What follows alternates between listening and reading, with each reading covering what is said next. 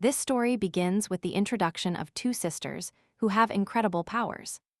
The younger sister, Lilia Clocks, has angelic features, defends the rights of the people. And she has a white and healing gift. Aishana's Clock's older sister is a born aristocrat. She is elegant and modest, but she has a very rare gift of destruction, and people nicknamed her the devil. The Clocks family received a letter with a very interesting proposal from Grand Duke Vincent of the Amali's Empire. In the letter, he writes about entering into a political marriage with his daughter whose name he did not mention. At that moment, the elder daughter, Shana's, was already engaged. Lilia was free, and even though the Duke was from a noble family, she did not want to spend her whole life with the monster of the north in a lifeless land. She was willing to die rather than marry him. Only a couple of moments, while the whole family worries about their younger daughter so she doesn't hurt herself. Aishana learns that her engagement will not materialize. The terms of Duke Amali's suited the elder daughter, and she didn't care who her fiancé would be. She was thinking about the family business of trading energy stones and decided to become the Duke's bride. The family happily accepted this news and Aishana's decision. Now Lilia's fate might turn out much better. The people, upon learning of such an engagement, began to say that these two, the devil and the monster of the north, were made for each other. Aishana began to prepare quickly for the wedding, paying no attention to those around her or their conversations about what they thought was a luxurious wedding. Having gathered her things, she was about to leave when she suddenly remembered the most important thing. And dear thing left to her by her grandmother. After settling into the carriage, she embarked on a long and difficult journey north, which traversed dense forests, rivers, and mountains. But when she arrived at the place, her gaze changed, her pupils dilated, her eyes became like shining stars. Her heart began to beat faster, and she couldn't do anything about it. Stepping down from the carriage, fearing tripping, in front of her, she saw a strong man's hand in a white glove confidently taking her hand. And helped the beauty out. Their gazes met. This gaze was so deep and penetrating that for a moment she thought it was a dream. Because Aishana's couldn't even imagine such a thing. The kingdom of Lubelir, the Clock estate, looks like a very elegant and beautiful place where there is a lot of greenery. And white tones. Bowing to the young lady, the young man said he wanted to ask her to cancel the upcoming engagement, since he noticed that her feelings for him were not so tender. Furthermore, he clarified that she is a beautiful and sophisticated person, but he wants to get married and live his life with a person who reciprocates his feelings. He used to think it was her, but alas. Aishana replied that she had already decided everything a long time ago and sent all the documents to his estate to dissolve her already failed engagement. All she had to do was sign them upon arrival. She continued by saying that he could rest assured, as his younger sister Lilia remained at the estate, and rejected the engagement proposal from the Duke of the North. Count Camelia objected that he might think her decision had something to do with Mrs. Lilia, and noted that Aishana was very mistaken in this. The lady shared that she still had a lot to do today, so she offered to take him back to his estate. The sooner he signed all the necessary documents to terminate the engagement. Lilia burst through the door and started asking Aishana if it was really true that they had broken off her engagement with Count Camelius. She wanted to hear an explanation of why she did it and why. The older sister immediately started teaching Lilia about manners.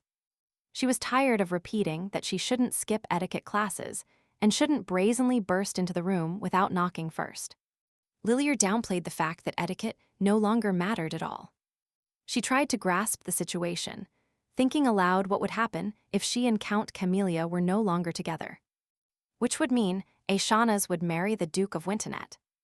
Aishana agreed with her younger sister's thoughts and confirmed that she would go to the Amali Empire. Someday Lilia would understand her. This is their duty as children of aristocrats. Lilia did not want to understand at all how it was possible who came up with this. It's absurd to marry a person you have never seen or spoken to. It is necessary to build a relationship in advance to be able to create a family. The girl's parents started talking about the engagement and young Lilia. that all this would improve their union for future ties between the kingdoms of Amalis. And Lubelier, because he is a duke and has good living conditions, a better life. Lilier started shouting loudly that she did not want to enter into a political marriage, and she did not want to be the bride of a man she had never seen. Spend her whole life in his castle, where there were only towers, as if in captivity. It's not for nothing they call him the monster of the north. This depressed Lilier so much that she said that if they continued to force her to marry him, this insensitive man whose castle was clearly quiet and lifeless, she would commit suicide. The older sister asked Lilier to accompany her to the door, saying she had important business and a couple of questions for Her Majesty. Lilier decided to ask Aishanaz if everything was okay with her and why she didn't want to ask for an escort on the way. Because if she went alone, she would be noticed. Aishanaz asked her sister not to tell anyone, it would only be their secret, hoping that Lilier would understand everything. The people around started talking about Mrs. Lilier and Aishanaz, whom they had seen. Everyone was interested in where they were going, so they decided to approach and say hello. Approaching, greeting her, they started asking Mrs. Lilier how she was, where she was going, because they hadn't seen her in a long time. Why is Mrs. Aishanaz so serious? Although she is always like this, she is an aristocratic person. Looking at Lilier, Aishanaz asked her not to forget their fraternal agreement and left. The people around kept asking why they weren't leaving together. They wanted to understand and find out why Mrs. Aishanaz was leaving alone and where she was going. Lilier covered for her older sister, replying that she was not traveling with her sister, as Aishanaz had some important business at the palace. And now she didn't have time to travel with her sister for her business. It began to be speculated aloud that Mrs. Aishanaz would go to the palace again. They said she had another lover there and was buying jewelry from the king, which is why they canceled the engagement with the count. Lilier objected. How can they talk about their own sister right in front of her when? Standing and listening to all the unpleasant conversations and speculations, Lilier made it clear that these people were clearly going too far in their statements about her sister. They apologized for their lack of tact. It's just that compared to Aishanaz, Lilier is so foolish, which is why she always offends her. Look at Mrs. Aishanaz, who would want to marry her. She is cold and insensitive. People live in poverty. And look at her magnificent outfit. At the palace, the Grand Duke was already studying and looking at Aishanaz's portrait. And in the background, the servant said that people call this sweet young lady the devil of Lubelier because of her unusual gift. He also continued that they say about her that this girl loves luxury, wealth, and abuses power. But her sister, Lilier Clocks, does not agree with this. The Duke said he didn't care. This marriage is not for love, but for the union between their kingdoms. Now the most important thing is to arrange all the procedures regarding it. Leon, looking at her portrait, said aloud, Aishanaz Clocks, who are you, a beautiful maiden? And how much strength and confidence do you have if your people and your subjects speak of you like that? The royal palace of Lubelier is very luxurious. There are many servants, portraits of ancestors hang on the walls. Beautiful chandeliers, of which the marble shines with mother of pearl. One of the palace workers greeted Mrs. Aishanaz and bowed to her. He invited her to follow him. He would take her to the king's office, where he was waiting for her. Upon entering the office, Aishanaz, like a true lady, carefully holding her skirt. She bowed and introduced herself, adding that she was very happy to meet him and grateful to have been welcomed into his palace. The king said that they hadn't seen each other for a long time, that he had read her letter, and that he believes they are very good prospects for the country. Especially for the future of the country, although there is one thing that worries him. He said that he has been observing an interesting thing for a long time. In their society, a trend toward stagnation is visible. There are more and more unemployed people. This worries and troubles him greatly. Aishanaz asked him if he would mind if she expressed her opinion, and continued by saying that, due to the contempt for secular uses and customs, many girls keep their elegant dresses and jewelry in the closet and rush to the training ground. She could only assume that it was all because of her younger sister Lilier. People say that she has great influence among the aristocratic youth. Of course, she can justify it. This is solely her decision. Her Majesty, Shahnaz, stopped the king, asking him not to be angry in her humble opinion. All this is related to the development of the ideology of Felix's people. The king objected that how could one not understand that only in a developed society is free trade possible? Well, that's fine. He found out that they chose another bride, so he wants to know why his sister refused. Yes, you are right, Your Majesty, said Shahnaz. I wanted to tell you about this. The health of your sister Lilir is very poor, so her family is very worried about her. And they fear that she cannot withstand the northern climate. Approaching the window and continuing the dialogue, the king said that for a long time he had paid attention to Shahnaz's talent. Because it was always her, and no one else who took care of all the affairs of her principality of clocks. But if you look on the other hand, great benefits can be derived from her upcoming marriage. Shahnaz thanked His Majesty, believing he was flattering her, thinking it was everyone's duty to take care of their family's affairs. Addressing the lady, the king told her that she had an excellent opportunity to contribute to the development of her country. Because this marriage would be related to the trade of energy stones, she must understand that this is very dangerous and mistakes must not be made. If she succeeds, then her family will strengthen its position and she will be told she can leave. Taking note, Shahnaz noted that she would do her best not to disappoint him and would try not to make any mistakes, and wished the king well as she took her leave. The courtier approached and bowed to the lady. He said that he had heard rumors that she would soon leave her beautiful city, so he wished her much luck. And a good journey, thanking her for everything she had done over the years, adding that the carriage was ready. Shahnaz thanked him for his kind and sincere words. They appreciated her work and noticed it. But unfortunately, she would soon have to leave the property. During the carriage ride, she asked to stop, saying she wanted to take a walk and get some fresh air, but asked them to wait for her return after the walk. As soon as Shahnaz stepped out of the carriage, children gathered around her, who started pointing fingers at her and saying that this was the devil himself. The devil of Jubileer. Immediately, grabbing her child, the mother started apologizing to Shahnaz for what her son was saying. Because he is a child and does not understand what he is talking about. Showing her courtesy, Shahnaz handed the child's mother a handkerchief and offered to wipe his knee, which he had apparently hurt while playing. The mother started lecturing her son. Why tell him such things to his face? What a fool! Now there could be big trouble because of him. Returning to the carriage, Shahnaz recalled that strange day with horror, but at the same time, she felt not the slightest shame for her action. Lilir, sitting on the ground, brings her hand to her burgundy cheek. That shines with the fiercest fire, and fear and incomprehension are visible in her eyes. Yes, it was not the best moment of her life, but if it happened again, she would have done the same, without the slightest regret. Shahnaz, sitting in her room late at night, rereads the letter several times. And each time she imagines the author of this letter in her thoughts. It's strange. Before, he did not mention the bride's name. She is not interested and doesn't care who will become his wife, although she is exactly the same. Getting up from the bed, Shahnaz walked to the window to get some fresh air. But in her head and thoughts, there was only one person about whom she had many questions. How lovely it is in the street. She will really have to say goodbye to this soon, because he is called the Beast of the North.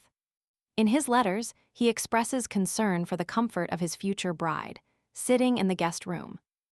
Shahnaz and her mother are trying to sort out the estate matters, which have piled up quite a bit over the last month. Shahnaz said that she had already completed all these documents. They only had to send them for confirmation at the end of the month. Furthermore, she asked her mother not to forget that this month they must pay not only the land tax, but also the property tax imposed. Continuing with the payment, Shahnaz listed that she also paid the estate servants. It was necessary to pay for food and necessities. It was necessary to add the purchase of new furniture, clothes, and collectibles according to their income last month. Looking at her mother, Aishana's was worried that these monetary expenses might bother her. She clarified if she had taken everything into account. Maybe something was unclear. Placing her hand on her head, the mother replied to Aishana's that everything was fine. It's just that there was so much information. She worried about how they would manage without her. That was her main concern. She asked Mom not to worry because she had thought of everything in advance and had already taken care of all the documents beforehand. The maid entered the room and told Mrs. Shaughnas that there was a problem. She needed to consult her urgently. She didn't know what to do in this situation. The maid started explaining that someone told Mrs. Lillier that the charity event was postponed, which angered her, and she decided to sort out this matter herself by going to Countess Iber. But they barely restrained her. Upon reaching her younger sister, Shaughnas said that Lillier had had enough and asked her to stop so they could discuss everything calmly and avoid unnecessary scandals. Lillier didn't seem to want to listen to Shaughnas, continued venting her anger at the training ground. Showing brotherly concern for her younger sister, Aishana's warned her that if she brandished her sword like that, she could hurt the wrist of a passerby or worse. Lillier, however, stopped and turned to Aishana's. She did not understand at all why she thought a banquet for aristocrats like her was more important than a charity event for the people. The older sister began to say that she misunderstood all of this. It is not just a banquet for aristocrats. It is an art exhibition that high society people will attend. And they will waste their money. Lillier immediately got angry and started shouting, asking if her sister could hear herself. And for the sake of some exhibition, she rescheduled a charity event, the time and date of which had been approved long before. Taking another step towards Lillier, Aishana's asked her to calm down and listen to her. She intended to explain everything to her without resorting to a fight. Lillier began to confront her sister, saying that she knew she would now speak and explain, saying that the well-being of the aristocracy is much more important than some kind of charity events. That this is our responsibility as aristocrats. Having expressed her opinion, Lillier gave Aishana's no opportunity to explain herself. Although she tried to stop her, Lillier turned around without hesitation and left. 3 boys appeared near the sisters, and one of them asked them to stop, adding that there was no need to offend Mrs. Lillier. Aishana's asked them to make way and let her pass, in a friendly manner. She pointed out that it was better not to anger her, as she was already angry about the current altercation with her sister. The boys started shouting that they could not let her pass, that she was an aristocrat to the core. But at the same time, she didn't even realize it herself. She would never understand what Mrs. Lillier was doing for the people. She warned that she asked them to let her pass and asked politely, but she ran out of patience. Apparently, they forgot that people call her the devil. The boys didn't have time to say anything in response when Shaughnas immediately used her gift of destruction. So the ground disappeared under their feet. She repeated what she had asked, noting once again that she had shown her loyalty and even kindness just to be let through. But they decided otherwise, and now they got what they wanted. The boys who fell to the ground immediately, out of fear, started apologizing to Mrs. Aishana's, saying that they only wanted to defend their younger sister. Lillier was angry, but she was not surprised that her sister was using her position and power to oppress the people and frighten them with her gift. She noted that they were not sisters. Completely different people.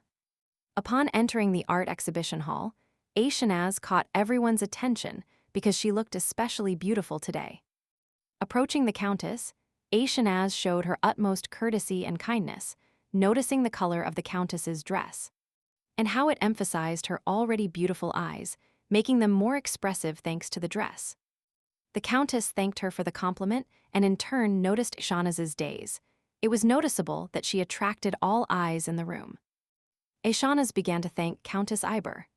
She was very pleased, especially hearing this from the countess herself, but noted that such an insignificant person as herself definitely could not compare to Iber herself. Iber did not take into account that Aishanaz tried to call herself insignificant and said that she heard Aishanaz would be leaving them. And Lubalier tomorrow, she also asked if she had a little anxiety in her heart. Aishanas confirmed her departure and noted that there is anxiety, but definitely not for herself, but for her family and for the affairs of her estate. The seated ladies discussed rumors that her fiancé's surname was Wintonet, and that he was called the Beast of the North. They thought she was a poor thing who would have to move to such a terrible place. And cold. Hearing the rumors being discussed, the Countess asked the seated ladies if they thought they were behaving indecently, considering that they were also there, especially so close. Showing her positive side, Aishanas told the Countess that there was nothing wrong with this. It was just gossip from people who were more interested in her life or someone else's than their own. She also thanked Countess Iber for her attention. Aishanas, seeing the servants, remembered the gift she had prepared for the Countess of Iber, and asked the servants to approach. She started saying that she had prepared small gifts for the lady sitting next to her, and hoped that she would accept them and like them, because she had put a lot of effort into it. The ladies noticed Aishanas's generosity, and that they simply had to accept them. Because looking at these stones, one can definitely trust her taste. The Countess also thanked Aishanas. They were very happy, and Iber noted that Aishanas had really prepared thoroughly. Aishanas was delighted with the reactions to her gifts. She really wanted these products to remind them of her, at least a little when she left the estate. By observing these products made of shining stone, one could determine that they were made with a unique style. And at first glance it was clear that this was very delicate work by a true master. Aishanas told Countess Iberg that this was a new product created by the hands of an artisan in her house, and that if she was interested in it, she could certainly let her know. The Countess worriedly started asking about when Aishanas would leave, who would receive all these noble people, even starting to show concern for her departure, but regarding this event. Thanks to her, everything turned out so well that she could always rely on her. Mrs. Aishanas pointed out that it was she who should thank her. Only thanks to the Countess's donations, this charity event went off so perfectly that she will always be grateful for her attention and support. On this good note, her role in this society has ended. Many will be happy not to hear her complaints and moralizing about the aristocracy. Morning has come. Aishanaz has already packed all her things and is about to leave her native walls that have surrounded her for so many years. And she cannot forget the most important thing. She opened the box, which contained an ornament, which is very important to her, as her grandmother gave it to her. So today, a new life begins as its owner.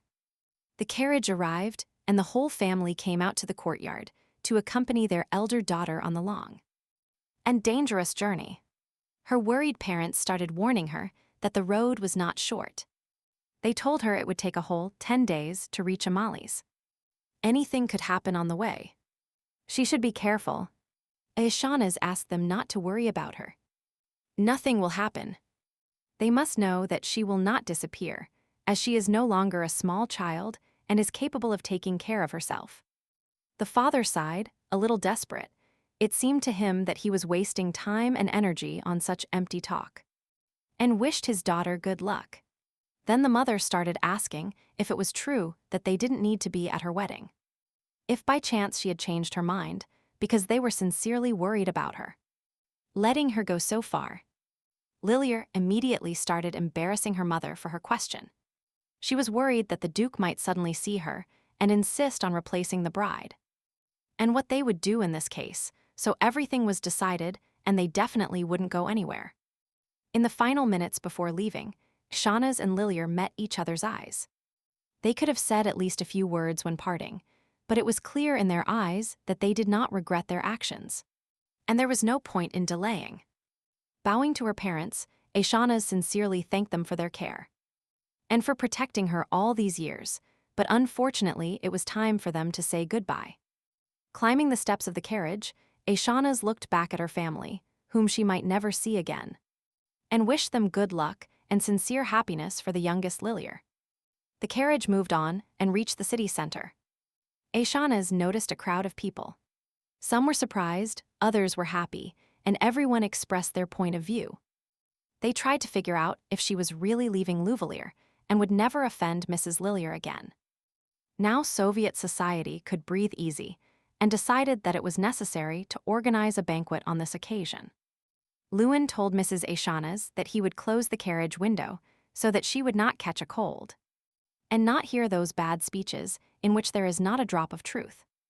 On such a sad note, Aishanas left her hometown with the thought that perhaps she would be much better off there, and she would be accepted as she is. The butler noticed that they had been on the road for quite some time and decided to ask Aishanas if she needed anything. Maybe give her a blanket so she wouldn't freeze. The lady said that everything was in order and there was nothing to worry about. If she needed anything, she would let him know immediately. Lewin decided to maintain a dialogue with the lady and politely asked her about the question that was tormenting him. Where did she buy such rare books? Aishanas replied that she wanted to study the situation in the north in advance so that high society could find what their heart desired. The butler of the Duke of Wintonet's estate was surprised that the lady, although young, was very responsible. Aishanas was still preoccupied with the question of whether what they said about the Duke of Wintonet was true, and what she should prepare for. But the experienced butler immediately understood what question was tormenting Mrs. Aishanas, and decided to be the first to ask her a question he wasn't wrong about. He asked if she really cared what kind of duke he really was, and if what people said about him was true. People can say a lot, but there will be very little truth in it. She just wants to know if there is anything she should pay attention to. Unfortunately, the butler could not say anything and apologized for it. He explained that he only worked for him and that he had nothing important to tell her.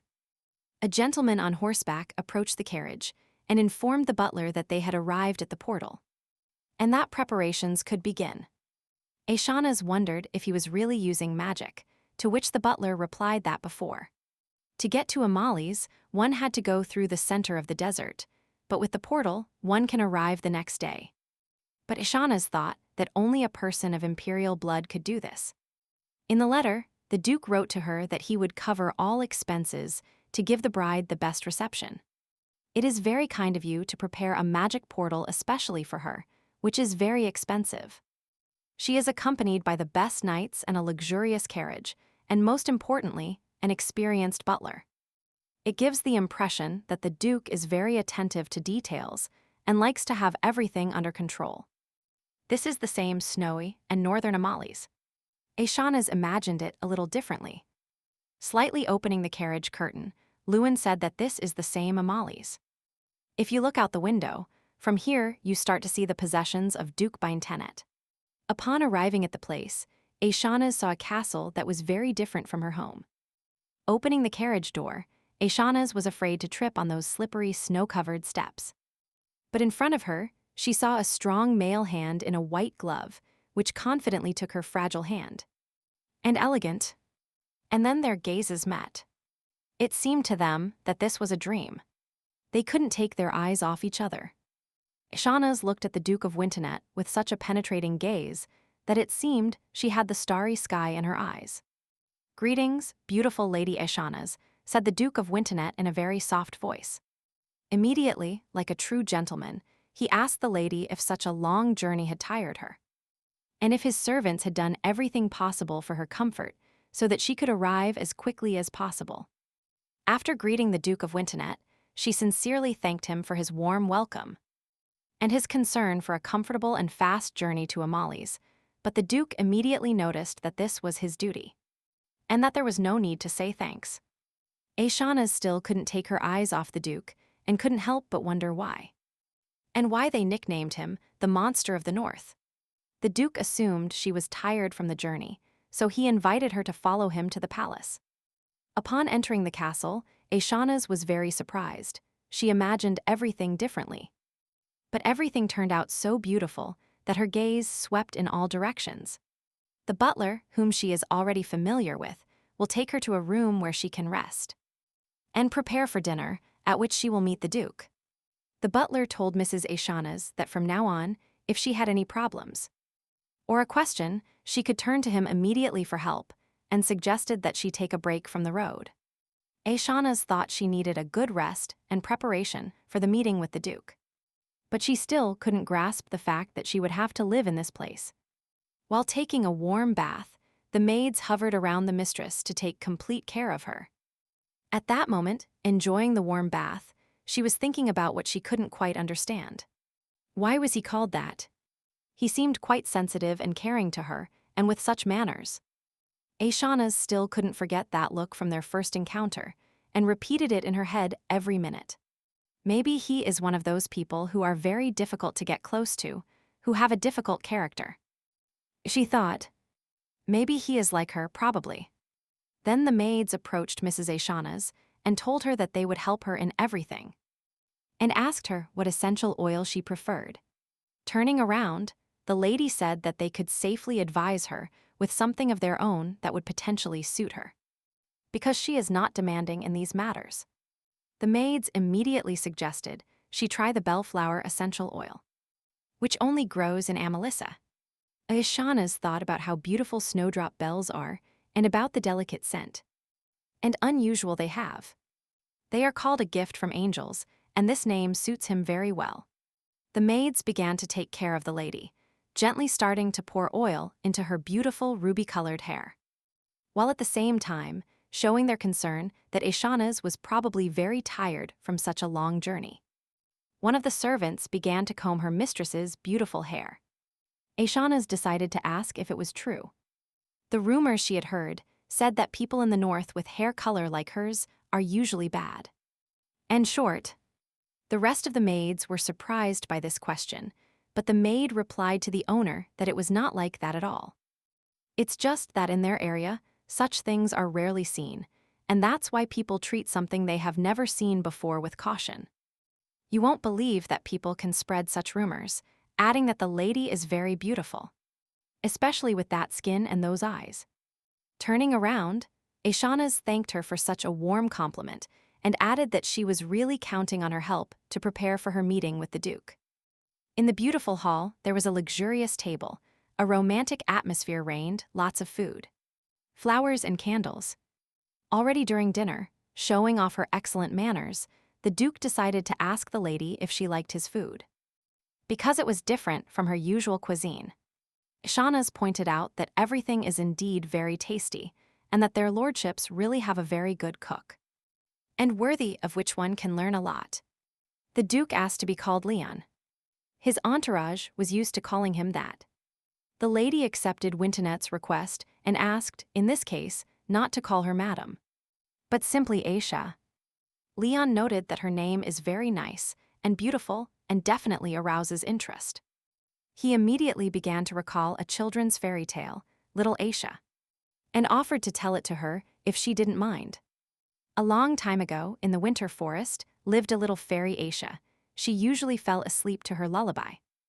But when she was in a good mood, she flew back and forth, and at the same time, magical pollen flew from her wings. And since then, this pollen has been called snowflakes. Aisha noted that this is quite a funny children's fairy tale, which she had never heard or read before. By the way, it was snowing this morning. The Duke noted that perhaps it was little Aisha who was trying to greet our new and dear guest.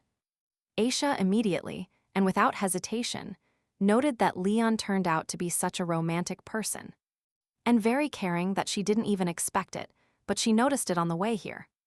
Leon was taken aback by such praise and didn't know what to answer, so he decided to ask her if Aisha was happy with this marriage. He asked her that it was a political marriage, and even with a monster from the north. Of course, sometimes people believe in false rumors, but he prefers to believe what he sees. Aisha immediately replied that she was happy, and in response asked about Leon. The devil became his bride, so she, like him, prefers to believe what she sees. Leon decided to confess something else to Aisha. He said that he likes her, and that she is very interesting, and this is the most sincere truth.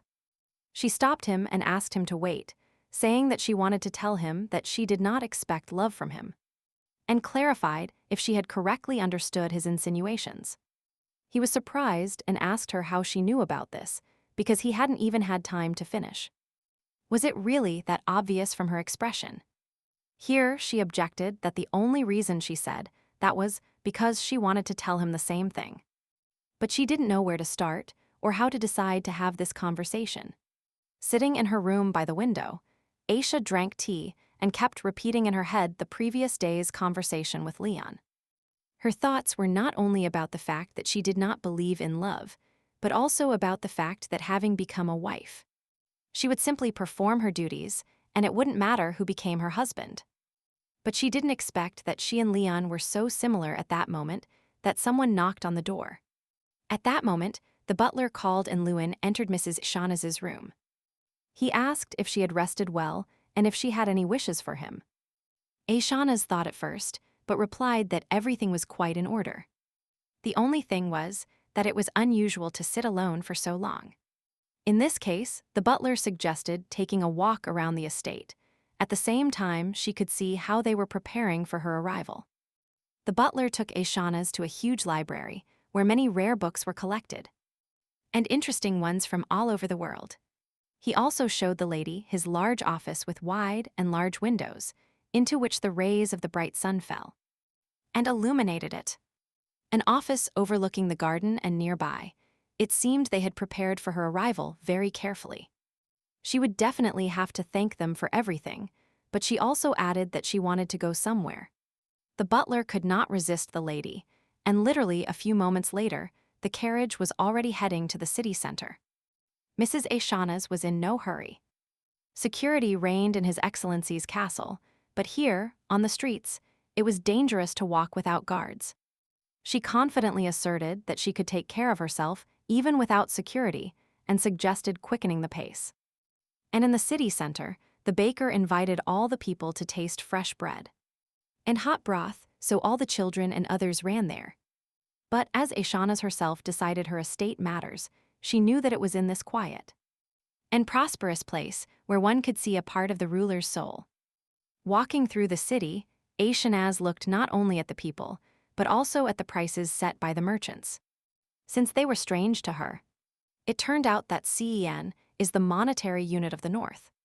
She was surprised to find that the prices were almost double what she expected, which seemed like an excessive increase. The price for 100 grams used to be a maximum of 150 sen, but she found that the price had risen to 300 cents, which caused her indignation, especially since she had the task of fulfilling an order for an important client. The seller explained that the price was set at this level and suggested looking for other merchants if the price seemed high. He also indicated that if the order was really important, the buyer could buy the goods for 300 cents and call it a day. When a dispute broke out between the merchants, the gathered people began to express their dissatisfaction, considering that the price of 300 cents was completely unfair. Lewin explained that because snowstorms make it difficult to travel south to buy goods, few merchants with better transport dare to make the journey, resulting in fewer goods and higher prices. One of the neighbors asked the merchant to reduce the price, explaining that such expenses could lead to his bankruptcy and the loss of a client with whom he cooperates. The merchant got angry and started shouting that if he wasn't going to buy, he should get out of here and make way for other buyers. Maybe they could afford such a purchase. He asked that client how much product he needed to complete the order. In response to the lady, he clarified that he needed 7 kilograms of spices. Shahnaz asked Lewin if there were that many spices on the estate, to which the butler replied that perhaps there would be even more than he needed. The cooks always buy a lot of food. The lady offered a price of 80 cents per 100 grams of goods and asked if this price suited the buyer, adding that if he agreed, the buyer would have to come himself to pick up the merchandise. He expressed his gratitude, agreed to the proposed price, and promised to come himself to pick up the merchandise. Noting that this decision saved him, one of his competitors confronted her, saying that she was harming his business and demanding that she leave immediately, warning her of serious trouble if she stayed too late. She replied that only he could have trouble, mentioning that she received these spices from Louvalier Baron Jason, which implied some unclear circumstances with this product. Alarmed, he asked who she was and how she knew about his product, especially its origin. She calmly stated that his personal affairs and his sources of goods should not concern her, because Baron Jason would soon replace him with a more decent and cultured merchant. He abruptly warned her, ordering her to leave, and warned her that it was better for her not to interfere in matters that were not hers, since the consequences could be much more serious. And then huge guys appeared, flexing their fists right in front of Aishana's. The butler wanted to stop them and tell them who Mrs. Aishana's was, but she stopped him without letting him finish. She regretted that good persuasion had no effect and noted that, despite her reluctance to initiate a conflict, situations often develop in such a way that they still lead to riots and fights. But before they could do anything, an interesting person appeared and scattered these unfair merchants left and right. The girl asked what was happening here in broad daylight, and without her, she warned those present, inviting them to leave while she remained calm. Otherwise, the consequences could be unpleasant. The confused merchant asked her who she was and why she was meddling in their business, demanding an explanation for her actions. His words sounded harsh. He called her annoying like a thorn and warned her that if she didn't want to worsen the situation, she should leave the place immediately. He was stunned and, not believing his ears, demanded that she repeat what she had said, making sure he heard her. She had a very charming appearance, golden hair, superhuman power and strength, and her eyes were blue like the sky. The merchants started whispering when they realized who was in front of them. They realized it was the same woman the rumors were about and decided to leave while they still had the chance. The head merchant started shouting at them irritably and asking why they were inactive, reminding them of the cost of hiring them and ordering them to quickly get rid of this crazy woman. One of them objected, explaining that no amount of money was worth their lives, and even offering all their assets would not make them go against this woman. The one with the eye patch shouted at him that they wouldn't get their money back, but that he could give him advice if his life was dear, he could escape for now. The seller looked around and saw her, with a huge sword, the one who had inhuman power. Without saying a word, he quickly packed his spice cart and left without looking back. Lewin approached Lady Bramble and thanked her. If it weren't for her, he was even afraid to imagine what could have happened here. Aishana's thought they knew each other, and if the butler addressed her as lady, then she was an aristocrat. Very interesting. The butler began to introduce Lady Aishana's as the bride of the Duke of Vintenet. Lady Bramble recognized her as the same lady from the rumors and suggested not to rush things, expressing confidence that they would still have a chance to meet and communicate after the wedding. She also noted Aishana's insolence, which was unusual for an aristocrat, and warned her to be more careful in the future, since such behavior could have undesirable consequences. The butler didn't even have time to tell her that he was rude to Mrs. Aishana's. But Lady Bramble didn't even want to hear anything, so she turned around and left.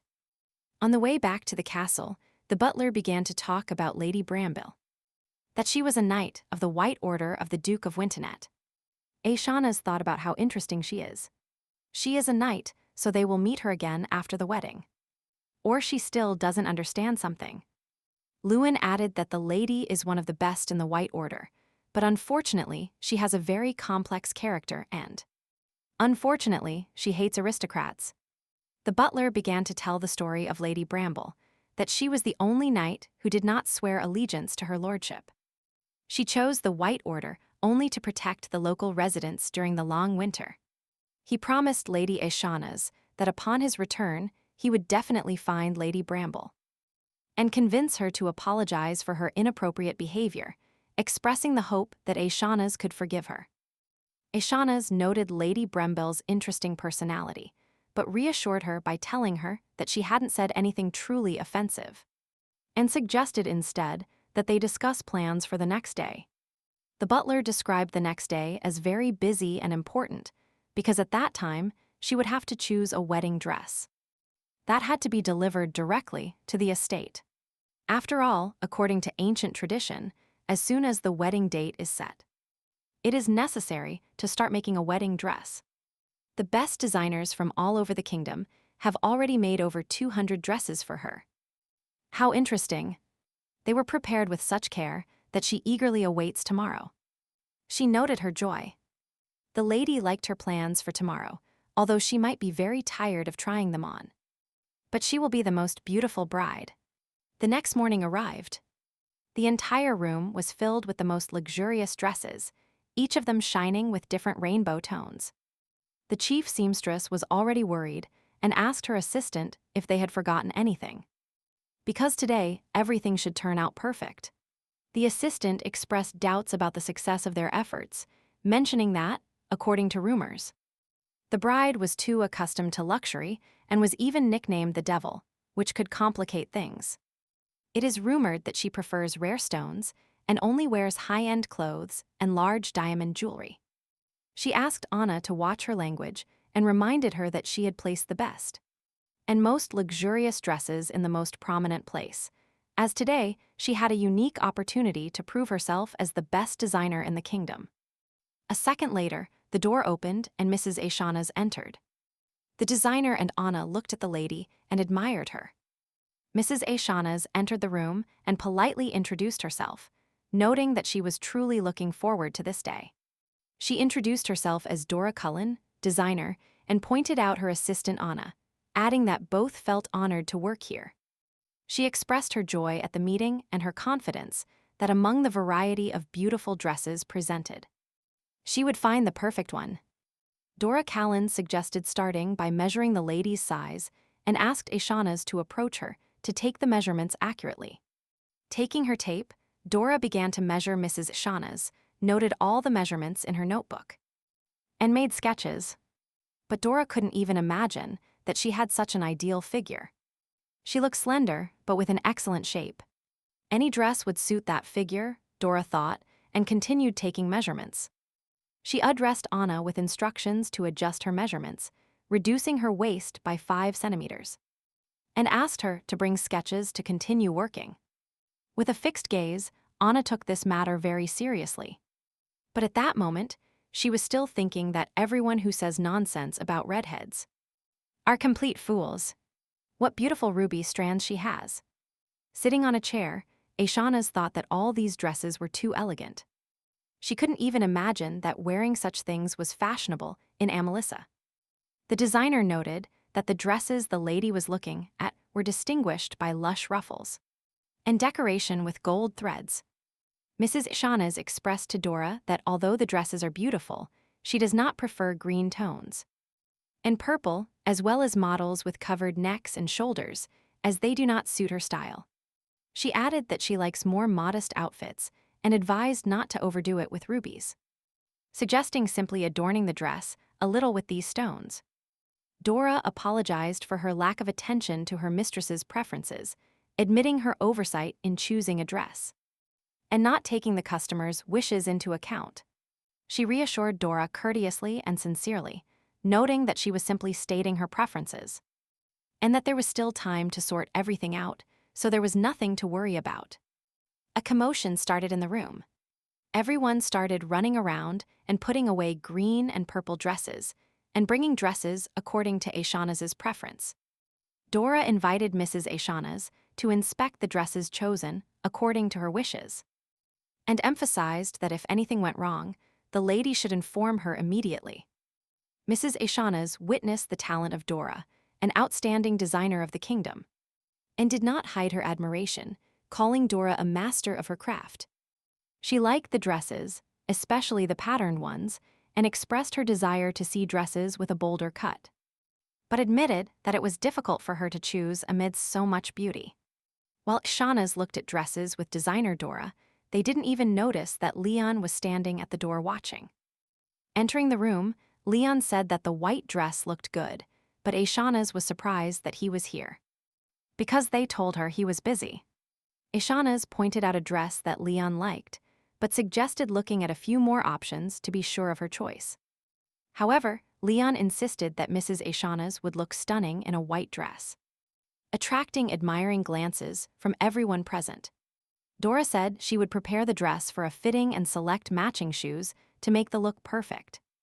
While waiting for Aishanas to try on a dress, Leon reviewed yesterday's conversation with his butler in his head, who told him about the situation that happened in the city.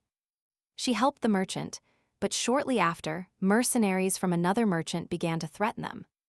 At this critical moment, Lady Bramble intervened and helped resolve the conflict.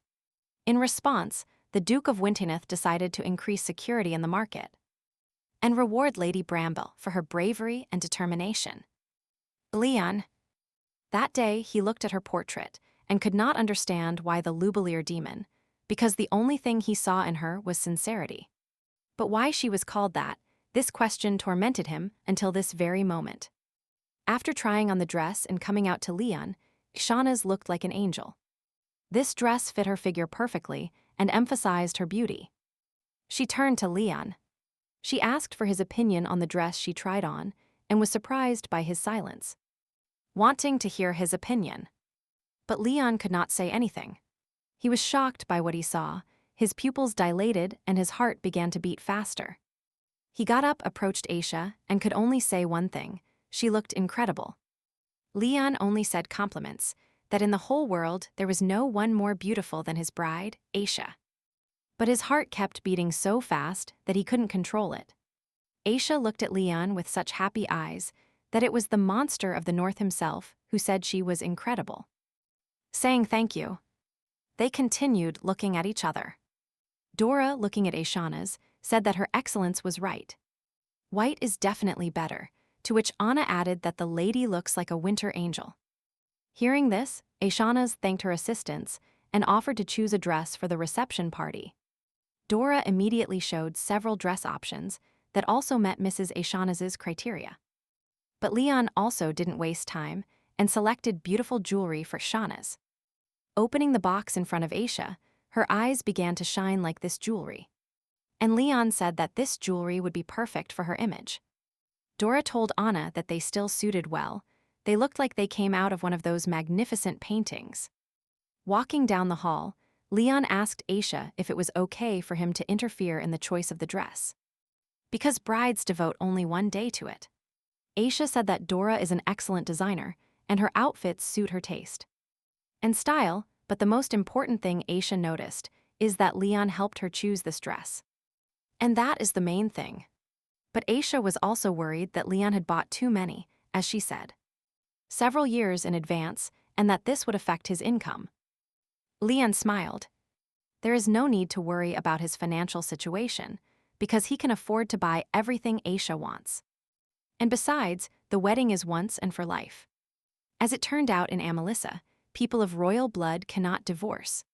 Hearing this, Aishana had only one thought: then she had to spend her whole life with him. And that is wonderful. But their conversation was interrupted by the butler, reminding him that an important meeting would take place soon, and they could not be late. Leon remembered this.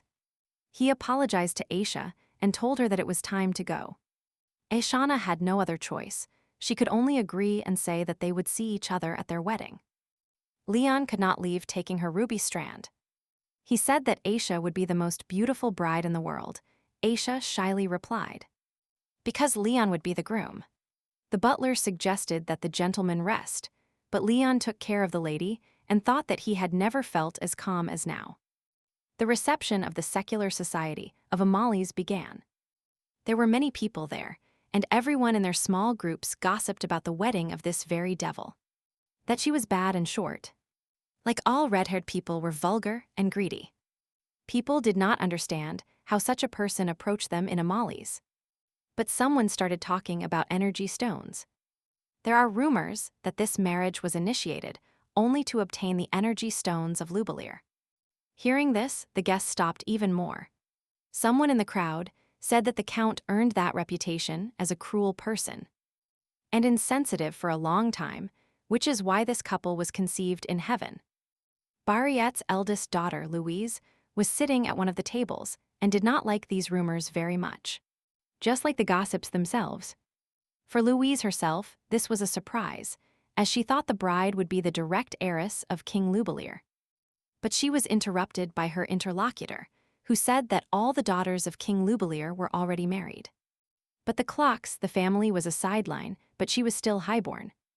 Louis did not immediately understand who they were talking about, so he clarified if it was about the Count's bride. It turned out it was. If you believe the rumors that she is the devil, then our aristocracy is very unlucky.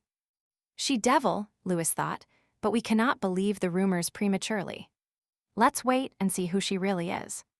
The secular society also gathered in Louvalier, although lately it is no longer the same as before. Nothing interesting happens there. Previously, this always happened in the village. Countess Iber assumed that it was due to Mrs. Ishana's departure.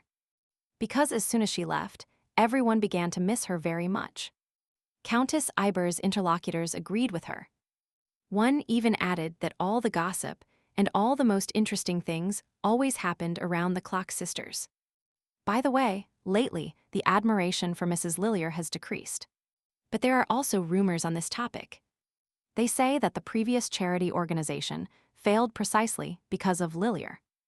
It turns out that Mrs. Lillier's duties included preparing provisions for the people. But unfortunately, she couldn't handle them either. She prepared a large amount of fresh fish, but did not take care of storing it. So by the time of the charity event, all the fish was rotten. As a result, people formed a huge queue and only got bread. The ladies were surprised, because the money raised at the exhibition amounted to several tens of thousands. It was all in vain. But none of them understood why Mrs. Ishana's provoked so much hostility. But it turned out that something happened between the sisters, and what the lovers were not yet aware of. Meanwhile, Ishana's had lessons with a teacher who repeated some phrases. Walk 3 steps forward. Look confidently ahead, pick up the dress on the left side, but not too high. Ishana's tried hard and feared that something wouldn't turn out right, so she asked if she was doing it that way. The woman said that everything was perfect and that she was a great person, inviting Mrs. Ishana's to repeat and tell her what to do during the afternoon tea party. Ishana's began to recount what she learned today. If they serve a small bouquet, it is necessary to carefully pick the buds and place them in a container.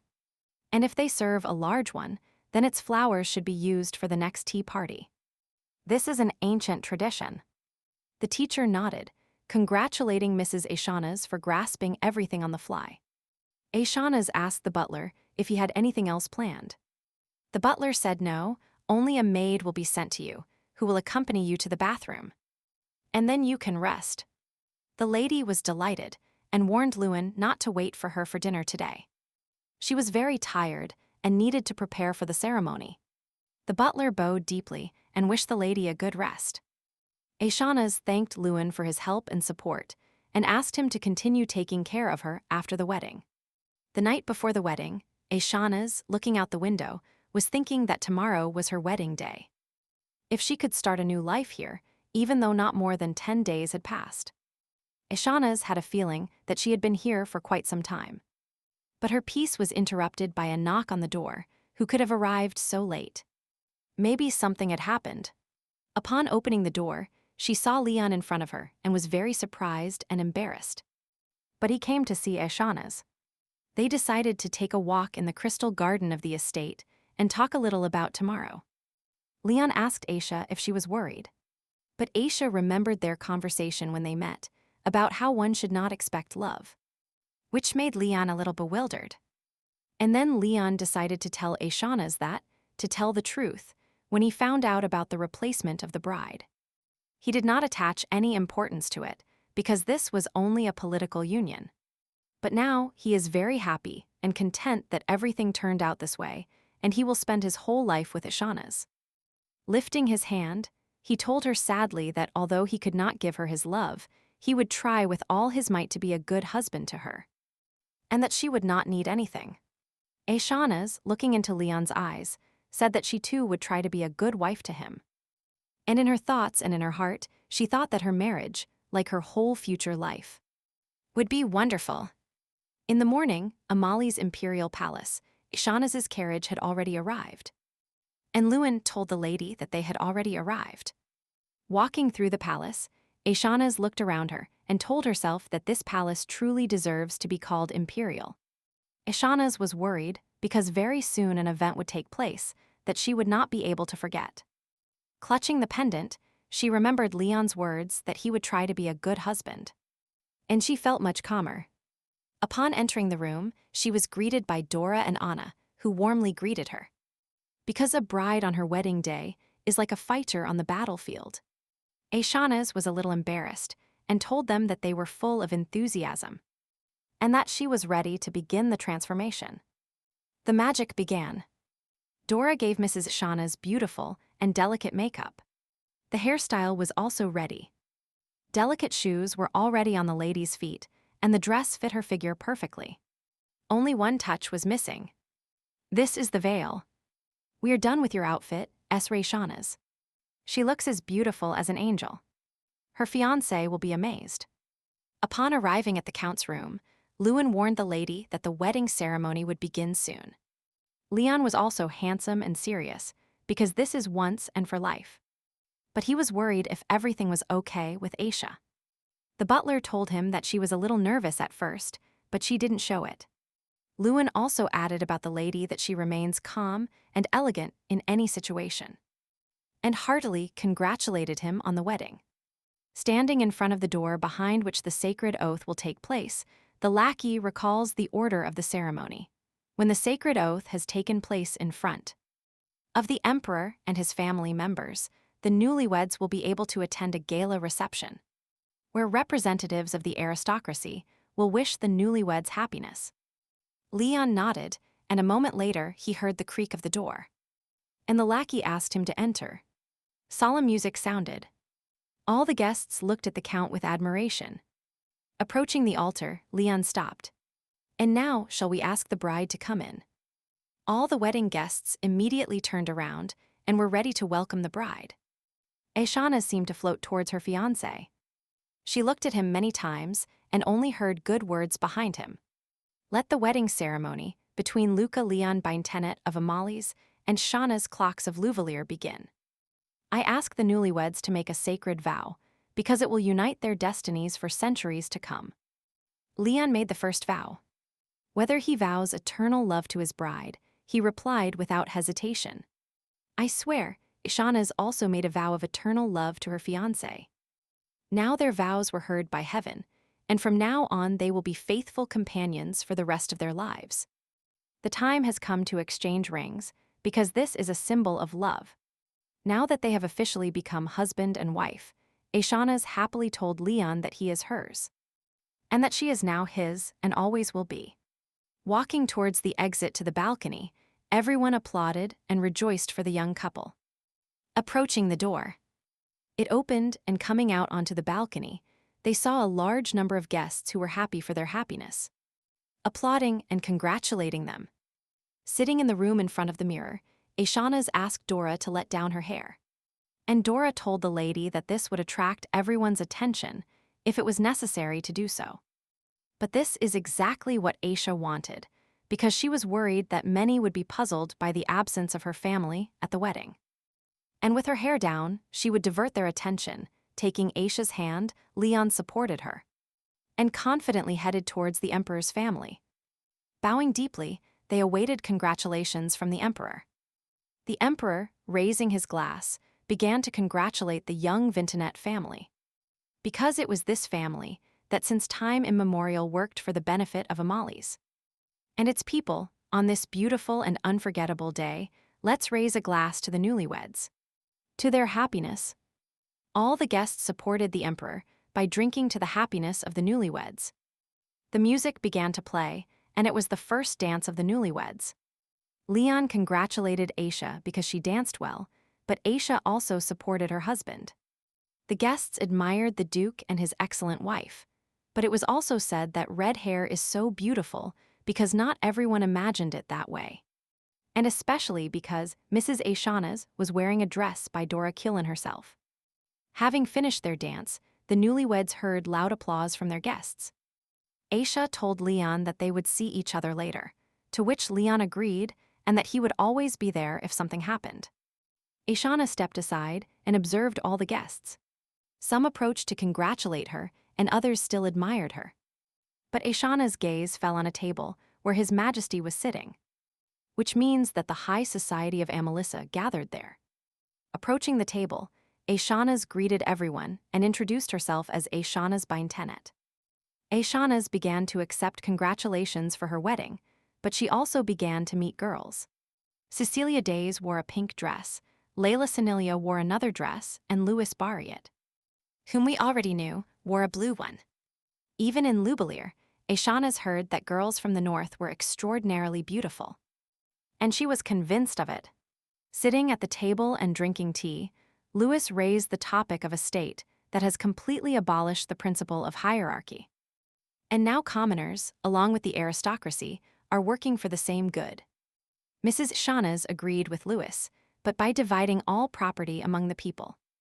They only help to strengthen the hierarchical system, and now whoever owns more property is considered an aristocrat. It turns out that this also influenced Lubelir, if you say so. In her thoughts, Aishanas recalled her dialogue with Lilir, where she did not want to hear about the debts of the aristocrats. She agreed with Lewis. This had a great influence on Lubelir, but she also heard that in the north, the division of responsibilities is based on the level of social status. So people support both the nobility and the emperor. But unfortunately in the south, this is not practiced, which is why there is so much discontent there. But to achieve it, the aristocracy's support for Shahnaz was very clever. And she could support any small talk. Lewis was delighted with Aishanas and asked if she could write her letters and communicate with her. Lewis also counted on the support of Cecilia and Layla, who also wanted to become friends with Shahnaz and communicate more with her. Aishanas was embarrassed and very happy about this.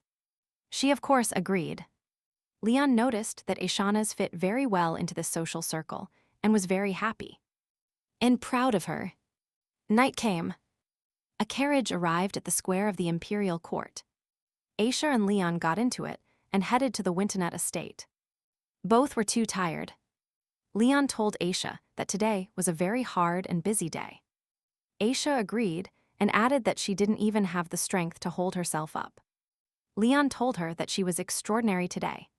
Aisha was so tired that she was about to fall asleep, but she held on with all her might, trying not to show it. Leon immediately suggested a good idea and decided to express it to Aisha. If you're so tired, lean on my shoulder. Without thinking for long, Aisha agreed and happily leaned on her husband's strong shoulder and fell asleep. Walking down the hallway to Leon, Aisha asked the maid how she got to her room. To which she replied, His Excellence himself brought her to the room. The maid had already informed the Duke that the lady had come, and Aishanas was thinking about how frivolous it had happened on her part. And having approached him, Aisha moved closer and closer to Leon, but he also did not stand still and went to meet her. From that same morning, in his office, Leon listened to Laon, who told him about the things planned for the morning. Leon informed Laon that today the Knights of the Black Order must take an oath. So the Knights of the White Order must not leave the training ground until noon. Lewin understood the Duke's order and added that it was better not to let them meet. The Knights of the White Order were too cheeky, and with that he left the office. Leon, standing by the window, still couldn't forget the night and repeated it in his head several thousand times. Sitting on the bed, he asked Aisha if she felt better after resting a little. She was happy that Leon was worried about her. While Aisha thanked him for taking her to the room to rest, Leon approached her. To which Aisha was afraid. Embarrassed and uncomfortable, she apologized for it, because her anxiety was growing more and more. Leon felt this emotion, so he decided to support Aisha, telling her that he respected her decision, and that he would not touch her unless she wanted to. Aisha was dumbfounded and did not expect such words from Leon, to which she replied that it was his duty. He interrupted her and added that in this case, his duty is to take care of her feelings. So he will be patient. She thanked Leon for this, and they went to rest. Aisha, having rested a little after a hard day, fell asleep very quickly. But Leon still couldn't sleep. He looked at her beautiful red hair that fell so beautifully over her chest. He moved closer to Aisha, inhaled her scent. He stroked her hair and thought about how beautiful and gentle she was. Reaching out his hand towards her, he slowly took the robe off her shoulder and whispered that he could not keep his promise. And that only she, his dear Aisha, was to blame for this. A very clever guy flew into the room where Aishanas was calmly sitting reading a book, introducing himself as Eric. It turned out that he was sent to serve the mistress. He was a butler apprentice. Aishanas greeted him and asked, "Are you studying to be a butler?" To which Eric replied yes. Today he replaces his grandfather, so his duties include monitoring the lady's schedule. And help. Walking to the training ground, Eric told Shane about 2 night orders that the responsibilities of the White Order included protecting the Duke's lands and conducting winter expeditions. He also spoke about the duties of the Black Order. This is the personal protection of the Duke and his family. Eric also added that Aishanas needs to take an oath to the Knights of the Black Order. The point is that knights swear allegiance to their master, but only people of imperial blood can take an oath. Aishanas was surprised and thought that she needed to IIRE with the Duke, but Eric said no. You must do it yourself. Thus you will show the knights your independence and independence from the Duke. Aisha still couldn't get used to these strange traditions and customs. Eric stopped abruptly and began flipping through his notebook. Aisha was surprised and decided to clarify. Maybe they were going in the wrong direction. A little embarrassed, Eric replied confidently that they were on the right track, and that the lady needed to get to the training ground where the Black Order trained, because the White Order was training in another training ground. Eric, who did not look homely, said that the lady needed to turn right. Aishanas thanked him for the story and for seeing her off, and Eric, embarrassed, prayed that the Knights of the Black Order would train on the right side. In the training ground of the White Order, training is in full swing. One of the knights rejoices because he will soon beat his own record.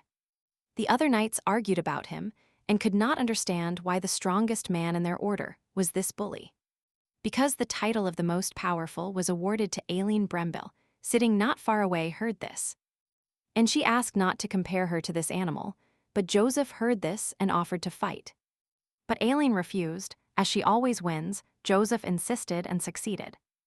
Aileen threw her sword and told Joseph that she would finish him today, and another battle began.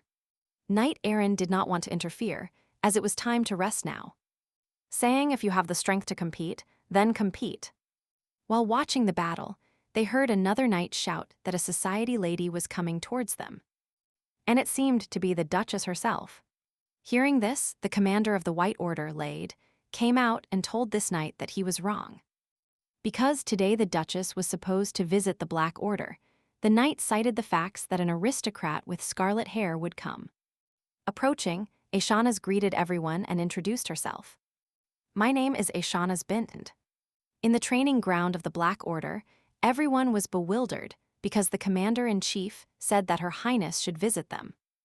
They must inform the commander-in-chief that the lady may have gotten lost and needs to be found. Joseph and Aaron could not understand what was happening, because a person with magical abilities can determine what kind of magic another person has. But Aaron could not reveal the nature of Aisha's magic, and this surprised him.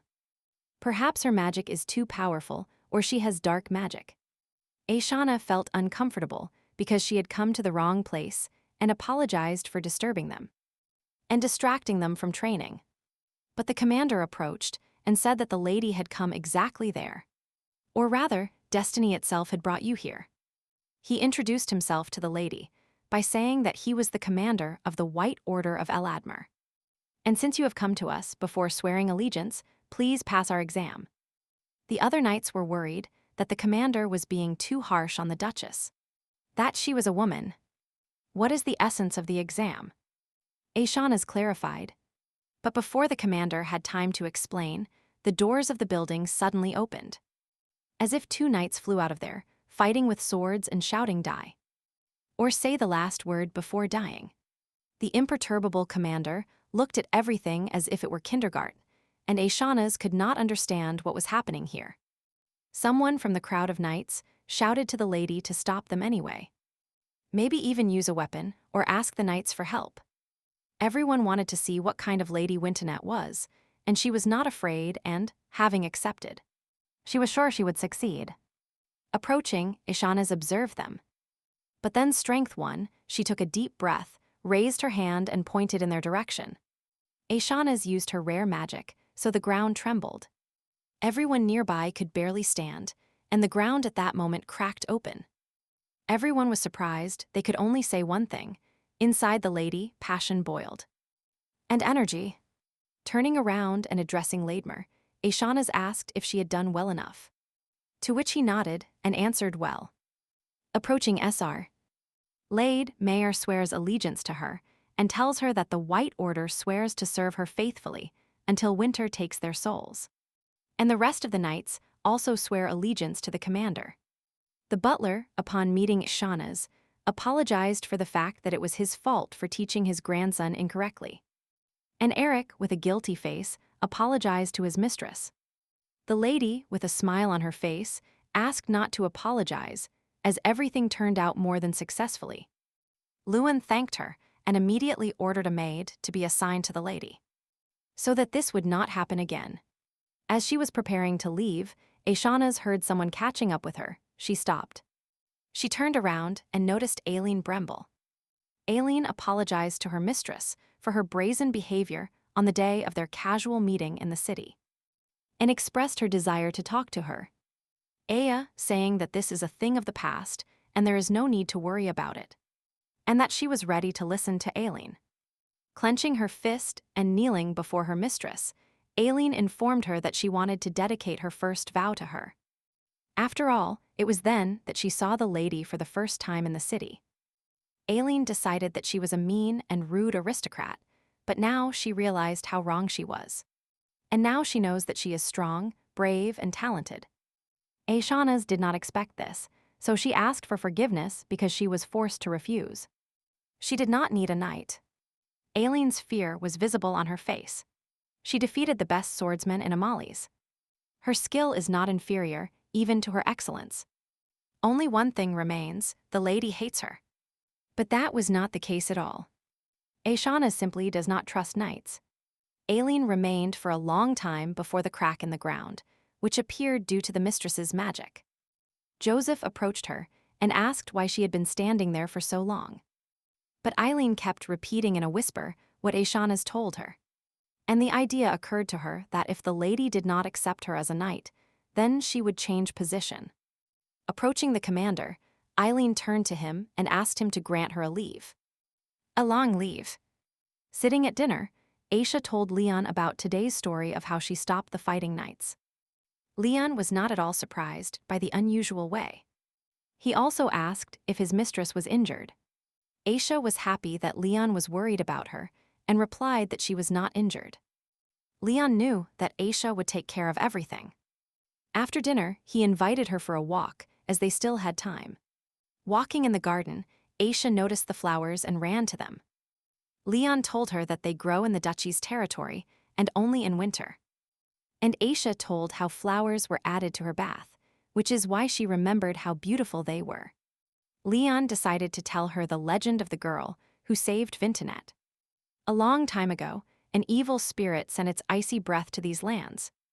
And after that eternal winter began, people began to die of hunger and exhausted, and then that girl appeared who approached the spirit to beg for mercy.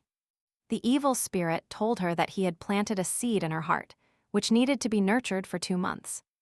And as soon as the flower bloomed, the winter would end, but if it didn't work, the winter would last forever. Upon returning, the neighbors noticed a glow emanating from her heart. They thought the reason was her, so the winter did not end. Everyone started to rot her. But she endured, and one day the winter ended, and the girl disappeared with it. Melting with the last snowflake, the people understood the truth, but it was already too late. Vintidai flowers grew, as a reminder of the miraculous salvation. What a sad story. Now it's clear why winter lasts 2 months, whispered Aisha, stroking these beautiful flowers. Leon said that his mother told him this legend when he was a child. Aisha asked him what kind of person she was. And Leon told Aisha about his mother. She was born on a small family estate far from here. She is an archaeologist, and when she became the Duchess of Wintonet, she often conducted excavations. Aisha told Leon, with a smile, that his mother was a very interesting person. And she also asked about his parents. It was difficult for Aisha to answer, and she only said that they were very wise people since they married her to the Duke of Vintonet, for which Leon was very grateful to them. Walking in the garden, night was approaching and it was colder outside, embracing Aisha. Leon said that the wind was getting stronger, and it was time for them to return. While playing cards, in the White Order wing, the knights discussed Aileen's strange behavior. Someone said she had fallen in love, and someone bet all their money that she was an alcoholic. Joseph bet that she was suffering from unrequited love and asked Aaron what he thought. And asked him not to drag him into his stupid argument. At that moment, Aileen entered indignantly about the reason why the door had been closed. But the knights sarcastically asked her why she was leaving for her drink, or why she had decided to flirt with someone. Approaching the table where the boss was sitting, she replied that it was none of their business. But Joseph could not stay silent and decided to assume it was because she asked to become the Duchess's knight. But she was rejected. Isn't this unrequited love? Aileen was nervous and repeated to them again that it was none of their business. The boss handed her a signed statement, told her to give it to the manager. And starting from that moment, her vacation would begin. As she walked down the hall, Eileen noticed the maids who were discussing that no one had passed the selection, and that no suitable person had been found, but that they would have to choose a bridesmaid for the lady. Because she was very kind, Aileen immediately had a great idea. Sitting in her office, Aisha Nuz heard an idea from Lewin on how to punish Helen. Let her erase all the statues and sculptures of the palace. Aisha Nuz agreed with him.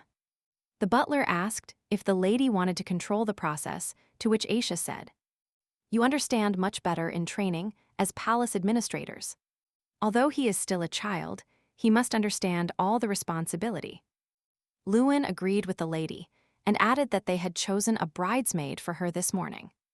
But before fulfilling her duties, she came to greet him. The lady happily wanted to meet her. Someone knocked on the door, and her lordship's bridesmaid entered. She apologized for the disturbance and introduced herself. "Aileen Brimble, you can call me Lena."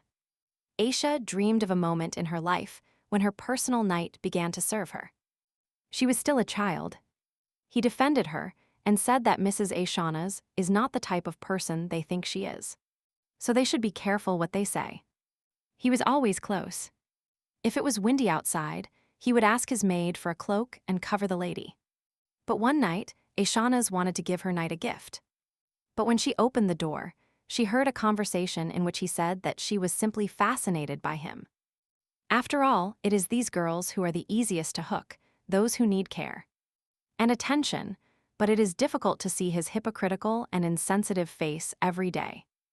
But his interlocutors could not understand if after serving with Shahnaz, he would have a chance to become a real knight. To which he replied that there was the last step, and all doors would open before him. Aisha abruptly stood up, exhaled, and was glad that it was just a bad dream. Leon also stood up and taking Aisha's hand asked her why she had woken up. If she had had a nightmare, or there was another reason. Moving away from Leon, Aisha assured him that everything was fine, only she hadn't woken up yet. She needed some time. "There's a lot to do today," Leon warned her. Aisha agreed with him because now she is a duchess and still has a lot to do. Offering to hire more people, Aisha was surprised by such an offer from Leon because before he depended only on himself. And he did not need help like her. Leon was surprised that Aisha was so busy in Lubelir, but explained that at that time he isolated himself from society. But that he would not repeat this again. Getting out of bed, Leon remembered that there were rumors that Knight Brimble was now Aisha's bridesmaid. She confirmed it and asked if it was okay for her to be a white knight. She took a special vacation, to which Leon replied that he didn't care. Aisha thought about it. It seems this is important to Aileen. Leon suggested that Aisha disliked it, but that's not the case. Leon added that Aileen really likes Aisha. She sees how much you do and sincerely wants to help you. Upon arriving at her office, Lena was already waiting for her, who asked if the lady had rested well. Aisha replied that she had rested well and decided to ask Lena how she decided to become her bridesmaid. Lena replied proudly that she was and requested the leave. Sitting at the table and completing documents, Aisha looked at Lena, who stood up, and looked at the lady with bright eyes. Aisha asked Lena to bring her a cup of tea, to which she agreed with great pleasure. A couple of minutes later, the sound of tea splashing into the cup was heard after taking a sip. Aisha thanked Lena for the delicious tea. While preparing the documents, time passed unnoticed for Aisha. And during all this time, Lena remained standing and observed the lady, awaiting her orders. After a while, Aisha suggested that Lena sit down, to which she replied that she felt more comfortable standing. She was already used to it. The thought crossed Aisha's mind that she was the only one who felt so uncomfortable. Having finished her business and filled out all the documents, the lady asked Lena to take them to the manager. Lena, with joy and a smile on her face, took them and ran out. Seeing Lena leave the office, Aisha thought that this was the first time she was seeing such a person. And she didn't know how to behave in such a situation, but then she realized how tired she was during that time. Upon leaving the office, Lena stopped and whispered to herself that this was the first task entrusted to her by the lady, and that she must carry it out without problems and run out. But on the way to the manager, running down the corridor, Joseph noticed her, who did not immediately understand who it was. But after taking a couple of steps, he found out that it was Alina. But when she turned around, she was no longer there. Calmly completing the documents, Alina watched the lady. Silence fell in the office until someone knocked on the door. And Alina went to open it. Upon opening the door, Lena was surprised and scared. She saw Aaron, pushed him out. Aisha did not understand what had happened and asked if everything was fine. Lena replied that everything was fine and there was nothing important. Lena warned Aaron that if he spoke, she would bury him alive. Aaron just nodded and agreed with her. Upon entering the office, he sneaks up to the lady's desk and looks at Lena and remembers what Joseph told them. That she is the lady's bridesmaid. It turned out he was telling the truth. After handing the envelope to the lady, he added, they asked her to hand over all the necessary documents to choose the maids. When they can come, he doesn't know the exact time, but he thinks it will be soon. Aisha nodded her head. Getting up from the table, the lady said that lately carriages have been coming and going frequently, which seemed strange to her. Lena explained that the time had come to prepare provisions and firewood before winter. Since winter was near, and the White Knights were also preparing for the winter expedition. Eric had already told his mistress about this expedition, but Aisha asked him to tell more about it. Lena explained to the lady that this is the most important duty of the White Knights. Every year they go to winter territories to cut the path to winter. Aaron could not hold back and suggested to the lady that if she didn't mind, they could attend the Knights' meeting right now. Lena was indignant and warned the lady that she was on a break now and needed to rest. But Aaron insisted, because His Excellence is there and he can personally tell her in more detail. Aisha decided to attend this event since she was on vacation and learn more about this expedition and its preparations. Lena was not satisfied with herself, but Aaron happily would take his mistress to the Knights' meeting. The Knights of the White and Black Orders gathered in the office and together, with the Duke, resolved important issues. And important ones. The commander of the Black Order recalled that the work of a knight is not just to go on an expedition once and disregard, but he was supported by another knight, saying that protecting the Duke's territories is much more important. Joseph, as always, could not stay silent, turning to the captain, told him that such flies were buzzing too much, that they were not worth it, and that he should not pay attention to them, whispered the captain.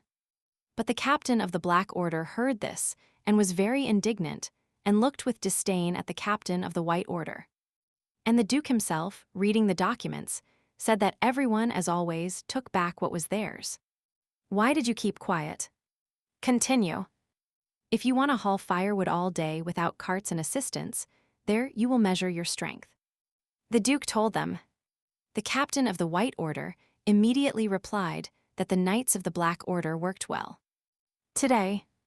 But the captain of the Black Order jokingly said, not as well as the White Order. The boss noticed the fact that His Excellence seems refreshed. I wonder what the secret is. Joseph, as always, could not stay silent and replied, there is no secret. His Excellence just had one that warms him, and in the same second, he received a response from the Duke, who threw a glass at his forehead. As the Duke said, his hand only trembled, which is why it happened, but the other knights noticed that his lordship was embarrassed. And they were watching him for the first time. Hearing someone approaching, everyone turned around and noticed the lady, who opined that this was not how she imagined the meeting. Leon immediately got up from his chair. He did not expect to see Aishana's here and asked her why she had come. But she did not come alone, but accompanied by servants who brought treats and invited everyone to relax with a cup of tea. Leon told her about the winter in Amalek. This is not a difficult season of the year, but also its awakening. Therefore, for the winter to be calm, it must be cut. And for this, we need the magic of thinness. But only the head of Bintenet can awaken magic. Aishana's asked, "What about the White Order?" He explained, "After swearing allegiance to the head of Bintenet, they also have anti-winter power. So they are stronger than common knights. But what about Ailind? She is the only knight who did not swear allegiance to you, and Aisha is even more confused." "You are right, Aisha. Normally, everyone who uses this magic must swear. But Ailind's situation is a bit different. She just has to want it, and she will return to the White Order," said Leon. Aisha listened to him carefully. It turns out he can also cut winter by putting his hand on hers. She asked Leon to be very careful. Leon understood with what care and fear this was said, that Aisha was worried about him. He promised her he would be careful. After discussing magic and the Duke's ability to cut winter, a cave appeared, all covered with ice and icicles.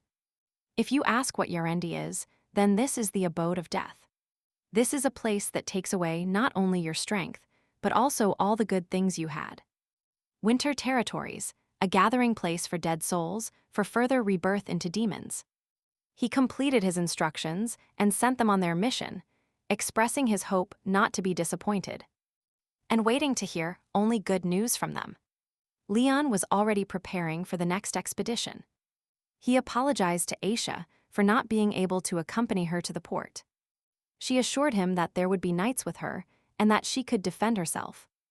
Aisha asked Leon only one thing, to be careful on the expedition and return unharmed. They looked at each other with such affectionate eyes. It was clear that they did not want to part. He turned to her, wanted to say something. But then he changed his mind, saying it didn't matter and it was time to leave.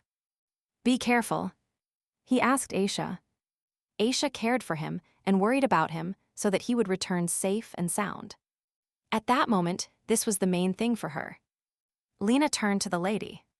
She would go get her a warmer cloak, because a cool wind was blowing outside, and asked her to wait.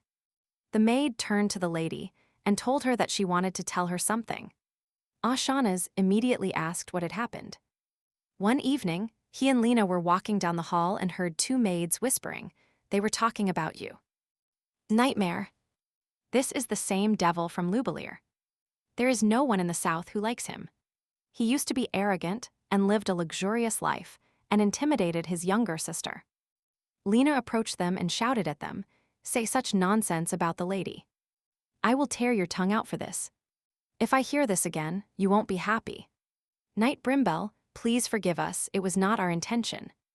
We accidentally overheard these rumors. Forgive us for this insolence." And the maid continued to say that Eileen is the daughter of the Marquis of Brimbell. This is the second most influential family after Wintonet. This family does not swear allegiance to everyone, but for your sake, Aileen is trying. And this is very unusual. Aishana's, after listening to the maid, thought that maybe she was treating Lena incorrectly.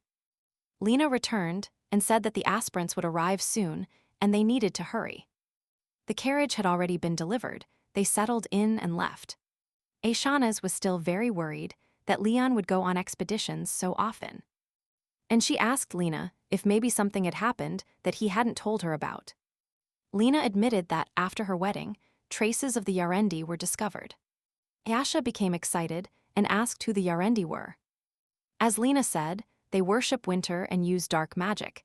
This is the eternal enemy of Bintenet.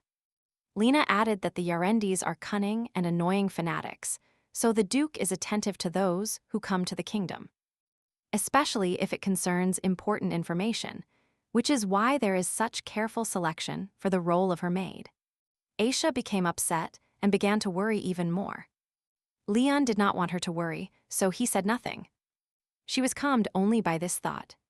Lena noticed how upset the lady was and decided to support her. Her lordship is very strong. Even if the entire White Order attacks him, he will definitely win the battle. So don't worry.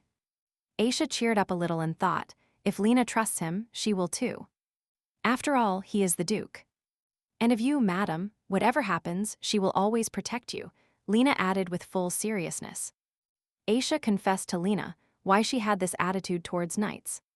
She used to think that they were stronger and more faithful than anyone else. But she was naive and stupid at that time of her life, and she was wrong. They use their cruel words, not a sword, so she doesn't give them. I think Lena felt very hurt by this. Clenching her hands into a fist, she said, there are knights who use swords to protect their masters. And others use words to hurt others, but she will show her loyalty with her own sword. Aishanas smiled at Lena and told her what Lena had wanted to hear for so long, and that she would try to trust Lena. Upon arrival, Aisha had already met the aspirants. She was very happy to see them and asked why there were only 2. Apparently, there should have been 3. One contender with hair as black as darkness is called Sissy, and the second is as tender as a flower. Her name is Ira. The lady could say she became a knight of the Black Order. The last thing we knew is that she boarded a ship bound for Winternet, but then she disappeared. A search is now underway at the port, but no data has been received yet. Aisha was upset because no one had informed her of this situation before. The lady decided to ask the girls what they thought about it, as they also sailed with her. The first lady replied to Sissy. She invited the lady to personally participate in the search, because there could be enemy machinations. The lady should investigate this matter herself. Ira was very excited. She asked the lady to leave quickly and abandon this place. It was very dangerous for her. But Sissy insisted on her own and hinted that Ira doubted her mistress. Ira felt uncomfortable because she wanted to say something completely different. Aisha agreed with Sissy because the girl disappeared on the way here. They are responsible for her, and she cannot close her eyes to this. Getting up and leaving the room, Aisha whispered to Lena to be on guard. Lena nodded and said she would be vigilant. Walking through the port, everyone was carefully looking into every corner. Aishana was guarded by knights of the White Order, 1 knight of the Black Order. And Lena. Sissy stopped in one of the alleys, waited until everyone moved a little further away. And only then did she call the lady. Sissy shouted to the lady to look. The lady and Lena turned around and walked towards Sissy. Sissy said that it was here where she ran into this black alley, without waiting for anyone. The knight of the Black Order wanted to stop her, but the lady told him to wait. A minute later, they heard Sissy scream. Everyone cautiously turned around and did not know what was happening in this dark alley. At the other end of the city, a detachment of the White Order is working together with the Duke. And from the building, only the phrases "catch him" here, "keep the rhythm" were heard. The knight addressed the Duke, His Excellence. The enemies were destroyed, but unfortunately we found nothing unusual. The Duke approaches and expresses his thoughts aloud. It's strange. The Yarendi clan of cunning and dangerous fanatics let themselves be discovered so easily. Something is wrong here. And behind the Duke, the laughter of one of these fanatics is heard, who ate telling him. Enjoy it while you can, Duke of Winternet. The Yarendi clan will return 100 times more what you did today. These were his last words. It was as if an arrow had pierced the Duke to the heart. His gaze froze, and before his eyes he saw Aisha, and in his head a voice shouted, "Is it really her?" At least not her. The Duke sharply turned around and headed for the exit. All the knights could not understand where he was and began to catch up with him. "Duke, where did you go?" But without listening to anyone, Leon jumped on his horse, whipped the reins, and left. Leon rode very fast, not noticing anything or anyone, and prayed only for one thing. "Aisha, may everything go well for you." The knight asked the lady to stay in place and not approach for her safety. Approaching, they told the lady that they had discovered the aura of the Yarendi clan. And they asked her to take Knight Brimble in return. The lady asked the knights how many they were. But they replied that they could not say for sure, since the Yarendi clan use masking magic.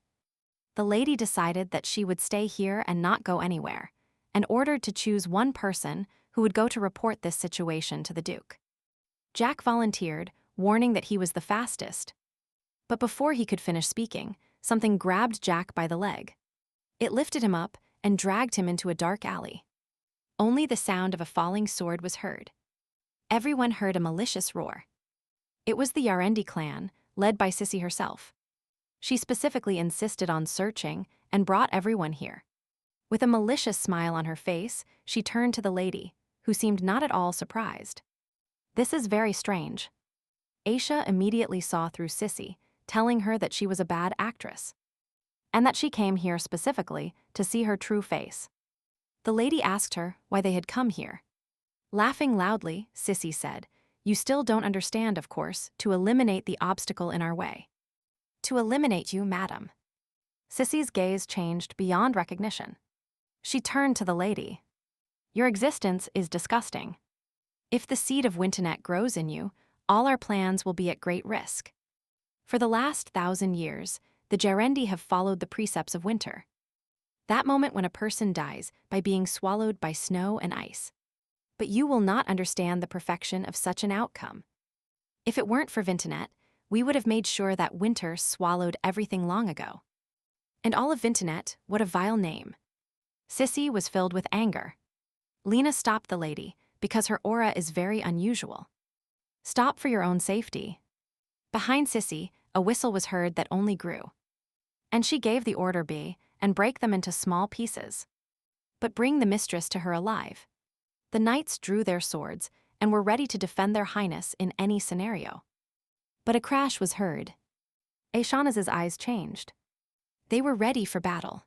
Her magic was stronger and more powerful than ever. The mistress ordered Lena to help the knights fight. Lena realized that the lady was not ready to hide behind the knights, and that she could protect herself, and Lena rushed into battle. Aishanaz's magic was everywhere. The knights noticed her and realized that the lady's magic was very strong. And great. This was unexpected for Sissy. With a smile, she said that this couple was destined for each other from above. A monster married a she-devil. The door of the office, where the lady was supposed to be, suddenly opened.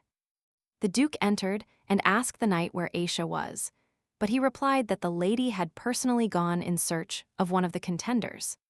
And she was not here. Leon was angry. The knights barely reached him. After catching his breath, they asked him why the knight had galloped here. If something had really happened to the lady. Leon realized from the beginning that the target of Yarendi was not in that house. But his gaze fell on the floor, where he noticed something shiny. Following this trail to the street, he realized it was Aisha's. Sissy moved closer and closer to the lady. She passed by her dead warriors, told them that they were useless trash, and asked the lady if she had seen the real winter before. Aisha stared at her fixedly, saying that she was not going to answer her questions. She could not understand why Sissy was so calm. It was very strange. And then Sissy showed her gift, saying that now she would show the lady all her true beauty. "You will see her true power." The master gave it. Sissy began to absorb everything and everyone around her. Aisha's magic could not defeat her, no matter how hard she tried. Grabbing another knight and dragging him, the Knight of the White Order shouted that we must not allow this magic to touch us. And the lady. But no matter how hard Aisha tried, no matter how much effort she put in, nothing worked. Sissy's magic was stronger. Lena realized that without Judo magic, it was impossible to defeat them. Sissy's magical tentacles penetrated Aisha's protective barrier and penetrated to her heart. Horror was visible in Aisha's eyes. Aisha began to sway. She felt very cold. She could barely stand and heard Lena screaming. Laughing, Sissy repeated that Aisha is a complete disappointment. She doesn't even have the magic of a hoodie. She is a weak duchess. Aisha, falling to the ground, said how cold she was and how she was dying, and only one image appeared before her eyes that she did not want to lose or forget. But something happened. Sissy's evil magical tentacles were cut off, and Sissy herself was blinded by a bright light. It was Leon. He approached Aisha, picked her up, and whispered in her ear to forgive him for being late. Hugging her, he ordered Ira to take care of the Duchess. She was very excited and promised that she would take care of her. Approaching Sissy, Leon became even angrier, and his hand clenched his sword hilt tighter. There was anger in his eyes, and the fiercest fire of wrath burned. He could kill even with a glance, because the pain was caused by a loved one. Fear and trembling were also visible on Sissy's face. She repeated only one phrase, "Here you will die, Benton, you will die." This phrase further enraged Leon, grabbing his sword and getting as close as possible to Sissy. He swung his sharp sword and wounded her. To which he heard in response, "The last day of the lunar month, hearing the call of blood. The gates of hell will open, and mad demons will find new bodies thanks to this spell." The dead began to rise. To avenge the shed blood of the Yarendis, a crowd of dead headed towards Leon. But he was obsessed with anger, and nothing could stop him. After dealing with all the dead, only Sissy remained, whom nothing could help. The blade of the sword was already ready to shed blood. But Sissy begged Leon not to kill her. She offered to negotiate, but he did not want to listen to her. But a sword strike decided everything. Leon only told her one thing: "Wait a little, and your master will keep you company in hell." Everyone looked at the Duke with admiring eyes. He ordered the carriage and the portal to be prepared as soon as possible. Approaching Ishana's, he picked her up and squeezed her against him as tightly as possible, looking at her with pitiful eyes. The knight said that the carriage was ready, and Leon, with Ishana's in his arms, walked to the carriage to return home. "It's cold. She is so cold. There is only impenetrable darkness everywhere. It feels like she is dead, but no. She feels a kind of warmth and immediately feels so good with him that it's a pity it doesn't last long." Leon was lost. "It turns out that even my magic cannot help her." To which the doctor replied that yes, Yarendi magic was able to penetrate the very heart of the lady. "Your efforts will only alleviate her condition for a while." Leon knew that he could help her, but he really did not want to ask, but there was no way out. So only one path remained. The doctor nodded, adding that the decision must be made right now. Leon asked to leave them, squeezed Aisha's hand, watched how she suffered and how bad she felt. Leaning her head on her, he thought that even in such a situation one must try not to be a burden to others. The Duke began to apologize, because she was the only one he did not want to give the hood gift to. But there was no other way out. Leon kissed Aisha, and the magic began to happen. Lena could not find a place for herself behind the doors. Aaron ran up to her and asked her for real, "Were you here the whole time? Do not reproach yourself in the face of Yarendi magic. You are powerless." Lena was annoyed. How not to reproach herself? For a knight, weakness is the most important crime. Aaron agreed with Lena, because as a knight he understood her feelings. And her condition.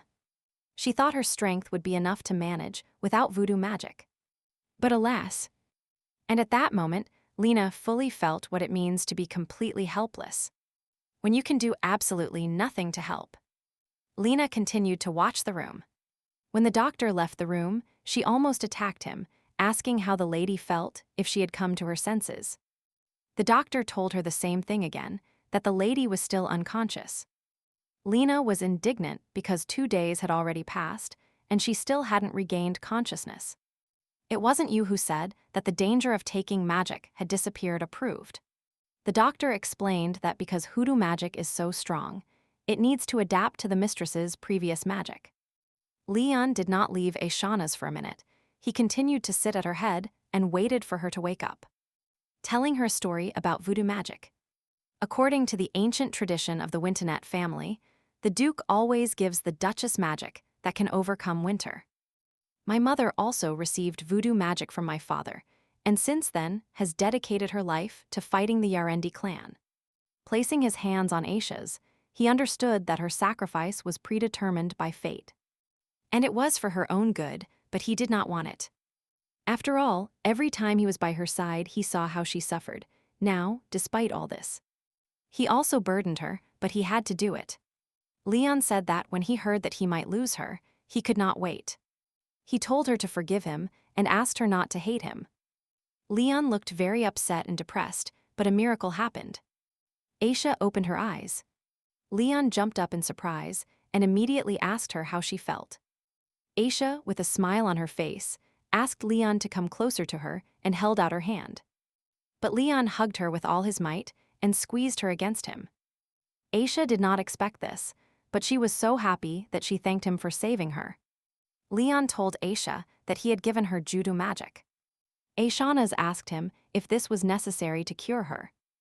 The Duke admitted that the situation was complicated, although he had already shared all the necessary information with Aisha. As head of the Vintonet family, he entrusted her with his care, which unintentionally dragged her into the conflict between Vintonet and Yarendi, so now she will have to participate in expeditions with them. Clenching her hand into a fist, Leon continued his confession. He did not want events to develop this way. And he apologized for his selfish behavior, admitting that he acted without her consent. He expressed his understanding if she could not forgive him. Aisha took his hand and, looking him in the eyes, admitted that when she was defeated by Yarendi, she thought she would never see him again, and at that moment her heart froze with horror. "Admit it, you did it after all to save me," Leon, lowering his eyes as if ashamed. He said that if he had come earlier, she would not have been injured. Aisha tried to support him by any means, if he really considers her his wife. Then he did everything right, so he should not blame himself. She said that another girl called her a weak duchess, pointing out her lack of voodoo magic, which was traditionally required for duchesses in the past. She realized that Leon cared about her, and for this reason avoided telling her the whole truth. But that Leon nodded in agreement with her words. She reminded Leon of his words.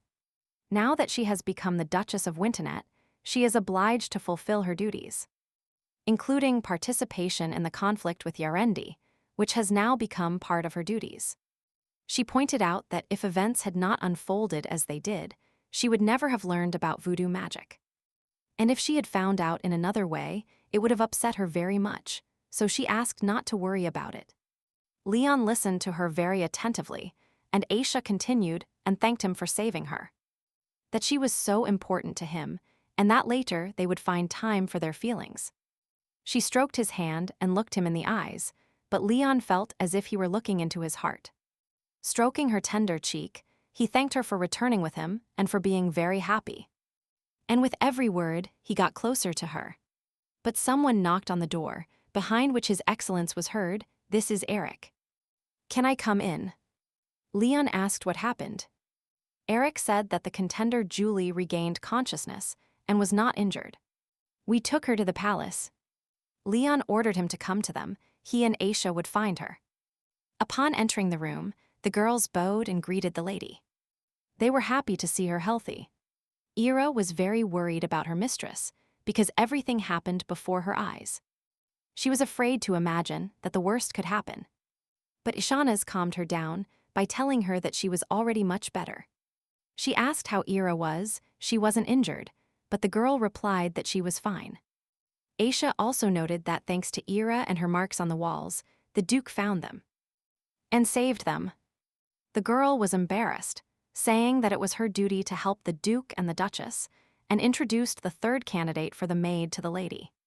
Julie introduced herself to the mistress, apologizing for not being able to show due respect due to her leg injury, and asking for forgiveness for her inability to stand up properly. The mistress looked at the girl and told her that she had traveled thousands of kilometers for her, but that she could not protect her. The girl immediately said not to worry about her, that it was her dream to serve the mistress. Aisha asked me to tell her what happened at the port the day everything happened. A week before arriving here, the girl received a letter from another girl that said this. Was she very worried? Was she afraid to go alone to the palace? Was she afraid of doing something wrong? Did she beg for a meeting to talk? Maybe this would help her overcome her own anxiety. So the girl was in the same situation. She replied to the letter. They agreed to meet shortly before meeting the lady and spend some time at the port. Sissy told her that Ira had already arrived and was waiting for them in the hotel, so they went there. But when they entered the room, there was no one there. Sissy supposed that Iron had gone somewhere and convinced her to stay and wait. But then someone knocked on the door. Sissy went to open the door. At that moment, the girl began to suspect that Sissy was behaving extremely strangely. And she heard the conversation. Sneaking towards the door, it turned out she was right. Sissy was talking to a man, but they spoke so quietly that she only heard one word. Yorendi. She ran to the window to leave the room and warn the Duchess of the danger when she jumped out the window. She hurt her leg and got confused. She only managed to find a secluded place to hide and lost consciousness. But when she woke up, it was all over. Aisha was surprised. If the Yarendis were always so brave, Leon replied no, that they had behaved secretly before. But it was that day that they pretended that we had trapped them, then they distracted us. But then one of them remembered you. Aisha remembered what Sissy told her. The owner gave her this strong magic. Leon wondered if the head of Yarendi had returned. Leon thanked the girls and asked them to return to their home and rest well. And for their bravery, they would receive a reward. Leon began to think what to do next.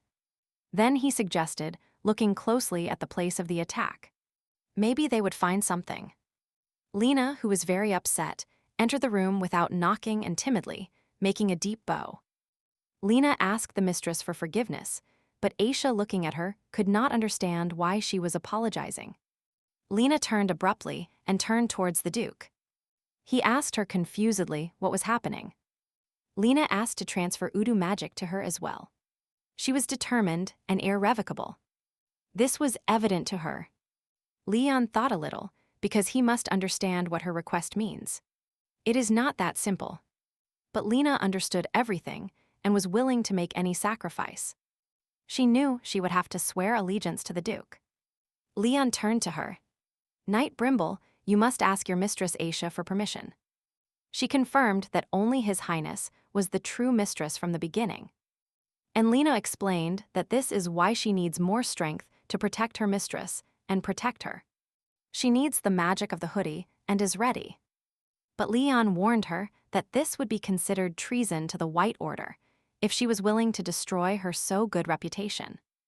Lena was very determined, because if she stands aside again while the lady is in danger, all her reputation and good name will not matter. She repeated over and over that she needed to become stronger to protect her mistress, no matter the price she paid for it.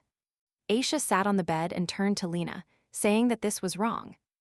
But Lena insisted on her own, but if the mistress hates her, then she will protect her from where the mistress doesn't see her. The lady looked at Lena and could not understand why she was asking the Duke for voodoo magic. And not from her. Lena turned to the mistress and told her that she herself did not need a knight. And that for Lena the most important person is the mistress, her health, happiness, and safety. Aisha asked him to give permission for Knight Lady Brimble. Leon responded to Aisha's request with a smile, nodding his head. And giving his consent. Aishana's turned to Lena. Lady Brimble, she is already your knight, so you must give her the gift of hood. And asked her to give her sword. Kneeling, Aisha placed the sword on the shoulder of Eileen Brimble and asked if she would swear allegiance to her if she was willing to dedicate her life to her. Lena swore eternal allegiance, that she would protect her mistress until the end. She entrusted her life to her mistress. And this sword will also serve her mistress. Aileen Brimble, do I make you a knight? Leon observed all this and understood that Aisha would be in good hands. And rumors have already begun to circulate throughout the palace that Aileen has accepted hoodoo magic. Someone said they had already seen, and since she masters it, it turns out that besides the Duke himself, no one else is her equal, and they also say they want to appoint her commander. But sitting in the White Order wing, Lena told the other knights that she was not interested in the position of commander, that she wanted to remain a knight and dedicate her life to the mistress. They all shouted at each other and asked her even more questions. Someone asked about the position of a maid who would replace her now, because Lena was very happy to be serving the Duchess and calling her mistress. Lena said that she could still be the maid, but some changes had occurred. All the knights tensed up, their pupils dilated to the maximum. After a short pause, Lena said happily and confidently that the lady allowed her to call her simply Aisha. The knights could not believe her words. They envied Lena and said that they had such a close relationship. Aileen was lucky. Aaron stayed on the sidelines and could not understand the voodoo magic that led Aileen to make such a big mistake. But seeing how the knights made noise and admired Aileen, he thought that they were still knights of the White Order, or mad fanatics of His Highness. Variety Palace, Eliza, sitting in her office, writes another response letter to Mrs. Shaughnes's. In the letter, she addressed the Duchess of Winternet asking about her health, and said that winter had already arrived in the capital. And yesterday, the first snowfalls had fallen. She said that she also received a letter. Layla and Cecilia confirmed that they also received letters from her. She expressed her joy upon receiving the invitation. The maid asked who her mistress was writing the letter to. Alyssa said that the Duchess was inviting them to visit her estate. Layla and Cecilia would also go. The maid was a little surprised, because at this time, they should be very busy in anticipation of winter. But Alyssa added that she really liked them and that the Duchess liked the tea set she gave her. But their conversation was interrupted by the phrase that the Duchess has the strength to correspond with Alyssa, who seems like a truly kind and understanding person. Intensive. I wonder how many letters you wrote to her, 10 or 20. Do you really think she managed to use your services? Alyssa began to speak in a high tone, saying that the day had just begun and she was already dissatisfied with everything. If you want to read calmly, go to your room. Closing the book and saying that this is her only brother, maybe he will try to address her as he should.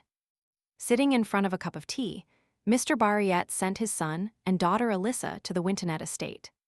Eugenio did not understand why he had to go directly with his sister Louisa to the Winternet estate. Then, Mr. Barriette reminded him that he was a close friend of the former Duke Owen of Winternet, and that, as the heir to the Barriette family, he was obliged to befriend the Winternet family. Yes, many families distrust Winternet due to their isolation and unsociability. But the Duke's power should never be underestimated. Eugene still did not want to go there, no matter what they told him, because he was not going there to flatter in front of the Duke. Eugene Barriette. You will go, he said out loud. Then Mr. Barriette took a medallion from the inner pocket of his jacket and handed it to Eugene. He explained that all blood relatives of the Barriette family, including Eugene, can easily become infected with Yarendi magic. This was given to him by Owen Winternet himself and protects against the influence of this magic. Eugene could see fear in his eyes. He clarified that they were Yarendi. But before he could finish speaking, the knight interrupted him by saying that he had received information that Yarendi had started their activities. The knight warned Eugene that the medallion's magic had been depleted. He needed to ask him to refill it with voodoo magic, so he should go to the estate today. Eugene took the medallion and said he understood everything, but the knight added that he was doing it not only for himself, but also for the safety of the entire family. But the knight did not forget about Eugene's fight with Lusa, so he expressed his opinion that they are already adults. But when they appear together, somewhere they start scolding like little children. And this opportunity should be taken to make friends with the Duke.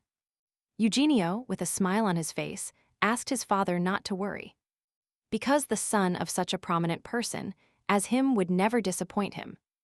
Upon leaving the room, Eugene looked at the medallion and remembered his school days, where the Duke of Winternet was also present. Ishanaz was sitting in her office solving property problems. She said that winter was approaching. It was necessary to replace the curtains and sheer curtains with deeper ones. Ira listened carefully to her mistress. And Aisha continued, we also need to change the wardrobes in the guest rooms. Since they are made of low-quality wood and the bedding needs to be changed, Ira, hearing the order. He headed for the exit. But when Ira opened the door, Leon was there. Ira told the lady that His Highness had come to her.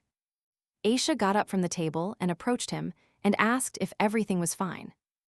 Leon just walked up to look at her. He was worried about her health and thought it was too early for her to start her business. But Aisha assured him that she felt fine and had already made a full recovery. So there was no need to worry about her. Leon looked at her and was glad she was feeling well now. He invited her for a walk to the city, as he had things to arrange. Aisha agreed very gladly, because she also had to go to the city to buy something to receive guests. Walking through the city, Leon thanked Aisha for the fact that thanks to her the palace becomes brighter every day. And comfortable. He also said that everyone around her praises her, especially the knights. Aisha, you are incredible. Aisha listened to everything attentively, but she believed that Leon was also incredible, because he is free from social warnings. And gender, he values and respects all people. When she first arrived here and got out of the carriage, upon seeing Leon, she was very impressed by his bluish-black hair and eyes. For the first time she realized the beauty. And the depth of black. Leon was ready to listen to her forever, but asked shyly, "Are you complimenting my appearance?" Aisha said yes, and added that he is also very talented. Leon took her hand, she was cold. He asked her a question, why didn't she wear gloves? Because it is quite cold outside today. Aisha was embarrassed.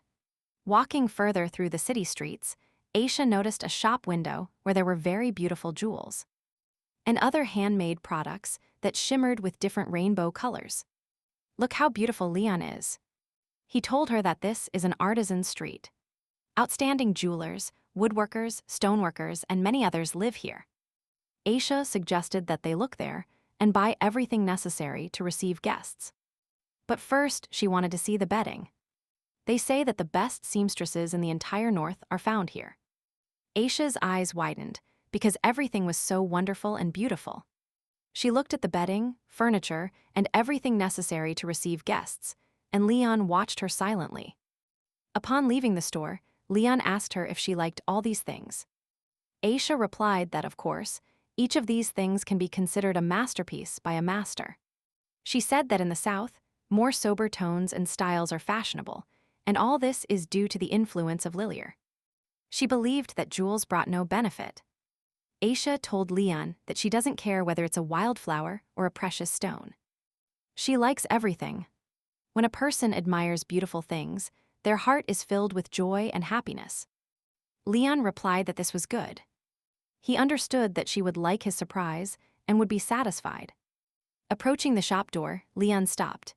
He told Aisha that he wanted to bring her to this place and open the door. Aisha did not expect this. Everything inside shone in different shades. Leon invited her to choose whatever she wanted, because everything here was prepared especially for her. At the entrance they were greeted by the master, with the words, "Welcome, Great Duke." And Duchess, congratulations on your wedding, forgive my late gift. Leon asked not to worry, he was not late, and then Leon told Aisha that he had entrusted this man with the preparation of her wedding gift. Aisha was very happy to meet such a master. She asked to call him Carton. She also asked if the lady liked the gifts he sent. They are wonderful, Aisha replied. For Carton, the lady's verbal praise was like honey to his ears. He said that he would not distract them, that if they needed his help, he would be there. Aisha was tormented by the question of why there are no other customers here, to which Leon admitted that this shop belongs completely to him. Looking at all these decorations and admiring them, Aisha realized that Leon was spending more than she thought. He clarified that everything here was prepared especially for her, and that if she liked something she could try it on. Since Aisha was worried that the local weather might spoil the jewels.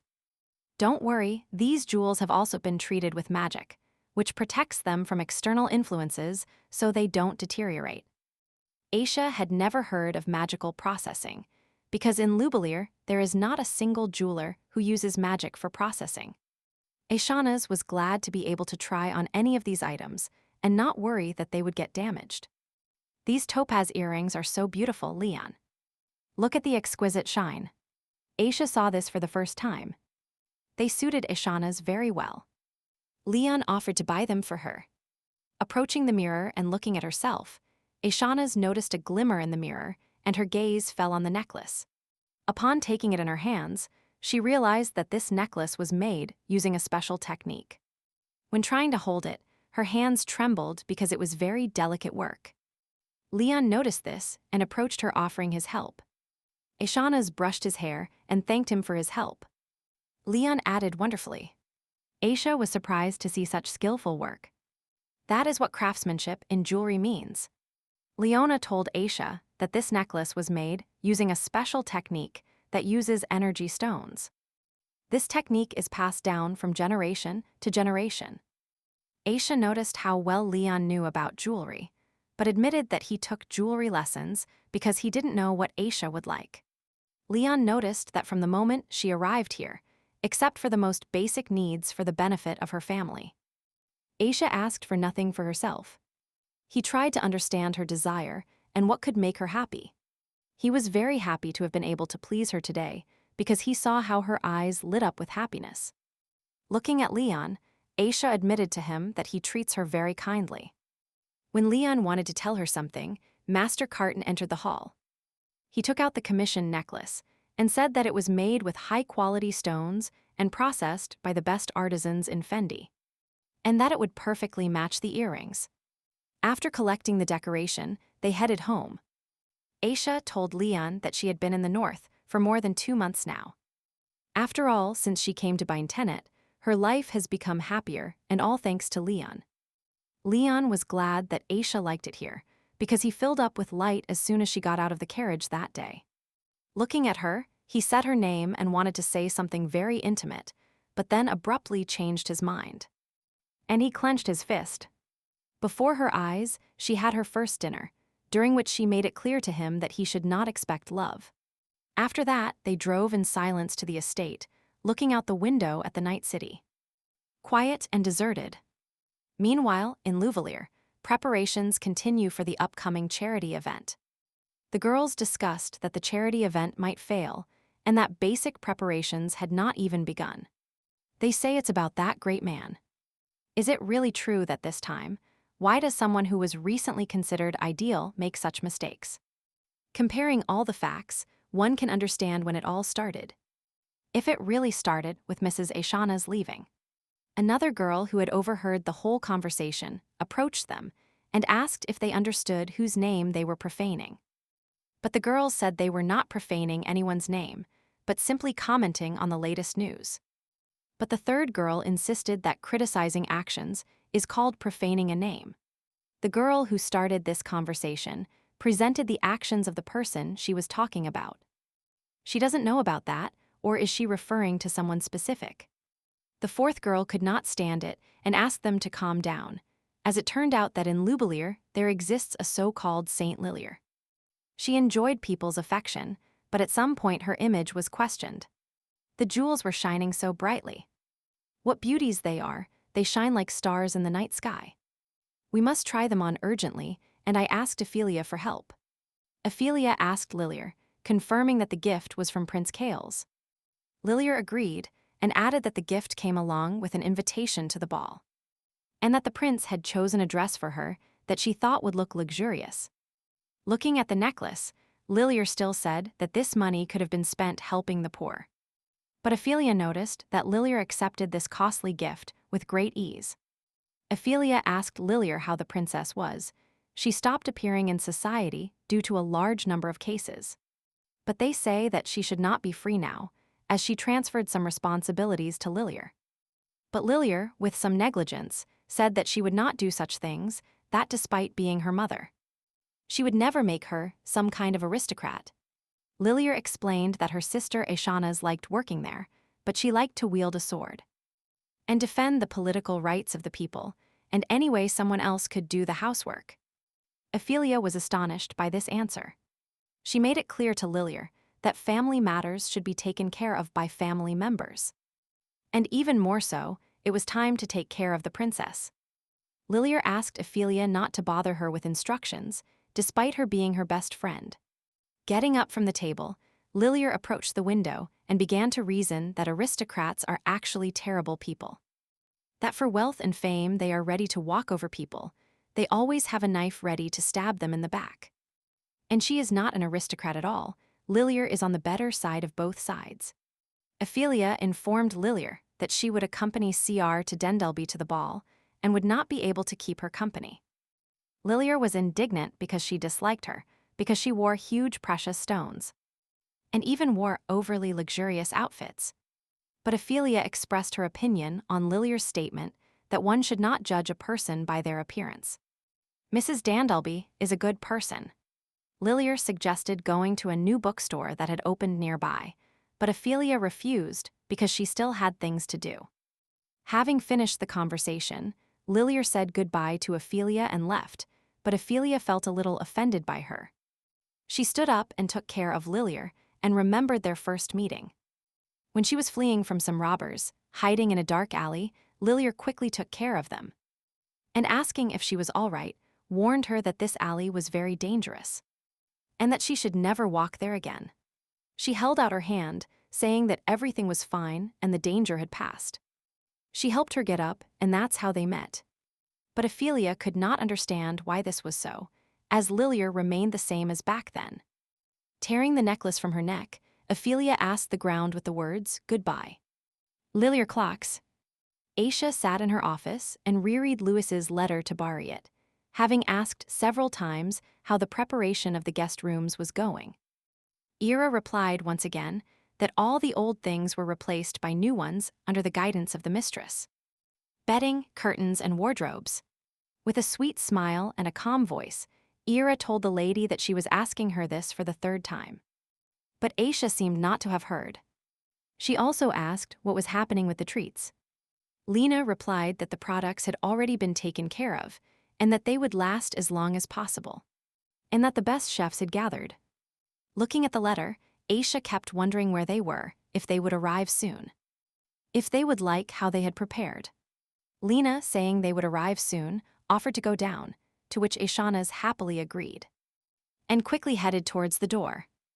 Ira and Lena watched the lady as she rushed to the door, without even noticing. They understood that she was worried, and from the outside she looked very cute. Looking out the window, Aisha admitted that she was a little excited and worried, because it was the first time she had made friends with someone so easily, and this was thanks to Leon. Because in Lubelier friendships are made outside the house, and it is not customary to invite guests home. But then Leon entered the room, approaching Aisha. He asked her why she hadn't had breakfast today. Maybe she should give him orders, but she said no. Approaching Aisha, he stroked her cheek, which was cold, and asked her how long she had been standing by the window. But Aishanas didn't seem to hear him. There were thoughts in her head about what she should do, because since that day, as soon as she sees Leon, a strange feeling arises in her heart. On the way to the Duchess, Louis noticed that Eugene wanted to say something. She asked him what he wanted to ask, but he replied with a smile that he asked her to call him brother. But Louis could not understand, because the Duchess of Wintonet had invited her. And her friends, but why was he coming too? Eugene explained once again that he was not going to a ball or a banquet, but that he had a special task. Louis was intrigued by this. She wondered what kind of secret task it would be. She asked him when he would stop being childish, because if she got tired of sitting at home, she would immediately know that she would look for him a room with a better view of the hot springs. Eugene slammed the book shut and said, "Isn't your little sister behaving too badly?" He also added that the Duchess of Wintonet is probably the spitting image of an angel. Louis confirmed it. Aisha is very kind, but why did she talk about that? With a smile, Eugene joked that if she had the patience and desire to mess with his sister, then she really was an angel. Upon arriving at the estate, Cecilia and Layla were already waiting for them, but they could not understand why they did not get out of the carriage for so long.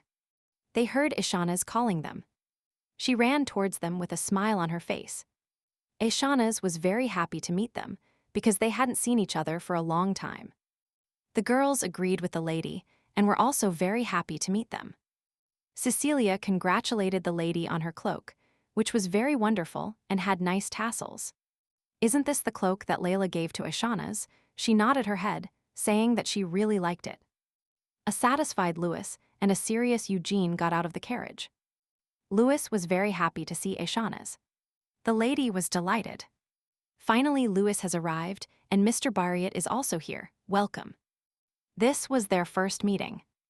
Aishanas hoped that Yushnu would also like it here and have a good time. But Eugene froze. He was in shock and had the impression that he could not hear the lady. Then he approached Aishanas, took her refined hand and kissed it. Aishanas did not expect this. Looking her in the eyes, Eugenio thanked the lady for such a warm welcome and was very happy to meet her. But he was interrupted by Leon, who was getting closer and closer, who said, "Close friends of my wife. And of Mr. Bariat, I hope the journey did not tire you." Leon said that they had been eagerly awaiting them, and that everything had been prepared for their arrival for a long time. He hoped they would have good memories after the reception. Everyone thanked the Duke and went to the estate. And Aishanas wondered why Leon called her his wife, because this is not correct when receiving guests. Aishanas invited her guests to rest after a long journey and wanted to take them to her rooms. But they refused, saying they were not tired at all and offered to have a cup of tea. Meanwhile, Leon was already looking at the medallion that Eugene gave him, saying that the head of the family gave it to him. Leon explained to Eugene that the problem was the spell cast on him because too much time had passed. Eugene was excited and asked what could be done about it. The spell is quite heavy and Leon will need time, about 4 days. As soon as he corrects the spell, he will immediately fill the medallion with magic. Eugene thanked the Duke and decided to ask him a question about Yarendi because he heard that they were completely exterminated by the past Duke of Wintonet. But suddenly, his father sends him to the Duke to practice voodoo magic. He was afraid to even imagine why, not because of the danger of Yarendi, but maybe they reappeared. Leon listened to him, but apologized because he could not say anything about it. Eugene apologized for his persistence. If the Duke doesn't mind, he will divert. Leon let Eugene go. Upon leaving the room, he thought about the fact that the Duke was still unsociable. Like several years ago, and moreover, he was clearly hiding something about Yarendi. But Leon had completely different thoughts. He was annoyed, and only that moment repeated in his head. When he caressed Aishanas's cheek, upon hearing that the guests had arrived. Without thinking, she abruptly pulled Leon's hand away and ran out without even waiting for him. It was precisely because of this situation that he was annoyed and thoughtful, because he didn't know what to do correctly. And laughter could be heard from the hall. The girls told Aishanas a funny story that made them laugh a lot. Aisha also laughed and told the girls how incredible and funny they were. Layla asked the lady if His Highness would be present at the winter ceremony. But Aisha informed them that he had been busy lately and might not be able to attend. Eugene, without hesitating for long, suggested to the lady that he would accompany her to the winter ceremony later. Layla immediately said fearfully that this was impossible. But Eugene added that, of course, only with His Highness's permission. Aisha was delighted and would be happy. She is already looking forward to the ceremony, because they say that this year it will be especially magnificent.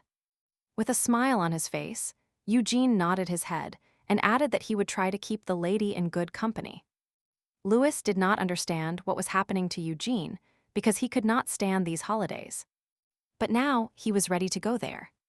As soon as Leon entered the room, silence immediately fell. Everyone looked at him. He approached Aisha, and taking off his cloak, threw it over Aishanas's shoulders, saying that it was quite cold in this room, and that she had just recovered, and asked her to take care of herself. He will also order that it be made warmer here, so that the guests do not freeze. Taisha turned to Leon, and with a smile on her face, thanked him for taking such good care of her.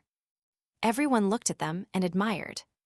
Somewhere in the Yarendi lair sat their master, who so wanted to see the face of the Duke of Bintenet. Twisted by despair, getting up from his throne, he approached one of his warriors who was kneeling in front of him, and presented that not only did they lose, but they betrayed him. But the warrior asked not to approach him and have pity on him, but the knight got closer and closer, and asked him to tell who he was to him. He fell on his hands and bowed his head at his feet, saying that he was his master. Yes, that's right, but unfortunately it was too late. He used magic and killed his warrior. Walking back to the throne, the owner began to say, "The death of winter is the most beautiful. Very soon snow will cover the fields and meadows, and winter will come." All the other warriors began to repeat after him, but Sissy really died. It seems she is the only Yarendi left, but she senses other Yarendi. Walking in the garden, Aishanas thought that when she woke up, Leon was gone. Although before waking up together, no matter how busy they were, but when she saw Leon, she began to worry. Out of nowhere, Eugene jumped out from behind the bushes and shouted at Mrs. Aishanas. Aishanas turned sharply because she did not expect to see anyone here and turned to Eugene. "Good morning, are you going for a walk?" he asked. With a smile, he replied yes. He also added that it seemed to him that she was lost, and that if the lady did not bother him, he could help him. Aishanas agreed and they went for a walk in the garden, but Eugene did not take his eyes off the lady. Eugene noticed that something was bothering the lady and decided to ask, but she replied that everything was fine, and that she was eagerly awaiting the winter ceremony. Smiling, he said that he was also looking forward to that day. But Aishanas told Eugene that Louis had told her that she cannot stand noisy places and crowded, and Aisha asked him to accept out of courtesy if he did not have to force himself to do it. But Eugene found an explanation for this, saying that Louis seemed to him that he is always busy with family matters. But when the opportunity arises to distract himself, he is happy. He also added that one should not attach importance to his sister's words when it comes to him. She has a rather absurd character. Aisha laughed, noticing the good relationship they had. If the lady really thinks so, she must be a very optimistic person. But Aisha really thought that they had a good relationship, and they were very lucky in that. Because remembering her relationship with her sister made her shudder. Aisha asked Eugene that she and Leon graduated from the same university. And Eugene confirmed that they graduated the same year, but with different specializations. She asked Eugene to tell her more. She was interested to know what kind of student Leon was. At that time, they did not communicate at all, but His Highness was reserved. And besides, they studied in different buildings and with different professors. Meanwhile, training was underway at the White Order training ground. Joseph was ready for battle, just like his opponent. And the opponent was the Duke himself, thanks to several skillful and quick moves. His opponent Joseph was defeated. With all his strength he tried to contain the Duke's blow, but he could not, because His Highness's power was infinite. Even Joseph's sword could not withstand it. It broke into two parts, and he had to admit defeat, and the Duke was already asking for the next night. But it turned out that this was already the last one, because all the captains were exhausted. And they couldn't even stand up. Looking at them, His Highness, without thinking for long, ordered them to run 50 laps around the site. The knights had no other choice. Playing in circles around the site, the knights thought why today was such a tough training. And that only the lady could save them. Leon returned to his office already slightly warmed up. He was ready to get to work. But he heard laughter from the window and decided to take a look. He noticed how Aisha and Eugene were walking in the garden, talking about something and laughing. It was at that moment, when Leon was looking at them from the window, that Aisha stumbles and falls into Eugene's arms. Realizing this, Leon's cheekbones twitched because of this. His hand automatically fell on the windowsill, and he clenched so tightly that he couldn't stand it. And it broke. The butler entered the office. He was worried about the Duke, asked him if everything was fine with him. But Leon didn't seem to hear him. Leon turned abruptly and said that everything was fine with him, that there was nothing to worry about, and that he would take care of the documents after lunch. Lewin bowed and headed for the exit, warning that if His Highness needed anything, he would be nearby. Leon sat down on a chair, lowered his head, and began to express his thoughts out loud, thinking that his doubts were unfounded because he trusted Aisha. And he is sure that Eugene Variety is not that person, but his smile directed at others makes him anxious. So he did not believe and could not think that a person like Aisha would be by his side. but her phrase that one should not expect love penetrated deeper into his heart. Leon tried to find comfort in these words, but they became shackles for him.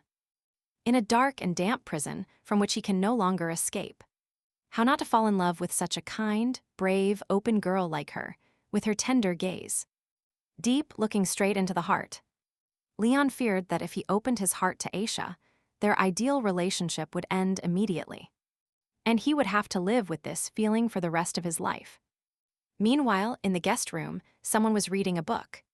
Someone was playing chess, and Eugene was playing the piano, a very beautiful romantic piece. Cecilia approached Eugene and told him that this was the first time he played soft pieces on the piano. Eugene was surprised. Having stopped playing, he turned to Cecilia. How strange that she only wanted to keep him busy with the game. She smiled at him and told him that the melody he was playing was by no means longingly in love. Its author, Lawrence, was bound by fate for a brief moment with the girl of his dreams. And this work is specifically dedicated to her. You prefer to play something faster and more fun, hinting that maybe he had a change of feelings. But Eugene denied everything, saying that he just knows how to play it. And Cecilia continued to tell Eugene the story of Lawrence, who loved only that girl his whole life. And he dedicated works and songs to her, but never tried to find her. Over time, her image in his memory became more and more ideal, and in the end, Lawrence found himself intoxicated only by her memory. People sometimes want what they cannot have. Eugene, turning to Cecilia, continued to listen to her. But then he asked her why she was telling him all this. She admitted that his playing touched her heart, and she could not resist approaching him. Cecilia added that that female image was beautiful only because she was inaccessible to him. She hoped that Eugene would not indulge in childish hopes like the author of the song. Eugene was already nervous because he did not understand what Cecilia wanted to say, and making baseless guesses was a bad habit. She was dumbfounded because she has known Louis for more than 10 years, just like Eugene. She really thinks that she has no reason for such words. Just as Eugene was about to answer Cecilia, Aishana entered the guest room, apologizing for being late and asking if they were having a good time. Upon seeing Aisha, Louis immediately ran to her and asked if she had found what she was looking for. Aisha replied that the jar with essential oil broke during the move. She invited the girls for a walk in the glass greenhouse. The gardener told her that he had already finished doing magic. The girls happily agreed. They were impatient to see that beauty and wanted to go there as soon as possible. Layla called Cecilia and Mr. Eugene to join them too. Cecilia happily agreed to go with them, moving further and further away from Eugene. But then she stopped and told him without turning around. The fact that she saw her and her master yesterday when they were walking in the garden. Eugene's face changed. He did not expect to hear it. You should have seen the expression on your face. It was as if you had turned into a clumsy boy. Anyone who knows you, even a little, would understand everything immediately. Although his favorite hobby is people watching, he would not want to observe such an absurdity again. She asked him to keep taking care of himself and left. Eugene closed the piano. He was in some kind of shock for a couple of minutes, but then he said to himself, "This is what disgracing oneself means," because he himself did not understand his behavior. Aisha's image constantly appears before his eyes. He was seriously interested in her. He wondered why they hadn't met before. He understood that he shouldn't behave this way, but he couldn't do anything about it. He wanted to get Aishana's too much. Sitting in the bedroom, Aisha was reading a book, looking at the clock. She realized it was already too late, and Leon was not there yet, but someone knocked on the door. Jumping abruptly, placing the book on the table, Aisha headed towards the door. Opening it, she expected to see Leon, but Lena was standing there with a letter. She thought something might have happened, but Lena apologized for bothering the lady at such a late hour. And His Highness asked her to deliver this to her. Aisha began reading a letter from Leon. It was written that he would return when he finished all his work. And she went to rest without him. Having let Lena go, Aisha closed the door with a look of disgust. She realized they hadn't seen each other all day. She looked at the room and couldn't understand. It had always been so big. Perhaps Leon noticed the changes and is angry with her. Sitting on the bed, Aisha realized how quickly and imperceptibly she had gotten used to always being by his side. The day of the winter ceremony arrived. Louis and Cecilia congratulated Shahnaz and Layla because they really looked lovely. Cecilia asked what they were like. Shahnaz said it was unusual for her, but that it suited the girls very well. Layla agreed with the lady, because in trousers they look very independent. Cecilia added with a smile that if her family saw her in that outfit, they would be surprised. The girls were walking in the square and continued to discuss their outfits, which were really flawless this time. But they were also very afraid that Aisha wouldn't like it. But Aisha said that next time it would be a lot of fun and that she should try it too. At some point, she turned around and noticed Eugene. And Shahnaz thought that Mr. Eugene felt bad because he was sad, but he apologized for bothering the lady. Everything was fine for him, and he felt great. Louis was not happy because Eugene promised to accompany them and asked him to be more serious. Eugene agreed with Louis and asked for forgiveness again for his behavior, saying this would not happen again. Turning to the lady, he told her that some business had arisen in his family's chamber of commerce, and that he would have to leave them.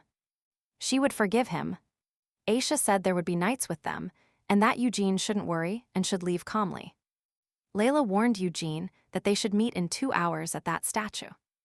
After bowing, he wished them a good time, and that in 2 hours he would be at the indicated place.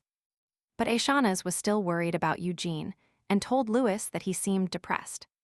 Maybe something was bothering him. Louis thought it was unlikely that anything could upset him. He was always happy or sad and asked the lady not to worry. Cecilia agreed with Louis that there was no need to worry too much about him, and suggested they take another walk. Walking through the streets, Shahnaz asked the girls where they would go next. Layla suggested an area to see a mask shop. Examining the masks, Louis confirmed that the statue is very large and can be seen from several kilometers away. And it represents the Winter Day Girl. Yes, this ceremony is held in her memory. There is also an altar in front of her statue where you can place flowers and write a wish on a candle. And light it, said Aisha. Layla, trying on the mask, clarified that the main attraction is the statue. And Louis added that besides candles, there will be dancing and a large bonfire will be lit. This is an ideal place for lovers. If His Highness doesn't come, it will be sad. Holding the mask in her hands, Aisha got angry for a second because of this. But nothing can be done. The affairs of the duchy are much more important than the ceremony. Cecilia, after listening to the girls, suggested they sit somewhere and have a snack. Since they had been walking for so long, Layla supported her with great joy. Sitting at the table, they talked about how warm, cozy, and pleasant it was, and most importantly, delicious, but Aisha noticed something bright. She looked in the direction where the glare came from, remembered that this is where the shop Leon took her to was located. She thought, remembering that day and thinking about how good it was for them then, if she had expressed more feelings than necessary. And what should she do now? But her thoughts were interrupted by Cecilia, sitting next to her, who asked her what married life was like for her, so that she could tell her about it.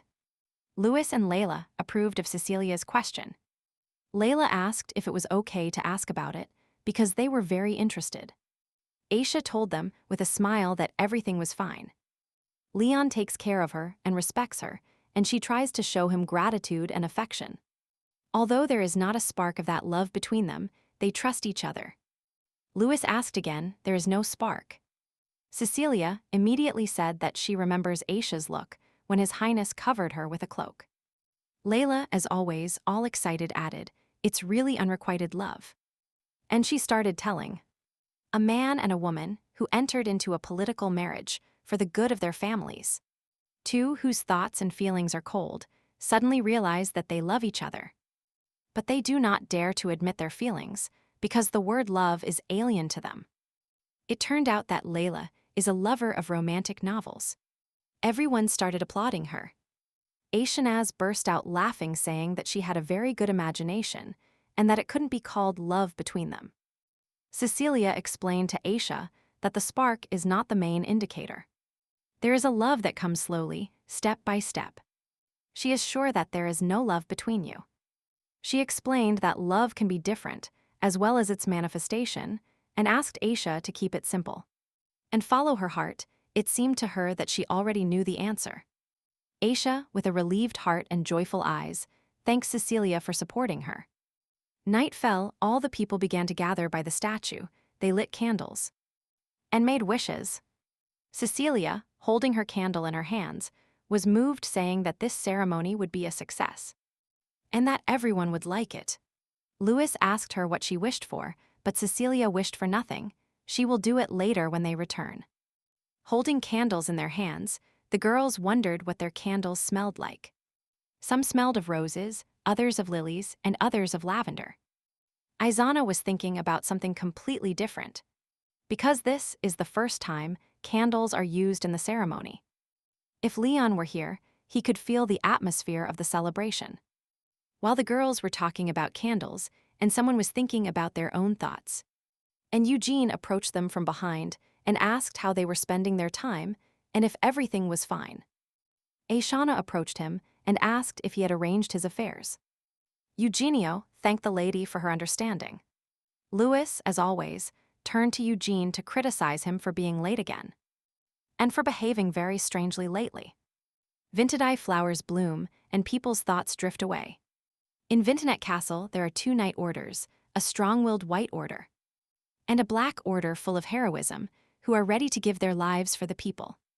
Eugene replied to Louis that he was on time and that the performance was just beginning.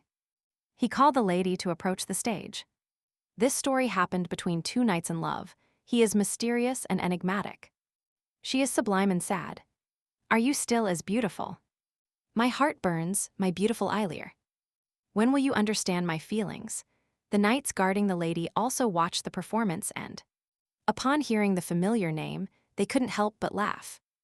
Eric and Joseph looked at Eilir, but she ordered them to shut their mouths. While watching the performance, Aisha thought to herself and remembered everything that happened to her. That blind love will take your head away, and you won't be able to make the right decision. She thought that she would become filled with arrogance and selfishness, so she didn't need love. However, Leon appeared in her head, and she understood everything. The performance ended, and the show presenter invited all the guests of the winter ceremony to dance. Eugene asked Aishanas if she liked the performance. She replied that she really liked it, and he smiled. He turned to Aisha, "Your Highness, let me invite you to dance." Aisha didn't know how to react to this, and at that moment someone took her hand. It was Leon. He took her hand with such tenderness and grace that Aisha did not expect to see him. She looked at him with big, surprised eyes. And he spun her while dancing, tenderly holding not only her hand, but also her slender waist. She complimented him, saying that the mask suited him very well. Leon thanked her. Leon asked how the day went. Aisha replied that it was fun and that she would always remember this day, but especially their beautiful dance. She admitted to him that she missed him very much. Leon was stunned. He did not expect such words. His eyes only looked at Aisha. He noticed nothing else. But she did not stop there. Aisha asked Leon if he was bored. "You feel the same since you came here." He smiled, touching her tender cheek. He wanted to caress her, but Aisha squeezed his hand and pressed him even closer to her. Leon froze. He looked at her with eyes so burning and loving that his heart could jump out of his chest at that moment. Eugene saw Leon and Aishana's dancing, just once. He only needed one dance, to see her ruby hair and beautiful eyes.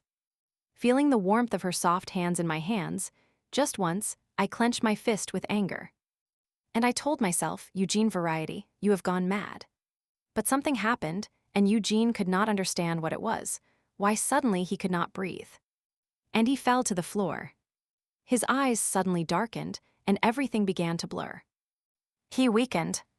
The last thing he saw was Cecilia running to help, behind whom was an incomprehensible man from whom a red light emanated. At the same moment, Leon felt a tremor in his tender hand. Aisha asked what suddenly happened to him. When Leon wanted to tell her what he felt in his body, Aisha's gaze changed abruptly. Her pupils dilated. Leon began to shout her name, but heard nothing. Aisha suddenly weakened and grabbed him. The knights ran towards their highness and his lady, excited by the situation, and hoping that everything would be fine for them. The Duke informed that Yarendi was somewhere nearby and ordered Eric and Joseph to find them. But for them to be careful and not harm the innocents, he asked Eileen to stay behind in case he had to leave. Aisha was very scared. She didn't understand what was happening. An unknown magic emanated from her body, but then she realized that it was Yarendi magic. She turned to Leon because she didn't understand where this magic came from in her, suddenly began to pour out. And she couldn't control it. Leon hugged her and told her that it would pass soon, that he would help her. Leon turned to Aisha. Listen to me carefully, this might be difficult, but try to close your eyes and direct your thoughts to the source of this magic. Aisha gathered strength, but she had a feeling that her heart would soon jump out of her chest. Leon asked her if she could see the flow of magic.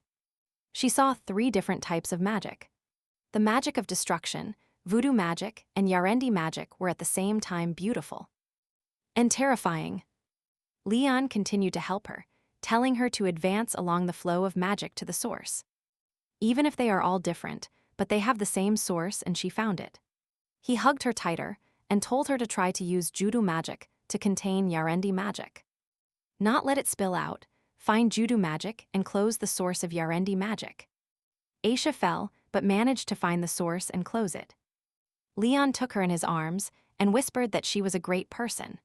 He expressed his surprise at discovering an unexpectedly powerful vessel in this place.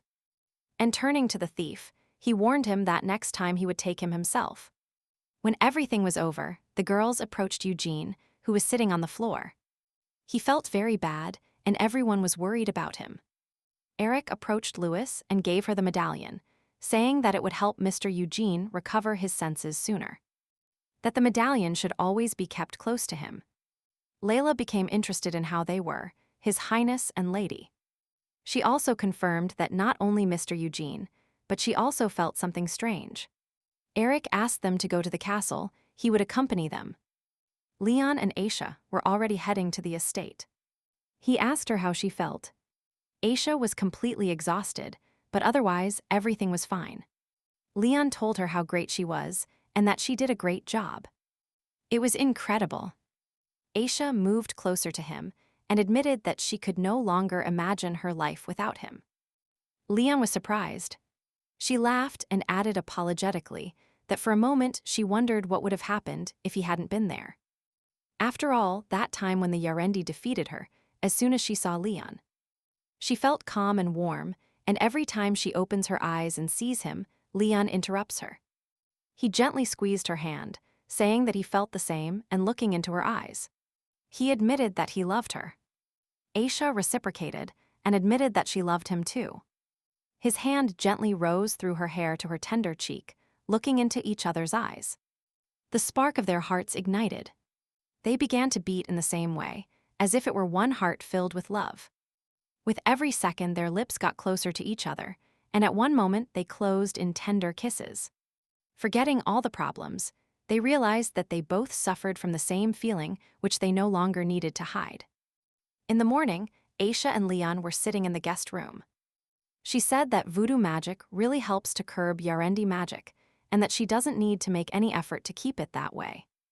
Leon praised her and suggested that she try to use magic so that he could understand what it was like. Aisha felt, gathering strength, taking a breath and exhaling, she succeeded, but noticed that the color had turned blue. Her destruction magic had changed color. Leon suggested that it was voodoo magic and destruction magic mixed. Maybe that's why there was some unpleasant feeling. Aisha looked at the magic with interested eyes, replying that it had become a little more difficult to control. But she felt that her magic had become much more powerful. Moreover, Aisha could not believe that all this time Yarendi magic was in her body. Because her family had always lived in Lubalir, mixing blood with Yarendi is impossible. Looking at Leon, she remembered what he told her. That young man from yesterday was the owner of Yarendi and called her a thief, and told her he would take back what belonged to him. Aisha wondered what they could have stolen from her. If it could be Yarendi magic, something she didn't know about, Leon agreed with her. They remembered the day Cecilia wanted to kill them, but she didn't mention magic, and besides, she didn't know Aisha possessed it. Most likely, that person came to make sure of it. Leon said that the magic of the Duke of Yarendi is similar to judo magic. It is possible that you do not know about its existence, and if you know it, you cannot use it. Maybe the owner especially appeared to check it. Aisha had never heard of the Yarendi Duke. His family was aristocratic, and Leon began to tell about it. The Duchy of Wintonet and Yarendi existed since its beginnings. Yarendi had the largest territories and the strongest religion. From that moment, their fanatical worship of winter began, and the desire to expose everything on Earth to snow, ice, blizzard, and frost. They used one of their abilities, the subjugation of will, to control the emperor and expand their influence, and they almost succeeded. Winter almost swallowed the entire land. But it was at that moment that the Duke of Vintonet appeared. Thanks to his efforts, the influence of Yarendi began to gradually decline. Placing his hand on her chest, Aisha got scared, because if his goal did not change, then he would return to take her magic, but she felt his power in her body. It was huge. Leon also added that the peculiarity of magic is the exchange of the same between owners. Having weak magic, but a strong body, the owner can increase the power of his magic. More magic, more sphere of influence. Aisha, listen, if you are now the owner of voodoo magic, you must train it so that yesterday's situation does not happen again. Aishanaz was serious. They couldn't be given another chance, and she asked Leon to be her teacher. Of course, he could not refuse her and agreed, saying that she could completely trust him and have confidence in him. Louis bursts into the room where Eugene was resting and quickly walks towards him. She was afraid that something might have happened. The doctor told the lady that Mr. Eugene had completely recovered and that there was no need to worry about him, and left the room. Eugene was apologizing to Louis if he made her worry, but she was furious because if something happened to him, who would be the head of the family? Louis would not stand the paperwork. Louis turned to Eugene and told him that if he really felt better, he should come down and have dinner with them, because this was the last dinner before they left. Once reunited, they went to dinner, and Eugenio, on the way, thought about the information. The doctor told him that the Duchess had Yarendi magic. The healer also reminded him that she was still the Duchess of Bintenet, and that her possession of Yarendi magic had nothing to do with it. And he explained to the master why he fainted. Yarendi tried to influence the lady's magic, and Eugene has weak immunity to this magic. So it influenced him to a greater extent. But His Highness did not submit to the will of Yarendi. Moreover, besides him, many people received the effects of the magic, but his companion was told that Eugene lost consciousness due to fatigue and lack of sleep, and that henceforth this amulet should always be with him. Eugene remembered that night and understood that it was not love but magical seduction. And he bought her a gift, although he knew he would never give it to her. He also praised her. Her ruby hair. It turned out that these were not his feelings, but magic. How foolish he was. He reproached himself for that. Although this was understandable, they had only known each other for a few days, and besides, she had a husband. How dare he fall in love with her? Upon entering the hall, Aisha was going to meet them. She turned to Eugene with joy and was glad that he came. Louis was annoyed because this was their last dinner, and she was already bored. Aisha agreed with her, but cheered her up that they would meet again soon. Aisha was glad that Mr. Eugene was well again, and felt good and apologized for the incident. Eugene was glad that Aisha was worried, but told her that it was not his fault, and that there was no need to apologize. She suggested that they start eating because tomorrow the guests had a long journey ahead. So they needed to eat well. The day came when the guests departed for their estates. They were happy about the time spent, but also sad because they had to say goodbye. Sitting in the carriage, Louis asked what Eugene had in his hands. Did he buy something at the winter ceremony? And he replied that it was a gift. Louis was surprised because it was unusual for him, and who would be interested in giving it to him? Most likely to his mother, obviously not to her, and she laughed. Eugene looked for a long time at this beautiful brooch, which shone in ruby color, and said that this gift has no owner. When the guests left, Aisha and Leon went to the hall, where they decided to have a cup of tea. She thanked him for being kind to her friends, but Leon mentioned the winter ceremony. Because if it weren't for her, everything would have been simply perfect. Aisha immediately told him that it was not his fault in anything, that there was no need to apologize. Leon looked out the window and realized that outside it was getting colder every day, which meant that soon they would hear the call of winter. Aisha asked what this meant. He explained that this is what they call the sound that occurs when winter gets stronger and tries to break the seal, but only those who have voodoo magic can hear it.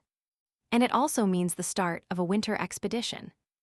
Aisha had never heard of this and wondered who it would be that would wait for the call of the winter day and night and would hear it. She asked Leon that the winter expedition was very dangerous. What if it failed or if something went wrong? Leon said without any secret that of course there is a danger. But until today, everything was fine. But if the expedition fails, winter will destroy the seal and cover the whole world with snow and ice. Aisha took Leon's hand and supported him, telling him that this time everything would be fine, because she would go with him and they would fight shoulder to shoulder. It started snowing outside. Aisha ran to the window and looked at it like a child with burning eyes. Leon noticed that it was the first snowfall since he arrived and suggested they take a walk in the park after breakfast. Aisha happily accepted them and couldn't wait, because outside the window it was very beautiful and romantic. Upon going for a walk in the park, Leon adjusted Aisha's collar, but she said she was hot. But he insisted that in a couple of minutes she would freeze. And he decided to warm her up in another way, giving her a tender and quick kiss on her beautiful lips, so that not only she, but also her heart would warm up. But Aishana's pushed him away, looking into his eyes. Leon feared he had done something wrong and looked at her with a surprised expression. Aisha took him by the neck, pulled him towards her and stood on her toes, passionately kissing him. Because it was the first kiss in the snow, Leon felt embarrassed, looked at her and could not stop admiring her, because her ruby hair against a snow-white background was so beautiful. After walking a bit, Aisha sat down to play with the snow. It turns out it's beautiful. There has never been snow in Lubelier, so she didn't know what it was like. Leon approached her and showed her that if you crush the snow, you get a snowball. Aisha was delighted. It's wonderful after it hardens. They made 2 snowmen and stood admiring them. Leon said that even here he did a great job and they looked very cute. She started rolling a snowball and told Leon that she had always wondered what the snow felt like to the touch, that she had only heard about snow in books and finally saw it. And besides, she was always interested and wanted to play in the snow. It was probably very fun. But suddenly Aisha noticed a large snowball flying towards Leon. He reacted immediately. Gathering strength, Aisha used her magic, and this huge snowball scattered into many snowflakes. Joseph, who was running towards His Highness, stopped. He couldn't even imagine that His Highness would use magic. Scratching the back of his neck, he apologized, thinking that the knight and the lady would play with them. And he was glad to have this opportunity. While Joseph was apologizing, Lena silently ran up and hit him on the head, saying that he had hypothermia and what would have happened if he had hit the mistress. Lena went straight to the lady and asked if she was all right, but Aisha, laughing with her ringing voice, told him that everything was fine. When Eric saw Joseph running somewhere with a snowball, he realized that he would spoil the action. At some point, Lena began to shoot snowballs at them, even though Joseph thought she was on his side. But then it turned out that these were not just snowballs, but there were stones inside them. All the knights began to bombard Lena, hoping to win this battle due to the fact that they were outnumbered. No one thought that the knight and the lady were standing in that direction. Aisha at that moment created a protective field thanks to her magic. After playing in the snow, they continued their walk in the park, finding a bench to sit down and rest for a while. Leon turned to Aisha and told her that her smile always cheers him up. He is not familiar with this feeling, but he likes it. Sitting even closer to her and taking her by her tender neck, he continued to say that every moment spent with her is very dear to him. Leon kissed Aisha with such tenderness and reverence that he didn't want this moment to end because they felt so good together. The knights stopped their snowball fight when they heard that same sound. It was the call of winter. They realized that the time had come. Aisha jumped off the bench startled and asked Leon if he had heard that sound. Leon's face changed in that very second. He became serious and said that the time had come. It was time to move on. Aisha brought her hand to her chest and clenched it into a fist. She did not expect this moment to come so quickly, but she was ready to leave. At the training ground of the White Order Knights, training was in full swing. Lena could destroy everyone, no one could compare to her, she was very serious. The rest of the knights only talked about her. Maybe they envied her, and even said that she was no worse than their commander. Eric also responded from the crowd, and said that after receiving Judo magic, Aileen's strength only increased, and now she is as powerful as a monster. The commander approached Lena and told her that preparations for the expedition were almost complete. That she was mentally prepared for it, that this is her first expedition. But she was ready for anything. Lena had studied everything related to cutting off winter and was ready to protect her mistress at the cost of her life. When all the knights gathered at the main gate, a doctor approached them and checked the state of their voodoo magic before leaving.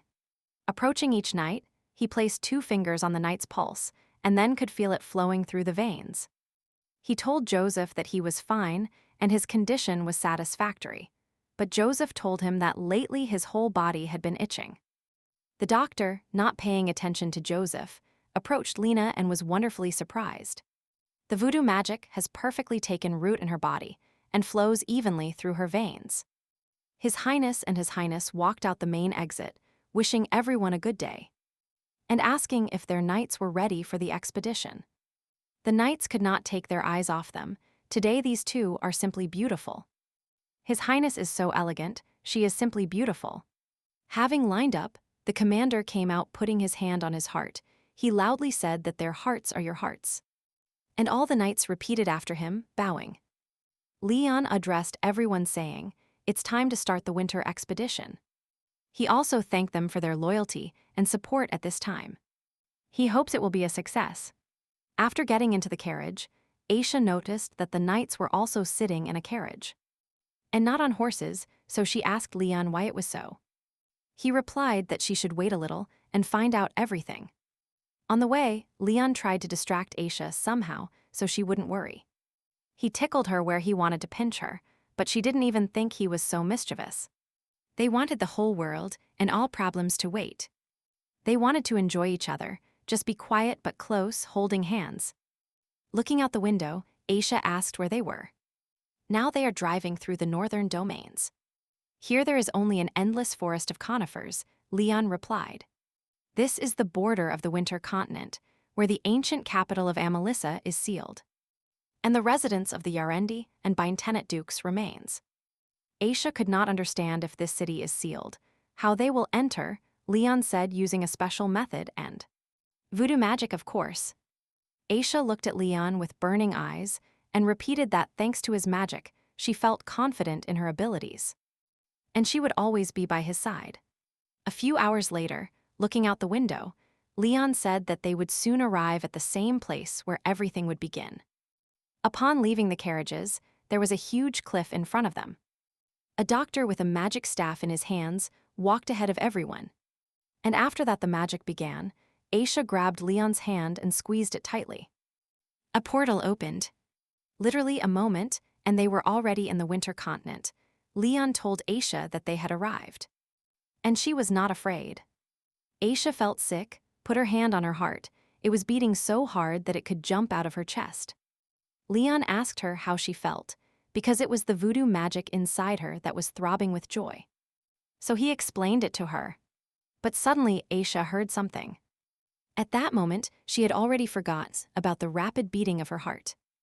Leon added that her magic had summoned a pack of wolves. Lena also heard a strange sound. This was her first expedition, but Eric calmed Lena down, simply telling her that it was them. And nothing more. These were wolves, ancient spirits that were created by old and strong magic. They were the ones who would show them the way. Aisha looked them straight in the eyes and saw infinity in them. Extending her hand, one of the spirits approached her and gave her a chance to touch it. When they established a relationship of trust with the spirits, they led Leon together with his knights to their destination. Because if it weren't for these guides, they would never have been able to reach their goal. Aisha asked Leon where they were going now. It turned out that winter was not far away, but first they would reach the Wintonet residence. This turns out to be the place where Leon's ancestors lived. Yes, Leon said that he understood everything correctly. The knights riding behind watched their highness and said that she was beautiful. And so skillful that it didn't even seem like she was here for the first time. As they moved towards the goal, it started snowing, and then Aisha heard as if someone was flying. She asked what that sound was. Little Aisha, a spirit living in the winter forest, sat on Leon's hand. Leon. She told Aisha a legend about herself, how it turned out that she really exists.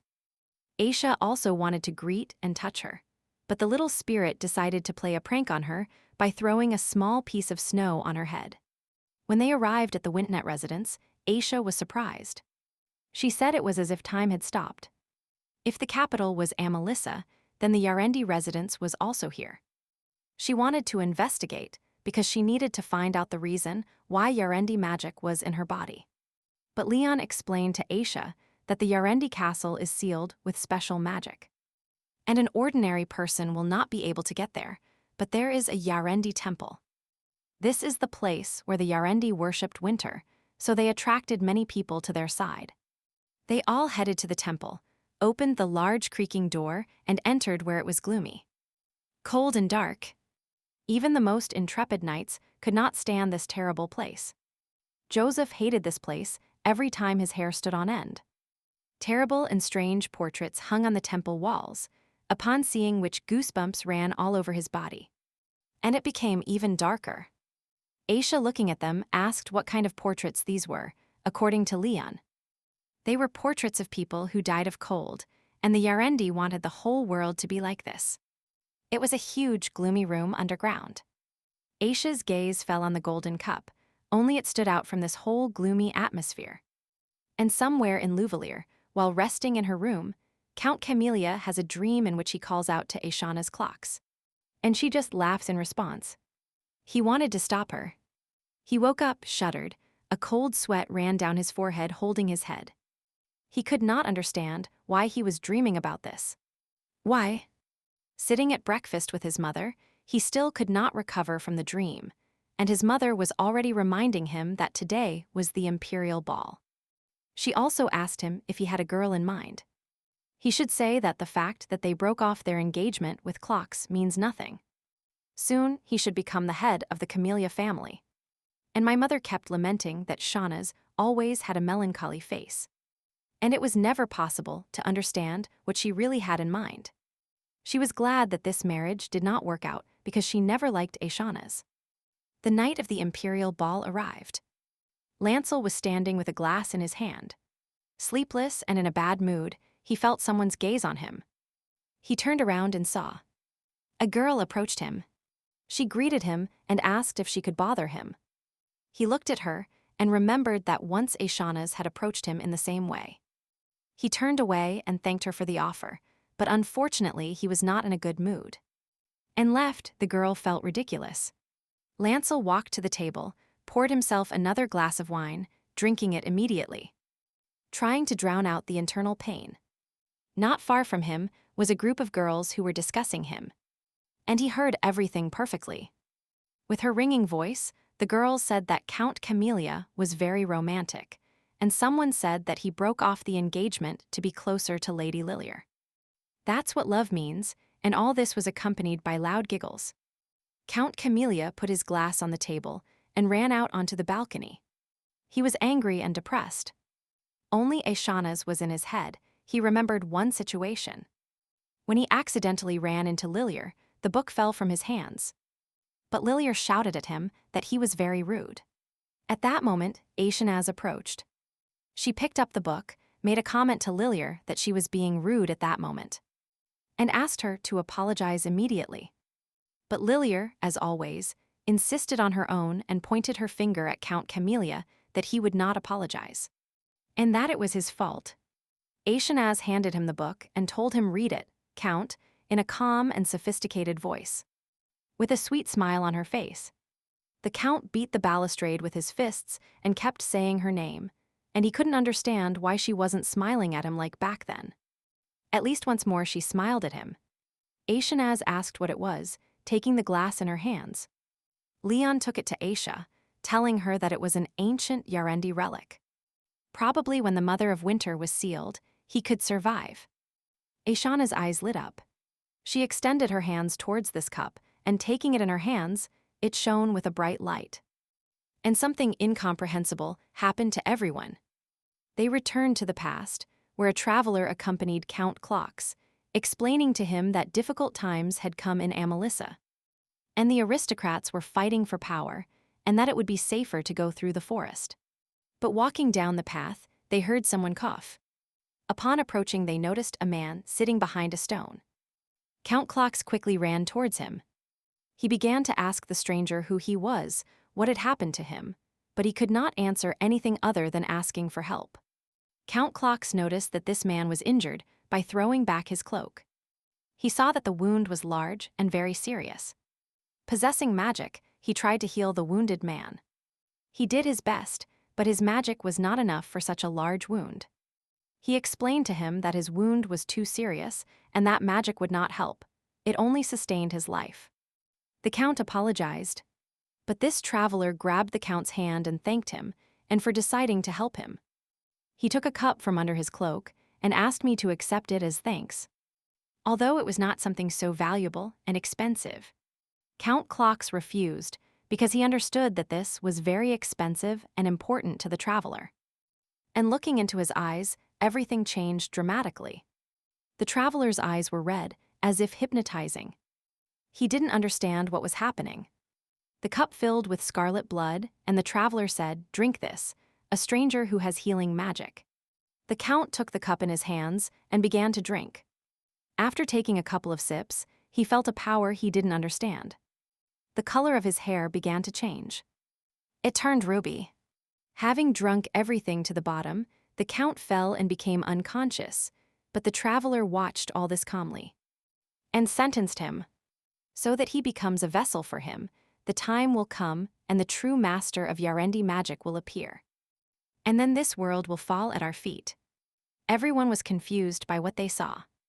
It was unlikely to be a mirage, but everyone understood one thing: the wounded man was from Yarendi. Aisha couldn't say anything.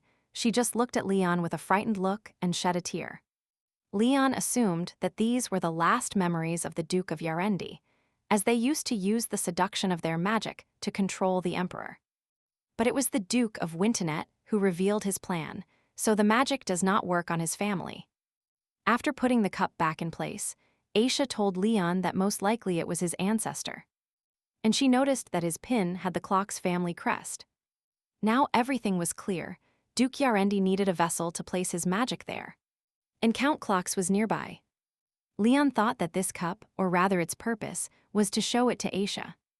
Aisha touched her hair and looking at him said that the Count's hair turned red when he drank from that cup. And this color is the confirmation that Yarendi magic is in his body. In her head, Aisha began to compare Count Clocks and his sister Lilir.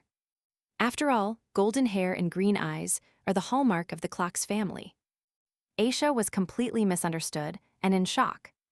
Leon approached her, hugged her and asked how she felt. At that very moment, Aisha smiled and told him she was fine, and that she was just thinking. And that she was probably too worried. But Aisha remembered what Leon told her, that if Yarendi magic is similar to hoodoo magic, if the owner does not allow it, then she will not be able to use it. Eric loudly addressed His Highness. He asked them to go outside, as the hour was approaching. Upon leaving the temple, Aisha asked what was happening. Leon warned Aisha that winter night would soon arrive, and it was time for them to leave. The nights here are not like theirs. Here they are very dangerous. Eric added that there is no specific time here, and that night can come at any moment. Lena was lost and asked to tell her more details about this. Since the winter continent was sealed, the air here is full of magic. The territory of the continent is huge. And the magic here is extremely unstable. At night, everything begins to move and dangerous phenomena occur, said the knight. Approaching the wolf, Leon told Aishin that it was time for them to leave. They sat on the wolves. And they took them to the shelter. But Aishana kept looking around, looking at the Yarendi temple, which was moving farther and farther away from her. When they arrived at the resting place, it was already getting dark, and the night was about to begin. It started snowing, and a blizzard began. Upon entering, it was warm, the food smelled delicious. Lena was surprised and asked the other knights who prepared everything. Sitting at the table, Joseph began to tell Lena that this room was controlled by a special magic, and began to eat. But another knight, sitting at the table, added that at midnight everything that was here would be restored, and began to eat. Lena was about to run to tell the lady everything, but Eric stopped her and told her that His Highness would tell the lady everything. But Lena did not want to stop. Eric stopped her, explaining that they were newlyweds. She didn't understand. Sitting at the table, Aisha was surprised that everything had been created by magic, and asked if it was really possible to eat it. Leon, smiling, replied that of course it was possible. They always stop here, and that she should not worry. Aisha confessed to Leon that she was very hungry, and began to eat in silence.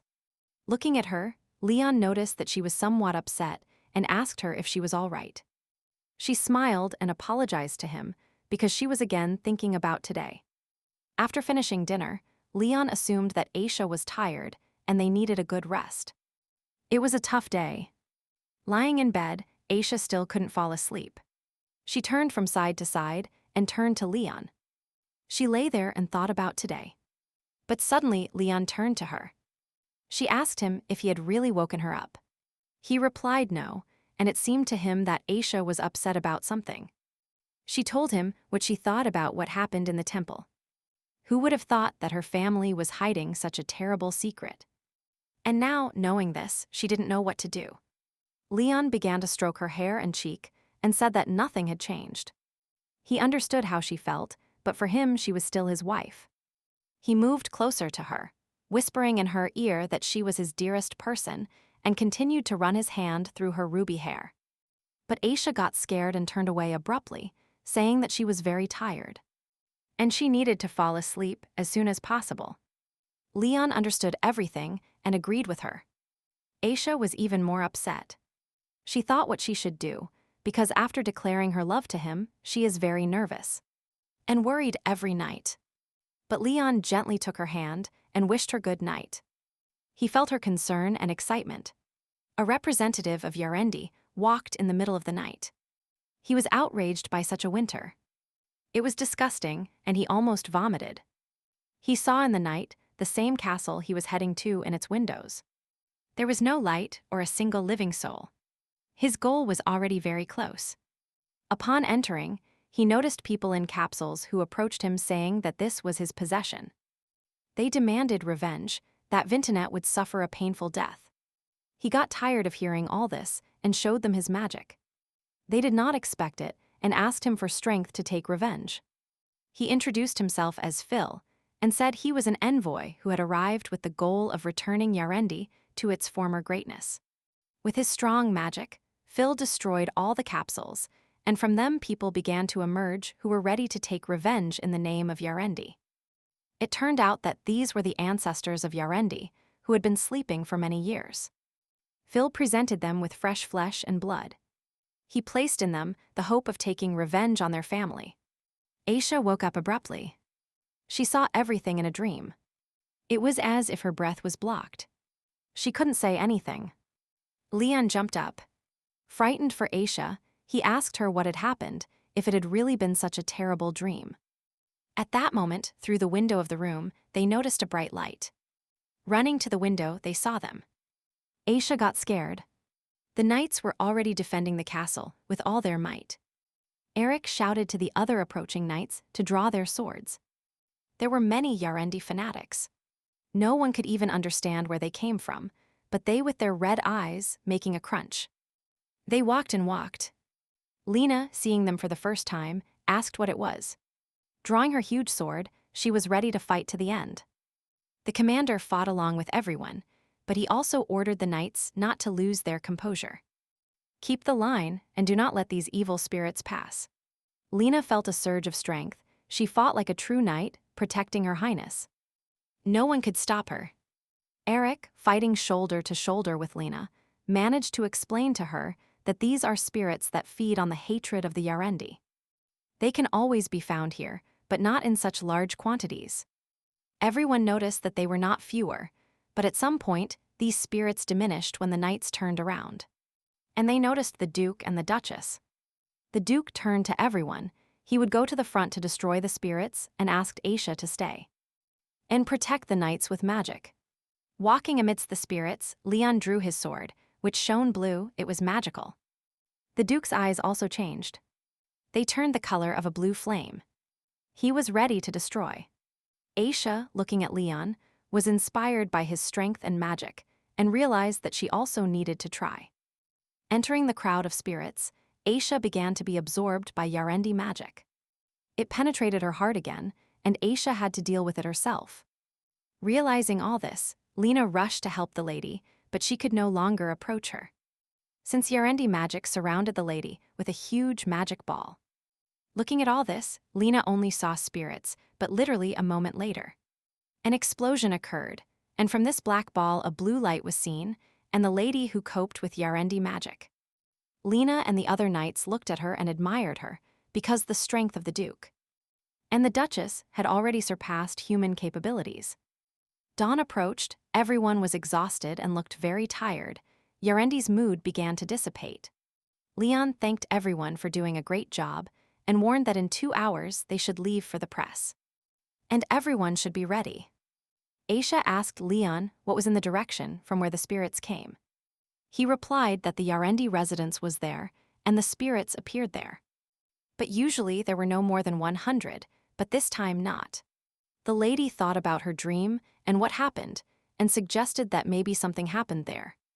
Or it was because of the new owner of Yarendi. Leon was also confused. He agreed with Ishana's, but due to the seal, the capabilities of the owner of Yarendi are very limited, and has no reason to come to the winter continent. Once reunited they left, Aisha turned to Leona with a question about where winter is sealed. He replied that on top of the mountain, there is a door behind which winter hides. Approaching the mountain closer and closer, Aisha noticed that it was getting colder. This is because winter is approaching, and apparently its seal has completely weakened. Leon told Aisha. The Duke appealed to his knights to concentrate voodoo magic throughout their body. Otherwise, winter could damage their minds. They approached a huge door, but there was a gap in the door. This was because the seal had weakened. Leon told everyone that a real winter awaits them on the other side of the door. They must go through the door to cut off winter with the help of voodoo magic. But someone must keep the door open while they are there. He looked at Aisha and said that in this matter he trusted only her. She agreed and was ready. The Duke also left the subcommander here. He nodded his head and was also ready for his mission. The Duke also left Eric at the door to help the Duchess maintain the magic. And the door remained open. The Duchess approached the Duke, taking him by the shoulder. He placed his hand on hers and felt that she was worried. He looked her in the eyes and asked her to wait. Then he would soon return safely and leave. While the Duke and his knights were trying to cut off winter, Phil rejoiced at his wonderful dinner, which of course did not satisfy him. But he was glad that the next target showed a lot of hope, and his next target was Uvalier. Upon entering the door, it was very cold and snowing. The knights could barely stand. Noticing Lin's huge magic ball. This is winter. The Duke explained to him that the black core is the heart of winter, and when it fills the whole sphere, the seal will disappear. The purpose of the winter expedition is to constantly destroy the heart of winter. The Duke asked the knights to clear the way for him, as he would take care of the most important thing, the heart of winter. And outside, Aisha, along with Eric and the sub-commander, kept the door open with her magic. But the lady was worried that a lot of time had already passed. The sub-commander tried to calm the lady so she wouldn't worry, because His Highness is stronger than any person. At some point, the mistress felt that the magic began to behave more calmly. Eric agreed with her. This is a sign that they have already completed the task. Eric turned out to be right. The Duke came out of the door with his knights. He spoke very seriously, and the knights walked with their heads held high.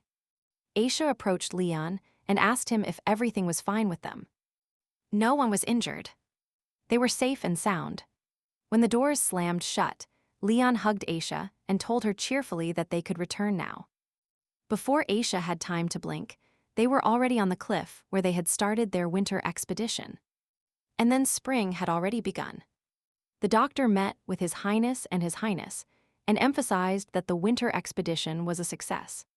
The Duke said that we could celebrate the arrival of spring, and all the knights began to rejoice like small children. The lady noticed a sprout that could grow on the stones. She approached and sat beside it. Leon came after her sitting next to her. He told Aisha that this was the Vintidai flower, and that together they brought spring to their region. Getting up, the Duke addressed everyone who participated in the winter expedition with the words that the expedition was a success. He thanked everyone for their help so that on the way they could enjoy spring, because that is their merit, and he added that Vintinet sponsors the shopping center. When they returned home, everyone was already greeting them and happy to see them. It was already real spring at home. It was warm and the sun was shining. Aisha immediately went to take a hot bath. She wanted to relax and rest a little. But the lady was worried about Lena. She must have been tired and asked her to go rest, but Lena asked to be given the opportunity to help her. Ira brought essential oils to the bathroom and asked the lady what kind of essential oil she wanted. The lady chose bluebell oil. Ira happily said that she would now prepare everything and bring it. Aisha relaxed and remembered the moments when she first arrived here, how she got out of the carriage, and met Leon, who greeted her and didn't even suspect that they would fall in love. And of course, she remembered when Leon confessed his love to her, because that moment will remain forever in her memory. Upon leaving the bathroom, the lady asked Ira if she remembered the wedding nightgown, and asked her to bring it to her. Aisha wanted to wear it today. Upon arriving in the room, Leon was already waiting for her there, worried about her, and interested in how she felt. Aisha clung to Leon and told him that a hot bath is the best medicine. He hugged her with a smile and relief and pressed her against him. But then she told him that his words of not expecting love were the biggest lie of his whole life. He laughed and agreed with her. With a blush on her cheeks, she confessed to him that she didn't understand love before and didn't know it could be so beautiful. She, again embarrassed, pressed herself tightly against him and without looking him in the eyes. She asked him if he remembered that nightgown. She didn't even have time to answer anything when Aisha, looking him in the eyes, said that she would like to return to that first night with this feeling of love. Leon did not expect to hear this. His heart beat with joy so much that Aisha could hear it. He lifted her and took her to bed. He stroked her hair, kissed her rosy cheeks, her lips that he was ready to kiss for eternity, her delicate and refined neck. He repeated to her that he loved her and that he was ready to tell her for the rest of his life. And he continued to kiss her sweet lips. And that's how their wedding night happened. It was already summer in Amalissa. Everyone was busy with their own affairs. The knights enjoyed this time and relaxed. Aishanas, sitting in her office, received a letter from the Duke, in which he writes that before she knew it. Summer had arrived in Amalissa, and if she could invite her for a walk at such a wonderful time. After all, your warm smile and cheerful laughter will forever be in his heart. He will wait for her by the river because he wants to enjoy this summer with her. Aisha immediately began writing a reply letter in which she accepted the meeting, and asked Lena to deliver this letter to His Highness as soon as possible. Ira approached the lady with a stack of documents and told her that she had prepared data on the character and the hobbies of imperial people. Aisha began to review these documents and praised Ira. She had done a very good job and also asked when the imperial family would arrive. Ira replied that in a month. The lady, flipping through the documents, told herself that every summer the members of the imperial family of Amelissa come to their region to rest in pleasant weather. Aisha admitted that they have already prepared everything, but she is still very worried about how everything will turn out. But she remembered that Leon was waiting for her by the river and went to meet him. It was a very beautiful and romantic place. The lady could not stop admiring the landscapes of this place. She didn't even know that such a beautiful and wonderful place existed in their domains. Leon told her that when he was a child, he used to walk here a lot with his mother, and this year he decided to enjoy this beautiful place with her. Aisha thanked him for the invitation to such a pleasant date. She really likes being here, and besides there is such a pleasant and warm breeze. When they tried the sandwiches, Aisha confirmed that they were very tasty and that Robert was truly an exceptional cook. She noticed a crumb on his cheek and began to remove it, saying that Robert's fame had spread throughout the empire. Even the emperor himself wanted to hire him. She thanked Leon for his concern, but felt embarrassed and worried, because they rarely can be alone together. Leon suggested that Aisha take a walk around the lake, as there is a small village nearby. And they can take a boat there, but first they must order it prepared. Aishana's thought that, after all, with the arrival of the imperial family, this could be added to the program. Only it was necessary to clarify how many boats they had and organize places for recreation. Leon watched her as she thought about something, but at that moment Aisha was so sweet and unprotected. A couple of minutes later, he apologized and explained why he was thinking about what he had to do before the emperor's visit, and that he had been developing a program of events for several days. But it turned out that Leon hoped they wouldn't come. Aisha asked fearfully why, if something had really happened between them. But everything turned out simple. He began to caress her cheek and tell her that they would be disturbed and that he wanted to spend this time only with her. Admiring the clouds crossing the sky, Aisha asked Leon what he usually did when the imperial family arrived. Hugging her, he replied that, to be honest, she should not bother or worry about it.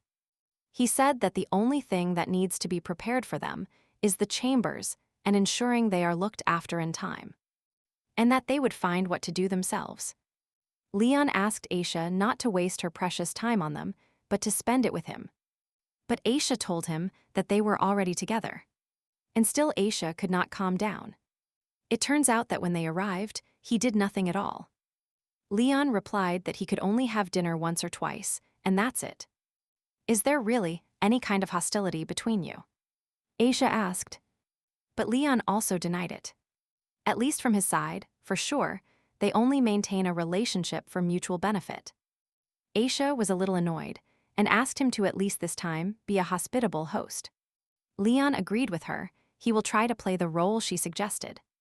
And he will prepare everything Aisha says for the arrival of the imperial family. She asked him to simply trust her, and he was willing to do whatever she asked him. Aisha kissed Leon. She was very happy that he agreed with her and was willing to fulfill any of her requests. Night came. There was a ball in the palace of Emperor Amales, where many people gathered. The girls asked Cecilia, "Is it true that you visited Wintonet this winter?" She confirmed it and added that Layla and Louis were with her, and they had a very good time. And many memories remained. But everyone was interested in who the Duchess was. If she would attend such a ball, everyone was interested only in her. Cecilia said that Lady Aisha is now enjoying a happy marriage, but Layla, as always, cannot contain her emotions, and added that the Duke loves Aisha very much. The girls got excited, because it turned out that the rumors were true and they could not believe what they heard. They continued to ask if the cold and inaccessible Duke had really changed so much. Louis appeared behind the girls, who called Layla and Cecilia. As Louis understood, everyone is very interested and curious about Aisha. But Wintonet is not the type of person who will appear in secular society. But Louis was very tense. She turned to Layla and Cecilia, and she also discovered something strange. Before she could finish speaking, the emperor himself entered and everyone began to greet him and to bow. But he was not alone, and Cecilia was trembling all over her body. She asked Louis what Lucia Balans was doing here. The emperor approached the girls, who bowed and greeted Mr. Valdemary. Lucia Balans greeted each girl personally, and the emperor added that it had been a long time since they had seen each other. Cecilia asked Lucia Balans how her studies abroad were going, to which she replied that she had already finished, and that she would return to those wonderful days. She also apologized for not arriving earlier, explaining that she missed Baldy very much. And that's why they would go on vacation together. Louis seemed to be in some kind of space, and decided to ask again about the rest. To which Lucia Balans replied with a smile that Louis had heard everything correctly, and that they were going to Vinton together on vacation. Imperial Palace, Anastasia, the emperor's daughter and her son Ryandel were sitting in the living room, having a pleasant conversation between them. But their conversation was interrupted by Valdemar and his fiancée, Lucia Balans, who wished everyone a good morning. Anastasia was very happy and could not believe what she saw that Anastasia had returned. So she asked if it was true. Lucia turned to Ryandale and told him that she was very happy to see him. She regretted not having met yesterday. But Ryandale admitted to the lady that he hadn't felt well yesterday and asked her how the social reception went, and if they had a good time. Sitting down for a cup of tea, Lucia told everyone that Baldy missed her more every day, and that she had no other choice, so everyone was very surprised and moved when they found out that she had returned because of Baldy. Stroking her long and luxurious hair, Baldy looked at her as if she were the most precious stone, and said that he was very happy that his girlfriend had returned. Anastasia asked him if studying abroad was difficult, or if she was sad about being alone without her older brother. But Lucia replied that she missed everyone very much. Ryandale was annoyed because it was hotter in the capital, and he wondered when they would go to Vintonet. My sister was very worried about him and wanted to go as early as possible. Otherwise, my brother would get completely sick. Anastasia also said that she herself could not wait to travel as soon as possible, because throughout the capital rumors were running about how much brother Luca Leon loved his wife. But Valdi warned her not to believe various rumors. But Anastasia could not stop. She told Lucia about the Duchess, that she was a very nice person. It was the first time she saw someone red-haired, and she thought Lucia would be surprised to see the Duchess. Lucia, looking at her hair, asked Anastasia about red hair, but Ryandale interrupted them, warning them not to have high hopes for this trip, and that Luculin would never fall in love with such a person. Anastasia warned her brother that they would look again, because none of those present knew the Duchess. But then she remembered that Ryandale studied at Louballier University and was supposed to see her. Ryandale added that he even spoke with her. Anastasia was intrigued and asked him to tell her about the Duchess, how she is as a person. Ryandale immediately had the same memory before his eyes and said that the Duchess did not make a good impression on him. He also assumed that everyone in Louballier had the same opinion. Lucia was very interested in what the Duchess did, because the wife of the great Duke must be an outstanding woman. And Ryandale continued to say that at that time everyone called her the devil and her sister. Lillier Clocks, on the contrary, was loved and revered by everyone. Aishanaz rejected her sister. She was cold and insensitive to her, and did not even inform her about any family matters. Lucia thought about it because she heard that the Duchess was very beautiful. But Ryandale refuted her words, saying that it was all fiction, and praised that Lady Balance was much more beautiful. Valdemary was already nervous and was telling everyone that it was enough to argue that they were going to relax and not make friends with the Duchess. But Lucia had already reviewed all the information that she broke off the engagement and immediately married the Northern Beast. You can immediately understand what kind of person she is. And in her head were already thoughts about how poor Luca Leon is, how much he misses her, and the fact that soon he will see her face full of despair. Leon and Aisha, sitting in the garden, were reviewing important documents along with letters. But at some point, a gardener approached them.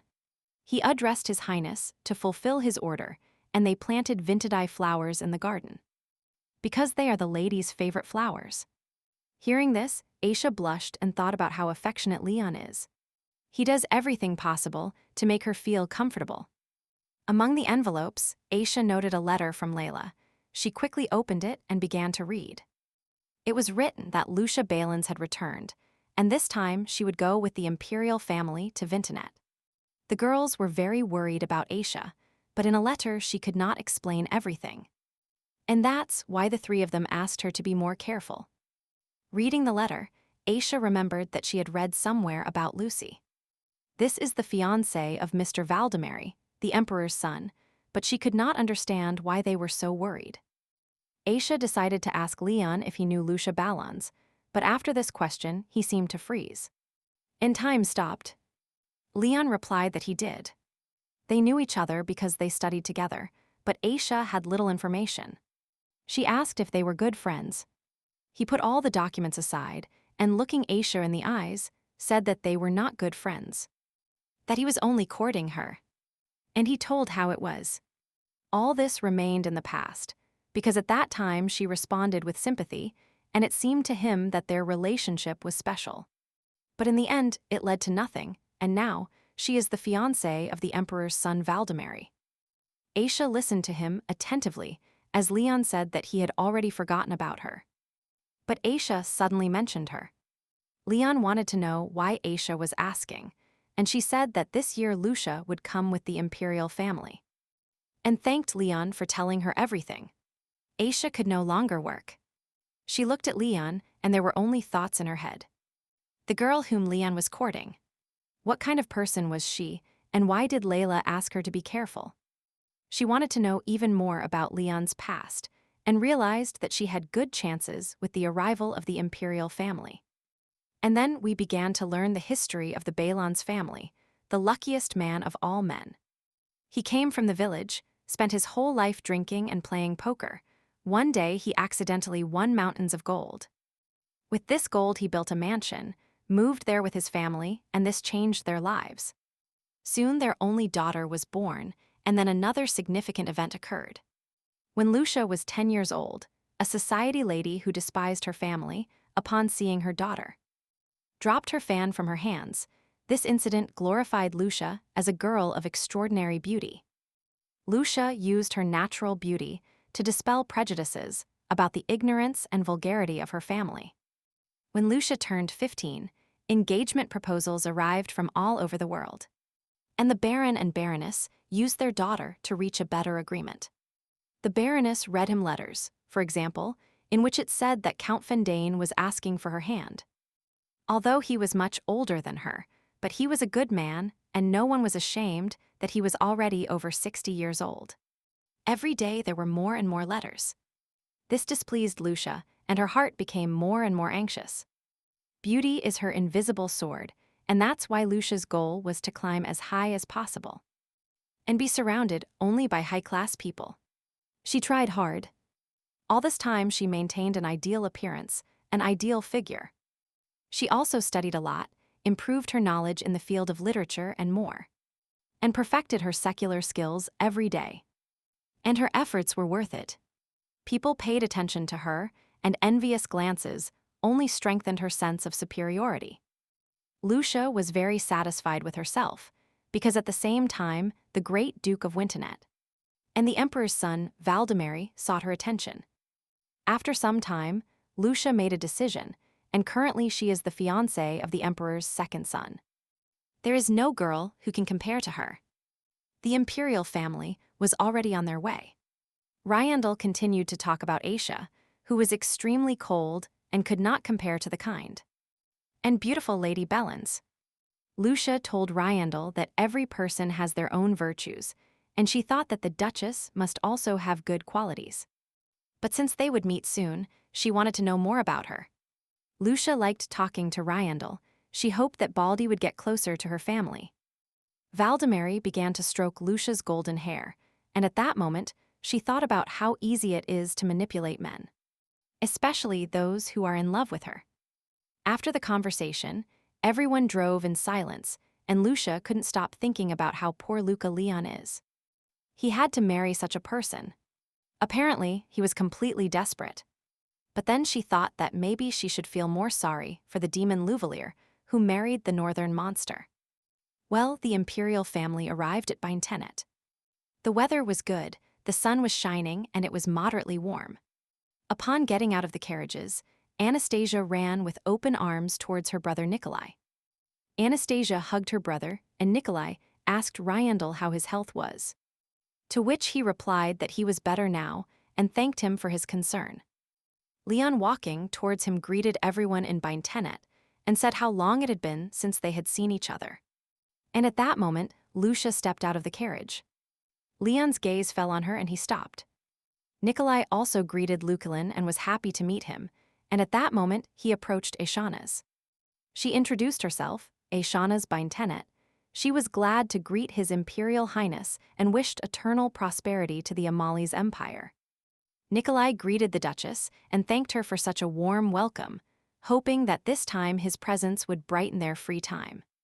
Anastasia already approached Aisha and began to talk about how she loves beautiful people. That's why she liked Aishana, if Anastasia wants to be her friend. Brother Nikolai turned to Anastasia so as not to embarrass the Duchess. But Anastasia replied that she was not embarrassed at all, but she was worried about their friendship. Aisha also joyfully greeted Mr. Valdemary and Mr. Ryandel. Valdemary greeted the Duchess, and Ryandel, taking a deep breath, said how long it had been since they had seen Lady Wintonet. Lucia Ballons bowed and also greeted the Dukes of Wintonet. Aishanas replied that she was also delighted to welcome her. Aishanas assumed that everyone was tired from the journey and invited them inside so they could rest. Walking down the hall, Lucia observed Leon and Aishanas, but Valdemary noticed that something was wrong with her. And he asked, but Lucia told him that she was just a little tired. At some point, Leon turned his head and looked at Lucia, and she noticed it. And immediately, the thought crossed her mind that everything was as she thought. He was just pretending, and she shouldn't try so hard, as he was still under her power. Sitting in her room, Lucia was preparing for dinner. Nita, the owner's assistant, while combing her hair, noticed that the roots had grown, and they needed to be dyed. The owner asked her to help her with this. Nita went to prepare everything she needed, and Lucia, looking in the mirror, told herself that the Duchess was simply lucky to have been born into the Count's family, and that she shouldn't be arrogant. She also asked Nita to give her sunscreen, since that day she needed them. Nita began to tell the lady that from the outside the estate looked gloomy, but inside it was beautiful and cozy. The maids told her that everything here was decorated especially for the lady. Lucia didn't like this and made a comment to Nita about who she was to criticize the Duke's heritage.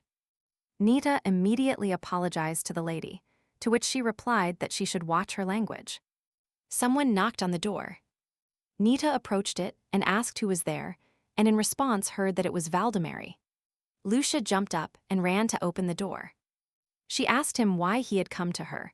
As it turned out, he was worried about the well-being of his beloved fiancée. Looking at him, Lucia thought that this man was 100 times better than that beast, because he was not only the heir to the emperor, but also a kind and sensitive person. In the kitchen, cooking was in full swing. Chef Robert ordered the other cooks, telling them that the vegetables had already been chopped, and it was time to add them to the broth.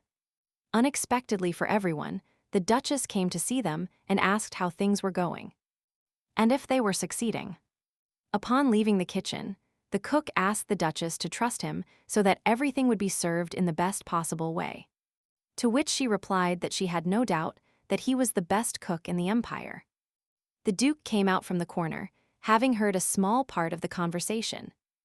Leon added that he was worried if they suddenly wanted to take Robert with them to the capital.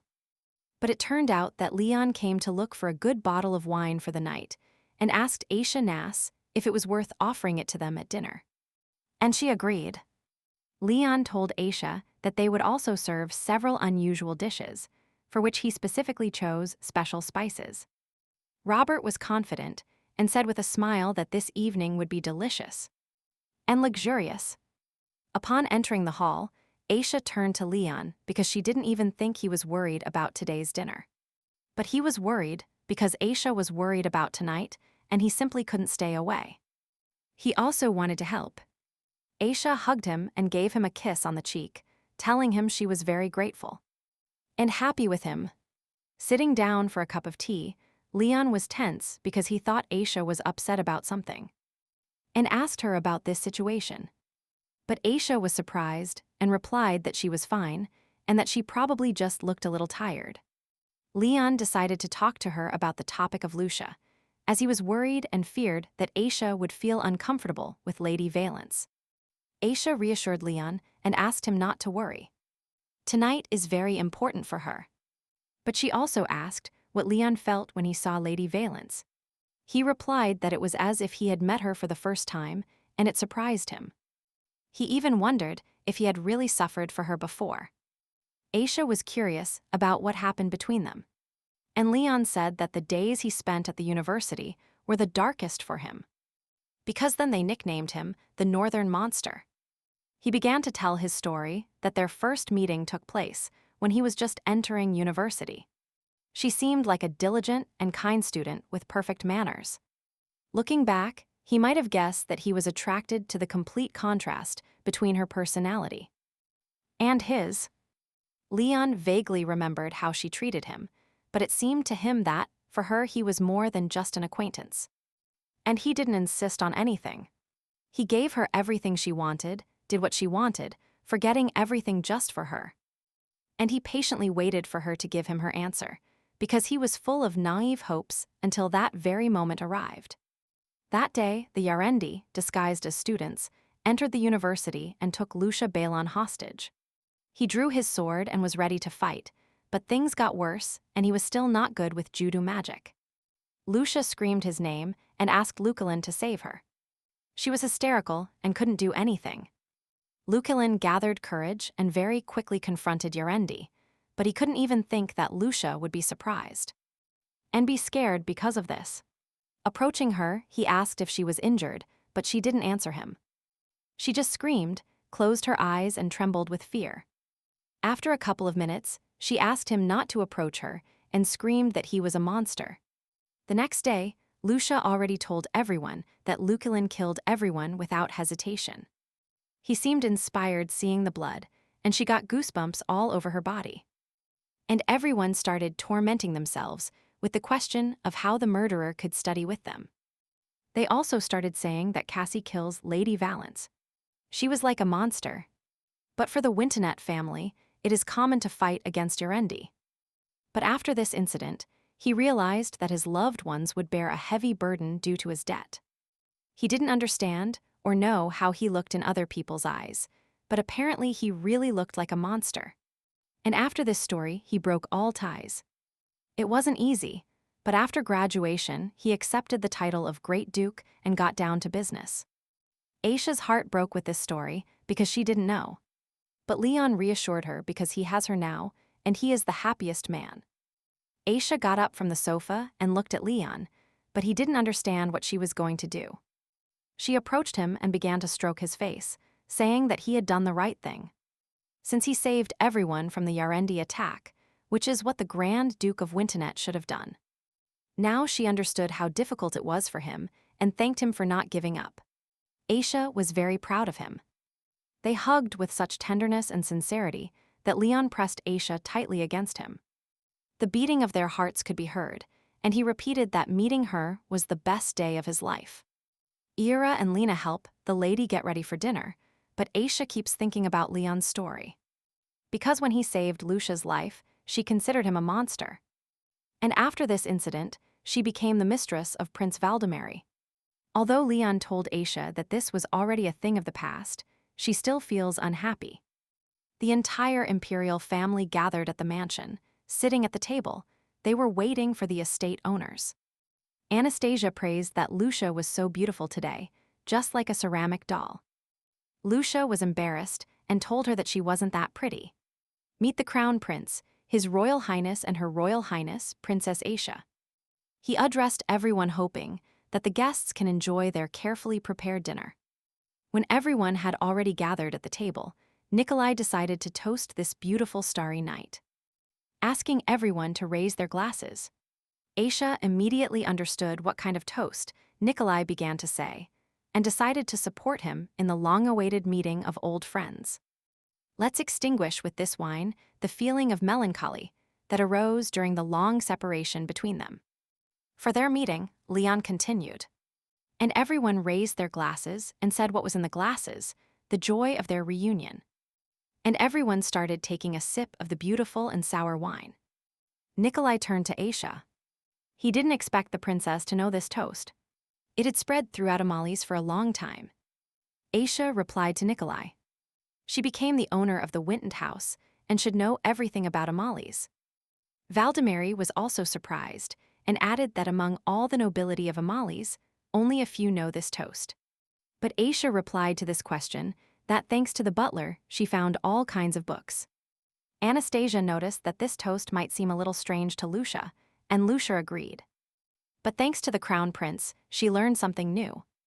Anastasia also asked Aisha who created her precious dress, because today she looks beautiful. The Duchess thanked Her Highness for the compliment and said that the design of this dress was created by Dora Cullen. She prepared dresses especially for today. Her Highness was outraged because she asked to call her Anastasia, but Aisha thought that not everyone would believe in their good friendship. And calling her by name might seem unacceptable. Anastasia also opined that it will not be long before the same design fills the entire capital. And a small number will come out of Dora Cullen's hands. Anastasia asked Lucia, who came up with the design of her dress. She replied that it was not Dora Cullen and that her dress was created by Miss Michelle. Dessert was served on the table. Leon immediately shared it with Aisha. This is her favorite food, although there wasn't much of it. He would like to give it all to her. Lady Anastasia could not stand it and said excitedly that the rumors were true, and that her brother Leon loved the princess, and it was clear that Nikolai was outraged by his sister's behavior. Valdemary addressed Leon. It's not that the rumors arose out of nowhere. People do not speak in vain. The lady turned to Aisha. She noticed that older brother Leon was not so affectionate with anyone and didn't even give his dessert to someone. Everyone embarrassed Leon. Aisha placed her hand on his to somehow calm his excitement and added that since their first meeting Leon was very attentive to her. And at this moment, he is even more attentive than then, and every day of her life is like a dream.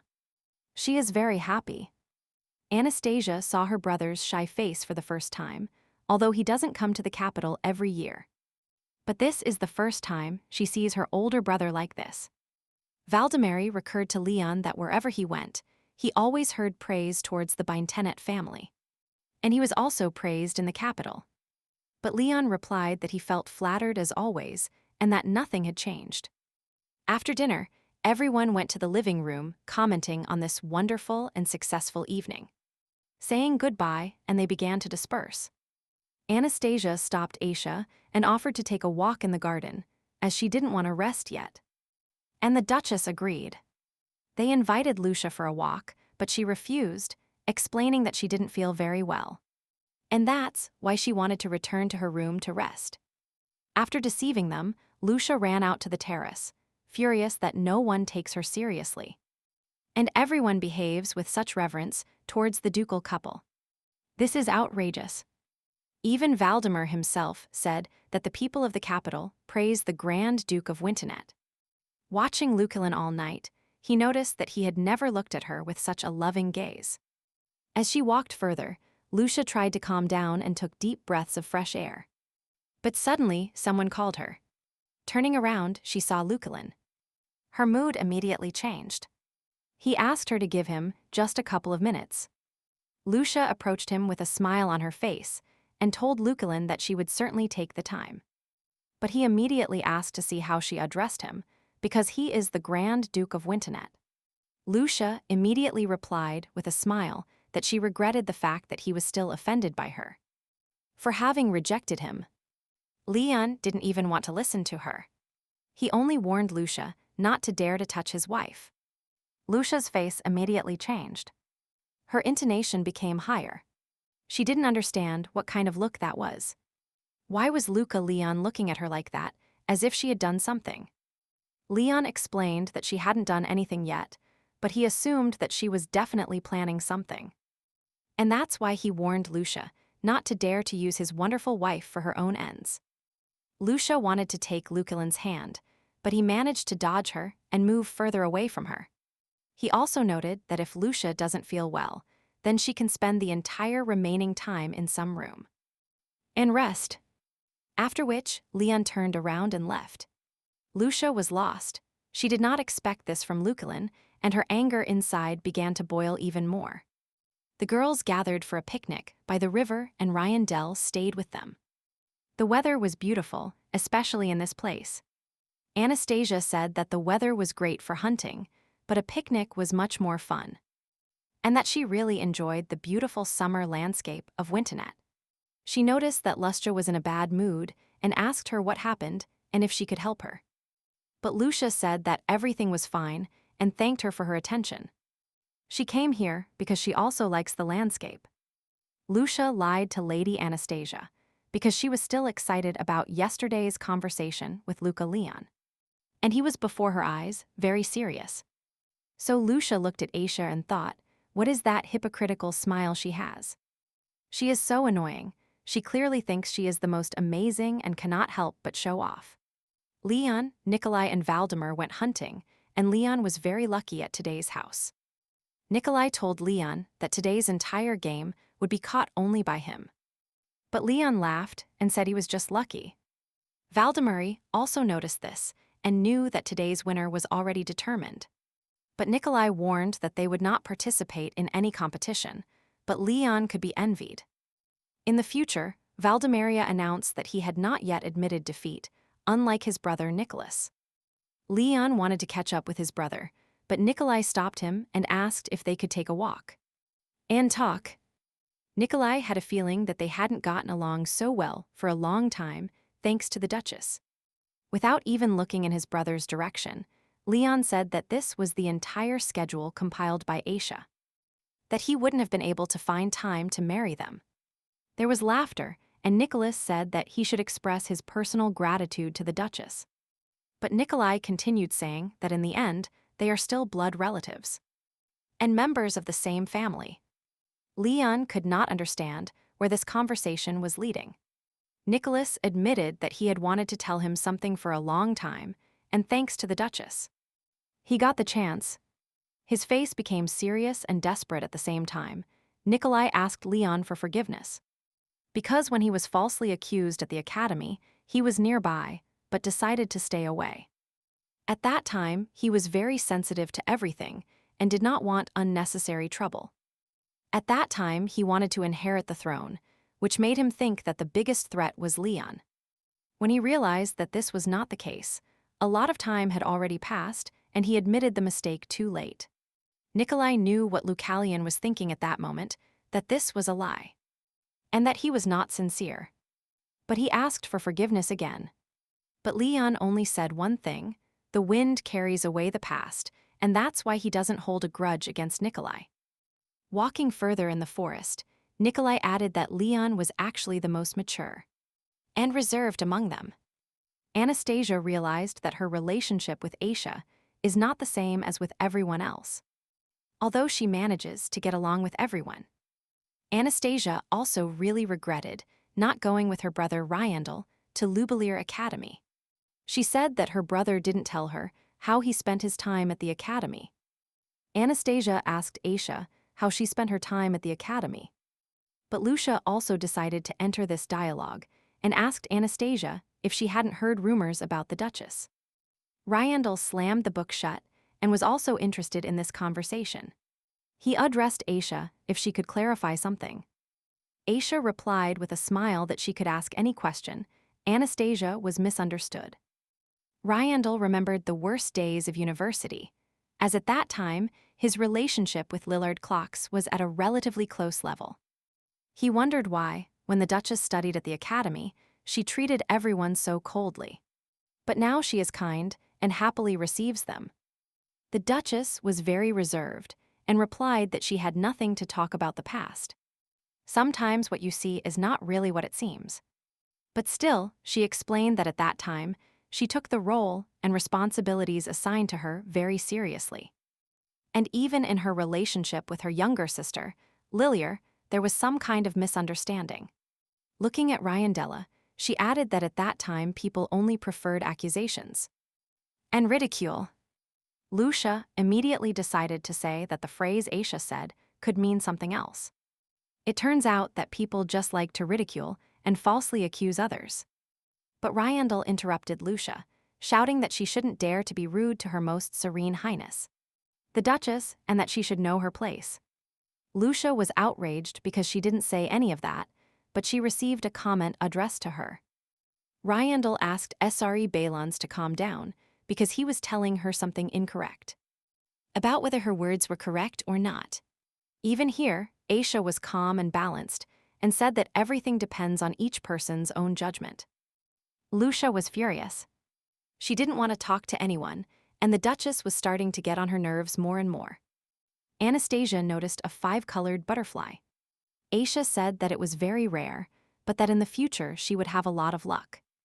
Even from a distance, Anastasia noticed the brothers and ran towards them, asking them how they were spending their time. Nikolai was ready to hug Anastasia and told her that today, for the first time in a long time, he had to taste the taste of defeat. Leon called Aisha. He was in a very good mood and prepared a small gift for her. Aisha approached him and asked how the house was doing. Leon said that today's dinner would be full of different dishes. Leon put a crown on Aisha's head, saying that it was a small gift for her, and that it suited her very well.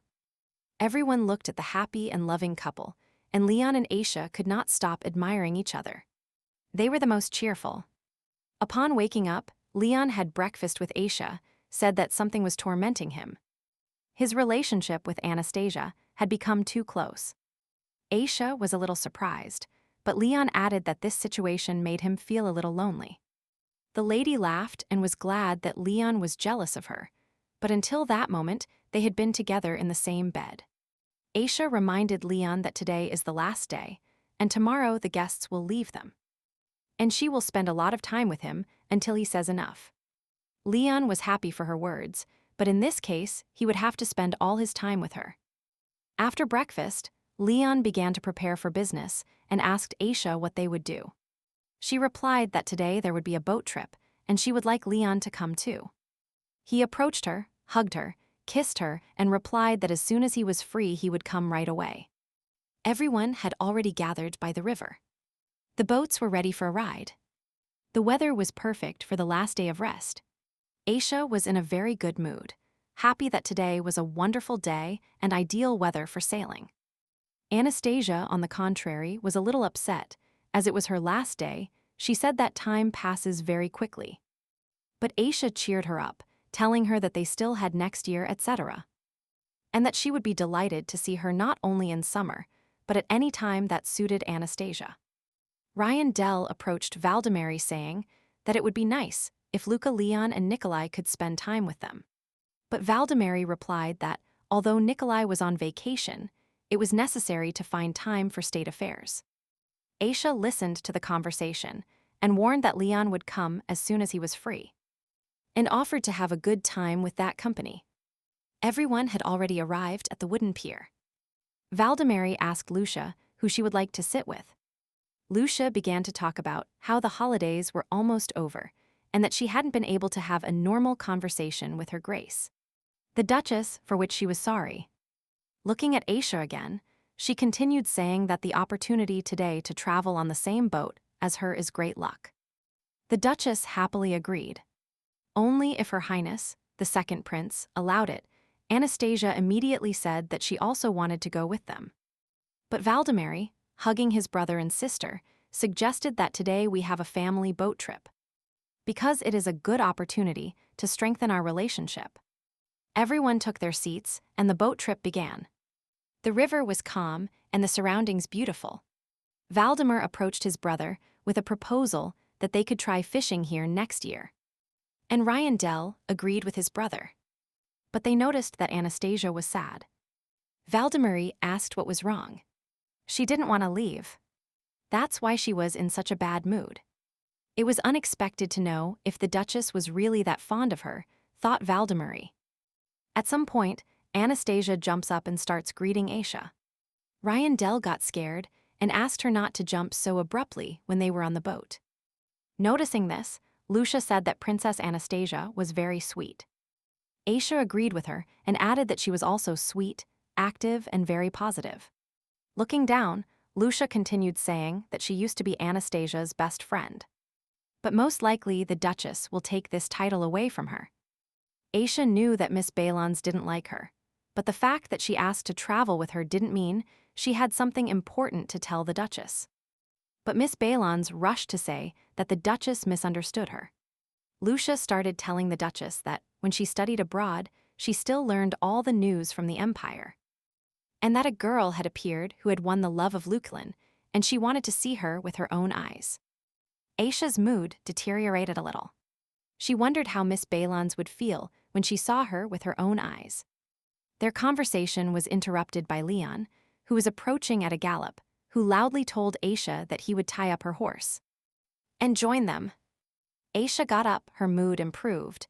She started greeting him and telling him she was waiting for him. But Lucia suddenly grabbed Aisha, telling her that she had a very beautiful bracelet. It was really Duke Luca Leon who gave it to her. The gondolier was surprised by what was happening. Lucia, holding her mistress's hand, approached her face and began to whisper that she felt bad seeing that people of status lower than her made her feel unwell. Her gaze changed. She turned malicious, but Lucia continued saying, "Isn't it a shame without paying any price?" She sat down in the seat of the Grand Ducal family. Aisha became cautious, looked at her, and replied that she should watch her language and actions. She no longer wants to hear such rude words directed at her. Lucia still held the Duchess's hand, and at that moment decided to carry out her evil plan. When she made a cut on the Duchess's hand, Aishana pulled her hand away in fear, and this caused Lucia to stumble and fall out of the boat screaming. Everyone heard screams and could not understand what happened there, but Anastasia noticed that Lucia had fallen into the water. After pulling Lucia out of the water, Valdemary got emotional and asked what the hell happened. And Lucia started explaining that she wanted to see the Duchess's bracelet, but for no reason she threw it overboard. Aisha took her hand where Lucia cut her.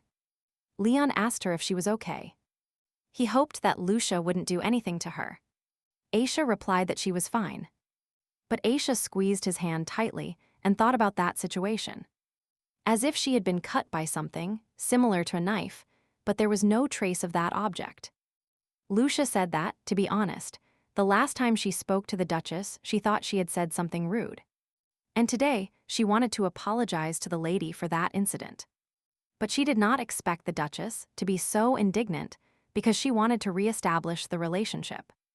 But apparently, the lady hates her so much. Lucia started crying a lot, saying what could she do for the Duchess to forgive her. And then Aisha noticed that Lucia's ring had disappeared and realized that she had pierced her with the ring. It must be that ring with a special mechanism.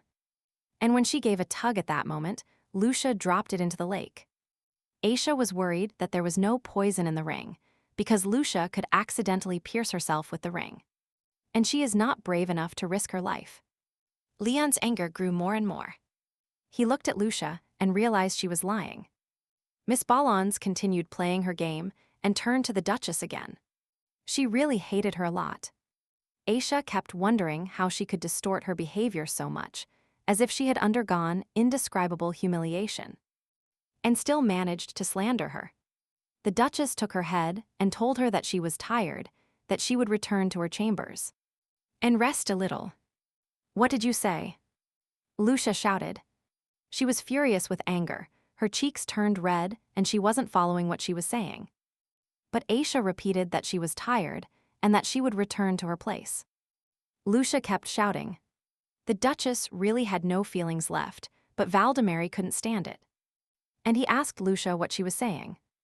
Miss Balons sat on the pier and asked Valdemary to believe her. She did not insult the Duchess, on the contrary. His fiancée fell into disgrace for no reason and was very insulted. She kept insisting, pointing her finger that it was the Duchess who grabbed her arm and deliberately pulled her to make her fall. It is a blatant insult to the guests of honor. Is this the kind of character the Grand Duchess should have? Lucia insisted. Leon got tired of hearing all this. He stood in front of Aisha and began to say that if Miss Balons was testing his patience, then now is the time to stop.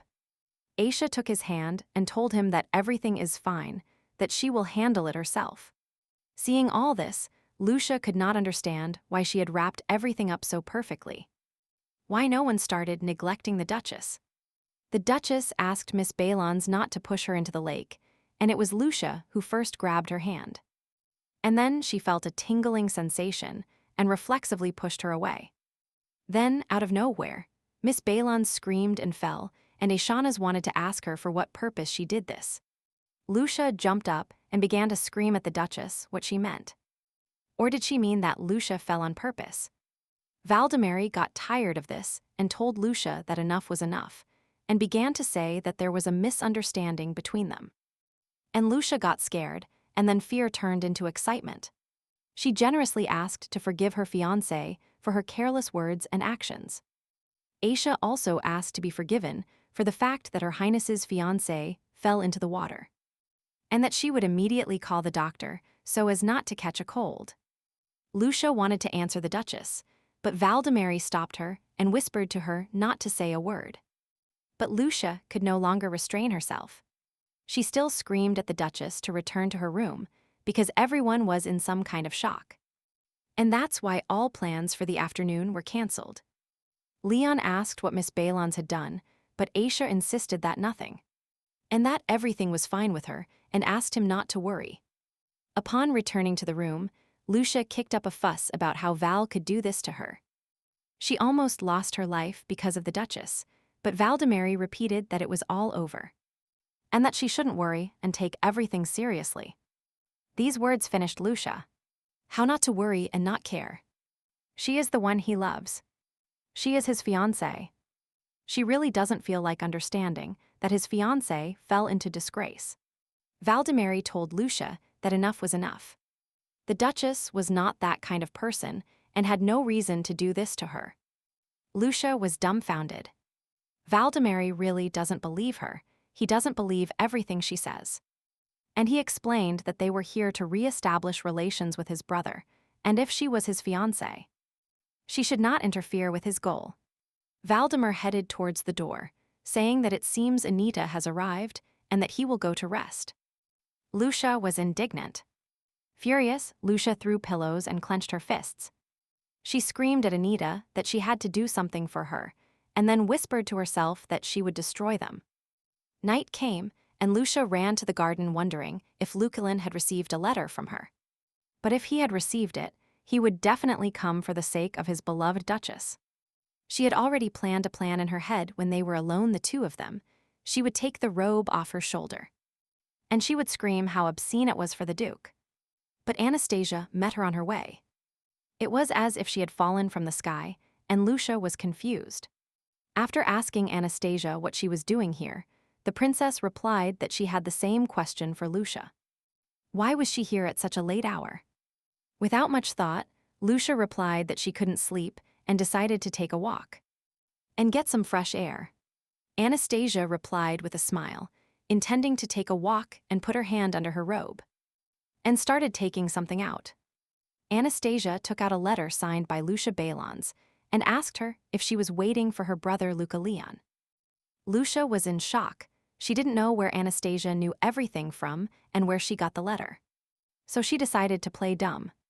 Looking at the letter, Anastasia said that Lucia was smart and read a line from the letter where it was written that she should meet her urgently in person.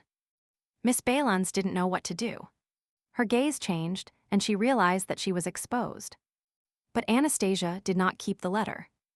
She asked Lucia if she wanted to see something else very interesting. Anastasia took out that same ring, put it on her finger, and approached Lucia. She began to stroke Lucia's face with her hand, which wore a ring, saying that it was her escort who pulled them out from the bottom of the lake. But Lucia began to deny everything and said that it was a misunderstanding. Anastasia laughed out loud and ironically commented that she thought the interlocutor had lost this boat when falling into the lake. Besides, she noticed that today there were too many misunderstandings, more than usual. Lucia stood up and looked at Anastasia, who tore the letter and threw it at her feet with the words that Lucia. By doing this, she didn't even think about the feelings of her loved ones. Miss Balons decided to ask a question. At that moment, she was confused and could not understand if they were no longer friends. Anastasia stroked her face and said that she was her best and most polite doll, and that dolls should look and act like dolls. If she knows her limits and is a good girl, she will be considered her friend. Lucia felt hurt by this and replied to Anastasia if she was talking too much and taking power over herself. But Anastasia continued to raise new arguments about whether Lucia really thought that she and her brother Valdemary knew nothing and did not guess. Did they know from the beginning what they would do to Luculin and Aisha? They kept silent only because Lucia did not cross the assigned line. But today she crossed all boundaries, and this was the last straw for Anastasia and Valdemary. By turning the ring on her finger, Anastasia did not know whether Lucia would admit it or not. But the truth is the truth. Lucia wanted to snatch the ring from her, but Anastasia did not allow it, and Lucia wanted to explain everything to her because they misunderstood everything. Anastasia continued saying that some kind of misunderstanding had arisen between them again, because she was the one who introduced Valdemary to them, if Lucia remembers, of course. But from the beginning, Anastasia wanted to have Lucia with her and observe her. But she doesn't like it when someone she shows condescension to does something arrogant and stubborn. Maybe her brother will soon lose interest in her. But Lucia could not understand how this was possible, because Valdemary is sincere with her and loves her very much. But Anastasia noticed that Lucia was naive and did not understand that if the Duchess could not show indulgence towards her and her action, then no one could guarantee a good ending. Lucia was scared, there was fear in her eyes. Is the Duchess really so outstanding? And she replied to Anastasia that the Duchess is not such a pretty doll for her value. But Anastasia said that Aisha is a noble Duchess, and that Brother Luculin is an important person for Brother Nikolai, who is about to become His Highness. She threw Lucia's ring on the floor and added that if she wants to become a princess, she must try to pay more attention to his words and actions. Walking away, Anastasia continued saying that in the state Lucia is in now, she won't even be able to protect her life, and Brother Valdemary is very scary because of the anger. Lucia fell to the floor. Tears sprang from her eyes. She realized she was in a very difficult situation, and everything she had done before could collapse in a moment, and she would be left with nothing. The day of the guests' departure arrived. The lackeys were already loading the belongings of the imperial family, and everyone went out to the courtyard to say goodbye. Anastasia thanked Aisha for her warm hospitality and that they had a good time. Aisha was also happy about these days. She said that the door of the Vintonet house is always open for her, and Anastasia can come to visit them at any time. Princess Anastasia asked Lucia why she wasn't saying goodbye to the Duchess. Lucia's hands trembled, her heart seemed to stop, and with clenched teeth, she said that she thanked the Duchess for the hospitality and care she showed her, that she would never forget the fun money of the past. Making a deep bow. Presents. Aisha Nuz and Miss Balons said that she was waiting for their next meeting. Valdemary approached Lucia and hugged her. He addressed the ladies that it was time to finish, as he did not like the farewell being delayed. Otherwise, it would sadden him even more. Nikolai shook Luculin's hand and hoped to see him next time at the Amali's palace. Leon, with a joyful heart, wished him a good journey. The Duke and Duchess watched their dear guests depart.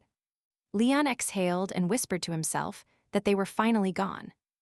Aisha asked him what he had said, but Leon hugged her, pressed her against him, and inhaled the scent of her hair, saying that they were finally gone, and that now he could only take care of his lover. Reunited, they went out to ride horses. A lot of time had passed since their last horseback ride. Leon kept repeating that this was a heavy burden for Aisha, but she explained to him that things like this had happened many times before, and that she had to receive guests, organize events and routes for them. And now she felt happy because she could do something like this. But Leon was still upset about the situation between her and Miss Balons. And he asked Aisha for forgiveness for this. Aisha asked him not to apologize. He should understand that such a thing should not bother him because everything turned out well. And besides, she added that she saw many girls like Miss Balons at the academy and they were more terrible than her. She convinced Leon that a person like Miss Balons certainly could not cause him any harm. Leon looked at Aisha, admired her and envied himself. She had a very strong character and he liked that. It started raining, although there wasn't a single sign that it was about to start, but every minute the rain got heavier. The Duke supposed that it would not stop for a while and said that there was a hut nearby, and suggested waiting there so as not to get completely wet. Riding their horses, they galloped towards the hut. The rain turned into a heavy downpour. But they managed to get completely wet. After changing clothes, Leon prepared tea and called Aisha to warm up with a cup of hot tea. She entered the room. Taking a cup of hot tea, Leon turned to Aisha. Seeing her, he froze. His gaze fell on her, and he didn't want to see anything else. He was about to drown in her eyes. She looked charming and stunning. Her appearance evoked indecent thoughts in him. Aisha said that all her clothes were too big for her and that she had to put on his shirt, which made her feel very comfortable. Leon still couldn't take his eyes off her and said that, unfortunately, there was only his clothing in this hut. And nothing else. They sat down to drink hot tea. Leon asked Aisha to warm up properly because he didn't want her to catch a cold. After drinking tea by the fireplace, Leon decided to please his lover and began to gently massage her shoulders. Aisha said that, when there were guests, she couldn't feel like this, but now that there are only two of them alone, she feels so wonderful with all her heart. She stopped Leon, took his hand, looked him in the eyes and saw the entire universe there, whispering to him that she was happy. Leon said that he was just as happy and that she was so hot that he felt hot just looking at her. He began to savor the taste of happiness. Tonight they wanted to enjoy each other, and that this time should not end. At that moment, knights, commanders of the White and Black Orders and a butler, gathered at the estate. The commander of the White Order managed to breathe a sigh of relief. Because while the guests were visiting, Lewin bothered them with his work. The commander of the Black Order expressed his point of view. If they are hosts for the imperial family, then they must not show the slightest carelessness or oversight. Lewin laughed at them and said it was natural for them to complain in front of a client. Sitting at the table, today they had to determine the winner. The one who gets drunk first will lose. Jose and Aran were sitting at the next table. Jose, looking at the commanders. And at the butler, he said they were still the same as before. Lena, not paying attention to everyone, got up and looked out the window, behind which a heavy downpour was falling. She was thoughtful. The sub-commander approached her and asked why she was standing here alone. Lena replied that Her Most Serene Highness the Duchess and His Most Serene Highness, the Duke, had not returned yet, and they hadn't taken any attendants with them. Lena suddenly became alert and said that maybe they should go and start looking for them right now. But Lewin approached them and reassured Mrs. Bramble. She must understand that for these two, the guards accompanying them are completely useless. Lewin continued saying that they went out for a walk, and it started raining, and he supposed that so as not to get wet they decided to sit in a nearby hut. And besides, they hadn't spent time together for a long time, nothing would happen to them. So Lewin invited Mrs. Brenbell to join him and have a couple of drinks with them. Leon kissed Aisha and told her that it was impossible to resist her charm, that her hair was so soft and delicate, it was so fiery and intoxicating that it disarmed him. After these words, Aisha hugged Leon, as the curves of his body excited her heart. And it was interesting to do anything with him. For them time stopped, they satisfied the hunger accumulated during these days. And they felt good. After a while, Aisha woke up, opened her eyes and began to look for Leon nearby. But he wasn't there. She jumped up and saw clothes. Upon leaving the hut, she saw Leon sitting by the fire and started approaching him. Aisha did not understand why he got up and left silently. Leon noticed her and was glad that she had finally woken up. He called her to sit next to him. Sitting next to him, He covered her with a blanket and gave her a bun heated by the fire. He thought she was hungry. Leon said that this is a bun from the hut storage, and that the food there is stored with the help of magic. And if you heat it up a little over the fire, then it's even fine. Leon also gave her a cup of wine, which he also warmed by the fire. The wine would help them warm up a bit, but he regretted that they would drink red wine at night. Aisha was happy and asked Leon not to regret anything. She said she needed to be happy, because it was unlikely she would ever have the chance to drink warm alcohol outdoors. Leon asked her to spend more time together in the future. But Aisha said that suddenly, there would be rumors that the Duke and his wife were shirking their work. But Leon refuted her words and said that it would be better for the people if their relationship became even closer. And nobody would care. Aisha began to stroke Leon's face, telling him that she had a feeling that today would be one of their most special memories. He looked at her and added that for him, every day after their wedding is special, and he is happy to remember every moment spent with her. But Aisha suddenly remembered her past life, when she worked hard at Louvalier, that everything was done well, regardless of what those around her thought of her, and she was proud of herself and of her work. And although no one recognized her as a good person, she felt that she deserved it. And that was enough for her. And now, recalling all this, she realizes that at that time she was extremely exhausted and alone. She sat down with a sweet smile on her face and said that every day she spends with him allows her to fulfill all the joys of life, and she could not think that she would no longer be alone. And this feeling is the greatest happiness. Leon took her hand, kissed her, and said that in the past he had no idea that in the world there would be a person who would evoke such strong emotions in him. Aisha's eyes lit up, because it turned out that the two of them were the people who had really fallen in love for the first time. And this made her feel happier. She asked him to stay with her forever, so that she would be near at all times in the future. And what he could give her would always belong to her. Her presence next to her is like destruction, which allows her to live for happiness. During their conversation, a star fell and Leon asked what Aisha wished for. But she didn't want to tell him yet. But she decided to tell him her wish. She wished to always be with him and once again confessed her love to him. And that this feeling would last a lifetime. Sitting by the fire under the starry sky, they had a great time. It seemed that at those moments, no one could interfere with them, but somewhere in Louvalier, a carriage arrived from which Phil got out looking around the city. He tried to sense the magic and couldn't wait to meet his stupid prey in person Barriette House. Visiting Louis, the girls gathered for tea discussed that the second prince, Valdemary, was going to officially announce their marriage, and in the imperial family palace, they had already begun to discuss the budget for the wedding ceremony. The girls did not expect that Miss Lucia Balons would finally become a princess. She had been waiting for a long time. One of the guests said that she had seen her recently at a ball, and she looked very sad. The girl tried to talk to her, but Lucia was taciturn. They began to think that Miss Balons did not want to get married. Cecilia suggested that maybe there was some other problem between Lucia and the prince that had nothing to do with her feelings. But one of the girls was worried about the question about Miss Barriette's brother. And she asked where was Mr. Barriette. Louis replied that at that moment he should be in his room, and he asked the girl if she had some business with him. She felt embarrassed and explained that he used to come for tea and that they enjoyed each other's company. But lately, he had stopped visiting her.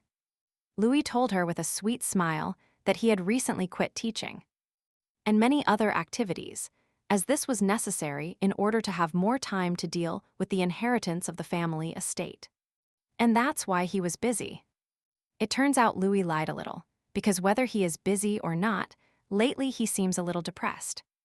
And he says everything is fine with him and that nothing has happened. One of the girls remembered that the Golden Autumn Ball would soon take place. This is the grandest and most magnificent ball of the year. And she regretted that last year, the wedding of the Duke of Wintonet was not held. They began to discuss who prepared what dress and whose designer, and whether any of them would have a dress from the designer Dora Cullen. The girl told them the news that Dora Cullen's atelier had stopped working a month ago. Although it was offensive to everyone, nothing could be done about it. Another girl heard that Dora Cullen chose the wife of the Duke of Wintonet as her muse. And when she prepares a new design, she first visits the Duchess's palace and shows her works first. The girls were jealous of the Duchess, but they understood that this autumn ball was the most important event of the whole year.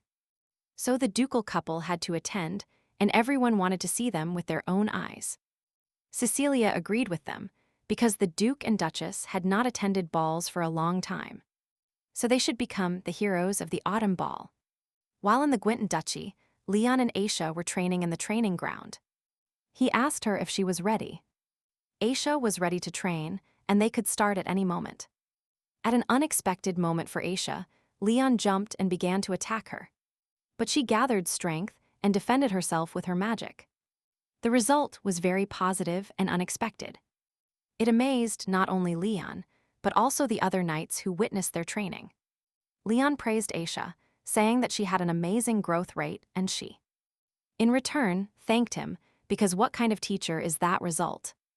Jose laughed and said that if they ever fought, then the imperial government could not stop them. Aaron insisted that this would never happen. The sub-commander also joined the conversation, commenting that according to the law between husband and wife, there simply cannot be fights. Jose laughed even louder, as his words were confirmed. At that moment, the butler's grandson approached them, telling them that it was time for a snack, bringing food with him. But the training was in full swing. They became very interested in it. Aisha began to expend even more energy on magic, and at some point, Yarendi magic appeared.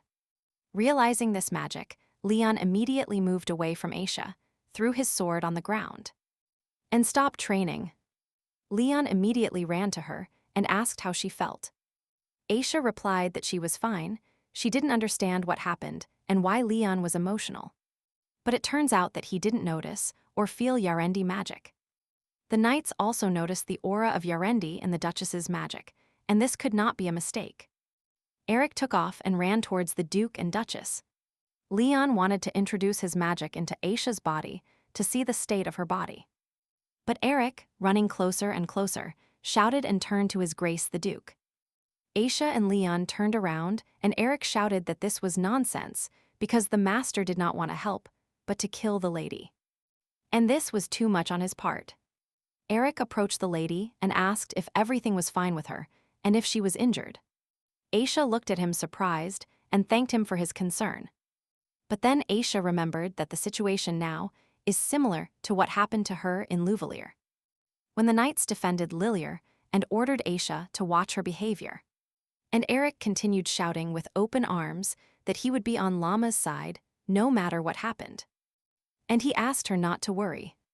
The sub-commander approached Eric from behind and with a professional blow knocked him out, taking him and moving away from the dukes, telling him that he would take him to the doctor to examine him.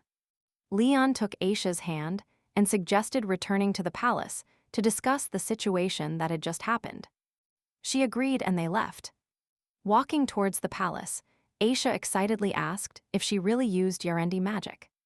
But Leon corrected her by telling her that Aisha did not use it, but accidentally released it, and thus influenced Eric.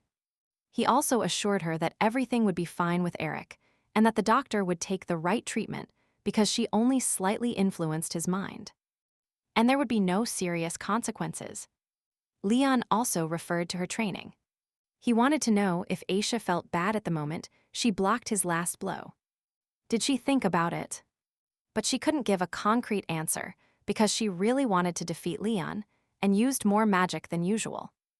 Leon began to assume that due to the fact that Aisha consumed a lot of winter magic in a short period of time, she weakened and therefore Yarendi magic was released.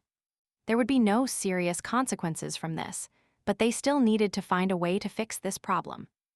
Suddenly, Aisha remembered her winter expedition and asked Leon if he remembered anything from the past that was shown in the golden cup. He nodded his head. Aisha began to tell the story of her family, that her descendants from the Clocks family have blonde hair and green eyes. But nevertheless, in every generation there is always someone with dark red hair like hers. And now, thanks to the memory of the golden cup, Aisha knows that the red color of her hair symbolizes the body through whose veins the magic of Yarendi flows. But this cup also reminded the Duchess of her sister, Lilir, if before she had doubts that could not be confirmed by anything. After today's situation with Eric, Aisha was confident in her conjectures. Leon didn't understand what kind of conjectures she was talking about, and then Aisha decided to tell him the truth that in Louvalier her sister was exalted as a saint. Lilir is a blonde with bright green eyes. Everyone called her a beautiful angel who has and knows how to use healing magic. She has an immeasurable sense of justice. But upon arriving at Wintonet, Aisha realized that the inhabitants of Louvalier react strangely towards Lilir. They are like blind people. No matter what her sister does, most people will support her. Even if she makes the wrong decision, they will think there are good reasons for it.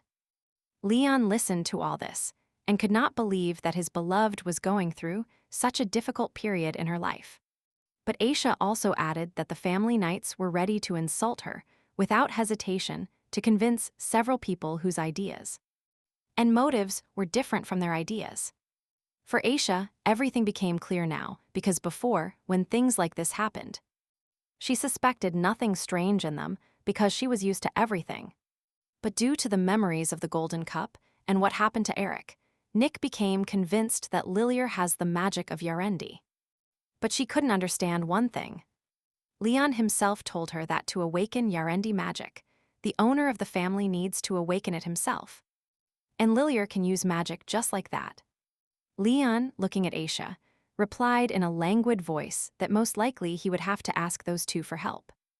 Aisha did not understand who Leon was referring to, and he explained to her that he wanted to ask the former ducal couple for help. Her parents, and that when they arrived at the palace, he would immediately write them a letter to receive an answer as soon as possible. The Duchess thought about it, because since the first day she arrived here, she had never seen them. Since these two were always busy with some important matters, and she was afraid to imagine what it would be like to meet her husband's parents for the first time. Leon took her hand and hugged her, holding her tightly and telling her that his parents would like her, and that he had no doubt about it. But this question did not worry her too much. He was more worried about Aisha's past in Louvalier and wanted to know it as quickly as possible. Meanwhile, at Louvalier Academy, Johannes Klux walked in a very bad mood. Faye approached him and asked why Johannes had such a worried face. And without thinking twice, he told him that he was upset about his sister Lilir.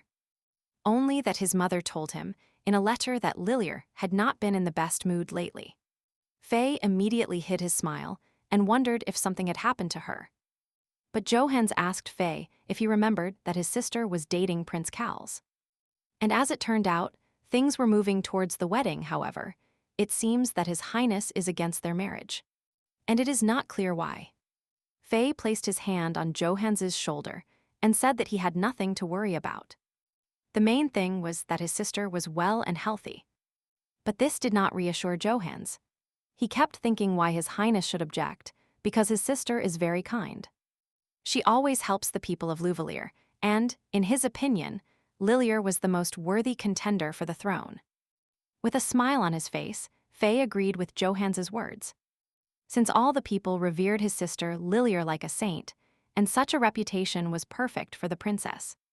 Behind this kind smile lay malice, and Faye's thoughts were that the eldest daughter, Aishana's, has the magic of destruction, and the youngest, Lilir, has the magic of healing. And it turns out that the Klux family is really amazing. Johannes also remembered his older sister, Aishana's, that all people try to stay away from her. And all this is due to her magic of destruction. Faye wondered if Johannes's parents had magic like their sisters. But he replied that his parents and he himself were ordinary people who possessed no magic. Suddenly, Johannes was delighted and announced that he admired his sister Lilir, and that she was simply the best. After all, healing magic was more suitable for a princess than destruction magic. He also told Faye the truth that when he is next to her, Johannes has a feeling of closeness. And that relaxes him, even though not much time has passed since they met.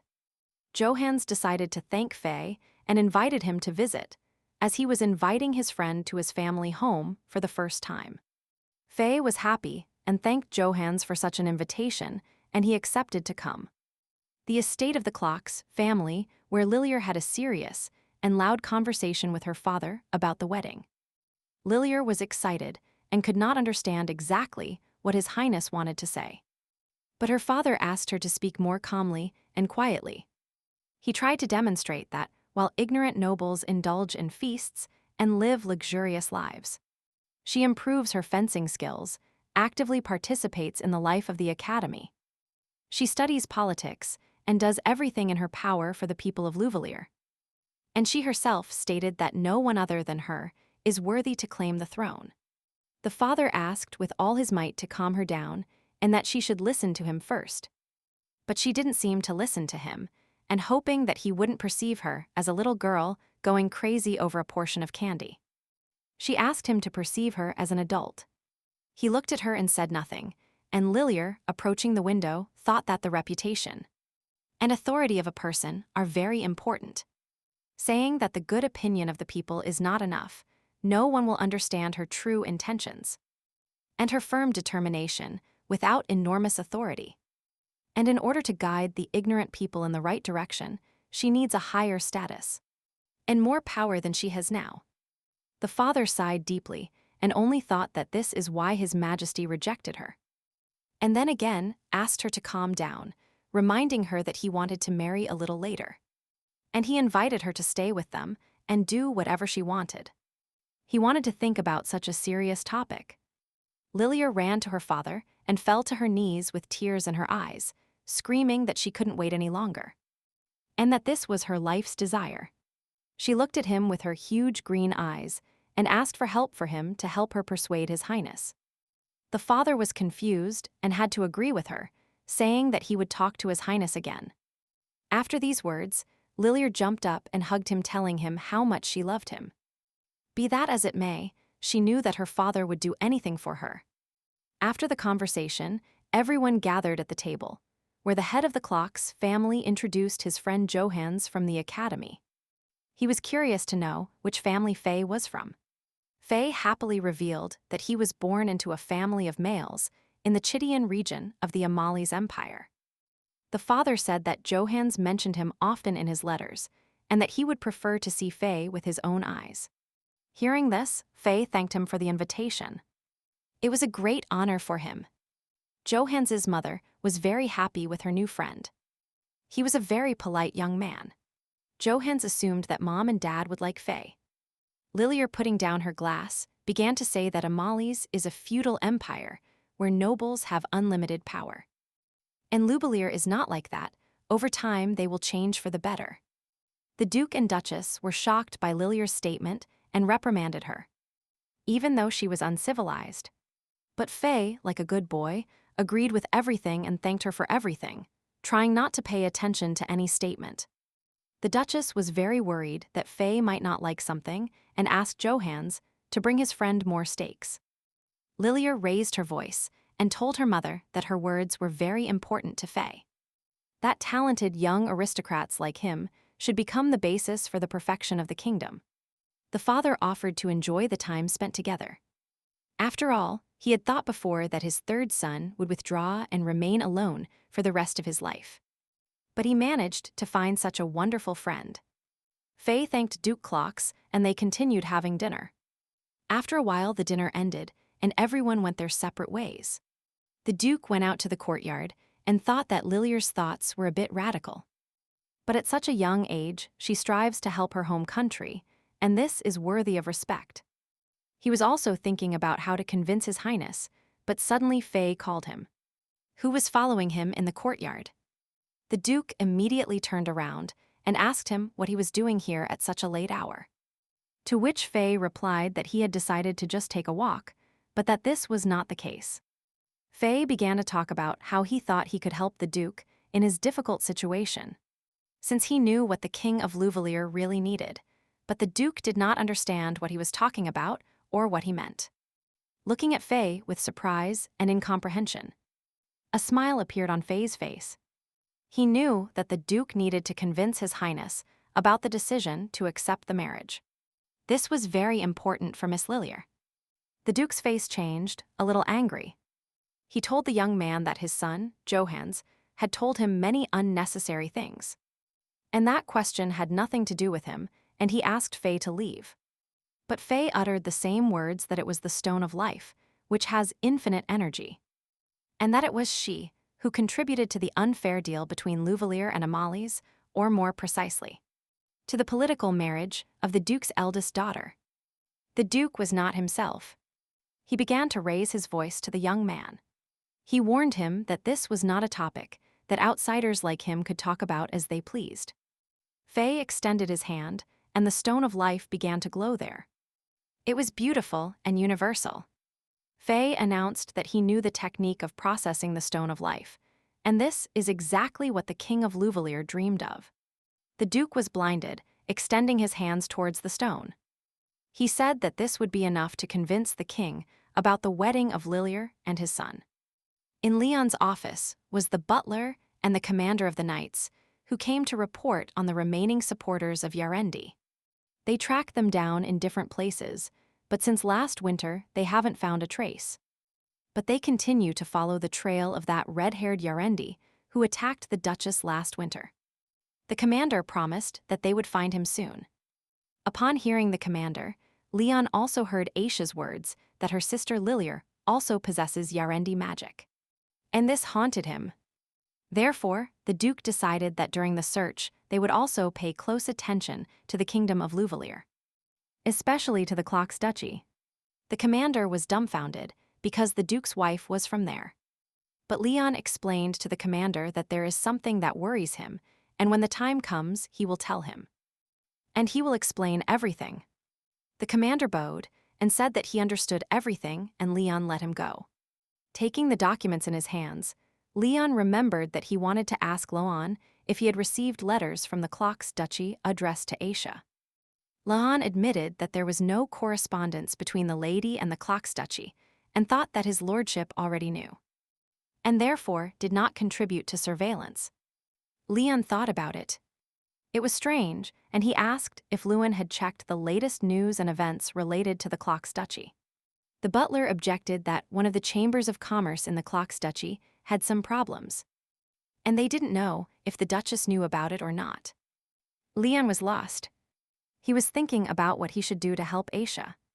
In the garden, Ira told the lady that preparations for the visit to the capital were complete, and that her residence, where she planned to stay temporarily during the Golden Autumn Ball, had been cleaned again, and the fact that the last dress ordered from Dora Cullen will be delivered directly to the capital residence when it is finished. Aisha sat in a kind of stupor. Only after a couple of minutes did she reply to Ira that she understood everything. When she started writing the document, the ink left a huge mark on the paper. Aisha was confused that day. Aileen realized this and suggested that the lady take a short break as she seemed tired. Night came, walking down the hallway. The Duke met Lena and asked her why she was alone and where Aisha was. She bowed and explained to His Excellence that the lady had returned to her room and was resting after completing today's work. He wanted to have dinner with Aisha. He replied to Lena, and she remembered that the mistress asked her to tell the master that today he would have to dine without the mistress. Leon immediately became cautious and asked Lena if everything was all right with the Duchess. If she was sick. Lena reassured the Duke by replying that the lady was fine, only that she ate too much during the snack. The Duke sighed deeply. It was clear that he was very upset. He turned around and started leaving. Lena looked at the Duke and didn't know what to do, but still gathered the courage to call out to her lordship, the Duke. He stopped, turned around and asked Lena what else she wanted. She approached him and told him everything. She began to tell him that the mistress looked depressed all day today, as if all her strength had been taken away, and that she hadn't touched her food at all today. Hearing this, Leon immediately became depressed and went straight to Aisha's room to find out how she felt and what happened to her. Meanwhile, Aisha, lying in bed, looked at the ceiling and thought about why she, recalling her childhood.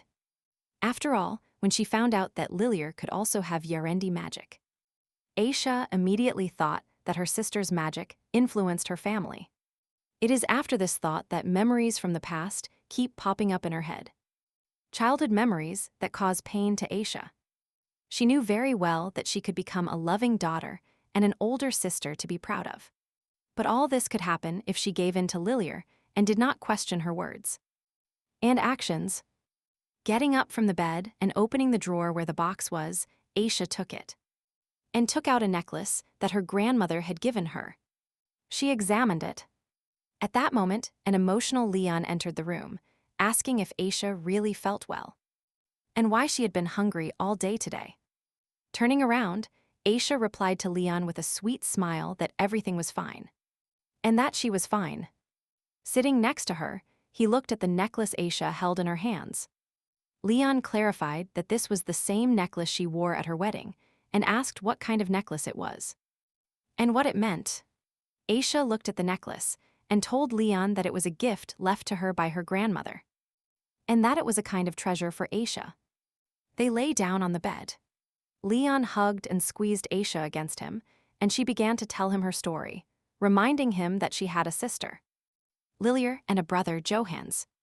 And when Lilir was born, she was fragile and susceptible to illnesses from birth.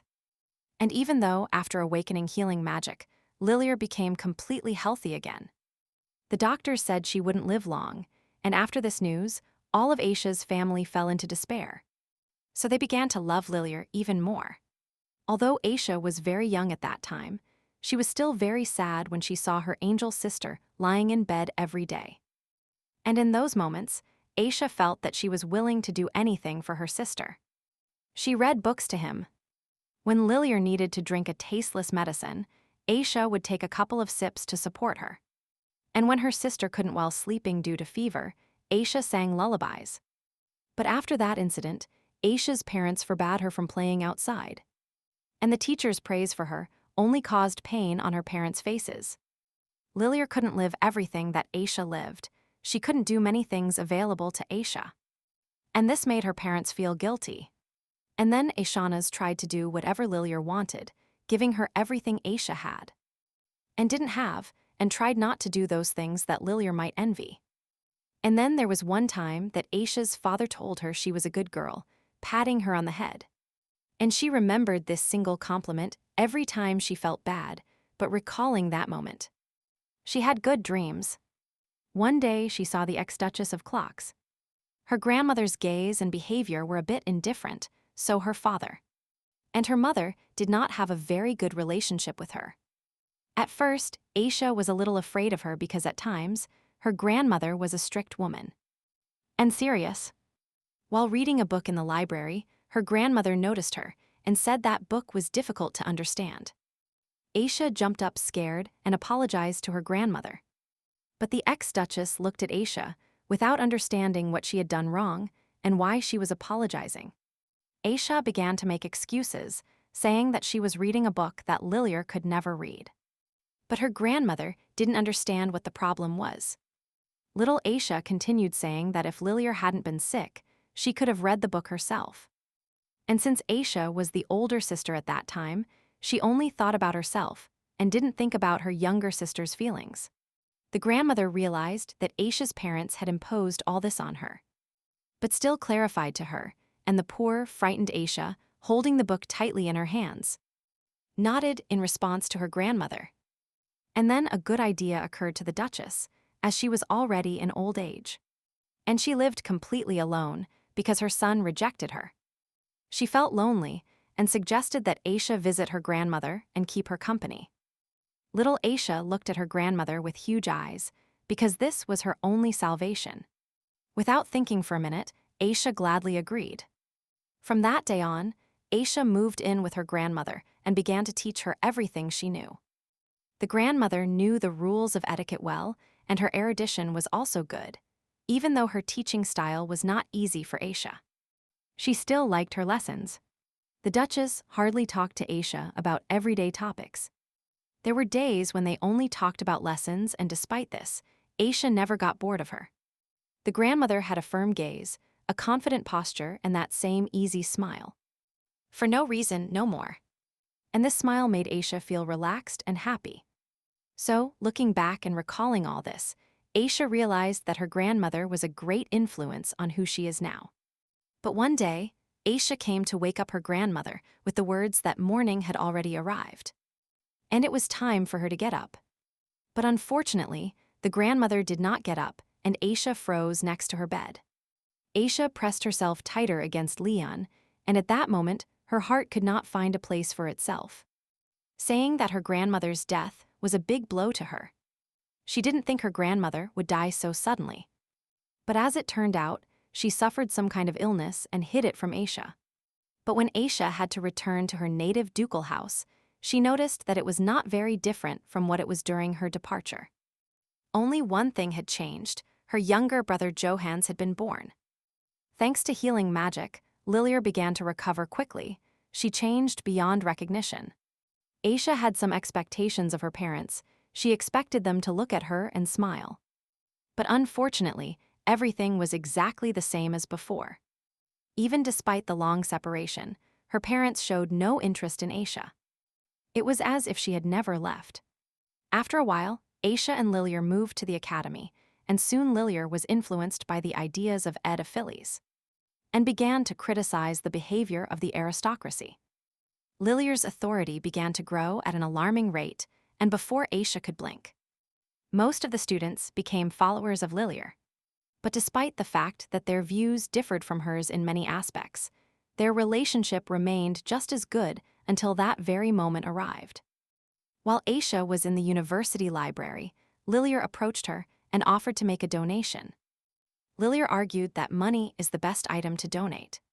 But if you don't have it, then jewelry and other valuables will also do for Aisha. She asked Lilia where she wanted to donate. She happily revealed that she was planning to organize an event next month to provide training swords to civilian women, since they do not have the opportunity to learn fencing. But Aisha thought that if it is about selflessly helping common women and currents, it would be better to provide them with medicine than some kind of sword. This is impractical. But Lilia didn't like it, because as she said that in her time, everyone needs innovative ideas. Aisha calmly agreed with her and told her that she can do whatever she wants, but that she doesn't have things to donate yet, since she recently agreed to participate in fundraising. Lilia turned around and left, although she already knew what she would do in this situation. Upon returning from the library, Aisha opened the door to her room, and her gaze became intense and terrifying. All her things were scattered around the room. The closet and the chest of drawers were all open and upturned, but for Aisha it was familiar. She didn't make a fuss over such a trifle, because when Lilia doesn't have enough money for something, she comes to Aisha and organizes these kinds of things. And this happened often. Aisha understood that Lilia wanted to do a good deed, but still wanted to talk to her again about this topic. And when Aisha opened the drawer of the chest of drawers, she was in complete shock. Upon entering the building, Aisha found Lilia, grabbed her by the shoulder, and sharply turned her to look at her. But she didn't expect this and asked Aisha what had happened. In an angry voice, Aisha said that a box with her grandmother's jewelry had disappeared from her dresser, and she knew that Lilia had done it. The girls who spoke with Lilia were shocked. Timidly, she reminded them that she was planning to organize a very interesting event in the near future. And the first volunteer was Aisha. Aisha tried to find out where the box was, and that Lilia should return it as soon as possible. One of the girls appealed to Lilia, because she told them that her older sister, Aisha, gave her this box of her own free will. But Lilia seemed not to have heard this girl. She told Aisha about selling the box with other donations. These are just precious old pebbles. Aisha did not expect such an act. She looked at Lilia and saw how indifferent she was, that these stones were so important to Aisha. Lilia explained to Aisha that all jewelry was the same, and those stones were also the most common. And they were a symbol of the vanity and extravagance of the aristocracy. Lilia advised her sister that it was time for her to forget and abandon all ideas, thoughts and teachings that her grandmother imposed on her. But before Lilia could finish speaking, she received a slap from Aisha, falling to the floor and bringing her hand to her burning cheek. Sitting on the floor, she looked with scared eyes and asked Aisha why she was hitting her. Why was she doing this to her? But Aisha's anger was stronger. She spoke from the heart that her grandmother was the dearest and most beloved person to her. Because only she was kind to her, and those stones were a treasure for Aisha. She gave everything to Lilier and supported her crazy ideas, but it was too much. Getting up, Lilier had tears in her eyes. She said that this was not the case at all, reaching out her hand to Aisha to take it and calm her down. But Aisha was moved to the depths of her soul. She didn't want to hear anything from Lilier. And she simply pushed away the hand she was extending with a strong slap. Holding her hand, Lilier began to say that she always felt sorry for Aisha. Her cold eyes, her devotion to etiquette and her craving for luxury, her complete indifference to her. And Johans. All the surrounding students began to whisper, and Lilier shouted with tears in her eyes that she always cared about her sister, and so that others would have a good impression of Aisha. She took that box and donated the jewelry instead of her sister. Aisha was dumbfounded, and everyone looked at the clock sisters, and Lilier scolded Aisha for hitting her sister over some old stones. Lilier turned around crying and ran away. The girls tried to stop her, but she didn't want to listen or see anyone. Everyone started looking at Aisha with contempt and disgust because she treated her younger sister this way. It was uncivilized of her. At that moment, Aisha realized that even at the university, in the eyes of others, like her parents, the object of attention was only the beautiful, bright-eyed Lilier. She would be loved wherever she went. Aisha looked around and realized that if it was about her feelings, then no one cared about them, everyone gave a damn about them. Aisha, stroking her grandmother's necklace, said that on that day Lilier was nicknamed Saint.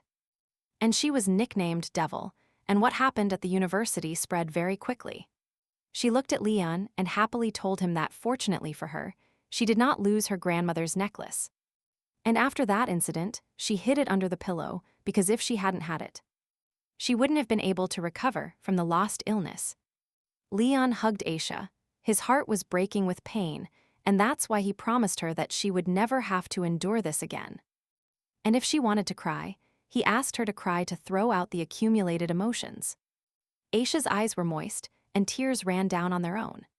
All this time, she believed that everything happened in the order of things, and that everyone around her loved Lilier. She deserved it more than anyone, and she was always misunderstood because she didn't know how to correctly express her thoughts. And therefore, there was not so much love and respect for her. But when she arrived in Bintenet, everyone was unusually kind to her, and everyone could please her very much. This even flattered Aisha a little. Aisha cried in Leon's arms. She hoped to finally find happiness and reap the fruits of joy for the rest of her life. But these painful memories of the past still torment her soul.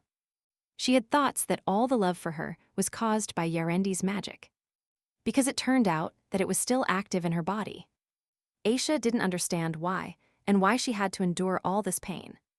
Leon convinced her that she had done nothing wrong, and that the people of Wintenet loved her because she was a very good person and deserved to be treated well. He will make sure that Aisha has no time to remember these painful memories of the past. He will do everything possible for her happiness. Leon hugged Aisha. Sometimes it is enough to hug a loved one. It is not difficult, but this can save them. Meanwhile, in Lubelier, a knight of the White Order, following the orders of his lordship, he ran into a suspicious person. This man asked the White Knight where he was going in such a hurry. Drawing his sword, the knight asked who he was and what he needed, but never received an answer. In an instant, Yarendi used his terrible magic, killing a knight of the White Order, saying he was a weakling, and approached him. Phil took off his hood and pulled a letter from the knight's inner pocket, wondering what trick this little mouse was planning.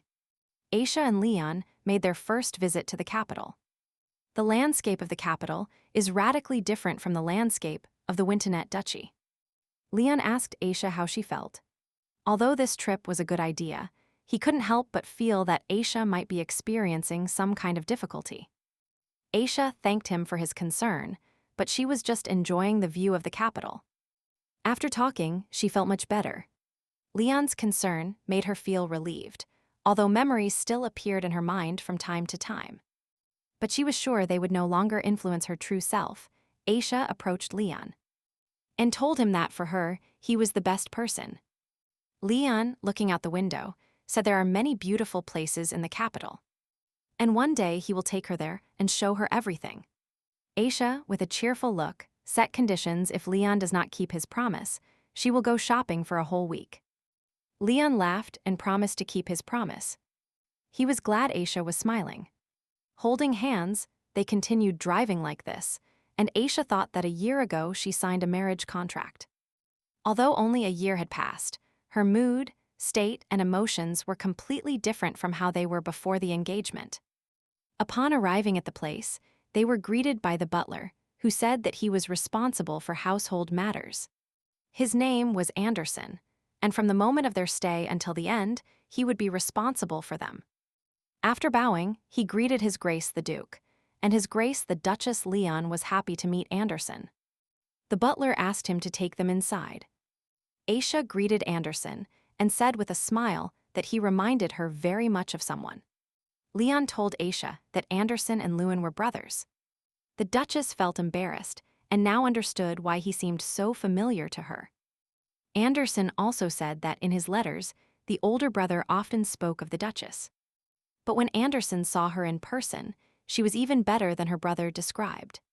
Upon entering, everyone looked at the Duchess and admired her. Aisha had the feeling that she was surrounded by many aliens. After the trip, Aisha and Leon decided to relax. They sat in the hallway and read books. Leon wondered if Aisha liked being here.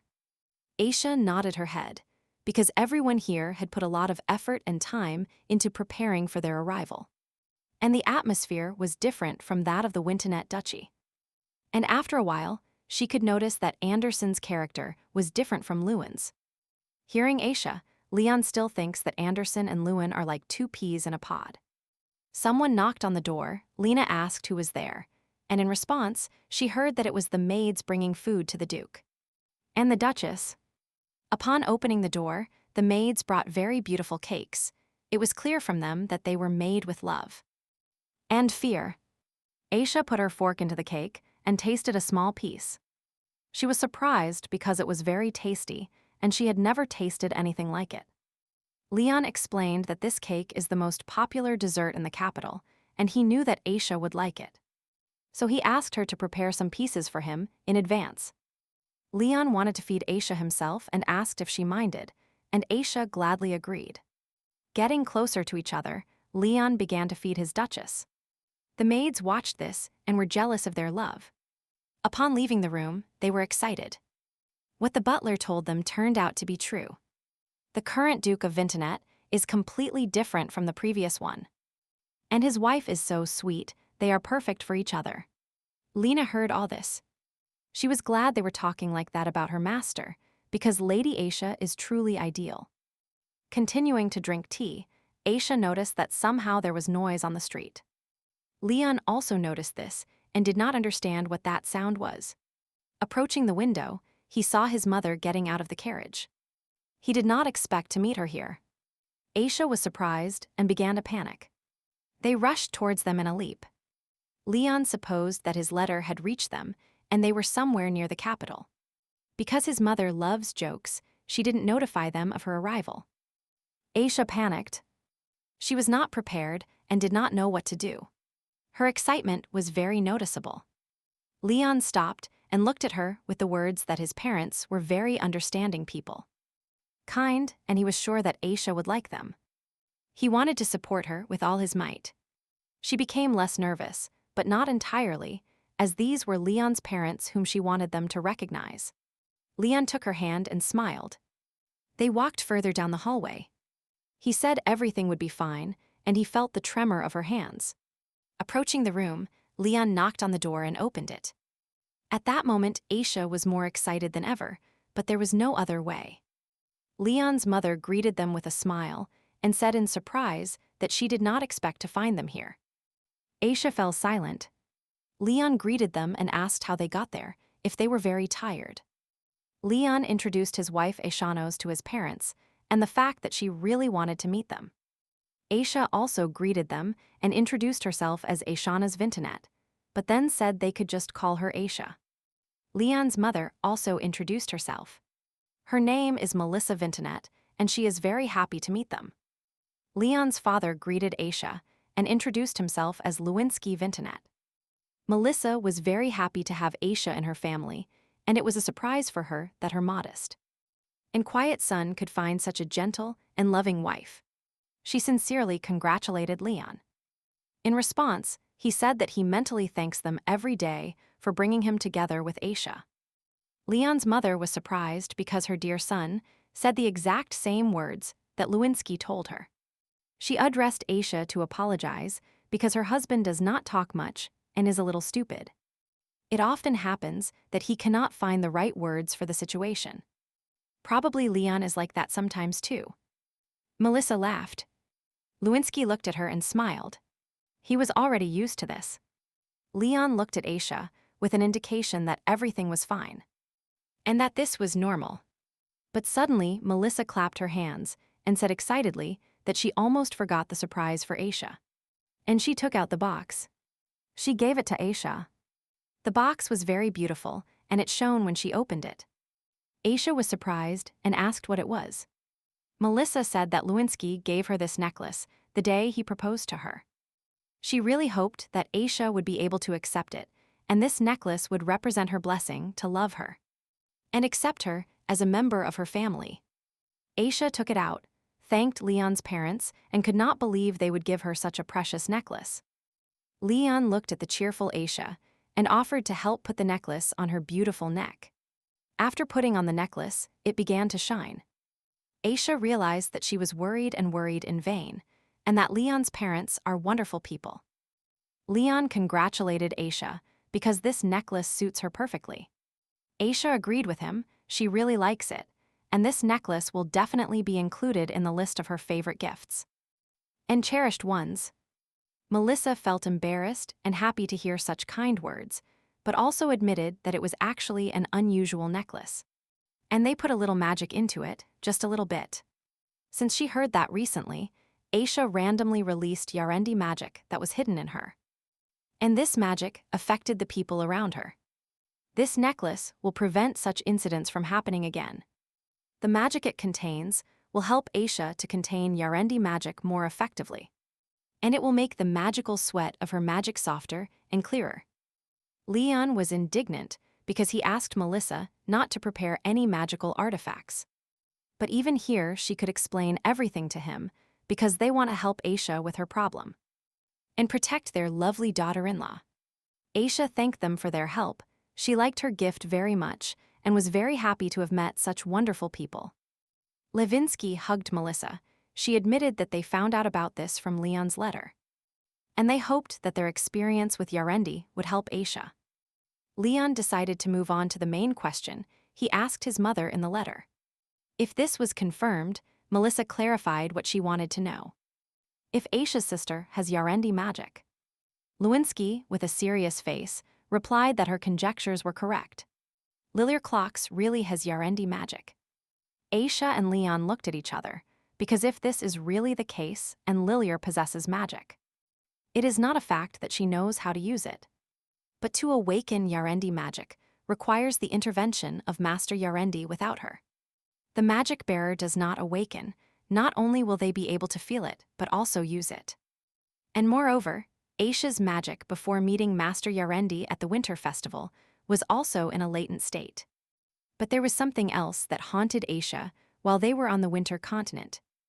Through the cup she saw the ancestors of the clock's family, and after receiving Yarendi magic, the ancestors' hair turned red, and she had red hair since birth. When Lilir Luz, Melissa said that this could only be explained in two ways. She began to explain that, firstly, Miss Lily Clux's body had very little Yarendi magic, so it was completely open from the beginning. Aisha asked again, she didn't understand, meaning they think Yarendi magic in Lilir was awakened from the beginning. Lewinsky confirmed what was said with the results they obtained. A similar situation is observed in people whose bodies contain traces of winter magic. He continued saying that such a small level of magic can only be felt by Master Wintonet. Even if his power can be awakened, they will not be as powerful as the White Knights. Leon has that person under his command. Leon agreed with his father and told Aisha that he knew this man very well because he was the butler Lewin. Melissa assumed that Miss Lily had a similar situation, but Leon thought that if her magic level was weak, even if it was unintentionally released at some point, it should not affect those around her. But Melissa said sadly that the factor that strengthened Lilier's magic was Aisha. Now, Lewinsky remembered that Yarendi magic has the property of increasing magical characteristics if a person has a sufficiently strong magic. And it is a strong side. Then it will strengthen the weak magic of a person, and this will be a balance. Melissa confirmed this. The greater the difference in magic between two different people, obviously there will be an increase in the stats of the weak side. But as long as the magic of the weak side is not inactive, the magic of the strong side will increase it independently. Aisha, hearing all this, realized that the magic of Yarendi and her maid Lilier's magic more powerful. Lewinsky said that Aisha understood everything correctly. And he added that there is a rule. The stronger the Yarendi magic in the bearer, the redder their hair will be. So Aisha's hair color is almost indistinguishable from the hair color of the main-line Yarendi bearers. So the flow, the amount of Yarendi magic in Aisha's body, is approximately the same level as that of Master Yarendi. Or maybe even more. Melissa explained that Miss Lilier's power is a weak side, and she was affected by Aisha's magic. That is, a strong side in Lilier could make others lose their minds. Perhaps Aisha's parents are also susceptible to Lilier's magic. Aisha sat in some kind of misunderstanding. Leon hugged her and asked Aisha if the situation in Louvalier might have changed when Aisha left the city. Lewinsky said that possibility certainly exists. Melissa believed that many people in Louvalier felt confused at this time. Aisha was depressed and thought why she used to think that Lilier was like a shining diamond. While reading the book, Leon noticed that Aisha was upset, hugged her, and she admitted to him that the situation with Lilier could not get out of her head. So she felt bad. Leon asked Aisha what she was afraid of at the moment. Lilier found out that she possessed Yarendi magic. Aisha was afraid of this because Lilier doesn't even suspect that she has such abilities. And according to Melissa, if Lilier's magic gradually loses its power due to the fact that there is no strong side nearby, then people start moving away from her and she gets angry. Leon agreed with Aisha, because if she realized that she was treated so well only because of the effect of her magic, it would be a big blow to her. And now that Aisha knew the truth, she could no longer allow the people surrounding Lilier to be fascinated by her magic. But once, Aisha thought about the blow it would be for her little sister. Aisha asked Leon for advice on what to do right and how to tell Lilier about this whole situation. Leon suggested that Aisha write a letter to her family. First, ask them how they are and carefully mention the topic of Lilier. Aisha was happy, because that is all she can do now. Leon asked Aisha if she liked his parents, if she didn't like meeting them, or feel overwhelmed. Then he will ask his mother to refrain from meeting again. But Aisha didn't feel overwhelmed, and Leon's parents turned out to be even more sociable than she had imagined. They were very kind, and Aisha began to regret not being able to spend more time with them. Aisha remembered their first meeting and that she also prepared a surprise for them, warning them that an attendant would knock on their door tonight. And he would bring something. And Aisha prepared that something herself personally. Melissa was delighted and thanked Aisha for being so thoughtful towards them. She knew that Leon and Aisha also arrived just today and sent them to go to the room to rest well. Aisha bowed and said she was looking forward to dinner. Leon also said goodbye and agreed with Aisha. As they were leaving, Melissa called Aisha and hugged her, whispering in her ear that she knew how difficult it was for Aisha all this time, and that she was very sad and alone. But despite all this, she grew up and became such a wonderful person. Melissa admitted that she likes Aisha very much, and that she will always be on her side and on Leon's. No matter what happens, and on Levinsky, of course, too. Aisha looked at Melissa with burning eyes and said that she was really happy, and that in the last year it was not as difficult for her as before. And all this was thanks to her son Leon. Leon was glad that Aisha's parents liked them because he liked them very much. They hugged happily and did not want to let go. Aisha told Leon that his hugs were the best remedy for anxiety and fear. Preparations for the ball began. Levinsky and Leon were waiting for their beautiful ladies, who as always were late. The door opened and Melissa burst in with Aisha. They were very happy because they had a surprise for Leon and Levinsky.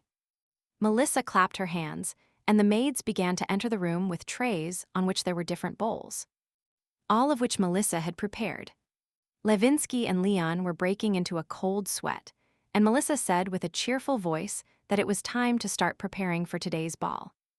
To which Levinsky replied that he and Leon had already ordered their formal uniforms to be brought. But Melissa immediately changed her intonation after Levinsky uttered the words. She explained that today should be special. This is the first time the four of them will be at the same ball, and therefore they should look their best. They agreed. And after a couple of moments, they were lying down with masks on their faces and wondering when it would all end. Aloud, Melissa said that she would sit next to them and watch them so that they would not take off their masks. Sitting with Aisha, Melissa was already mixing a new mask and said that she personally came up with this recipe, and that this mixture would make Aisha's hair very soft and smooth. Aisha became very interested in this, since Melissa herself came up with the recipe for the mask, and she wanted to try it quickly. Melissa admitted to Aisha that she really liked cosmetics, and that she didn't like taking care of herself using cosmetics invented by other people. So she began her own research to find the secret of perfection. A maid knocked on the door and entered the room, asking the Duchess if she needed her help. Aisha said that if they needed anything she would call them. Melissa asked the maids not to worry and they would not have to come. They were already having a good time. Aisha started laughing with Melissa. Leon, who was waiting for the time to end, asked Aisha not to laugh. Otherwise he would start laughing too, but he shouldn't do that. At these words, Aisha started laughing even louder. She apologized to Leon. But seeing him humbly lie, she couldn't help it and suggested that when they returned to the Vintonette Duchy, she would do masks every day. Melissa laughed and said that when Leon was little, she often helped him take care of his face. She remembered how restless Leon was as a child, and for men, facial skin care is also important. And if he walked too long without cream, his skin became rough. Aisha was surprised, and Melissa continued by saying that Leon often fell face down on the floor, which caused abrasions to appear, and she smeared them with special ointments, the recipe for which she also came up with herself. So, thanks to the care she showed him, no scars remained on Leon's face.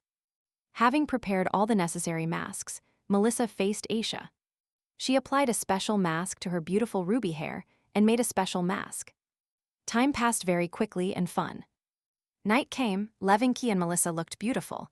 They were waiting for Leon and Aisha, the Duke and Duchess of Winton. They walked towards them. They looked very beautiful and complimented each other. The cheerful Melissa, as always, clapped her hands and said that everyone worked well today. And now, without any embarrassment, they can present themselves at the ball. The door opened, and the butler addressed everyone saying that they were happy to welcome the current Dukes of Winton to the ball, as well as their predecessors, the former Dukes of Winton. Everyone at the ball began to whisper. Some were happy to finally be here, and others were surprised that the former Duke and Duchess were here, and they also couldn't believe they were seeing all four of them in one place. Aisha expected such a reaction that all the eyes of the guests focused on them, because she and Leon had been to some social events for a long time. And here were the former Duke and Duchess. This is rarely seen. Holding the glass in her hand, Aisha looked carefully around and couldn't understand why no one had approached to greet her. She felt uncomfortable. Aisha said that even during the wedding ceremony, this didn't happen. But Melissa explained that as long as Leon was next to them, no one would dare to come closer even one step. Not to mention that Lewinsky was also next to them. Melissa approached Aisha and whispered that she had become owners of the most masculine hearts. And that at this ball, they were the luckiest girls. Melissa also noticed that Aisha is very popular because there are too many red-haired people around. And initially in the Amali's empire, the red hair color was strange, and many aristocrats dyed their hair a different color.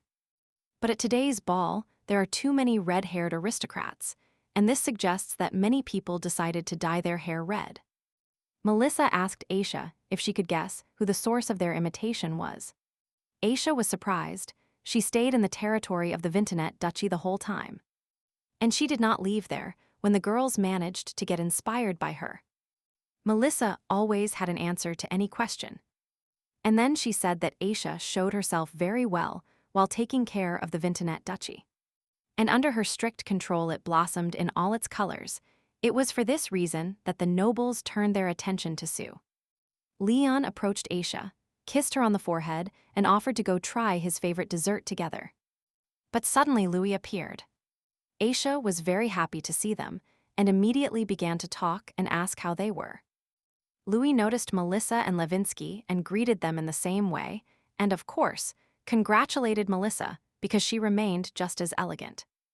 Lewinsky also heard a compliment in his direction because he had become even braver. Louis told him that his father was also here, and that if Lewinsky wanted to see him, he could go upstairs. Louis told Aisha that Cecilia and Layla were also at the ball. They were on the other side. Melissa noticed that they hadn't seen each other for a long time, and that's why she said to go with the girls. And that they didn't have to worry about her and Leon. Aisha was very happy and told Leon that she would be back soon. Leon happily let her go. He was glad that she had friends with whom she felt good. But Aisha ran towards them so fast that her hair fluttered and her beautiful and sophisticated back became visible. Noticing this, Leon blushed a little. Aisha told the girls that it had been a long time since she was last at the ball. And now she was happy. She couldn't worry about anything and calmly stayed chatting with the girls about various topics. Cecilia felt the same way, although they correspond, but meeting is the best. Layla said she had a bunch of questions she wanted to ask. The girls were happy to meet each other. They decided that after today's ball, they would have to meet again and have some kind of party. Leon and Melissa watched Aisha. She is popular, said Melissa, and she was very happy about it. Suddenly, a servant appeared and addressed the great Duke of Wintonet that His Majesty requested a personal meeting with him. Leon asked if something had happened, but the servant replied that His Majesty gave him no explanation and argued that it was only of great importance. The Duke asked to wait a minute. When Leon was about to go to His Majesty, he noticed out of the corner of his eye that someone had approached Aisha and decided to stay. Kneeling in front of the Duchess and extending his hand to her, the knight began to say that his name was Florian Philon, and he represented the house of Marquis Philon. He wanted to dance with the charming lady, and it would be an honor for him. The girls started laughing. Cecilia whispered to Aisha that something bad could happen if she accepted. It was just a small dance. Aisha asked Mr. Philon if he knew who she was, but he replied that he did not know the mysterious and sweet lady, but that he believed in destiny and true love at first sight, and asked her to honor him with her attention. But Leon had already started approaching behind Aisha. The girls were waiting for what would happen. Approaching her, he placed his hand on her tender shoulder. Aisha turned around and saw Leon.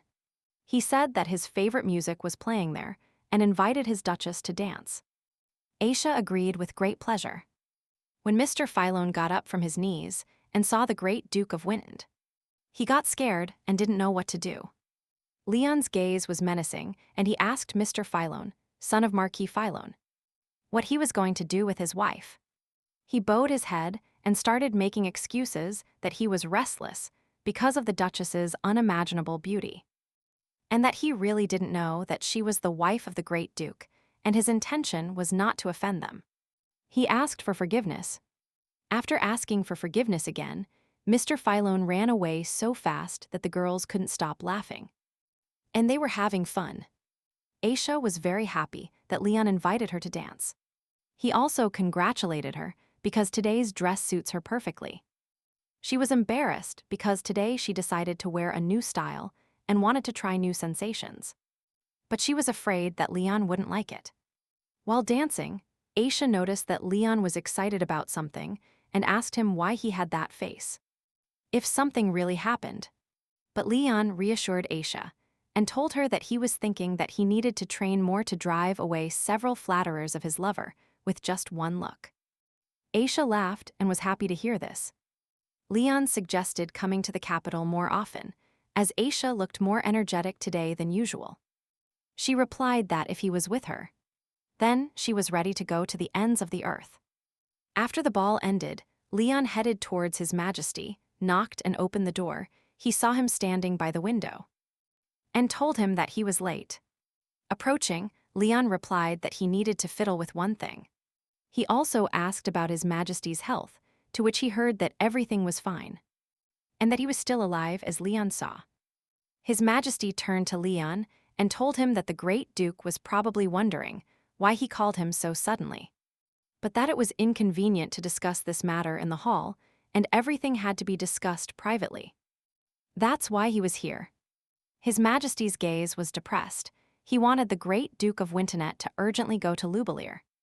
Leon was surprised. He never expected to hear this, and the thought immediately crossed his mind that something had happened.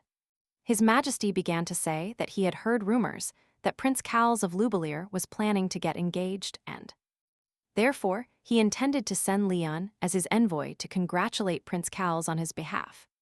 But Leon understood that this was not His Majesty's main goal, so he asked what happened in Lubelier. His Majesty laughed. He knew that the Great Duke of Winternet was very cunning. Everyone knew that the Amali's empire had signed some kind of agreement with the Lubelier kingdom. The maintenance of this agreement is guaranteed by the supply of life stones by Lubelier. They have a large amount of energy, and after processing they return a part to Lubelier. And the marriage with the Duchess, or rather a political marriage, is prepared specifically for these supplies.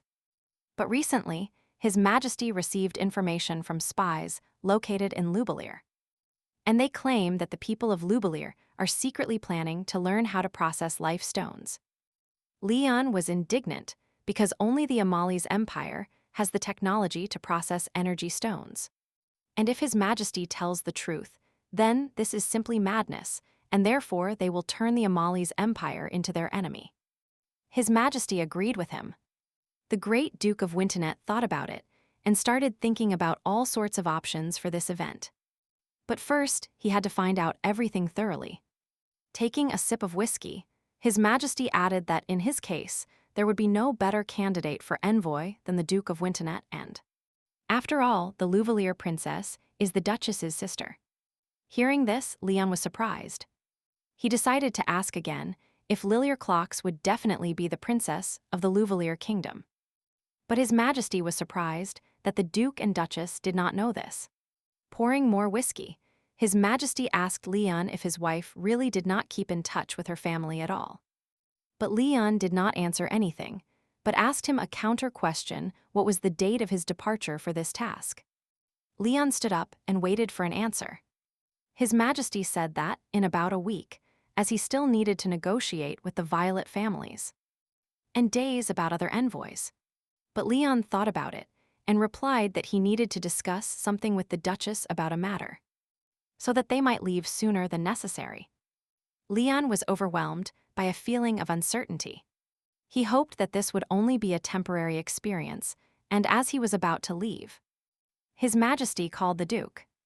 After emptying his glass, His Majesty said in a serious voice that if he had entrusted such a matter to the Duke, it means that he trusts him and he must not disappoint him.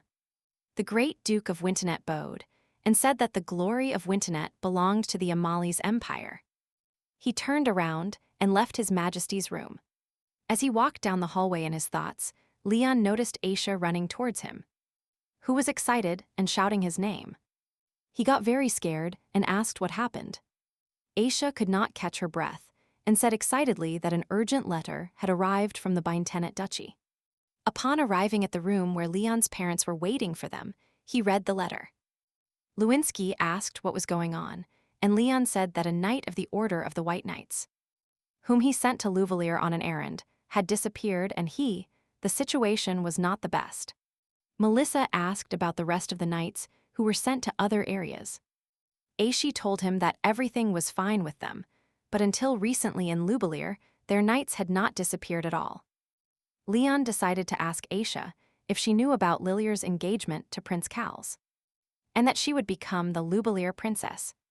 Hearing this, Aisha was surprised and did not know that Lilier was going to get engaged. In the kingdom of Louvalier, Duke Clox and His Majesty arrived at their destination late at night. There they were greeted by Phil, who was very happy to see them and to meet His Majesty in person. His Majesty hoped that he had not come here in vain and that Phil could please him. But Phil only asked for patience, and soon they would see everything. He explained to the Duke and His Majesty that the resulting physical object was a perfect masterpiece compared to previous versions. Upon removing the protective cloth, the life stone blinded them. The faces of the Duke and His Highness were pleasantly surprised. They couldn't believe what they were seeing. The Duke even asked His Highness if he saw the same thing. Satisfied, Phil said that this is not inferior even to the technological equipment of the Amali's empire. And this is just a sample. But if His Highness wants to process many energy stones, then a lot is needed. A lot of money. His Highness was willing to give whatever was necessary, because as long as they have this, they will not depend on the Amali's empire, and in the future, they will be able to rule the entire continent. And in the end, there was a sinister laugh. Aisha still couldn't calm down about Jin's disappearance and their visit to Louvalier as envoys of the Amali's empire. All of this couldn't be a coincidence. And Lilier's engagement to Prince Cal's astonished her. Leon asked Aisha if she really had any doubts about everything that was happening. She explained to him that the king of Louvalier, whom she knew personally, would never accept Cal's engagement. And Lilier. After all, Lilier is a very prominent figure among the aristocrats and her thoughts. Her ideas are quite unique and contradictory, and His Majesty is old school. And he will never commit to new ideas. Moreover, His Majesty is very stubborn. But Aisha did not understand what made him make such a decision. Melissa listened to Aisha and commented that this was indeed very strange. But Aisha was also confused by the fact that Lilier had finally decided to get engaged. And even to Prince Cal's. The Aisha thought about it and remembered that Lilier had always been very conflicted about early marriages. But Prince Cal's behavior also confused her. In fact, he always claimed that he wanted to marry the one he truly loved, and this did not depend on her. Family and status. Lewinsky spoke very seriously, and after hearing all this, said that they would find the answers to all these questions only when they arrived in Louvalier. Leon placed his hand on Aisha's and told her that due to all of the above, they cannot doubt. So tomorrow, they must move out of the country to Louvalier. He addressed his parents and asked them to properly take care of the Wintonet Duchy while they were away.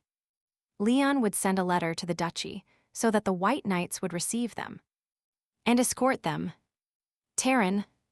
Lewinsky remembered the energy stone and reminded Leon that this is a very attractive delicacy for Yarendi, and that the device for processing them was originally made by the Yarendi family.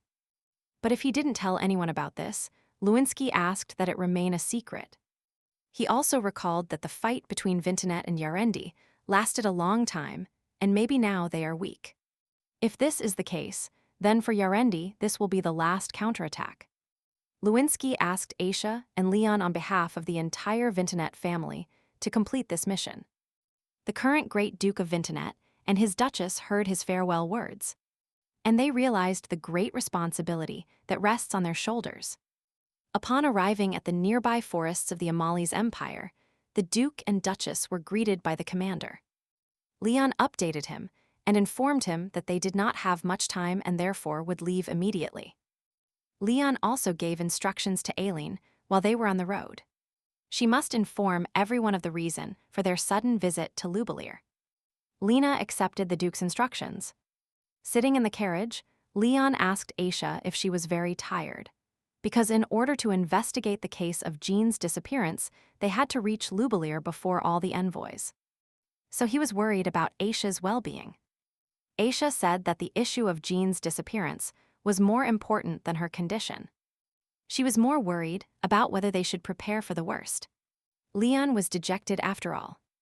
If Yarendi had anything to do with what happened, their affairs were really bad. But Leon remembered that this was the first time Aisha visited her family after her wedding. He was worried that she wouldn't have time to prepare properly. But Aisha was not bothered by this, since this visit was sudden not only for her. And they left by order of His Majesty. But Leon couldn't stop thinking about it. This was the first time Aisha returned to Lubelier after marrying Leon. But Aisha asked him not to worry, and everything was fine. She smiled sweetly and said that after receiving his support, she began to feel that she could face any difficulty, no matter which one. Leon was reassured by this, but he warned Aisha if someone hurts her, regardless of their status and position, Leon will make them regret it very much. Aisha laughed and told him that he is a very reliable and dear person. Suddenly, Leon began to pull something out of the inner pocket of his jacket. It was a box, and when he opened it, a very beautiful ring shone from there. Aisha was pleasantly surprised. Leon explained that the necklace his mother gave her was not suitable for constant wear. And that's why he prepared another magical decoration, because maybe on their journey they could enter a fierce battle with Yarendi. Putting the ring on Aisha's finger, he said that she had no reason to worry, since he would always be there and would protect her.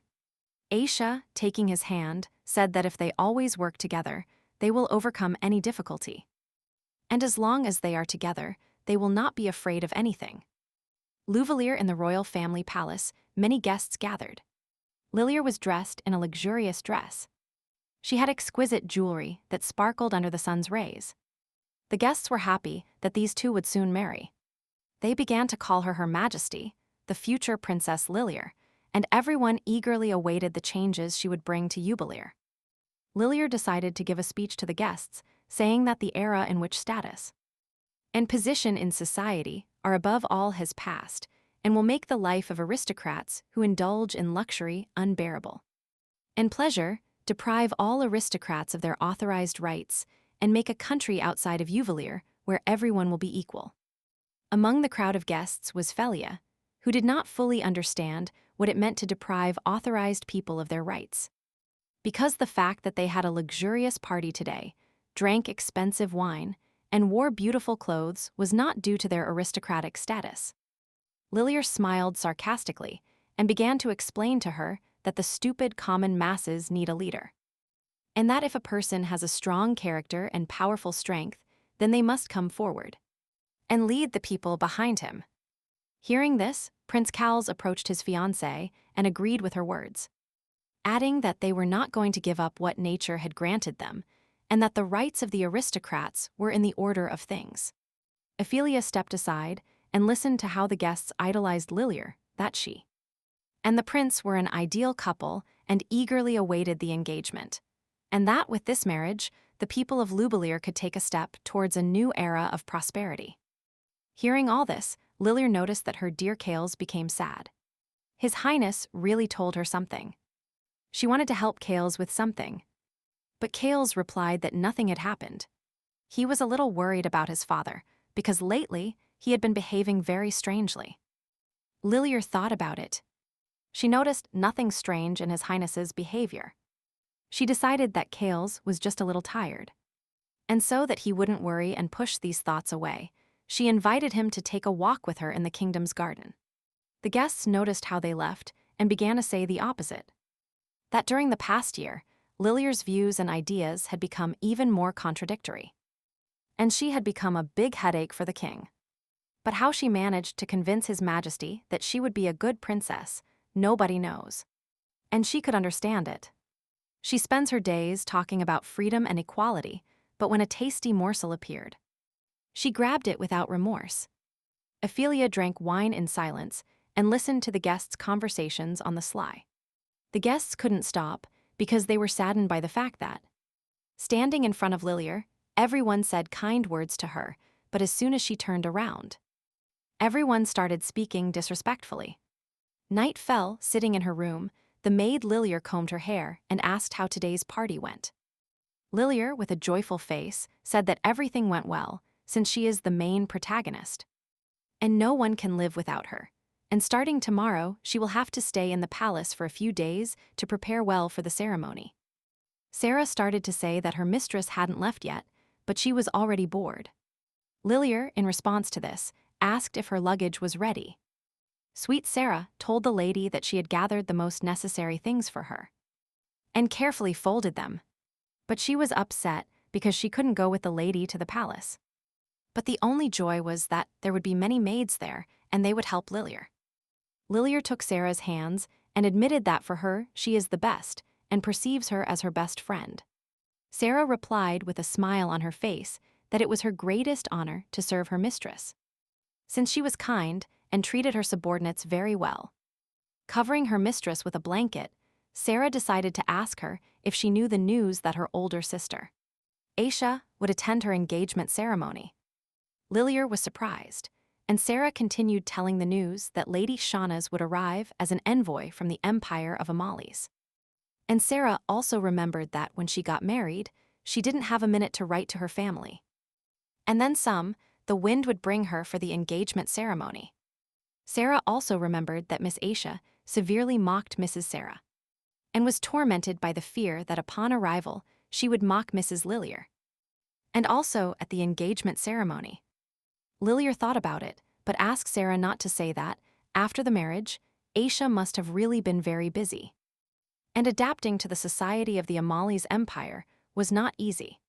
But Sarah continued to speak of Aisha in a bad mood, that most likely she attends all kinds of social events and wear a new and magnificent dress every day like before. Lilia laughed and said that there could be no fun in the Amalis Empire and that her husband was considered a symbol of baseness in the empire. And he was known as the monster of the north. And she even felt sorry for Aisha. Sarah listened to Miss Lilia and reminded her that she was too kind. And Sarah also promised that she would no longer think about the unpleasant things Miss Aisha had done before. Upon leaving Lilia's room, she wished her mistress good night and closed the door behind her. Closing her eyes and relaxing, Lilia thought that although she hadn't seen Aisha for a long time, she began to feel that she was missing her a little. Clock's residence, Aisha's mother, sitting in her office, fills documents related to the state. It is very difficult for her alone to cope with so much paperwork, and many things have happened lately. Her husband, the Duke of the Clock's family, left home for very important business matters, without writing a single letter about himself. The middle daughter, Lilia, left home because she needed to prepare well for the engagement ceremony, and she would stay for a few days at the royal palace. But what affected her the most was that Johans left home, because the school season at the university had begun. But she tried not to get discouraged. Looking out the window, she remembered that her eldest daughter, Aisha Nuz, would arrive soon, especially since she was used to dealing with paperwork. And her mother hoped that Aisha would not refuse her help. The carriages arrived in Lubelier, in one of which Joseph traveled and was indignant all the way because it was so hot in Lubelier. Aaron looked out the window and only had time to look at the city, while Lena simply rode in silence. Leon traveled in another carriage with Aisha. He told her that a letter had arrived from the royal palace saying they were ready to arrange accommodation for them and provide them with everything they needed, so there was an opportunity not to live in the Clock's residence. But Aisha was already thinking about this idea when she wrote a letter to her parents telling them she would arrive in Lubelier. But it was a matter of her good name. Her whole family lived in the capital. Aisha supposed that her relatives would not be eager to see them living in a palace all the time. Leon in no way wanted Aisha to experience any inconvenience, and if it wasn't too late, he insisted that they live in the palace. Aisha assured Leon that living in the Clock's residence would be much more convenient for her to deal with the Yarendi case than if they lived in the capital. And Aisha also wanted to show Leon the place where she grew up. Upon arriving at the place, they were greeted and welcomed by Aisha's mother. She stated that the journey had been long and they must be tired. She paid special attention to Leon, telling him that it was nice to see His Most Serene Highness. the Grand Duke of Winternet in Lubelier. Leon bowed his head and said that this was their first meeting and that he was happy to see Duchess Clocks. Lifting her head, Aisha's mother looked Leon up and down and thought that he was not at all what the rumors described in appearance. He looked very outstanding. Continuing with the introductions, the commander could be heard in the background asking Joseph to dress appropriately. But Joseph completely refused, saying that wearing autumn and winter uniforms in that weather is the cruelest torture. With this, the commander agreed and added that it was indeed a little hot. Aisha's mother was surprised and a little indignant, although she assumed that the knights would not even be taught the simplest rules of aristocratic etiquette. But she was also worried about the question of whether all Northerners were really such rough savages. Leon immediately made a comment to Joseph. He really didn't realize what he was wearing, because this was not the place where one could behave so casually. Joseph shuddered and asked for forgiveness from His Most Serene Highness, the Grand Duke. The Grand Duke of Winternet apologized for the behavior of his wards and explained to Duchess Clocks that they normally allow themselves to behave with more or less freedom. Duchess Clocks was in a state of indignation. Turning around, she told them that her room was ready and that after a hard and long journey they could rest properly and the butler would show them around. Aisha whispered to Leon that she was very sorry for her mother's behavior, but Leon took her hand and asked her why she was apologizing. Because everything would be fine for him if she was there. Looking out the window, Aisha realized that during her absence from home, nothing had changed here. She was upset about that. Lena informed the lady that Her Most Serene Highness, the Grand Duke, before leaving, repeated to Lena that she should properly take care of the lady in his absence. Sitting down to have a cup of tea, Aisha was worried that all the knights had left without really resting or even having tea. Although she understood that resolving the situation with Jean did not allow for a moment of delay. Lena listened to the lady and worried about her condition, but Aisha was already very worried about Leon so that nothing would happen to him, since he left her at home and left. But Lena explained to the lady that a knight of the Order of the White Knights had disappeared while on duty in Lubelier. And it was very serious, and about His Highness she asked not to worry, everything would be fine for him. And she went home lady, so as not to expose her danger. Someone knocked on the door and it opened with a creak, and Aisha's mother looked from behind and asked if she had a minute. Upon entering the room, Aisha asked her mother if anything had happened, but her mother noticed that her daughter was not alone. And she did not know how to gently hint to Lena to leave. But Lena immediately understood that there would be some kind of serious family conversation. So she asked the lady for permission if she could be free. Aisha let Lena go.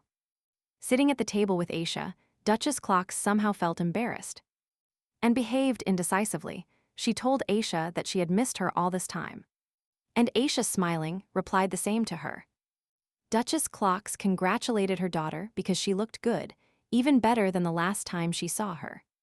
She told Aisha that her father, Lilier, and Johans were so busy with their own affairs that they left the house. And Duchess Clocks was left alone and did not know what to do. Aisha was not in the mood for anything and understood that her mother had come for a reason. So she asked her why she suddenly entered her room, if something had happened or needed something from her. Duchess Clocks took a deep breath and got straight to the point, saying that during the last year since Aisha left home, they had a lot of work, so if her daughter had no special plans, Duchess Clocks wanted her daughter to help them with some things. The mother asked for help with work because she could not cope with the work as skillfully as Aisha did. And such a volume of work was very large for Duchess Clocks, and she also could not force Lilier to help her. So she had to manage on her own. Aisha's mood worsened even more. She asked her mother if that was all she wanted to tell her. She understood everything correctly. Aisha put her hands on the table and explained to Duchess Clocks that she had come here as the Grand Duchess of Winternet, and that at the moment she was a guest, and therefore she could not help take care of the internal affairs of the Clocks Duchy. Duchess Clocks did not expect such an answer from her daughter, and began to explain that she was very tired. That's all. Aisha clenched her fists and in her head there were thoughts that nothing had really changed here. And it had always been this way. First, her mother wants to make Aisha feel guilty, and then manipulate her. But Aisha could not stand it, and expressed everything that Duchess Clocks had not changed a bit. Before asking Aisha for help with work, she should at least have sincerely greeted her daughter, whom she had not seen in a whole year, and should have done so, appropriately meeting her son-in-law whom she saw first. The mother sat down in a panic. Aisha got up from the table and said that she was already fed up with the reception at the Clocks' residence, and that for now she would like to take a break, asking Duchess Clocks to leave. Meanwhile, the Grand Duke of Vintonet, along with the knights, arrived at the same place where Jean's body was found shortly before their arrival. Other knights of the White Order were there and found everything out. One of the knights handed a letter to the Grand Duke of Vintonet and announced the cause of Jean's death. That it was powerful magic that pierced the heart, but most likely Jean managed to react and used winter magic to resist.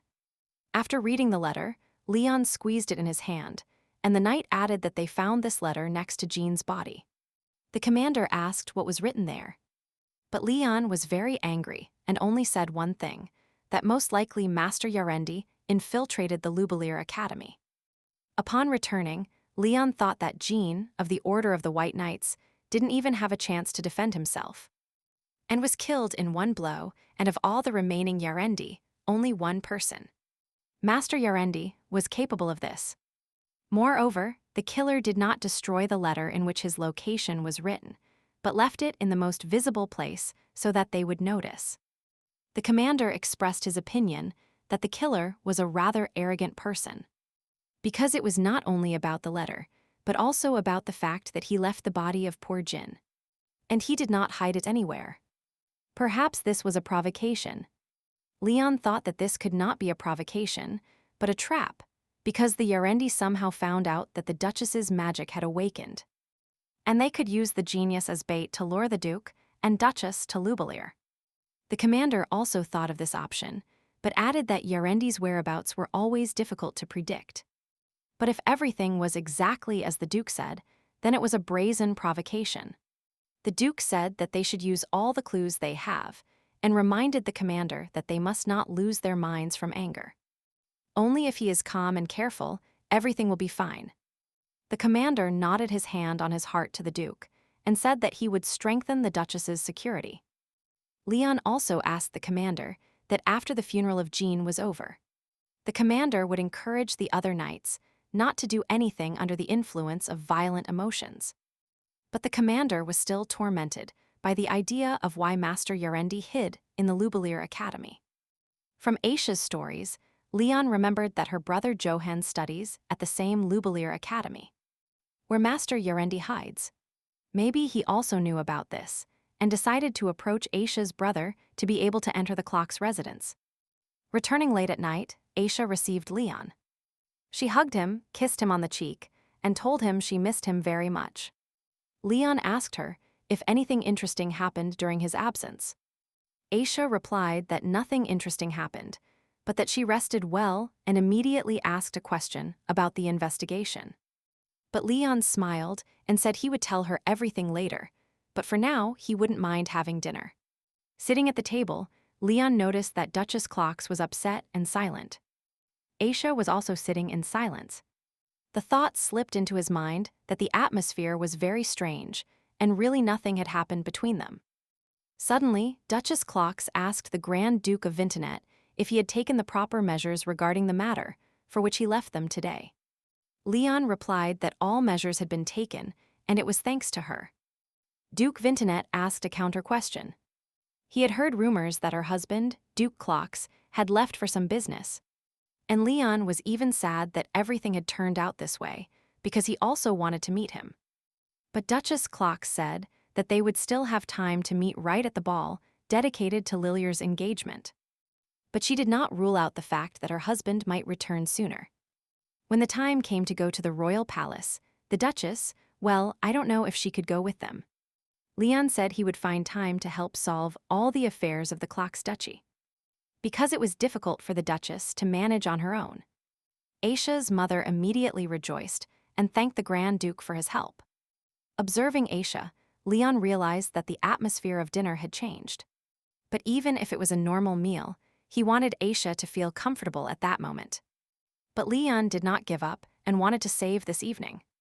He decided to ask Aisha about the cafe she wants to take him to, if the famous Luvalera flower tea exists. Of which he had heard, Aisha replied that their famous tea is available in all establishments.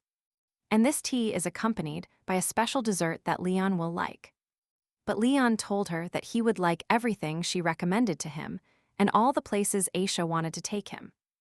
Duchess Clocks intervened in their conversation, asked Aisha what cafe they were talking about.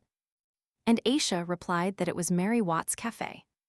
Duchess Clocks told them that a new restaurant had opened not far from this cafe, and that its owner was a chef who served in the royal court and was popular among young people. Aisha just smiled sweetly at her mother and told her that they would think about her proposal. At that moment, a hot dish was served. Leon noticed that this was Aisha's favorite dish and said that the Duchess prepared it especially for her. At which moment Duchess Clocks became nervous and hesitantly replied that the Grand Duke was right. Aisha told Leon that this meat was seasoned with a special sauce and prepared according to a local recipe. And it didn't taste the same as in the Winton Duchy. She asked him to try it so he could see for himself. Leon started cutting the meat and doubted that the Duchess really knew that this steak was Aisha's favorite dish. He even got sad about it. He asked Aisha to eat more, and after they finished dinner, he wanted to ask the local chef to write them a recipe so that when they returned home they would prepare such a delicious dish. Aisha agreed with him and said she would ask the cook for a couple of recipes. After finishing the steak and taking a couple of sips of wine, Leon's gaze fell on an interesting dish. He could not understand what it was, and thinking it was an appetizer, he decided to try it. But suddenly, he started coughing. Noticing this, Duchess Clock started shouting and asked Her Most Serene Highness, the Grand Duke, to spit it out. To spit it out immediately. Aisha didn't immediately understand what had happened and got very scared, but then she noticed only half a flower on the plate and asked him if he had tasted it. Leon replied that yes, because he thought it was a snack. Aisha took the rest of this shape in her hand and told Leon that they are tea leaves, and that they are dried in a special way and then used to prepare tea after a full meal. Leon felt uncomfortable and embarrassed. He replied to Aisha that now he understood why this thing was so bitter, dry and unpleasant. Duchess Clocks watched her daughter worry, and Aisha at that moment told Leon that of course he would be bitter, because these are tea leaves, and she asked him to spit out the rest. Leon laughed and said that now he knows what chewed tea leaves taste like, and added that they are even more bitter than the tree roots he ate when he learned to survive in the wild. Aisha also laughed, because this was not how she imagined the first attempt at Lubalere flower tea. Apparently Leon had a bad impression, but Leon said that this was not the case and he wanted to try this tea in liquid form. They looked at each other and laughed so sincerely that Duchess Clock saw all this and thought that it was the first time she heard her daughter's sincere laughter. But then she began to remember that it was not so, and that it was not the first time when she was small, when Aisha ran and hugged her saying that she loved her mother more than anyone in the world. That was the last time the Duchess heard such laughter. And from that moment, the Duchess realized that she had a feeling that she had lost something very important to her, and that now she could never get it back. Morning arrived. All the knights of the White Order, along with the Duke and Duchess, gathered in the Lubalere church to say goodbye to Jean. The Grand Duke of Wintonet held the columbarium with Jean's ashes in his hands, and gave a speech about how Jean firmly adhered to the unshakable code of honor of the Order of the White Knights. Even though he returned to them this way and died in it at the same time, no one will allow his sacrifice to lose its meaning. Approaching the commander, the Duke asked him to send Jean's body back to his family, and ordered him that the commander must not dare to neglect his order. The commander bowed and said that he would do everything as it should be. Leaving the church, Leon and Aisha stood on the hill and watched as the knights said goodbye to Jean. Aisha rested her head on Leon's shoulder and listened to him say that he would not forgive the one who did this. Aisha looked at Leon and told him that she had asked the butler to send a letter to the academy, and that now they could go there and meet Johans in person. A couple of hours later, they were already at the academy, and Johans was waiting for them in the waiting room. When the door opened and Aisha entered, her brother jumped off the sofa and ran towards her. All the time Aisha was worried about Johans and hoped that he was doing well.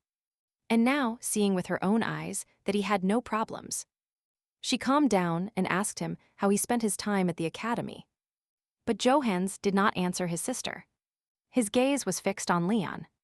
He was staring at him very intently. And when Leon greeted them, Johans thanked his lordship, the Grand Duke of Winternet, for visiting him in person. Johans asked Aisha if she had heard rumors that they had come to Lubelier to attend the engagement ceremony of Lilier's sister.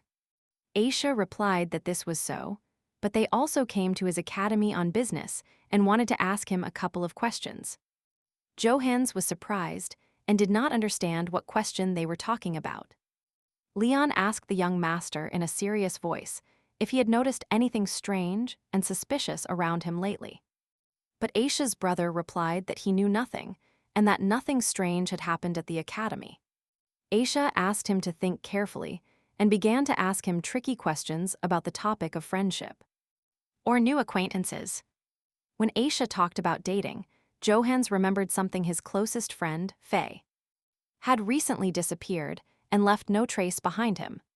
Aisha asked for her friend's name, but her brother became hysterical because he started saying that he remembered nothing about his friend.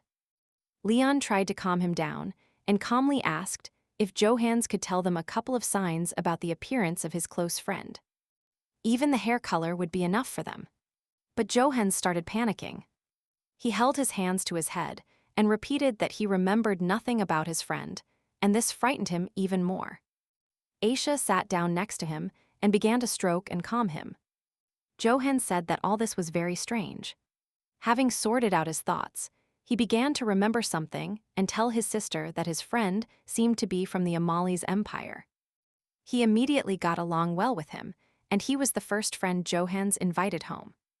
But then Johans jumped up and, loudly and hysterically, began to say that he did not remember what his friend looked like, and abruptly ran out into the hallway. There he met his classmates and began to ask them if they remembered Faye, the boy with whom he hung out in the academy almost every day. They looked at Johans with wide eyes and replied that a boy named Faye had never studied at their academy, and that this was the first time they heard about something like that. Johans was very upset. He didn't understand, and it was strange for him because they were together all the time. But he remembered nothing about him.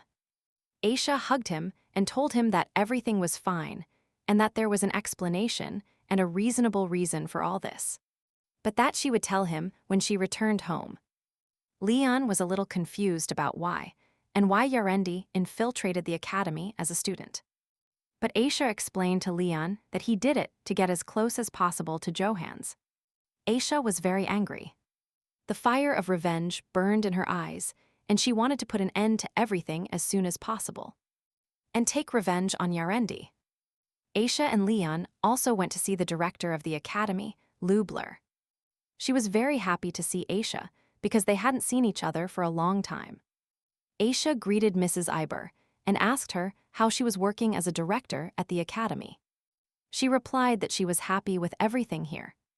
Noticing that this was their first meeting, Leon also introduced himself, saying his name was Luca Leon Vintonet.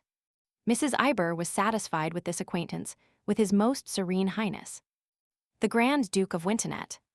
Before their meeting, Aisha asked Mrs. Iber for a favor, and now that they had met in person, Mrs. Iber asked them why they needed student lists from the academy. Leon decided to explain everything to her himself and began to tell Mrs. Iber that a very dangerous criminal had escaped from the Amali's empire, and his capture was the second purpose of their stay here. According to their information, he is located somewhere in Jubileer, or to be more precise, he is hiding in the academy, although reliability is low. They had few clues. The director understood everything and asked them to be honest, because if there is anything else her academy can help with, They should not be ashamed to talk about it. Mrs. Iber will be happy to help you. Looking at the papers, Mrs. Iber said that indeed there was no trace of a student by the name of Faye. But if Aisha and Luculin were telling the truth, and Faye communicated so closely with Johans, then Mrs. Iver definitely remembered him.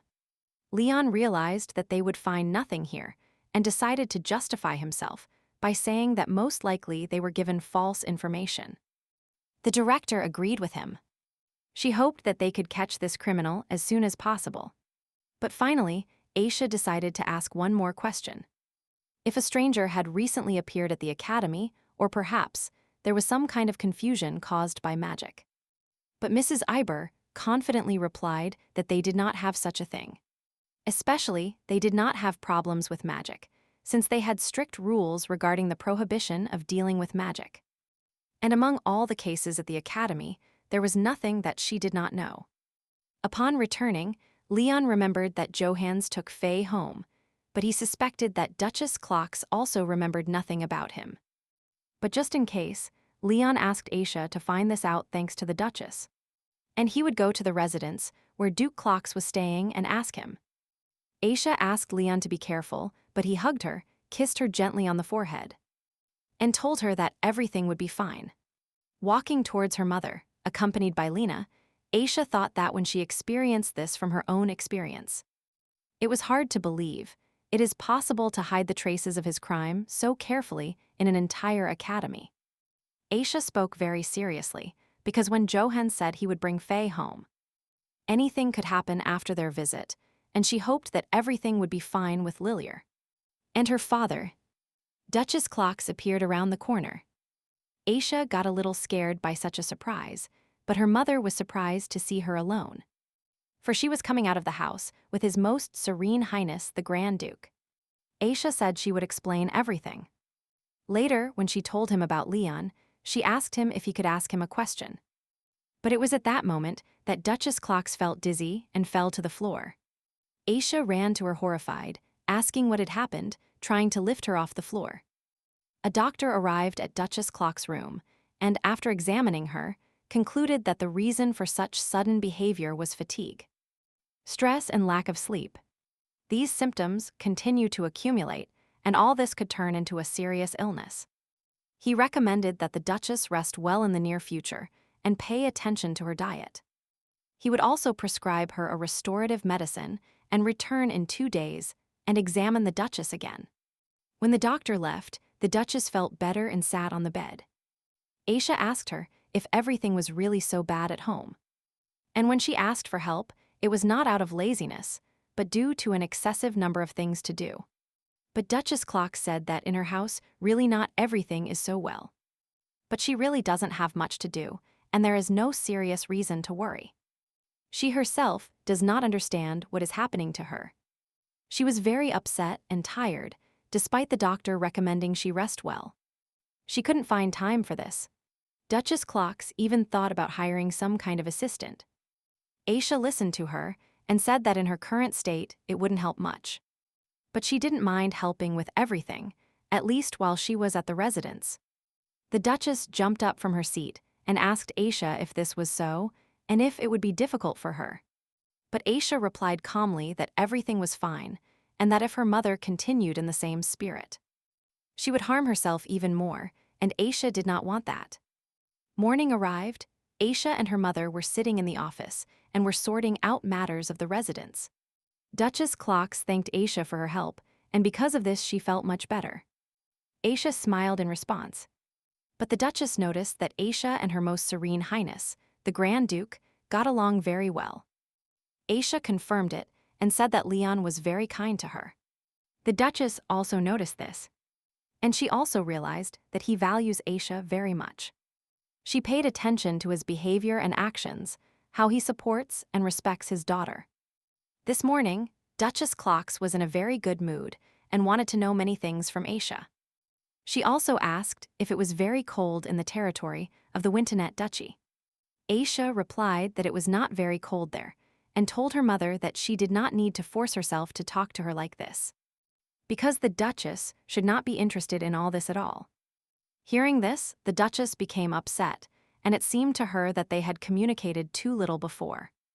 And since she was little, Aisha was an intelligent and sensible girl and never interfered. But how could the Duchess think that, due to her daughter's independence, they could devote more time to the sick and weak Lilier?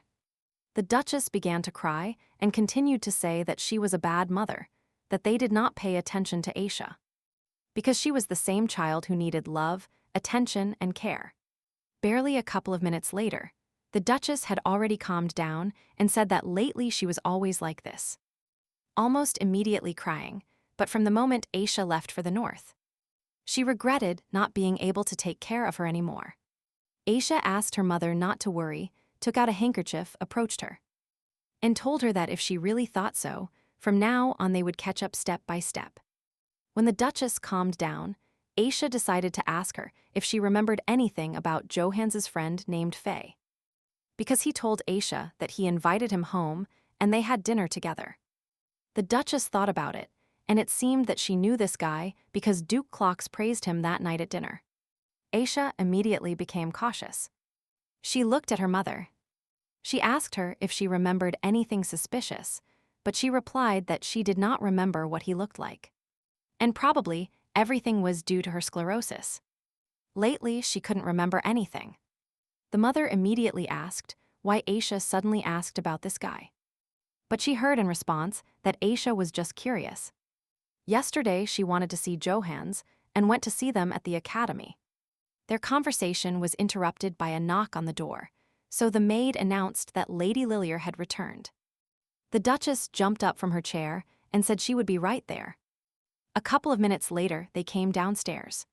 The Duchess immediately headed towards Lilier with a mood of joy that she had finally returned. She asked her if she was very tired, but Lilier replied that she was not tired at all, and that she was fine. Aisha approached and said that it had been a long time since they saw each other. Lilier pounced on Aisha and hugged her tightly, saying she missed her very much. Lilier asked her sister how she was and how she felt, because she had heard that it was terribly cold in the north where Aisha had gone. But Aisha replied that it was not that cold there and that she was fine. Lilier was also interested in knowing where Her Most Serene Highness the Grand Duke had gone, and if he was still resting in his room after the trip. Aisha laughed and replied to Lilier that at that moment he was not at the residence, and tomorrow he wouldn't be either. Lilier couldn't believe that she left her sister alone and immediately got bogged down in business. Lilier looked at Aisha with regret and understood that her husband had treated her with indifference and coldness. This whole time, she felt very sorry for Aisha.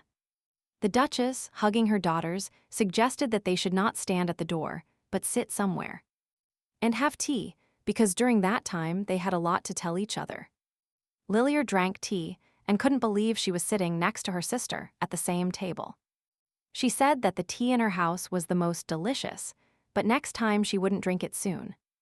And not here. Aisha asked how the preparation for the engagement was going. Lilier began to tell her that learning the rules of etiquette, organizing the engagement itself, was very difficult.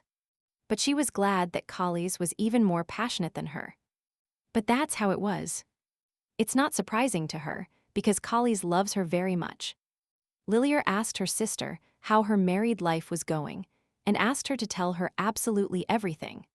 Because she needed advice, Aisha was embarrassed and didn't even know where to start. But suddenly Lilier paused and then began to say that she was too rude, and that she shouldn't have asked her sister about something so sad, since marriage was special. Hearing this, Lena became indignant and it was noticeable on her face, but there was nothing. One thing on her mind is that the Duchess's sister is a rude person. While pouring tea, Sarah decided to tell Miss Aisha that she couldn't even imagine how much Miss Lilier was worried about her all this time. And she didn't even write at least one letter. Lilier felt uncomfortable and told Sarah that everything was fine and her sister had reasons for it. But Aisha did not remain silent and replied to Sarah that if her sister was really so worried, why didn't she write to her first?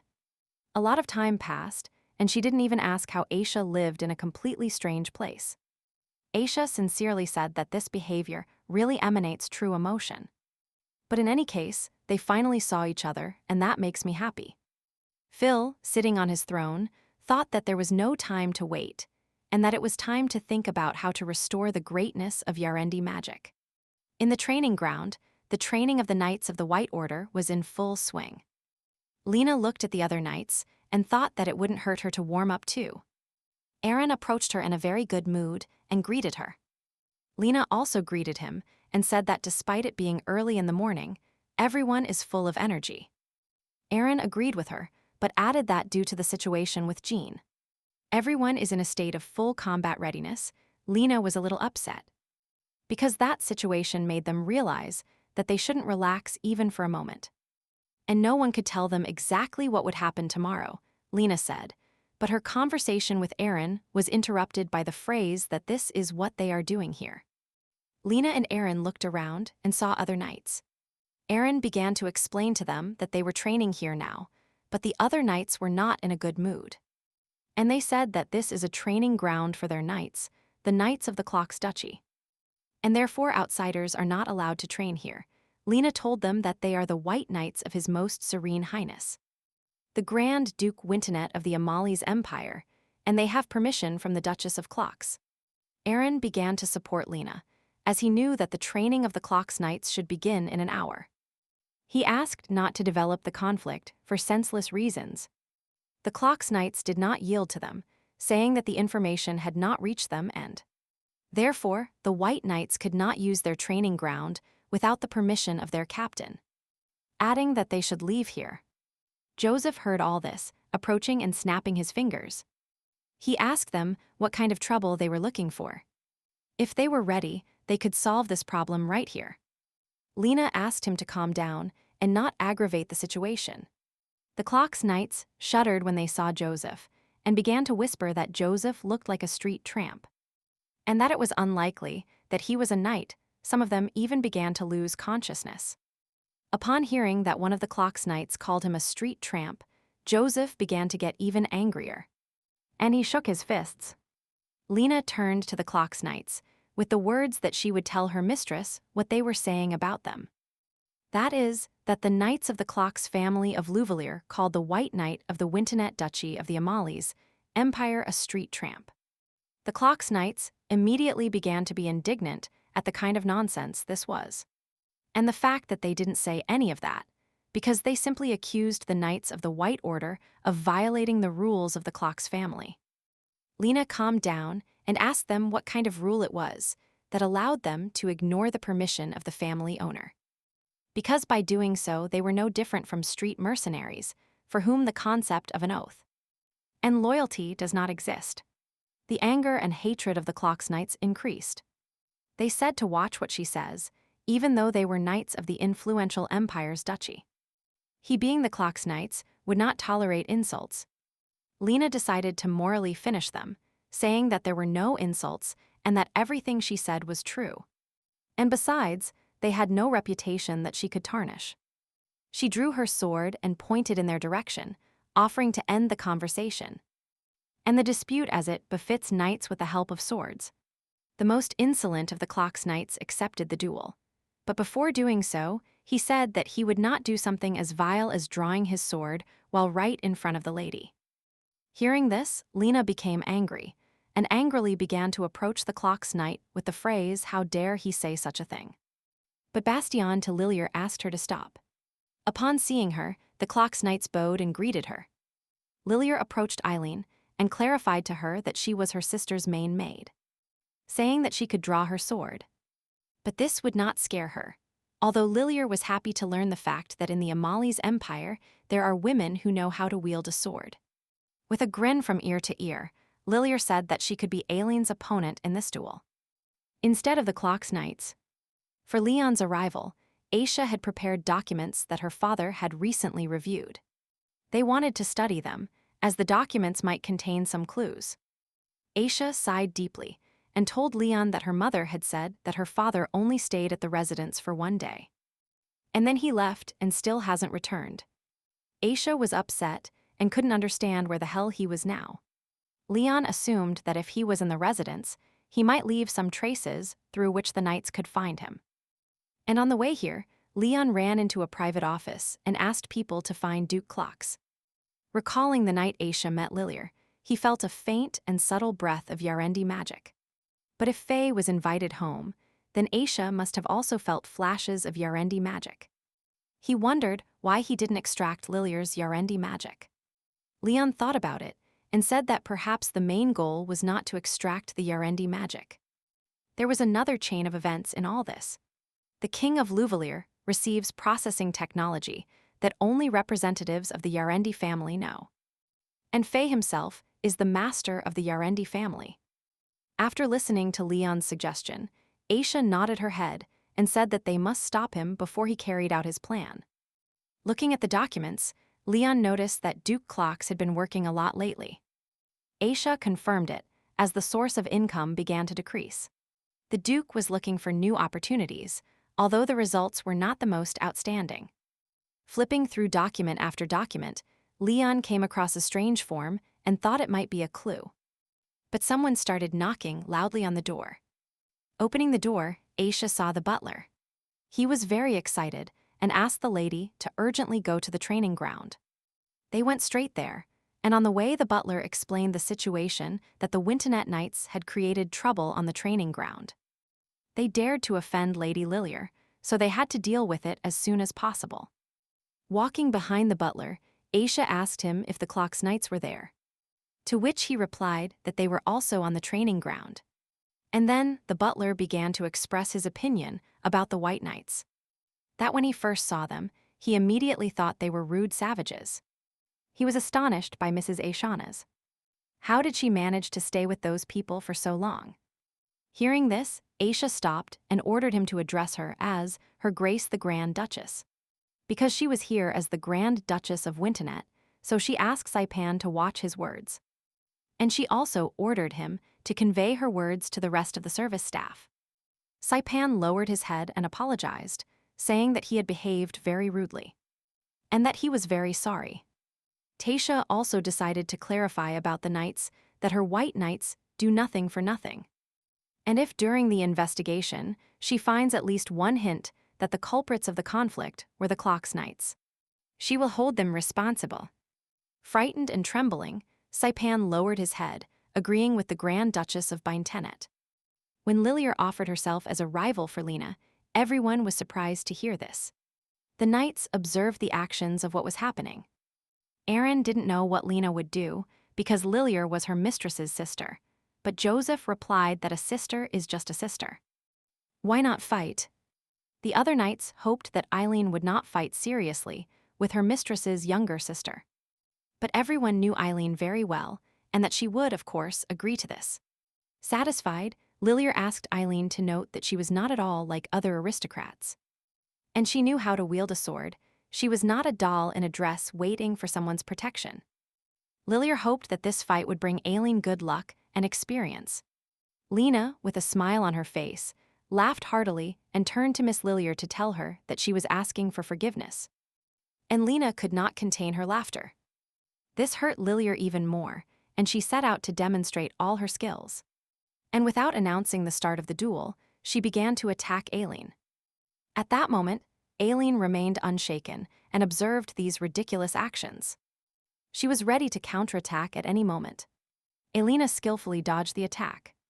Lilir was a little stunned and thought that Elena was fast, but no faster, and cunning than her. Turning around, Lilir began to attack again, holding the sword tightly in her hands. She brandished it and delivered the first blow. But it was unsuccessful as Aileen, holding her sword in one hand, repelled Miss Clock's blow with incredible force. Lilir did not expect this. She stood up and held her sword in her trembling hands, and fear was visible in her eyes. In her head, there were only thoughts that Aileen blocked her attack so easily. Aileen decided to mock Lilir with a smile, saying that she really had great strength, which is exactly how she imagined it. But Lilir did not give up. Filled with anger, she began to shout that they were having a duel and that it was time for Aileen to take this seriously. Having gained more momentum, Lilir began to attack. But before she had time to do anything, Eilena delivered a full blow. Something Lilir couldn't even think of. Eileen turned with a smile to Miss Lillier Clocks, who had fallen to the ground, saying that she had lost. Lillier, confused, sat up and couldn't believe she had lost, because it was impossible. How could this happen? Aaron said the matter was bad, and that they urgently needed to stop Aileen. But Joseph held out his hand in front of him and said that he should not interfere. The rules are the same for everyone. No one should interfere during a duel. The Clocks Knights shouted at Aileen to stop immediately and stood protectively in front of their mistress Lillier, protecting her with themselves.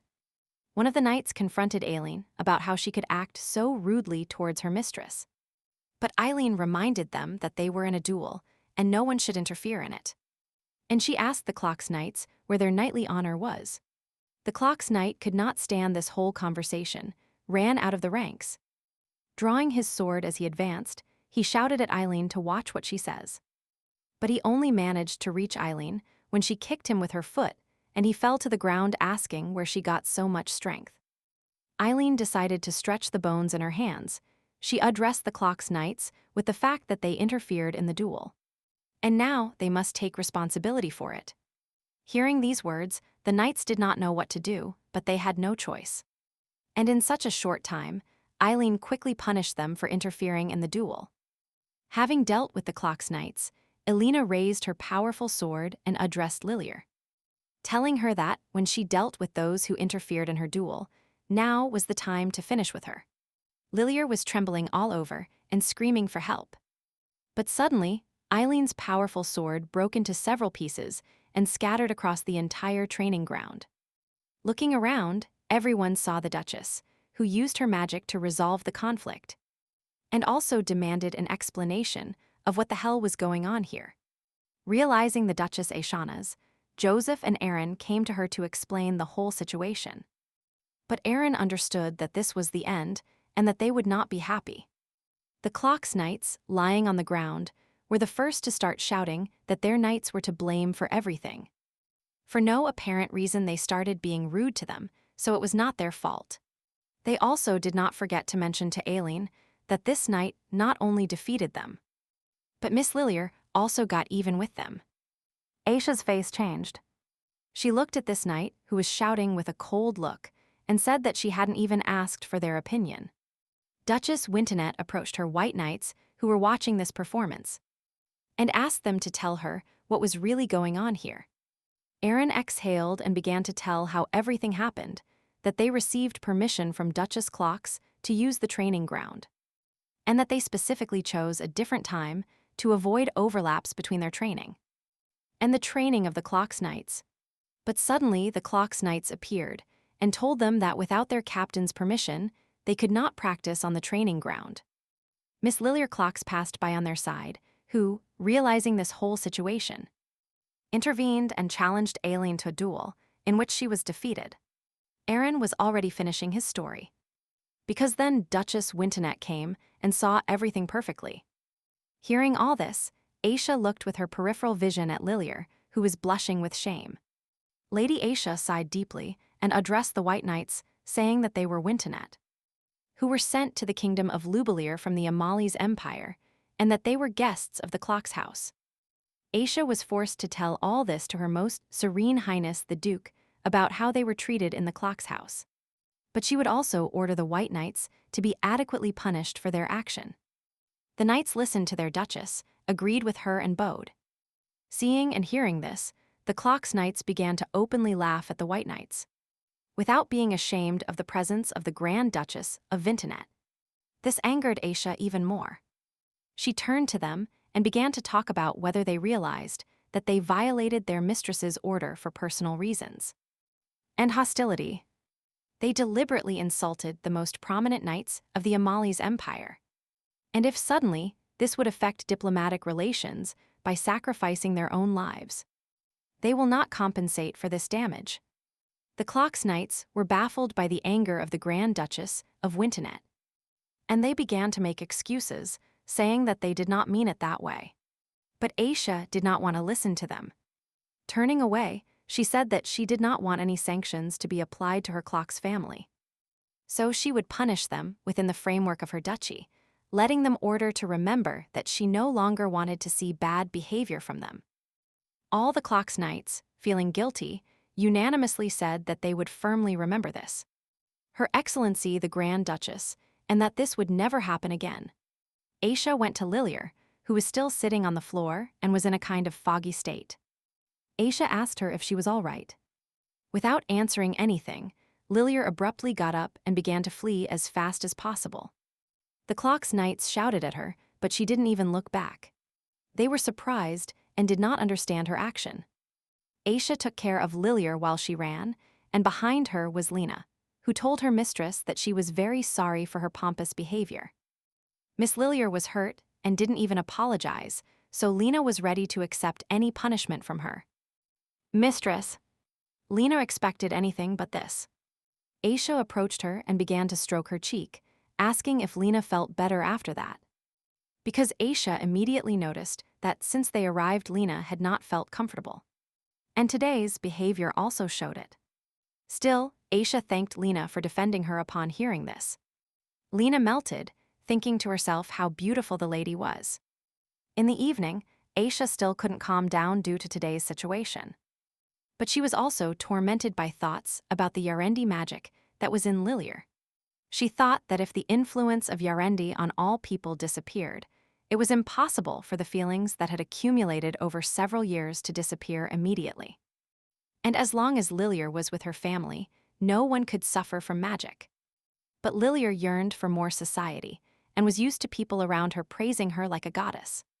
And if there were a couple of refusals, that could harm her.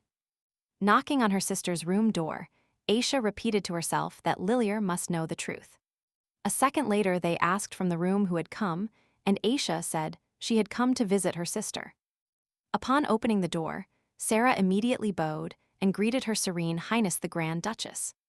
Looking at Sarah, Aisha immediately realized that Saipan had indeed conveyed her words to the rest of the staff. Aisha asked how her sister was. Sarah said that after treating the wounds, Miss Lilier slept and recently woke up for dinner. With a sweet smile, Aisha asked Sarah to wait outside because she wanted to talk to Lilier alone. Sarah immediately left the room and closed the door. Aisha sat on the edge of Lilier's bed and asked how her wounds were. And if they hurt, but Lilier continued lying there, her head covered.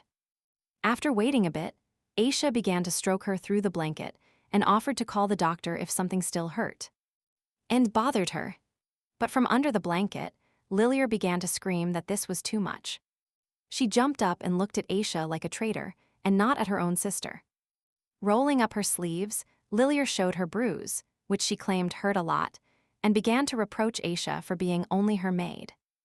And how dare she treat her mistress's own sister like this? Aisha should have punished her severely. Looking at her sister, Aisha thought that she could heal herself with healing magic. But she deliberately didn't, as always in principle, and if you look at the whole situation, it's clear that Aileen kept her power under control. Aisha got out of bed and went to the table, explaining to Lilier that Aileen was a high-class aristocrat, and that she was a direct descendant of the Marquis of the Amali's Empire, Bremble, and that her anger was not directed at Miss Clocks. Hearing this, Lilier became indignant. If her anger was not directed at her, then why did Aisha suffer so much? She agreed that Aileen had gone a bit too far.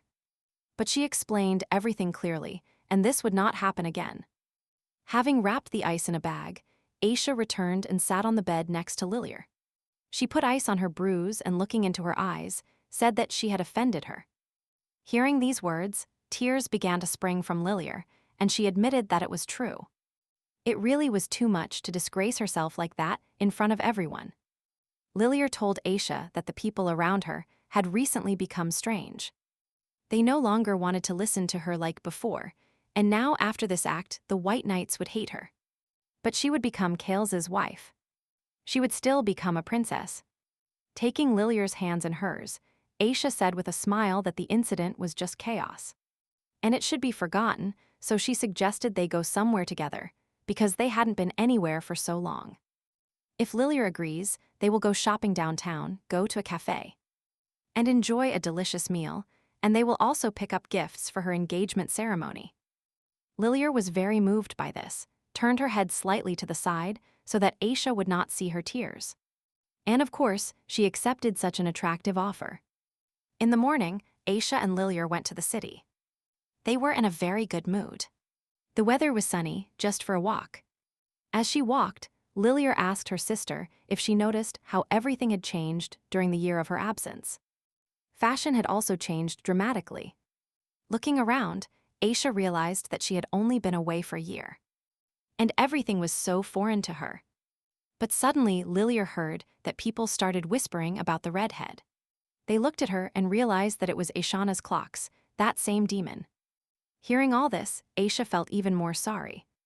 Lilyar suspected that in Amelissa, they treated her the same way. As they walked, they entered a jewelry store, where they were greeted by a tall woman. And majestic, upon noticing exactly what kind of visitors came to her, she was a little surprised. Aisha immediately approached Inez, the owner of the store, and told her that a year had already passed. And that she still had many visitors, that she was happy to see the lady, because she had never met anyone with the same view of jewelry aesthetics as Aisha. And because of all this, no one talked about jewelry with her for a while. But suddenly, Inez had a blush on her cheeks, and she realized that she had completely forgotten about herself, and had let something wrong slip out. Now she should have spoken to Her Highness, the Grand Duchess of the Amali's Empire. And Aisha laughed upon hearing this. They started chatting, and Inez wondered what precious stones were popular in the Amali's Empire. Aisha immediately replied that they were rubies.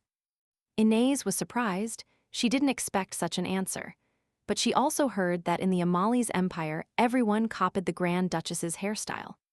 Lilyar was watching this conversation, and clearly did not like that they were talking about her sister.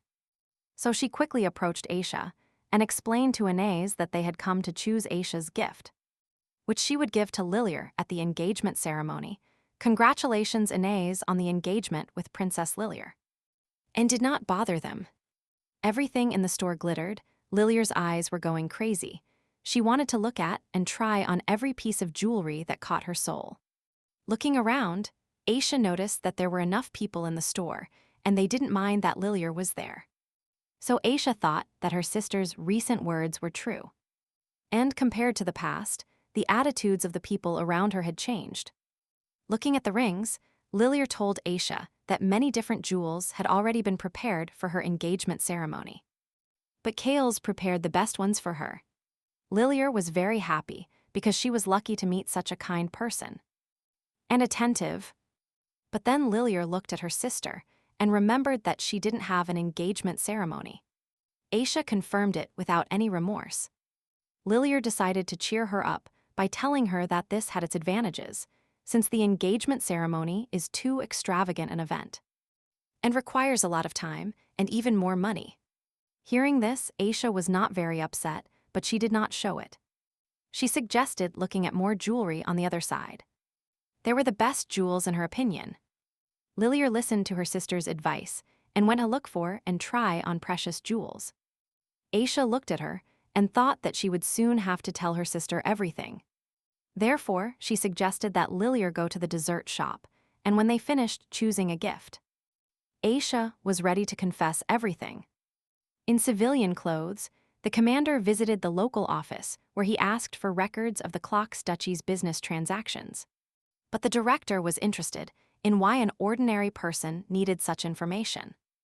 Recently, the Clocks business was suffering a great loss, but the commander wanted to get what he asked for as soon as possible. The bureau director apologized and asked not to rush him, because he was only giving advice on the affairs of the Clocks family. But he had other sources he could rely on, and the information was such that Duke Clocks took the initiative in a confidential energy stone project. The commander also became interested in the strange occurrences that might happen in Lubelier. The director laughed and replied that some weird things happen every day. He asked for a minute to think. And he remembered that not long ago near Charland, the lifeless bodies of several beggars were discovered. But the bodies of beggars are not rare since they die like flies, but it was those beggars whose bodies looked a little strange. The commander became very interested in this and continued to listen to every word of this story with great attention. The director continued by saying that there was not a single wound on the bodies. But at the same time, there was not a single drop of blood in them. They were dry, as if coming from the desert. The commander listened to all the information, took all the documents, and returned to the carriage, where the White Knight was waiting for him, and the commander told him everything. That from the outside, the clock's business was losing money, and they were conducting most of their business illegally. As His Most Serene Highness the Grand Duke thought, he ordered the knight to study all the documents. Perhaps there could be a clue there.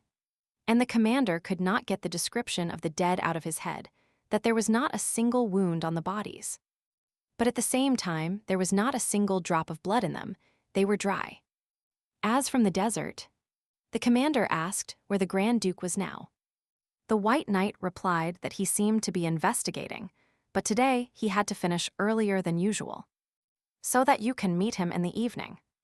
The commander thought, mentally reviewed the story told by the director, and hoped that they could soon find out Yarendi's location.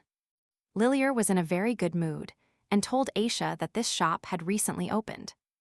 And when she first saw it, she immediately remembered it. This establishment is very popular among sisters, because they come here to eat desserts together. Aisha liked this place. There was a wonderful and cozy atmosphere in which you wanted to be and have a sincere conversation. Lilier asked her sister if she felt lonely in Amelissa. She doesn't know anyone there, and how can you live in a place completely unknown to you? But Aisha said that Lilier was wrong, and in Amelissa there are very kind and friendly people who are kind to her. Aisha also told Lilier that she was able to find friends, and they were very good. So Aisha had no time to get bored and feel lonely. Lilier, upon hearing Aisha, was bewildered after all. It seemed to her that she was lying. In fact, her sister's self-esteem was high, and Lilier could not imagine that she had made friends. Or something like that. After listening to her, Lilier asked about the Grand Duke if he treats her well. But even here, Aisha surprised her sister by replying that he treats her too well, and that he is the best husband. Lilier could not resist. She took Aisha's hand and asked her not to force herself to talk like that, because, in front of her, Aisha could not hide her true emotions. How could such a marriage be happy? Hearing this, Aisha withdrew her hand and insisted that she never said she felt bad in her marriage. And she asked Lilier why she always talks like that about it. Lilier was a little surprised. She knew very well that her sister had never been frank with her, and her self-esteem and pride were always at a high level, so she didn't tell the truth. Moving away from Aisha, Lilier said that she would never say another word on this topic again, since her sister did not like this conversation. But suddenly Lilier remembered that Aisha wanted to tell her something important, and looking at her, she eagerly awaited this conversation. Aisha began to get nervous, because what she wanted to tell Lilier was very important.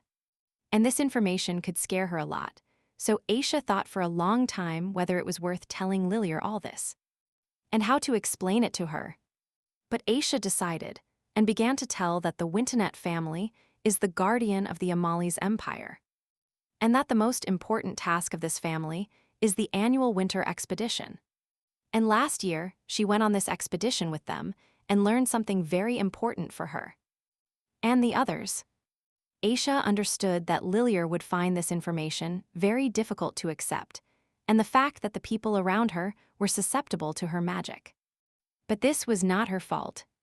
After hearing everything to the end, Lilier crossed her hands and replied with a calm face. If she understood correctly, then the Yarendi magic contained in the ancestors of the Clocks family forced people to follow her. And Aisha was the catalyst for increasing her magic power.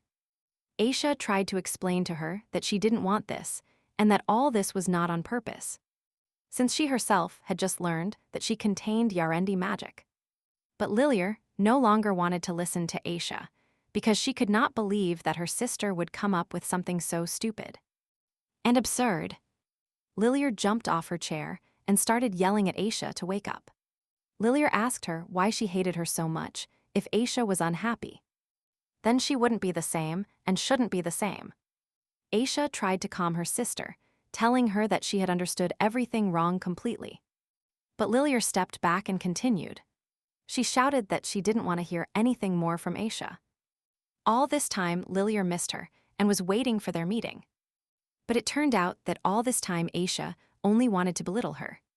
Leaving the table and heading for the exit, Lilier turned around and said that she no longer wanted to stay here in such a bad mood. And she left. Walking through the city streets in a bad mood, Lilier kept thinking that her sister had not changed in the slightest. But she wanted to get closer to her to be able to understand. But today's incident was the last straw for Lilier's patience. Out of envy, she came up with such an absurd lie. Approaching the intersection, Lilier was on high alert. It seemed to her that she didn't even notice people, but suddenly, Lilier stopped just like her gaze. She noticed a handsome stranger whom she had never seen in Louvalier before. Looking at him inside Lilier, there was an incomprehensible feeling that she experienced for the first time. And when she felt better, he had already disappeared. She looked for him in the crowd, but it was too late. She couldn't understand how he disappeared so quickly from her field of vision. Leaning against the wall, she still couldn't get away from that incomprehensible feeling. And she was worried about the question of who this handsome man was. Lying on the sofa in her room, Lilier thought about yesterday's meeting with the stranger. But Sarah bothered her and said that the Grand Duke and his wife would leave the residence. And now they would live in the palace. Lilier got up and asked Sarah about Aisha's move to the palace. She repeated to the lady that the Grand Duke and his wife had to meet with other envoys from the Amali's empire. So they were leaving for the palace. Lilier did not want to see off her sister, because if you think about it, it was out of envy that she came up with such an absurd lie. Lying on the sofa, Lilier definitively said that she would not see them off, whether it was her sister or the Grand Duke. She did not want to see either of them. She spoke about the obvious signs in this situation that the Duke decided to deal with his own affairs precisely when Lilier returned to the residence. And his behavior meant that he was making something up for himself, and he held a grudge against her. Turning around, Lilier said that it was not because of this that she did not want to see them off. But the matter was completely different. After a short silence, she asked Sarah if she believed in destiny. Sarah's eyes lit up after such a question, and she replied with all emotion that she certainly believed. Since the marriage of Lady Lilier and His Royal Highness, Prince Cowles, was prepared in advance by destiny. Hearing this, Lilier jumped up and started repeating to her that this marriage was a sacrifice for the good of the people. Although her relationship with Cowles could be called noble, but the limits of the entire marriage were clearly visible. So this marriage is not a real destiny. Louvalier Royal Palace, Leon and Aisha meet with others as envoys from the Amali's empire. They were the first to meet Louis and Cecilia.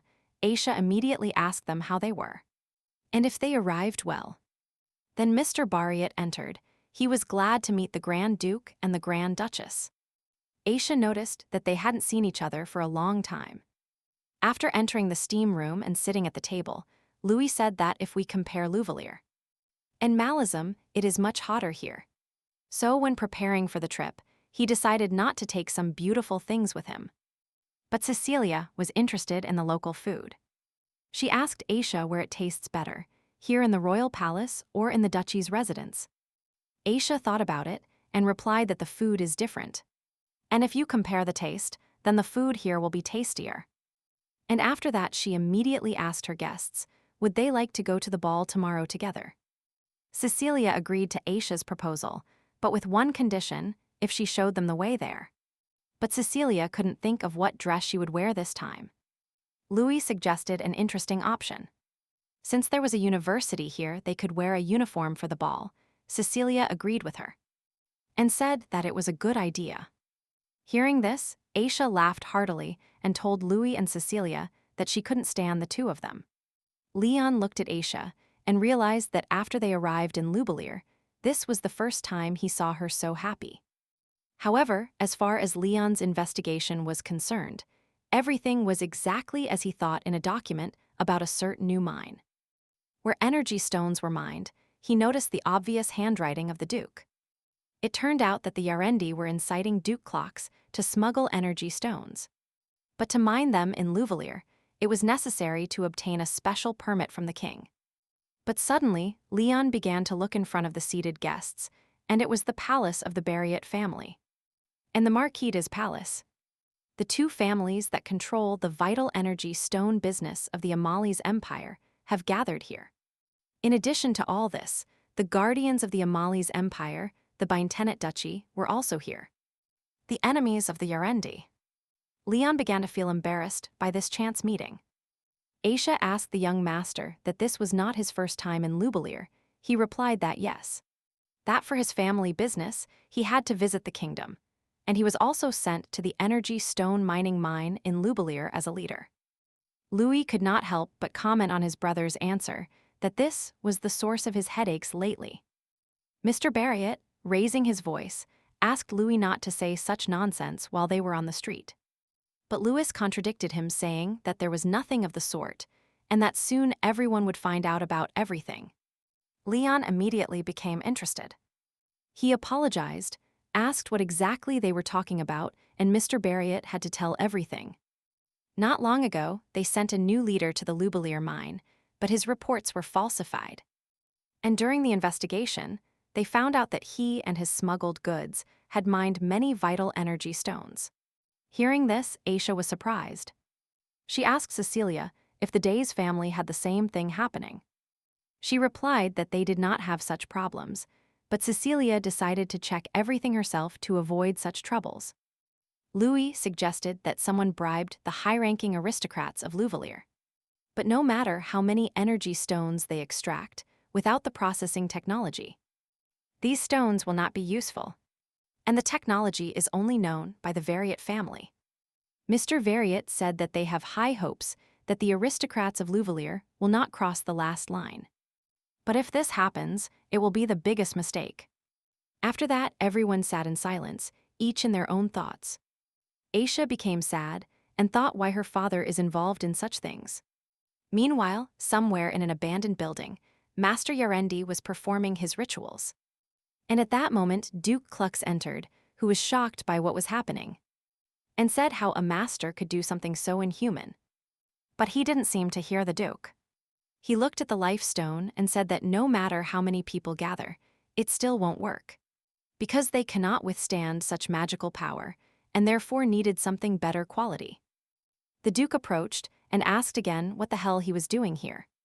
He was only helping here because Master Yarendi promised to create a device for processing energy stones. But it turned out that he was doing terrible things. Master Yarendi grabbed the Duke and, looking at him, wondered why the control over his mind had broken. If it was really because his magic was not perfect. He approached and began to tell the Duke that he warned him that besides creating a device for processing life energy stones, he had no other goals. Master Yarendi began to use magic, and at that moment continued to say that what he wants is a power capable of consuming the entire world. And his plan will never fail. Throwing the Duke to the ground, he asked who his master was. He bowed before him and told him the great Lord Yarendi Fei. Fei sighed deeply and said that if circumstances had allowed him to kill the Duke, he would have killed him here and now. But he was still useful, because until he received from his daughter what belonged to him, he would not kill him. Master Yarendi approached the life energy stone and bowed his head before it, saying that he was waiting for that moment and that it would be a lot of fun. Then he told the Duke that the show would start soon, and that therefore he had to deliver all the collected energy stones directly to the palace. But that nobody should know about it. Morning arrived. Leon watched how sweetly Aisha slept, stroking her beautiful and long ruby hair. Feeling a soft touch woke her up. Continuing to stroke gently, Leon told her that it was still early and she could sleep a little longer. Aisha felt embarrassed and asked him when she would wake up. With a smile on her face, Leon replied that he woke up a short time ago, and since today they had almost nothing to do. They had nowhere to rush, and he decided not to deny himself the pleasure of observing his beautiful sleeper, who has such a cute face. Hearing this, the red shade on Aisha's cheeks appeared even more. She pulled the blanket to her face and thought to herself, was he really talking in his sleep again? But then she asked Leon what was cute about her sleeping face. Leon immediately told her not to worry, and in her sleep she didn't talk, but even slept very calmly. But even if she talked, it would still be very cute. She thought so. Aisha immediately moved away from Leon. He could not understand what he had said wrong, but she began to laugh and say that it was disgusting. Leon continued to look at Aisha with his penetrating gaze and said that he had told the real truth. And that if he lied, for the rest of his life he would be tormented by the spiritual grass. He heard Aisha laugh sweetly, covering her face with a blanket, and this excited him even more. He told her that now he would punish her like never before. Hearing this, Aisha immediately stopped laughing and asked him to wait. But Leon had already held her tightly against him and gently leaned towards her face. And their lips closed in tender and trembling kisses. Their lips were sweeter than honey, and this intoxicated her even more, plunging them into a state of bliss and sweet euphoria. Aisha leaned on Leon's chest and listened to the beating of his heart. She felt a kind of tightness and thought that the morning began as always and nothing could go wrong. Although not everything was bad, and she even liked it. Leon hugged Aisha even tighter and told her that since they arrived in Lubelier, this morning had been the most beautiful and unforgettable for him. Aisha looked at him and asked him not to say such shameful words. Leon laughed. It seemed funny to him. Kissing Aisha on the forehead, he said that lately it seemed to him that she was very worried about something.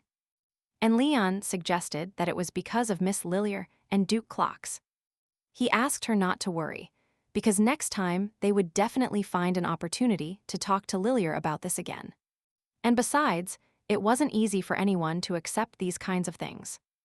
Leon reassured his beloved as best he could, telling her that no matter what choice Miss Lillier made, and no matter what she thought, Aisha should feel no remorse, and that she had already tried to tell her sister the truth. Aisha's duty had been fulfilled, and the rest depended only on Lillier. Aisha looked and listened to Leon like a child who is told how great he is. Leon hugged Aisha tightly and invited her to sleep and rest. But Aisha told him the same thing, because lately many things had happened, and he was also very tired. Leon agreed with her, and taking her in his arms, they rested together. Getting out of bed, they began to get ready. Leon had long had the desire to comb Aisha's hair, but somehow it didn't work out. But today was that perfect moment. Combing her hair, Leon admired it because it shone and sparkled in the sun. It was soft as silk. Leon inhaled her scent and said that Aisha had wonderful hair. Lena, seeing this, became a little depressed, as she thought that it was her job to comb my lady's hair. Someone knocked on the door. Lena didn't even have time to ask who was there when the door opened. And Louis entered with Cecilia. They wished everyone good morning. The Duchess immediately ran to meet them. Louis was in a very good mood and asked Aisha how she felt and if she had breakfast. Aisha asked them to come inside so they wouldn't stay in the doorway. Louis immediately got down to business, saying that it was very good that Aisha was just starting to get ready because he needed to show her something. As they talked, Cecilia noticed that the Grand Duke of Wintonet was in the room. Cecilia asked why his lordship made her feel extremely uncomfortable for such behavior. Louis immediately fell silent and also looked at the Grand Duke. Aisha's cheeks turned red. She looked back at Leon and didn't know how to explain to the girls why he was here. But they already understood everything by themselves. After bowing, Cecilia apologized for their sudden visit. It was necessary to choose such an inconvenient time for the meeting. Leon blushed and remained motionless. He was extremely embarrassed. Aisha began to laugh and asked his forgiveness for putting him in an awkward position.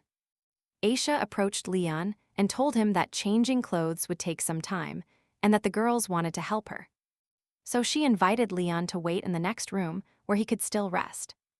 Leon agreed and told her that he would be nearby, and that if she needed anything she could come. Aisha agreed with him. As she said goodbye to him, Aisha waved to him and said in a low voice that today he was clinging to her more than usual.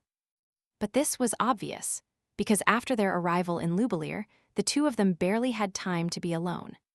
Cecilia approached Aisha and told her that she and Leon seemed very happy.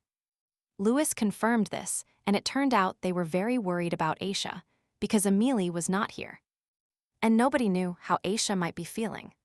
But Aisha assured the girls that everything was really fine, as she hadn't given much importance to these things before. Sitting down for tea, Aisha asked Louis what exactly Aisha should have seen before the ball. Cecilia suggested going to her room, because she had something to give Aisha and gathering would be much more fun. And that something was a gift from Dora Cullen. Unable to resist, Cecilia said that this was the most popular dress at the moment, and that they were also lucky enough to get a dress for themselves. Aisha was grateful to Dora, and upon arrival she wanted to thank her properly.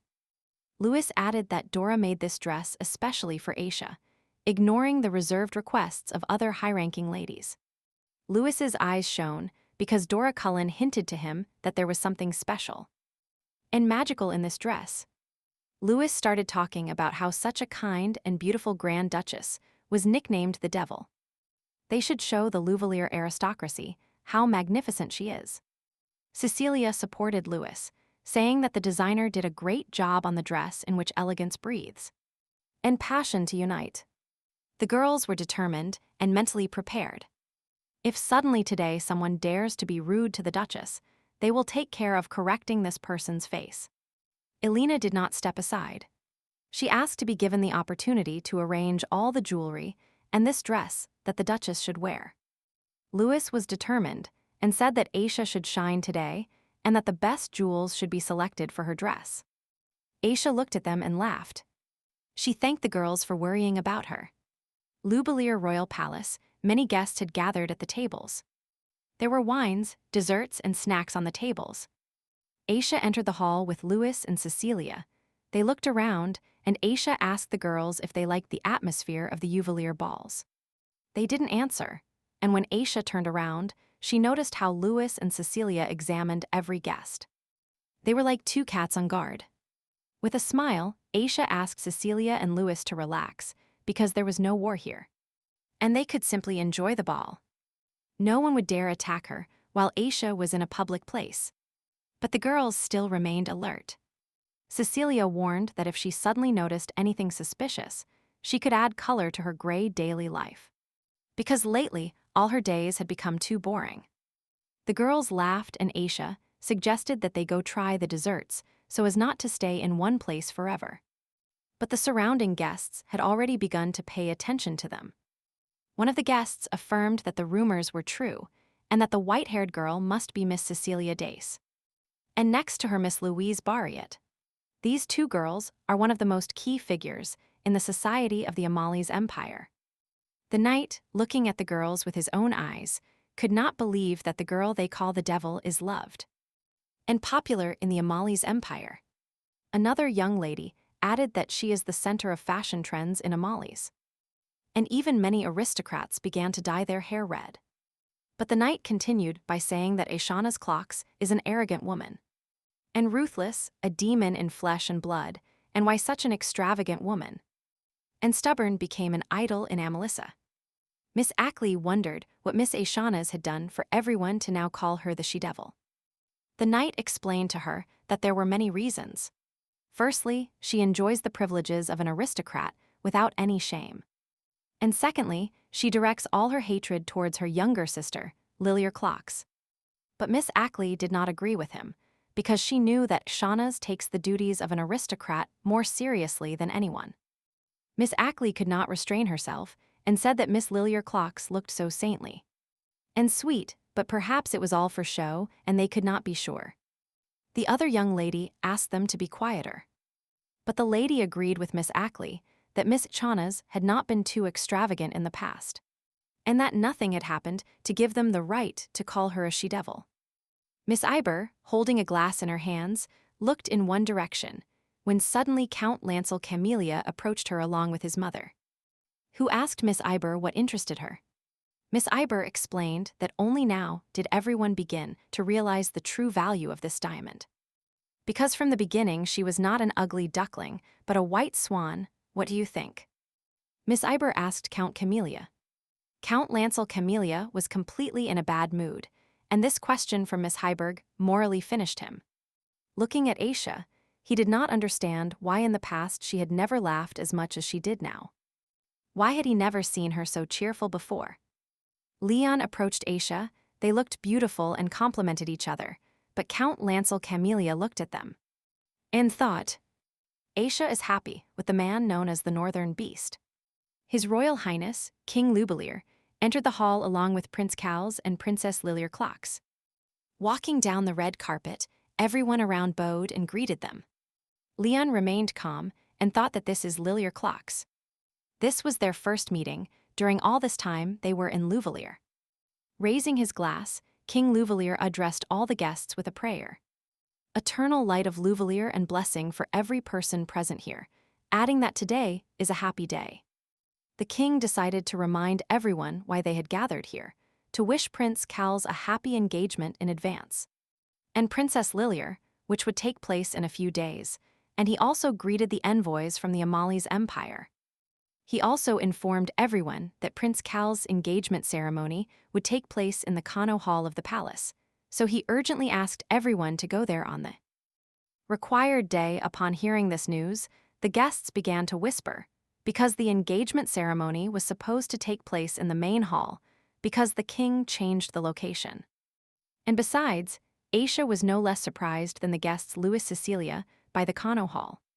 And Mr. Barriet did not understand why the residents of Lubelier reacted so strangely to the change of venue for the engagement. Mr. Barriet asked the Duchess what forced the king to change location so suddenly, and what kind of place it was. Aisha explained everything to him, that such a reaction was because the engagement would be in the Kano Hall. Because this place is only used for the coronation of a new ruler, or the consecration of someone among the saints. Having answered Mr. Barriet's question, Aisha thought that this was very unexpected on the part of the king, since he was famous for his conservative views, and then he made such a decision for Lilier's sake. But Aisha thought that there was another reason for this action. Aisha was looking at the king very attentively when Leon approached from behind, and said that he had a bad feeling, as if something very shocking was about to happen. The king's opinion changed, and he began to say that he wanted to announce something very important. From now on, the Kingdom of Lubelier will cancel the agreement on energy stones with the Amali's empire. Hearing this news too, the guests were in complete shock. They couldn't believe what they were hearing. And they wondered in whispers if they had heard and understood the king correctly. Cecilia became indignant and also asked Mr. Barriet if she had heard everything correctly, to which he replied that they did not have the right to act with such rudeness. Prince Cals, upon hearing this news, immediately addressed His Highness with the words that they had agreed with the Amali's empire for many years, and that he could not destroy what they had been building for so long. But in response, he only heard one thing, that he was a useless guy and needed to shut up.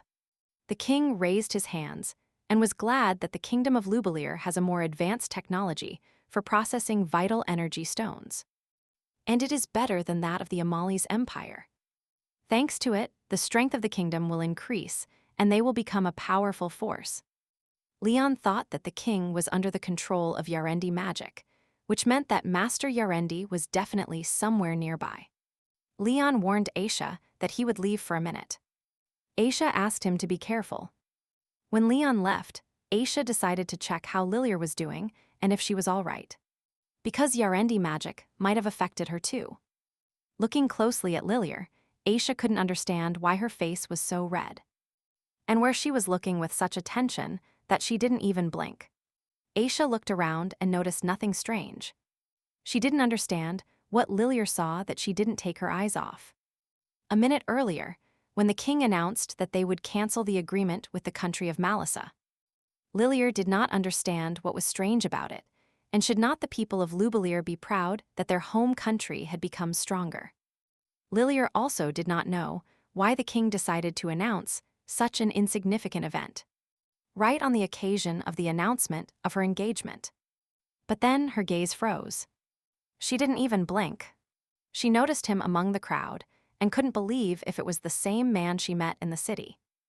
When Lilir noticed that the inner world of this beautiful stranger, along with that of her sister, Lilir Clocks collapsed. Lilier began to think that despite having given up true love for the sake of her high ideals, for the good of her kingdom, she still hoped that they would meet someday and imagined that when they did, she would tell him how she felt. After all, parting with him happened so suddenly that Lilier thought she would never see him again. But why is he standing next to her sister right now? Leon quickly looked at Lilier, but for her it was completely different. She understood that he had just looked at her, and this was a sign. When Leon ran away, Lilier watched him and thought that his strange behavior was actually a clue for her. A clue for her to follow him. Unfortunately, everything seemed that way to Lilier, and Leon quickly ran out of the hall. Thinking about what had just happened and the problematic situation it was for everyone. But Lilier was on cloud 9, thinking that it was fate, because from the beginning she tried to shake her future marriage for the sake of happiness with him. But fate was too cruel.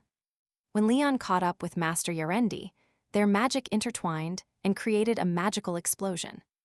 Phil took a running maid hostage, told Leon that his magic was not very weak. But in front of a great master Yarendi like him, even the most talented magic is nothing. With a satisfied face, Phil said that even after such a weak spell, this creature immediately lost consciousness and was simply disgusting. Leon got tired of listening to Phil. He asked where Duke Clocks was and what the hell he was doing with him. In response, Phil laughed. Phil asked for what purpose Duke Vintonet was asking him such questions. Because it made no sense to answer them, Phil wanted to know more about Vintonet's new mistress. That is, about Leon's wife, if she had become even more attractive. Master Yarendi said that all this does not change the fact that she was disgusted with him because he stole something important from her. Now he wanted to return what, by right, belonged to her. Leon was very angry and told Phil to watch his words because he would never achieve anything he had in mind. The Duke of Vintonet would not allow it.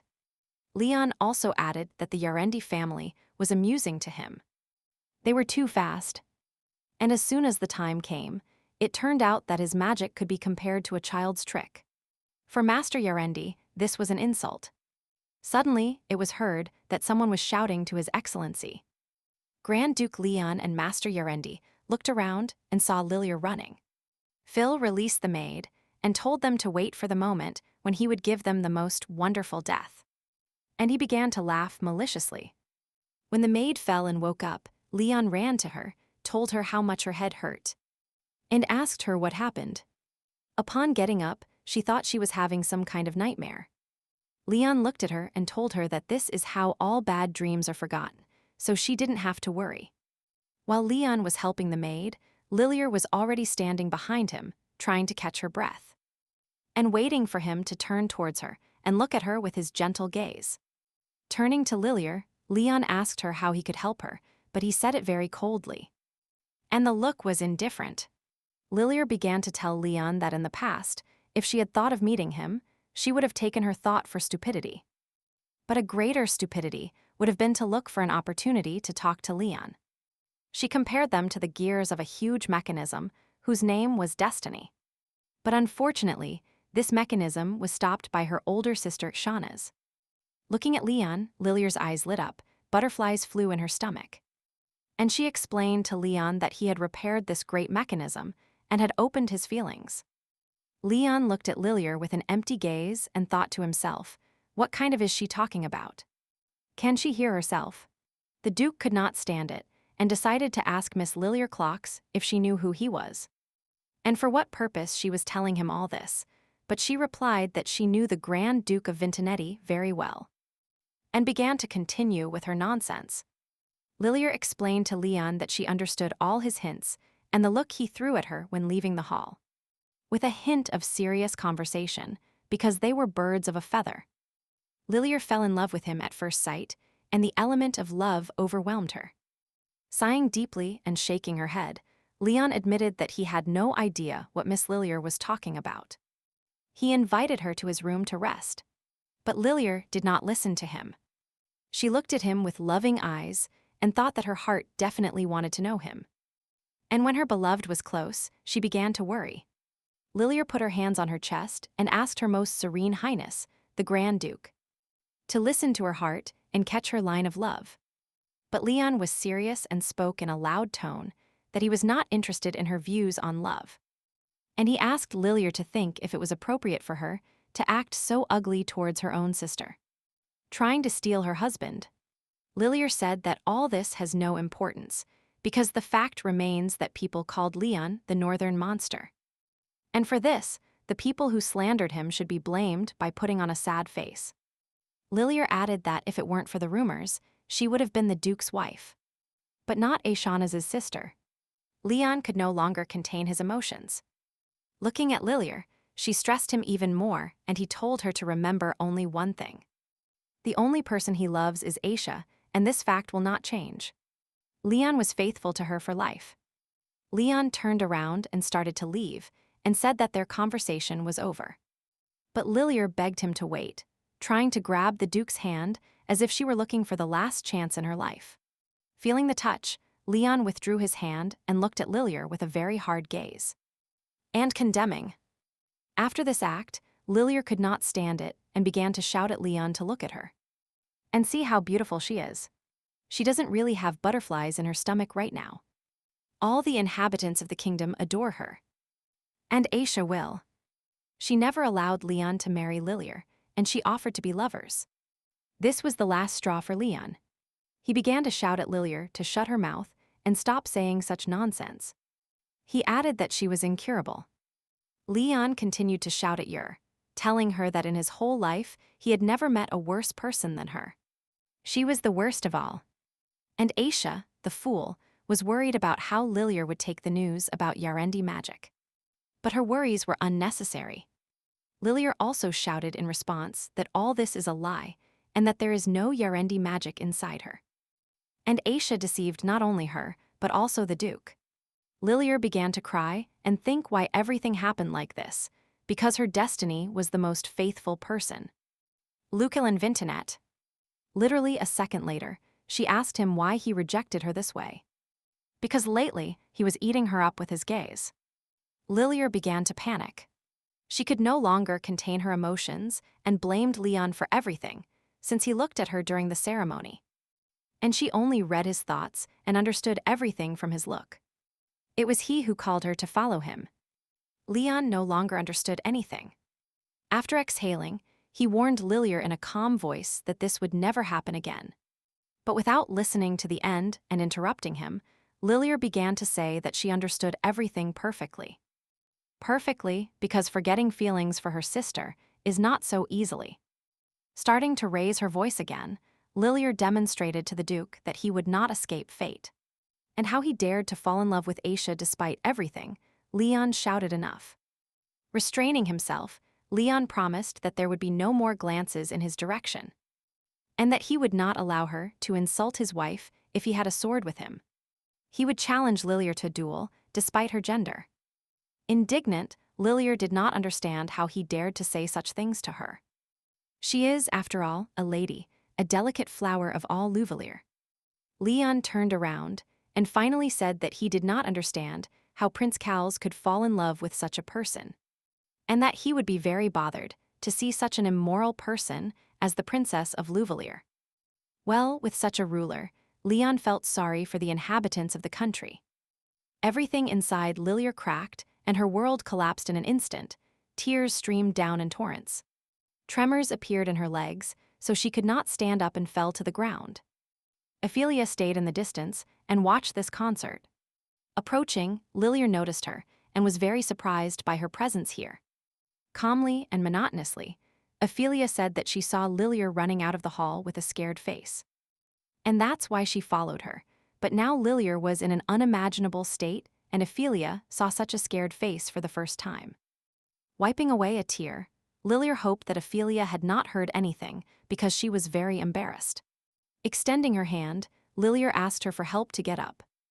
Ophelia stood there and remained standing, only saying that Lilia was truly ruthless. What the hell would it take for such a thing to come to her mind, since Lilia committed such an act? Lilia looked at Ophelia and asked her what she meant and what things she was talking about. Because it is really so difficult for her to approach and say words of comfort to her friend Ophelia. She was surprised and asked Lilia if she really still considered them friends. Lilier smiled and replied to Ophelia that of course she considers them friends, because for Lilier she will always be one of her closest friends. Ophelia looked at Lilier with a sad look and realized that she really did not understand or notice anything at all. Having started making comparisons, Ophelia asked Lilier to remember how they treated her before. And now, for her to look closely at the present, people's opinions about Lilier have changed a lot. And it's time for her to admit the reality. Without stopping for a moment, Ophelia also started to leave Lilier, asking her for just one thing: that she should start changing before the remaining admirers turn their backs on her. Left sitting on the floor, Lilier began to recall Aisha's words about Yarendi magic and how it affects other people. Leon's words, how he felt sorry for the kingdom with such a ruler. Lilier thought to herself that this was impossible, and why everyone had gone so strangely crazy. Lubelier Royal Palace, the meeting room in which yesterday's announcement by His Majesty was already in full debate. And the fact that war rumors would not be surprising, because after such words in the presence of the Amali's envoys, anything could happen. One of the dukes became indignant at the fact that such an important decision was not decided with them in advance. Perhaps no one wanted to hear their opinions, but even for His Highness this act was deliberate. Released. The other duke was calmer and turned to Prince Cals, who was silent. And he didn't know what to say. The duke asked them if he could explain to them why the king had announced such a hasty decision. And he had not yet appeared at the meeting. But Prince Cals was depressed. He remembered how his father told him that he was a useless guy, and under such circumstances, the prince had no choice but to reluctantly admit the fact that his father had changed for the worse. The prince missed the moment when his father became laconic and almost unsociable, and was no longer interested in leading the state. What also drew attention was the fact that the king transferred 2 mines to Duke Clocks, even though they belonged to Prince Cals. Cals had no idea what his father was going to do, so the prince addressed everyone present at the meeting that anyway they had no way to fix anything. And first everyone needed to calm down and think about the consequences of the decision made. One of the dukes said that such a decision would lead to the death of the kingdom of Lubelier. And they didn't have time to calm down, because now they had to figure out how to undo this decision and explain everything to the representatives of Amali's. At the other end of the table, it was heard that one of the counts began to express his point of view, suggesting that since Lubelier was able to take such a step, it means that the king considered himself ready for such changes, which means that His Majesty has a plan. Another count supported him, and if they really had a new technology for processing energy stones, and they no longer depended on the Amali's empire, this would be a serious warning for them. Count Fettina continued by saying that it was the current king who would open a new chapter in the history of Lubelier, and then his kingdom would become sovereign.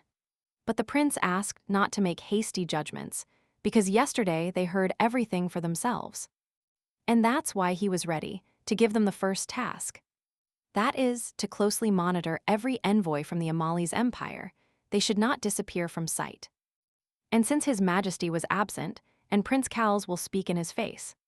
The meeting ended, everyone began to leave, but the 2 dukes whispered to each other. They wondered where Duke Klux had gone.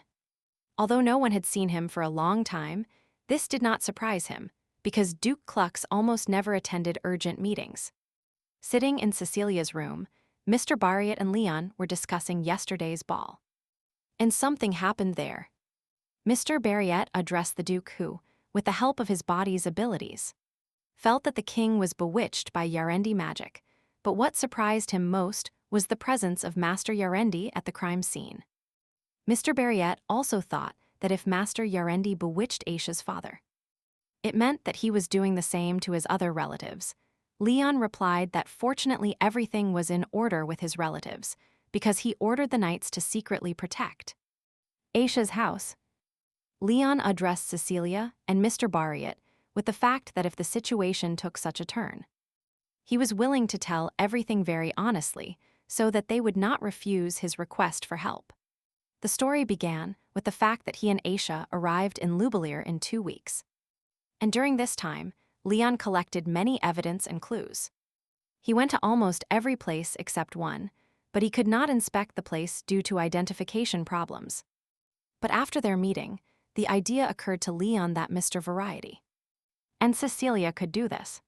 Mr. Variet immediately understood which place they were talking about, and it was the administrative center of the energy stones. Leon confirmed it, so he wanted these two to help him deal with this place. Because thanks to the identification of their families, they could do this. Cecilia immediately agreed to help the Duke.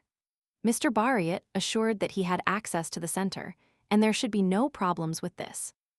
Leon thanked them for their help, but asked them to keep everything secret, since walls also have ears. In the evening, sitting in her room, Aisha looked out the window and contemplated the sunset. She was upset about something, or just thoughtful. Lena, looking at the lady, approached and covered her with a warm blanket, asking if everything was all right with her. Since she looked depressed, Aisha, straightening the blanket, smiled at Lena and replied that so many things had happened lately. So that fatigue was noticeable.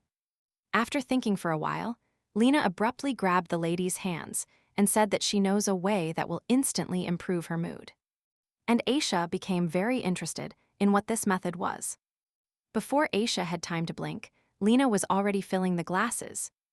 Aisha laughed and asked her if it was really alcohol, but without answering anything, Lena gave the lady a cup and told her to drink it all in one gulp. Lena herself was in a good mood, since it was a magical drink and it makes all adversity disappear. In sadness, that's why you have to drink it to the bottom. Aisha laughed and they clinked their cups. Aisha said she supported Lena and told her to drink to the bottom. Drinking more than her first cup, Aisha remembered that wonderful day when she and Leon went horseback riding, where they stayed in a cabin and also drank alcohol. Lena was already in a very good mood, and therefore decided to congratulate her mistress by telling her that she was simply amazing. She drank so much, and even Yena. Lena kept being surprised by her mistress. She lay down in her mistress's lap. They talked and kept secrets for a long time. Lena said that she understood Aisha, and when they arrived in Lubelier, everyone was not calm. But it was understandable. During this time, many bad things happened, which is why Liana resorted to that drink. Aisha stroked her head and shared her emotions and experiences. She told Lilier the whole truth, but she completely misunderstood everything. She also said that her father was involved in a conspiracy with Yarendi and disappeared. And nobody had heard of him. Aisha was worried that after all this was over, her family would no longer have a place in Lubelier. Although Aisha understood that her family was only a victim, at a glance at the clock's family, the people of the kingdom would feel uncomfortable. But if Aisha were in these people's place, she wouldn't know what to do either. Hearing this, Lena abruptly got up and asked the lady why she should feel sorry. Because despite all the lady's kindness, she should not feel sorry for people like them. Picking up another cup, Lena began to say loudly that the clock's family is bad. Except Mom, of course. And the attitude of the people also went beyond the limits. Even the servants of the house are arrogant towards Lady Aisha. They are all selfish. Having drunk this cup to the bottom, Lena served more and continued, saying that she did not understand how such a wonderful girl as mistress could become so charming living in such a devilish place. But most of all, Lena was irritated by Lillard clocks. She couldn't understand where she got so much self-confidence from. She always contradicts herself, dresses luxuriously, and claims the equality of all people. She holds a sword in her hands, although she doesn't know it. How to handle it? Lena asked the lady. How did you get used to such an annoying sister? After drinking this cup to the end, Lena immediately collapsed, and Aisha, with a sweet smile, laid her down and covered her with a warm blanket. Looking at her, Aisha said that Lena had told her so many things without any shyness. Serving herself another cup, Aisha said that she does not do all this because she is kind. Aisha did all this because everything she values could be destroyed in an instant because of Yarendi. And that's why the lady tried to protect what was dear to her. Morning arrived, Louis was already sitting in the carriage with Cecilia, Mr. Barriet was outside. Everyone was waiting for the White Knight. But Louis was in no mood. He wondered if everything was all right with Aisha, because the unpleasant situation with Lilier could at least cause a headache. And the whereabouts of his father are still unknown. If Louis had been in his place, she would not have endured so much pressure, but Cecilia said that Aisha is a very strong person, and that the Duke and his support are always by her side. Louis looked at Cecilia with a smile and agreed with her words. Because they are also always there, and if something happens, they will support her too. Mr. Barriette, looking around, said that the White Knight was late. Louis was also worried because he did not arrive at the agreed time. The Grand Duke told them that he would send his best knight. Louisa suggested that he might have gotten lost on the way. But at that moment, the best White Knight appeared from the bushes, saying that after all he had found them. Joseph sincerely asked for forgiveness and explained that he got lost on the way, and that's why it took him a little while to get on the right track. Mr. Barriette clarified that he was the knight sent by the Grand Duke. Taking a stance, he introduced himself saying that his name was Joseph and that he was from the Order of White Knights. And that today he would be an escort, you could feel safe with him. Looking at Joseph, Mr. Barriette felt uneasy and worried, because Joseph couldn't even make it at the specified time. And he would accompany them. After getting into the carriage and setting off, Joseph looked at everyone present and asked when was the last time they visited those places. Mr. Barriette immediately answered the question that if we go into exact numbers. Then 4 months have passed since that moment. Joseph warned them that this situation is different from that time. Closing his eyes and raising his head, Joseph began to think that King Lubelier was not in a good mood.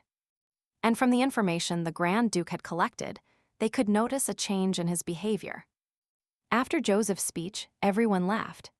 He immediately became nervous and asked for forgiveness, because he had been living like a bully for a long time.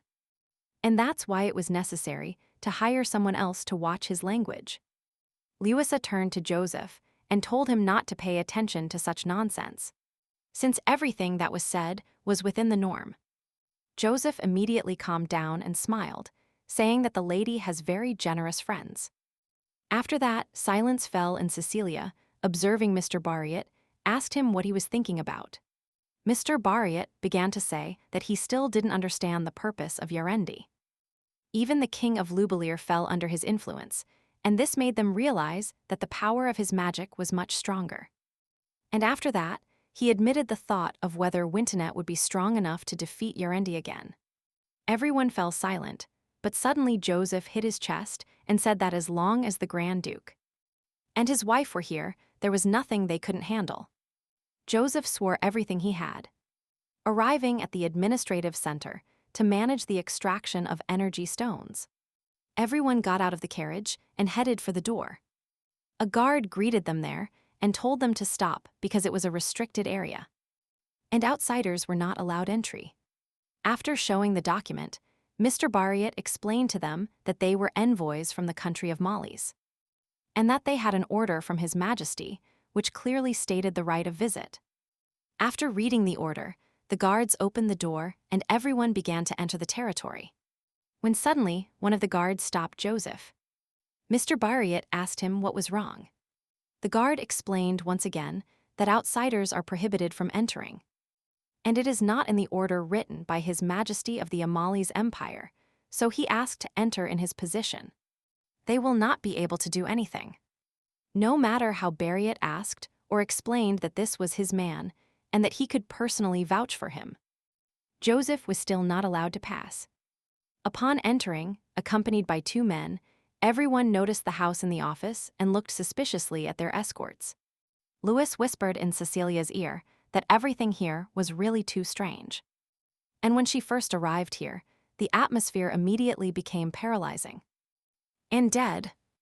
Louis was also not happy with the room's furnishing. It didn't look like an office worker. They looked more like street vagrants living here, and from the outside the building looked abandoned. Cecilia asked Louis to speak a little quieter, because these intimidating men were watching and listening to their every move or conversation. Suddenly, Louis turned around and noticed by his brother's face that he was feeling fine. She asked him what was wrong, but Mr. Barriott replied that everything was fine for him, and that there was nothing to worry about, although inside he felt a familiar feeling. The man led them to another room where he asked them to wait for him for a while. Louis decided to find out how long she would have to wait for him, but in response, she heard the door slam shut. This angered Louis, and she shouted loudly that she had never been treated so rudely before. Cecilia said that all this was very strange and offered to sit on the sofa. Mr. Barriott looked around the office, in which there were many different books. But as he walked, he felt very dizzy the whole time. And suddenly he fell. The girls immediately jumped up and ran to him, asking what happened. Trying to help him up, the door creaked open behind them. They turned around. A man was standing in the doorway. He greeted them and introduced himself, saying that he was the head of this administrative center, and that his name was William Clocks. Everyone was shocked. Looking at him, no one understood what had happened to Duke Clocks. Why was he so strange and mysterious? Having discovered some kind of abandoned building, Leon and the commander decided to check it out too. Upon entering, they noticed a terrible sight approaching the dead. The commander examined them and said that the life energy was magically sucked out. And he assumed that it was Yarendi. Leon decided to walk around this mysterious place and examine this entire magic circle, studying every hieroglyph.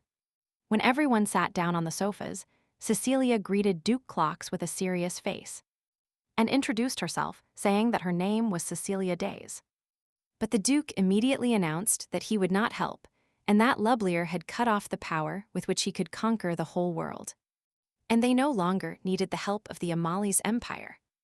After exchanging glances, Cecilia continued the dialogue with the Duke, because it was exactly as she thought.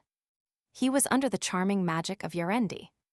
She asked the Duke in what position he was now to be able to utter such strong words. Cecilia began to explain to the Duke that the main leader of the Lublier side is Prince Cowles, and their country has not heard the news from the prince's lips, so the agreement between their countries is still in effect. But the Duke said that everything they mentioned means nothing sensible, and his master's plan is not one that will fail. Upon hearing of some night, Cecilia was surprised and immediately decided to clarify what kind of night the Duke was talking about. Perhaps he meant His Royal Highness. Duke Clock stood up and said that he had already answered all their questions and that therefore they could get out of here now, repeating that they did not need the Amali's empire. The Duke began to leave when suddenly Louis stood up and turned to him with the last question if he would attend his daughter's engagement ceremony. And he also added that Ishanas was very worried about him. He stopped, turned around, and told them not to interfere in their family's affairs. If they didn't leave now, he would call the guards to throw them out of here. Mr. Barriott was thinking what they should do, because they cannot leave right now. Louis jumped off the sofa and moved abruptly from his place. Grabbing a vase of flowers, she headed towards the Duke. Louis waved her hand and hit him on the head, looking directly into his shameless eyes. Because of what was happening, Mr. Barriott jumped off the sofa and told Louis what she had done. Cecilia watched everything with huge and surprised eyes. Throwing the vases on the floor, Louis explained that the Duke was in a delirious state. Even when she told him about his daughters, he reacted with indifference, and they could not return empty-handed. Approaching the lying Duke, Variette asked Louis again how she came up with such a crazy idea. Cecilia examined the Duke and said that everything was fine and that he had lost consciousness, but that it was worth showing him to the doctor. Cecilia offered to return and tell everything to the Duke of Wintonet, because nobody knows the exact condition of Duke Clocks. She wanted to take the Duke so that the guards wouldn't notice them, and by the time they were safe. The Duke simply wakes up from the charming magic, and they will discover the information. Her problem was how to take the Duke. Cecilia suggested that they could not do without outside help, so Mr. Barriette should jump out the window and call Joseph.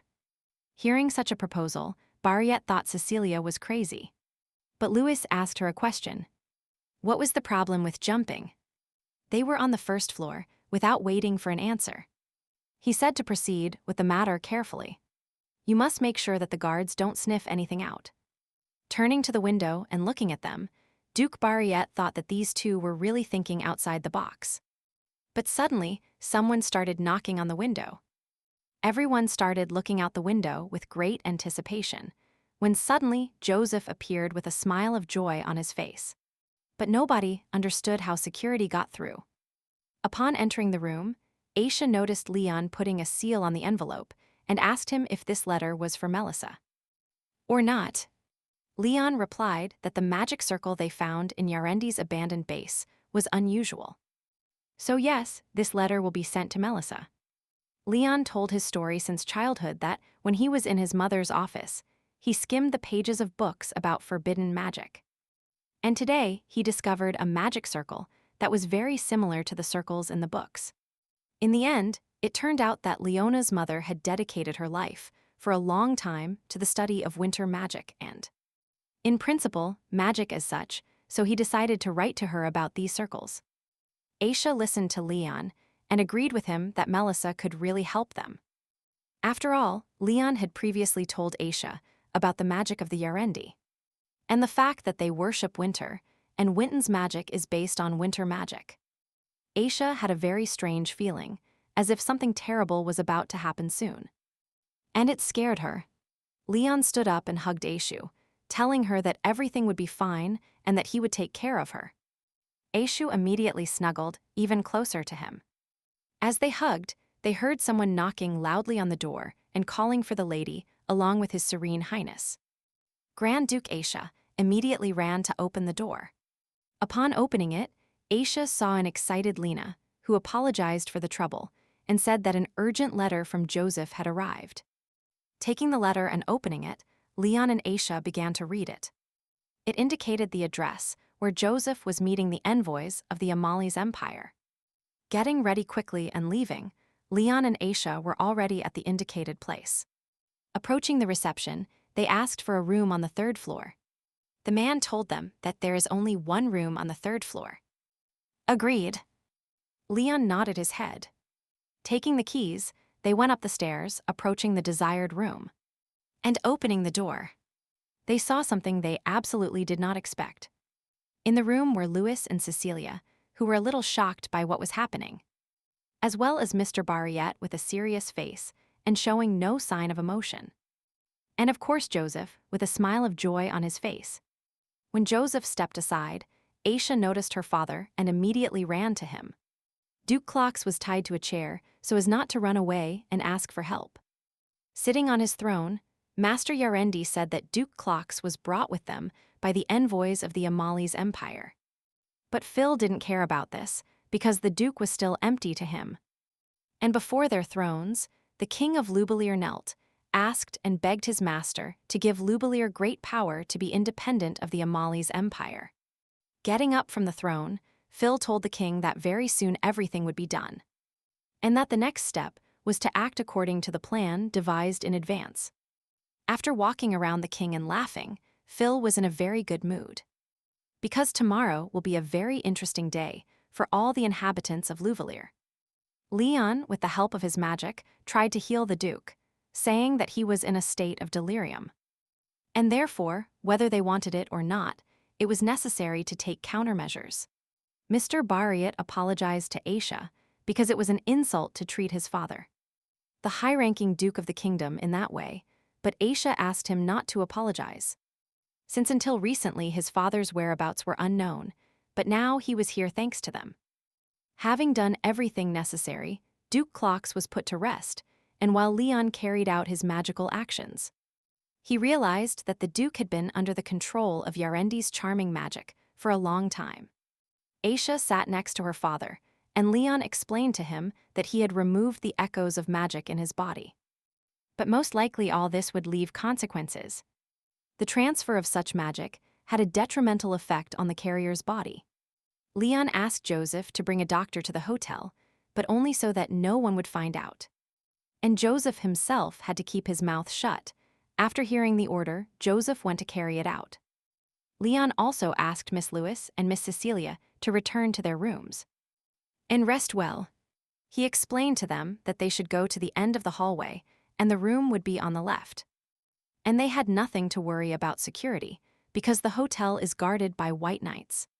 When almost everyone had left, Aisha was still sitting near her father and, touching his hands, she shuddered. She felt how the remains of Yarendi magic in her father's body flowed gently towards her. Leon asked Mr. Bariat, before the doctor arrived, to tell him in detail what happened today in the administrative center. Bariat began to tell that they were very lucky that Joseph entered the territory of the administrative center. And when they were thinking about how to leave, Joseph found them and helped them. Joseph's help was invaluable. They waited for the right moment, that is, when the territory was out of the guard sight. And then they could take the Duke away. But now Mr. Variety did not understand how he could deal with the situation in the centers. Leon convinced him that this would not be a problem for them, since Joseph mentioned it in his letter. And they only had to wait for Duke Clocks to regain consciousness, and then he himself would confirm everything. Leon also reminded Mr. Variety that all people in the administrative center for energy stone extraction are under the control of Yarendi magic.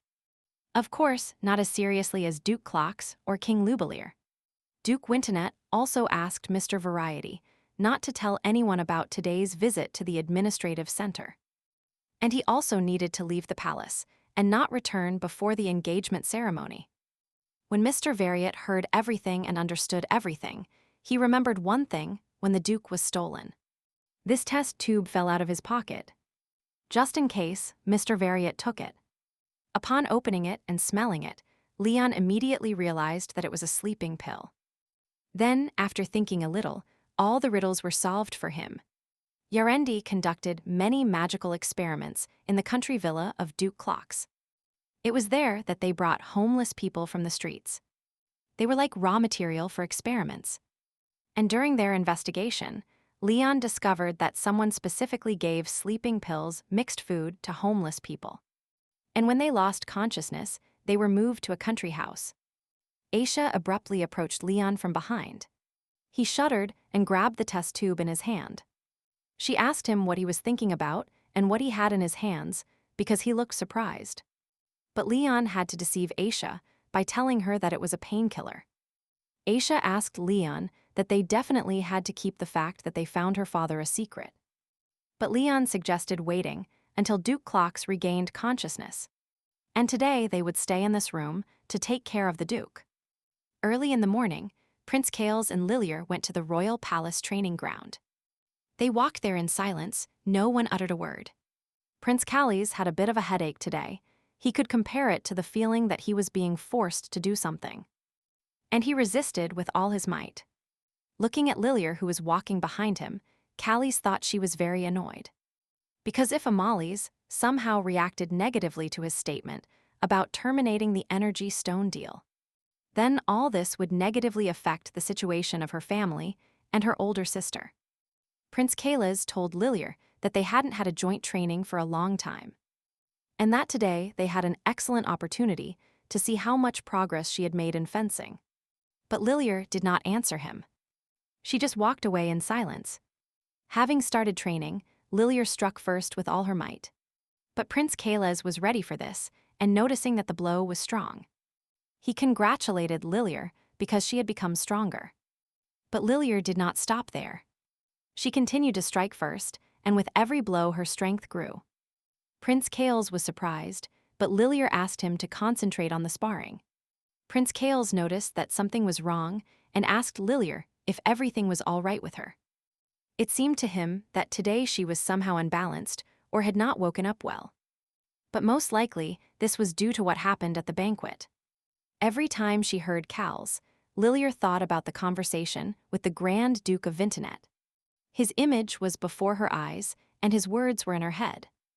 Upon leaving, the Grand Duke said that he did not understand how Prince Cals could fall in love with such a person, and that he would be very offended to see such an immoral person as Princess Lubler. Because with such a ruler, Leon felt sorry for the inhabitants of the country. From these words, from this act of the Grand Duke of Vintonet, Lilier became even angrier. And she became stronger, attacking Prince Cals with a sword, who asked her to stop. But Lilier did not listen to him, and Prince Cals had to defend himself completely. But Lilier could not stand it and fell to the ground. Cals immediately ran to her apologizing and telling her how clumsy he was. Lilier abruptly got up, turned around and ran away without even saying anything. Prince Cals called her, but she did not react at all. He was lost. Lilier ran through the garden paths and thought what an absurdity was happening, because at a glance at Cals, she became enraged.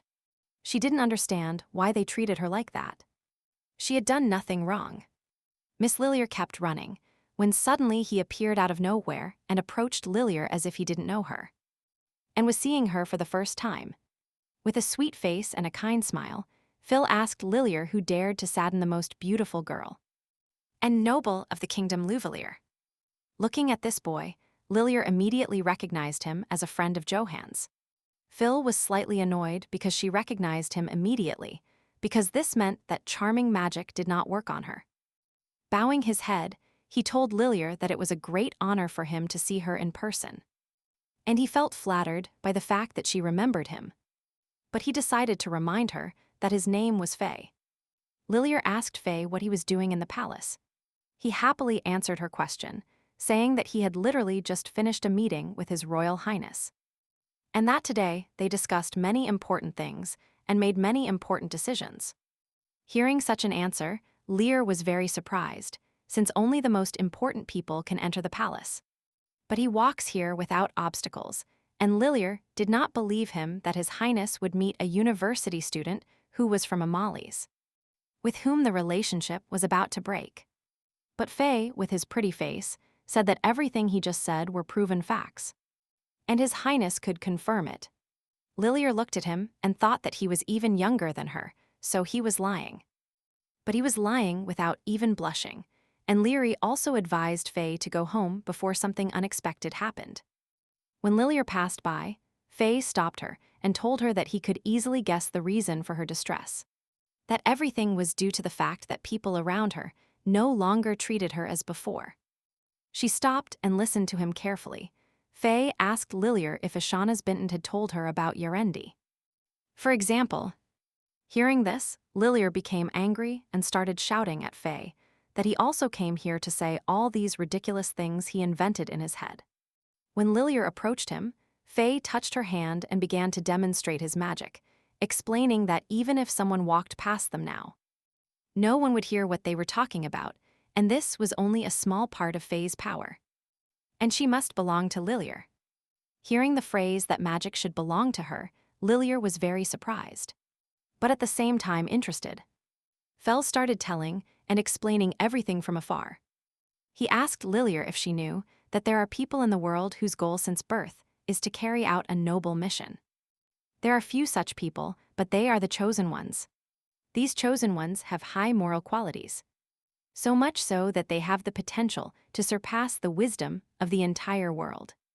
The chosen ones accept the path of self-sacrifice, as their duty and their goal is to guide the fools onto the right path. After touching Lilier's hair, Faye told her that she also had all the qualities he had just listed.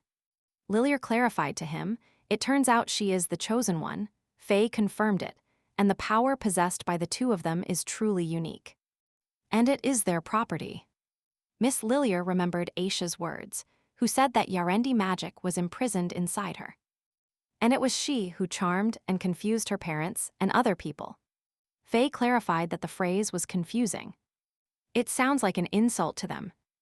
All their strength is like a sharp sword on both sides.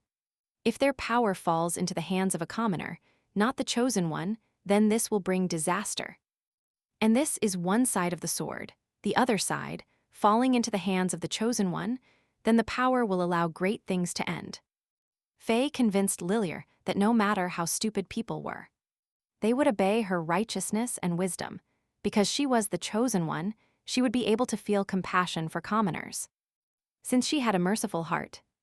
In other words, everything that Lilier desires with all her soul can be achieved, or rather, it can be achieved thanks to Aisha Asfai. He said that Wintonette's greed forced people to turn away from Lilier. It turned out that all this was planned in advance by her sister, Lilier asked.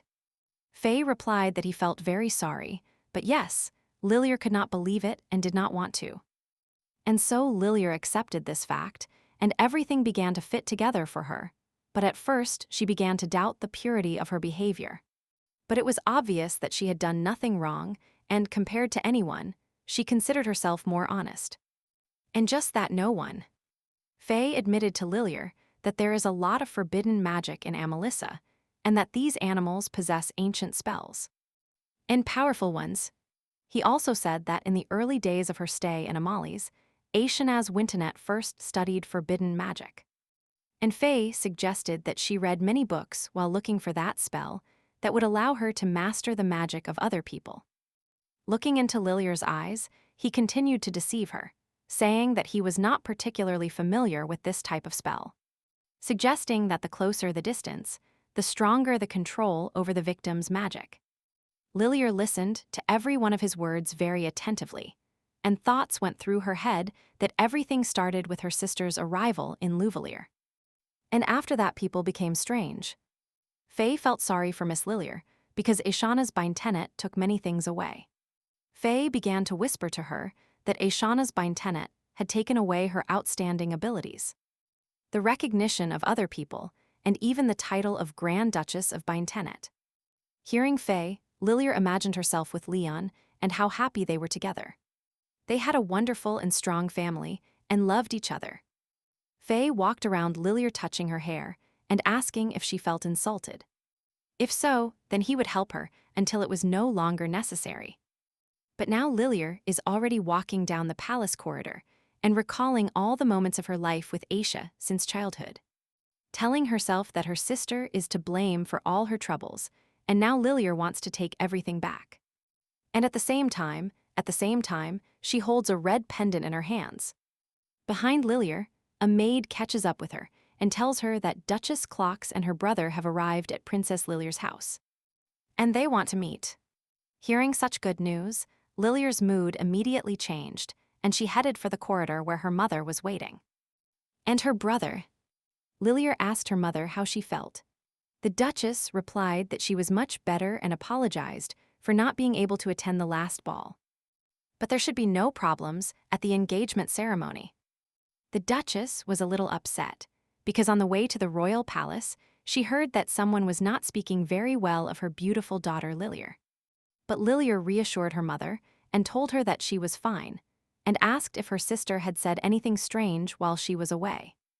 The Duchess was a little surprised at first, but then replied that Aisha had not said anything strange to her. The Duchess admitted to Lilia that after Aisha's arrival she thought a lot, she thought about many things. And she made her own mistakes. Lilia began to wonder what her mother was thinking about. Mom asked Lilia if she remembered how often she got sick as a child. Because that's why she and her father dedicated all their time, care, and attention only to her, forgetting Aisha. And now, looking back, the Duchess realized her big mistake. Lilia's face changed. This hurt her, and she started saying, raising her voice, that Aisha really said all this. And her mother believed her.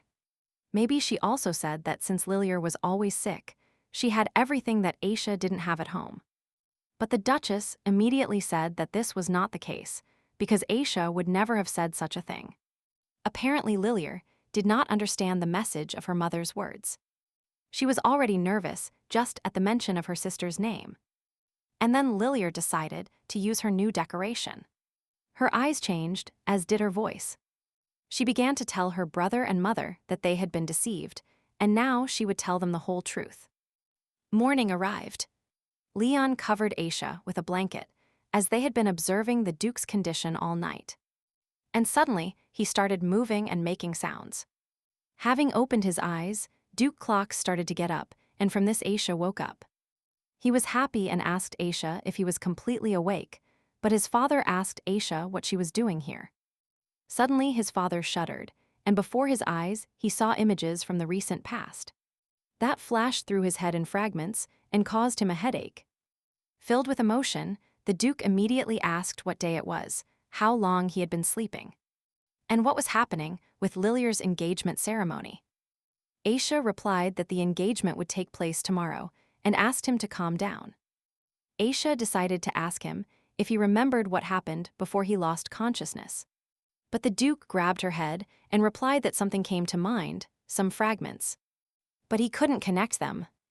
The Duke, holding his head, said that he urgently needed to meet with His Majesty the King. Because this small fae had deceived him, and something terrible would happen at Lilier's engagement. Hearing this, Leon and Aisha immediately thought of one thing: what would happen at the engagement. And Leon replied to Duke Clogs that there was no point in meeting the king, because Yarendi also deceived him. Duke Klux immediately calmed down and fell silent. He stared at the stranger, and only after a couple of minutes asked who he was. Leon explained that this was his first meeting with Duke Klux, that he was his daughter Aisha's husband, and that his name was Luca Leon Wintonet, Grand Duke Wintonet of the Amali's Empire. The Duke was ashamed. He was ashamed that his daughter's husband saw him in such a state during their first meeting. Leon asked Duke Klux not to worry about that. Aisha's father immediately began to gather all the information. He asked Leon what he meant by saying that His Highness the King was as deceived as he was. Perhaps His Serene Highness, the Grand Duke, knew the answer to this question. Leon began to say that this man is the last descendant of a family that was destroyed a long time ago in the Amali's Empire. And this time, Leon arrived as an envoy to stop their plot. The Duke began to say loudly that if this criminal is from Amali's, then the people of Amali's must deal with him. The Duke asked to stop the criminal and not allow Lilier's engagement to be interrupted.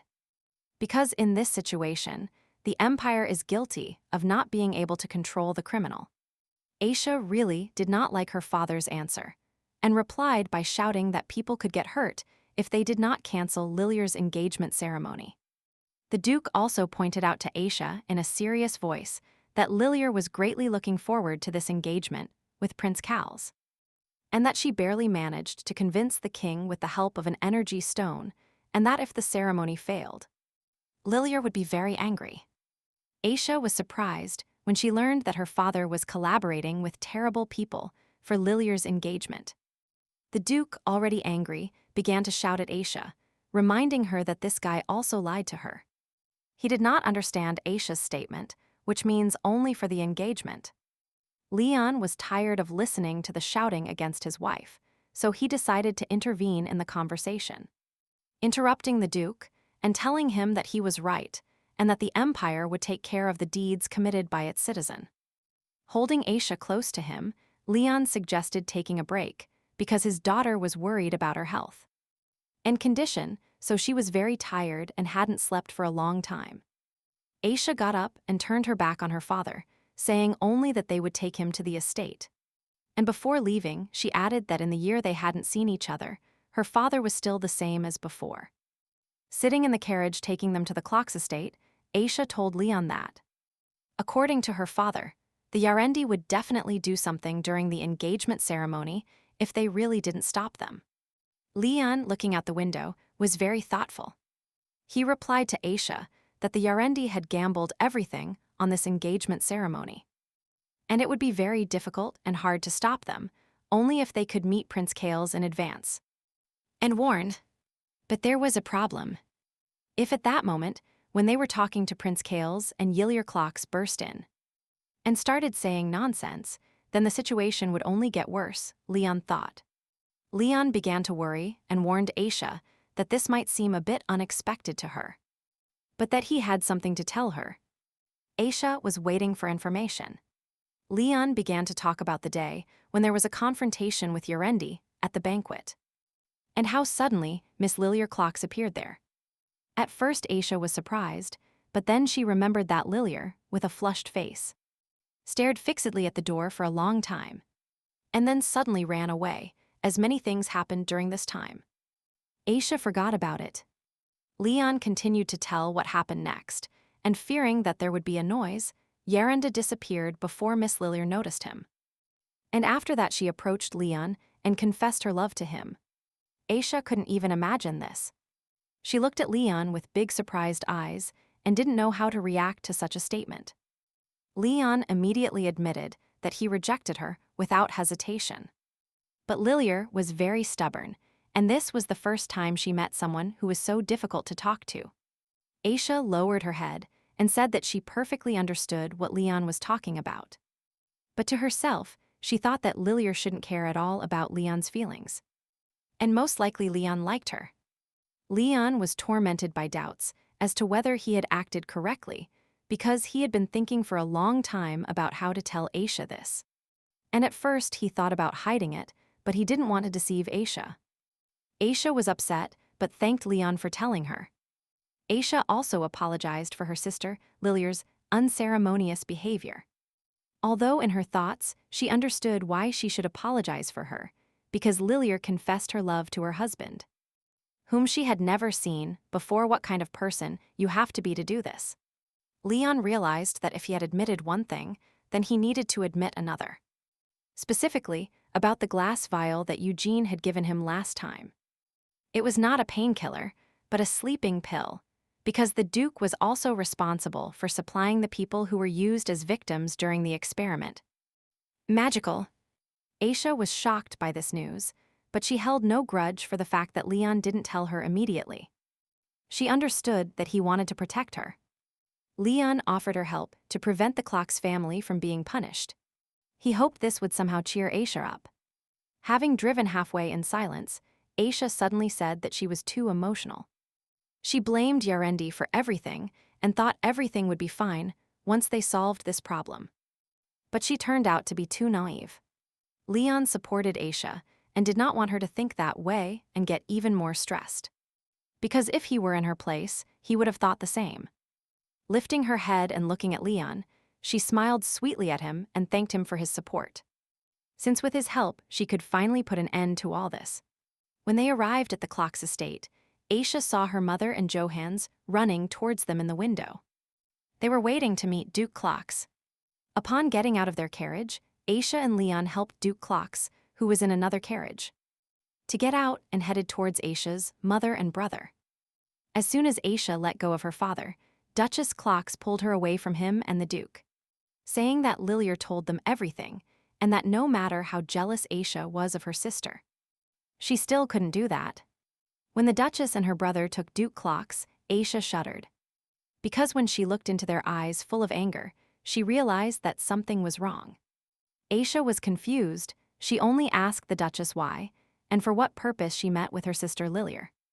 The Duchess shouted at Aisha that what did it matter to her if she hung out with Lilia. The Duchess was now more interested in what Aisha was doing with her father. Johans approached his sister completely normally. Aisha asked him why they went to the palace and who they saw except Lilia. He replied to no one. Suddenly, in an arrogant tone, Johans began to say that Aisha used the energy stone contract as an excuse to pressure the imperial family and to break Lilia's engagement, so the angry emperor decided to break the contract with Amali's. Leon looked and could not understand what was happening. Why were the Duchess and Johans under the spell again? Because with Lilia's powers, this is simply impossible. Maybe Yerendi helped her. Hearing Johans's words, Duke Clock stopped. He turned around and asked Aisha if it was true that she was really using this liar to delay Lilia's engagement time. Aisha no longer wanted to explain or prove anything to them. She asked Leon to dispel the spell on Duchess Clocks and Johans. Leon agreed with Aisha's request and began to perform magic. Duke Clocks was confused and shouted what he was doing and asked Duke Wintonet to stop doing it. When Leon finished, Duke Clocks again asked them what they were doing. If his daughter really wanted to harm her family out of envy of her younger sister Lilia. The Duke said that he did not raise her that way. This was the last straw for Aisha. She mustered her courage and told her father that he should not think that from now on this had nothing to do with her. The first thing Aisha learned as a child was to have patience and give her sister everything she had. The whole family supported Lilia, but when Aisha was slandered as a she-devil, they didn't even defend her. Approaching Leon, Aisha addressed the Duke and the Duchess with the words that from now on she would break all ties with the Clocks family. And from that moment on, she is the Grand Duchess of Wintonet. Everything related to the Clocks has nothing to do with her, since in any case Aisha's parents did not treat her as a family member. When Leon and Aisha got into the carriage and left, Duke Clocks shouted at his daughter that she was ungrateful. In the carriage, Aisha could not calm down about what happened and said that this should have ended a long time ago, but that she was too naive and kind. Leon was worried about her. He hugged Aisha and felt a tremor in his whole body. Leon said that she did everything she could and that there was no reason to regret it. Aisha began to cry. These tears came from the depths of her soul, which had been accumulating there for a long time. But Leon reassured her and told her that time would decide everything. And he and many who valued her would not leave her. Lubelier Royal Palace, sitting in some office, Leon, along with the commander, and Aaron discussed the latest events. Leon told them about the Clock's family and what happened. The commander asked the Duke if he really suspected that Miss Clocks was using charm magic. Leon confirmed it based on the behavior of Duchess Clocks and Johann's Clocks. And he also assumed that she had quite a bit of experience in using this type of magic. The Duke also decided to state his most terrible guess, that Lilier Clocks might have conspired with Yarendi. Hearing this, Aaron and the commander were a little surprised. But the Duke might be right, because there are many options, said the commander. Aaron, for his part, decided to report on the engagement that today several carts with goods were entering and leaving the engagement venue, and from that moment they constantly felt that Yarendi was somewhere nearby. The commander added information about Prince Cal's, that they had tried everything they could. But no one had revealed the prince's location, and the servants deliberately avoided this topic. The commander added that no one wondered why the Duke of Amales was looking for the prince the day before the engagement. Leon replied that it was nothing and asked them to take a look. After giving him a letter to read from his mother, in which she wrote about the magic formation that Leon had found. The commander began to tremble in his hands and said that if all this was true, and they could not stop Yarendi, then a real disaster would occur. The Grand Duke of Vintenet became very serious and warned his brave white knights that tomorrow no one could make a mistake. Leon reread his mother's letter many times and memorized it word for word.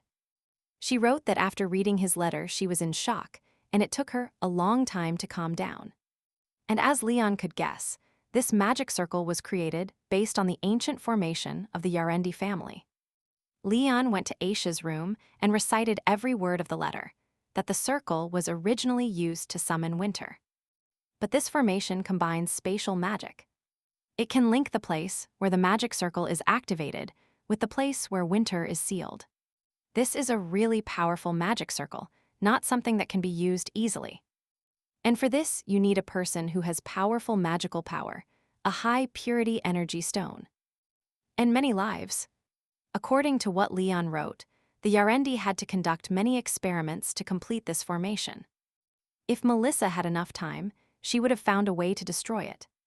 But in their situation, it was already too late, and they had to do everything in their power. Addressing Leon, she pointed out that the war between Wintenet and Yarendi had been going on for many years and, as a mother, she felt both bitterness and pride when watching her generation. She urged him not to be afraid and not to back down from the situation in Salos. She said she was sure that she and Aisha would not let them down, even though she missed them. And when they returned, she would prepare something delicious for them and ask them to be careful.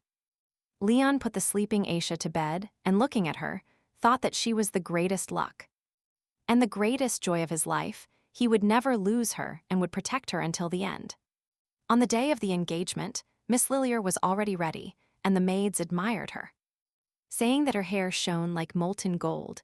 Her emerald eyes were also magnificent. And with Prince Kales, they were simply made for each other, and there was no more perfect couple in the world.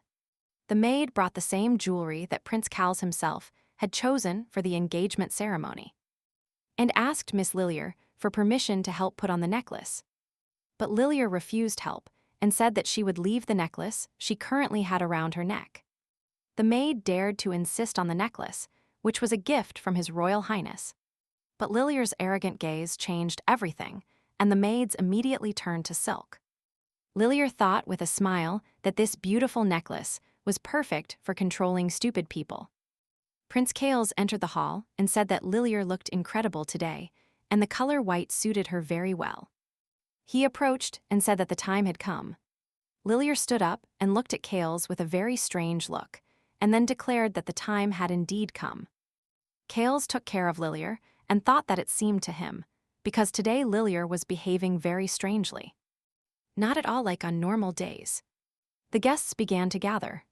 They whispered that this was just an engagement ceremony, and that it was madness to use the Kano Hall for this. Moreover, the king had previously opposed the prince's marriage to Miss Lilier. But everyone was also interested in what was so great on the stage, hidden from prying eyes, saying that it was too pompous a ceremony. The guests talked about Miss Lilier, saying that in front of some, she is one. In front of others, she is different, and her charity events are also just for show. And people call her two-faced. One of the girls recounted how she saw Miss Lilier in a jewelry store located in the city center. She didn't care at all about those around her. She turned completely different. Not the same as before. Cecilia, who was sitting next to Louis, turned to her telling her that there were more people here than she thought.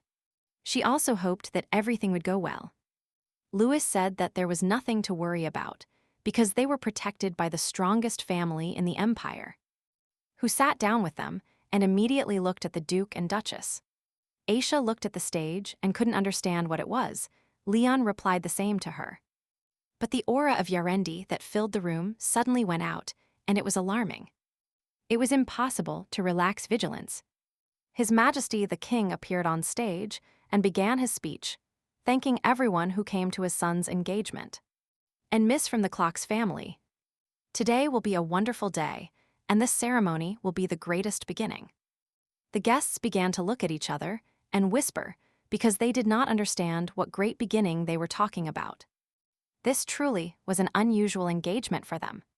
When the main characters were invited to the hall, Prince Kals entered. And Miss Lilier. Everyone looked at them and admired, but for some reason Lilier was not very happy. The envoys from Amali's noticed a strange decoration on Lilier's neck. Joseph also could not restrain himself and asked why the lady had such a necklace. Aaron tried to shut his mouth so that Joseph would remain silent. Leon continued to follow what was happening with great attention. Every little detail, the presenter at that moment said that, as a token of recognition. And as congratulations, all families were invited to present the newlyweds with the national flower of Lubelier. The guests began to get up and approach the newlyweds with bouquets of Lubelier flowers. Everyone said their congratulations and wishes, hoping that this marriage would last many years and bring only the best events to the kingdom. It was Aisha's turn. She calmly approached without further ado and congratulated her sister, handing her a bouquet. But Lilier was clearly indignant at this behavior, and her thoughts focused only on one thing. Why did she dare to come here after what happened? With what audacity did she come? But Lilier promised herself that she would make Aisha regret it. Returning to her place, Leon immediately asked if everything was all right, and Aisha replied that there could be no mistake. The necklace contains a large amount of Yarendi magic, but Lilier is not under the influence. Leon's terrible assumptions were confirmed, and now everything had become obvious that Miss Clocks had allied with Master Yarendi. Aisha was depressed, and she also added that Lilier did this of her own free will, including the charming magic to which Duchess Clocks was subjected. And her brother Johans. Suddenly, the sound of bells began to ring, and the presenter started saying that now the flower of Luvelier would be presented to His Majesty the King. And to conclude, the two would ring the golden bells, and the ceremony would officially end. The newlyweds were already in front of His Majesty the King, who gave them his congratulatory speech and, like everyone else, presented them with a bouquet of Lubelier flowers. Lena whispered to the commander sitting behind her that the ceremony was already coming to an end, when the Yarendi would appear.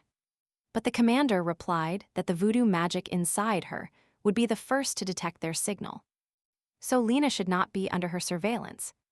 Prince Kales, looking at Lilier, said that she should also take the bell and ring it like him, after which the entire ceremony would end and she would become a happy husband and wife.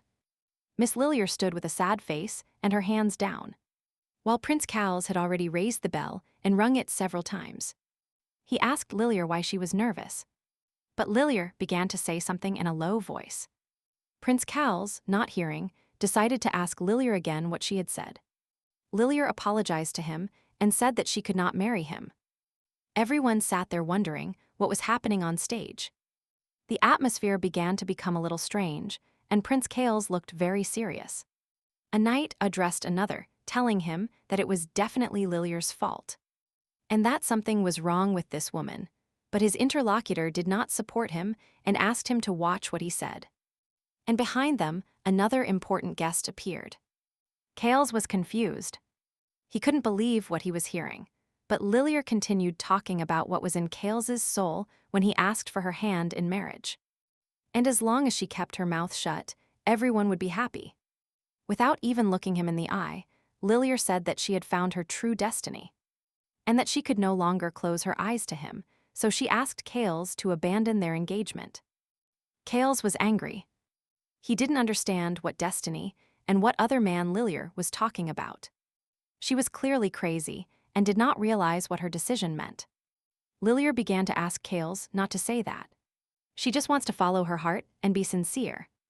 She perfectly understood that Kales and all of Luvalir could become the laughingstock of the people. But Lilir is ready to take responsibility for all this. And the time came when Lilir's necklace began to work. Yarendi's magic spread throughout the hall. Every guest became dependent on Lilir.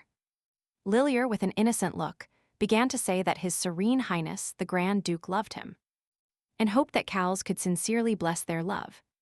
Prince Kals became lethargic and, looking into Lilir's eyes, wished her happiness with all his heart, hoping that Lilir's love would be true, strong, and never end.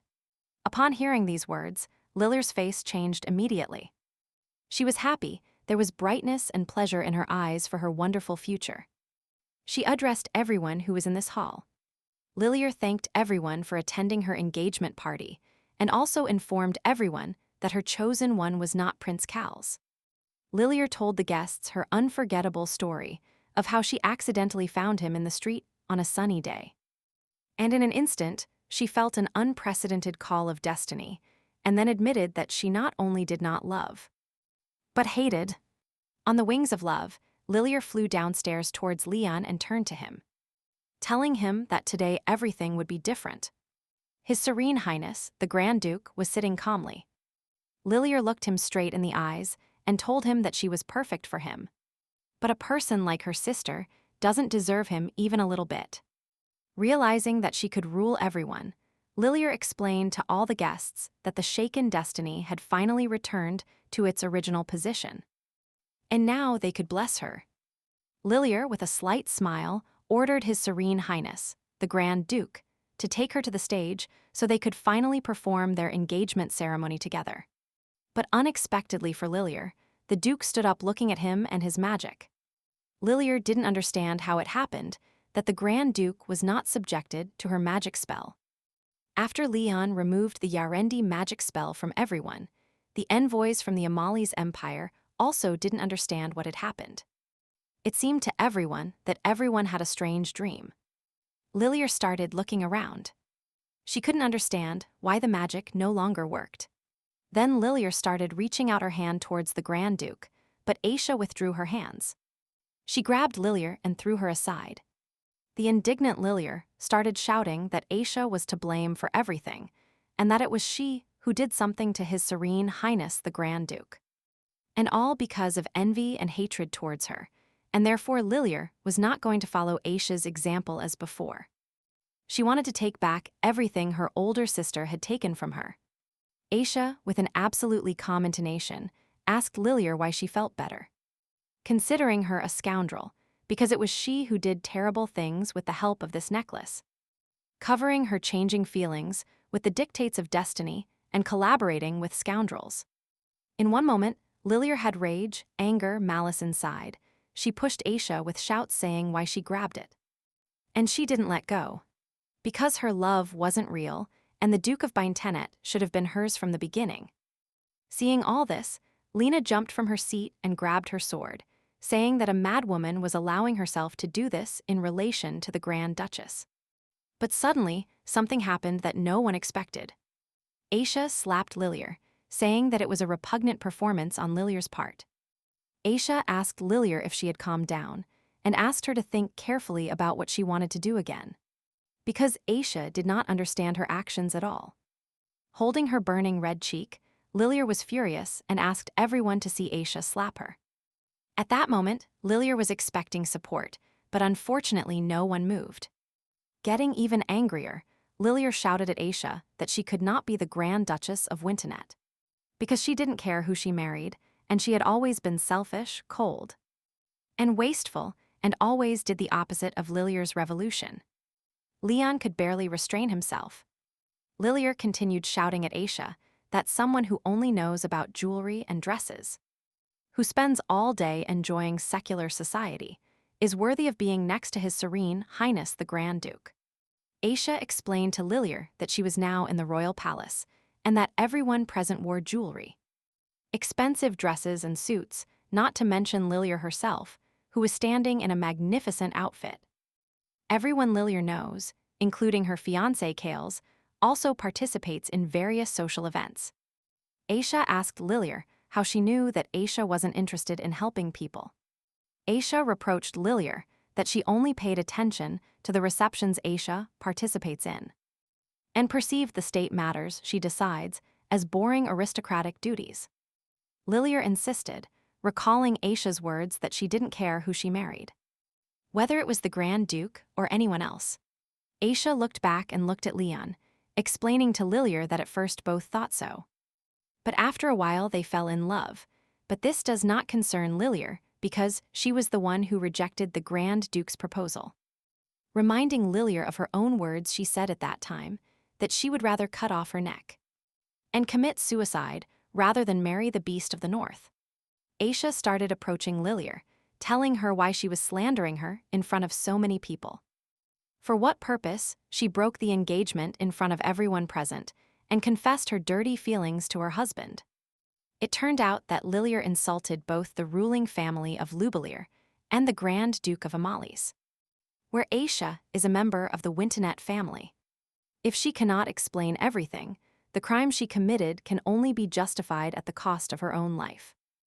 Lilyr started moving further away from Aisha, telling her that she had not only deceived her, but everyone in general, and on top of all this, she had taken away everything Lilyr had.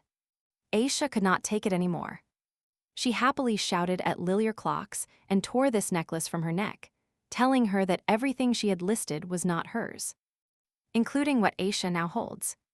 Lilyr grimaced when she saw that something bad was starting to happen to the necklace, and Aisha began to use her magic to destroy it once and for all. There was a loud bang.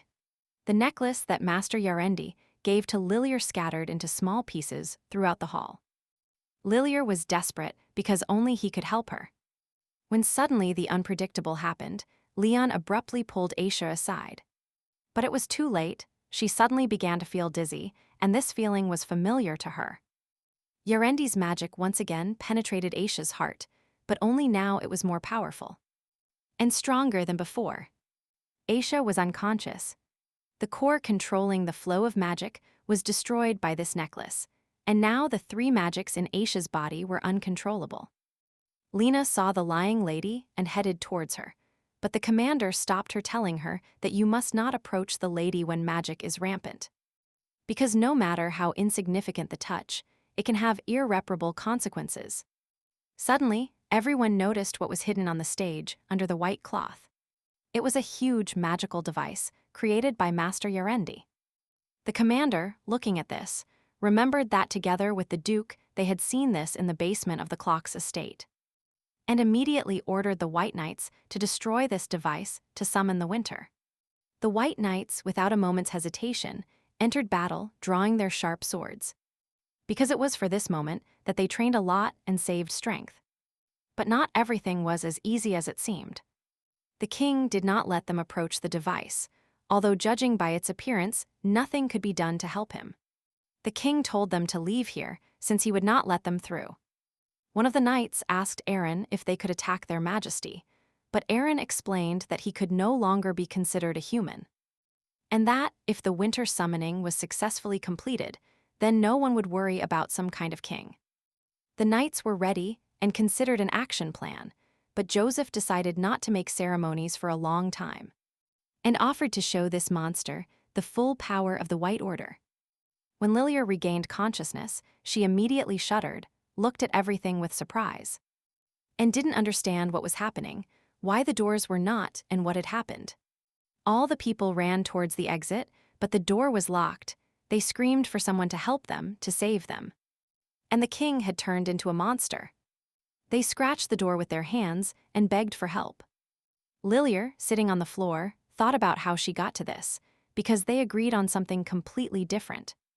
But it turned out that it was not for her to gain her powers when Aisha broke the necklace. And then Lilia saw Faye walking through the center of the hallway. She called him, but he looked at her quickly and walked further towards the center of the hallway, and Lilia remained sitting without understanding. When no one bothered, Faye began to act, uttering spells and using his Yarendi magic. A magic circle began to appear in the middle of the hall. Leon was trying to help Aisha, so he didn't even notice Master Yarendi.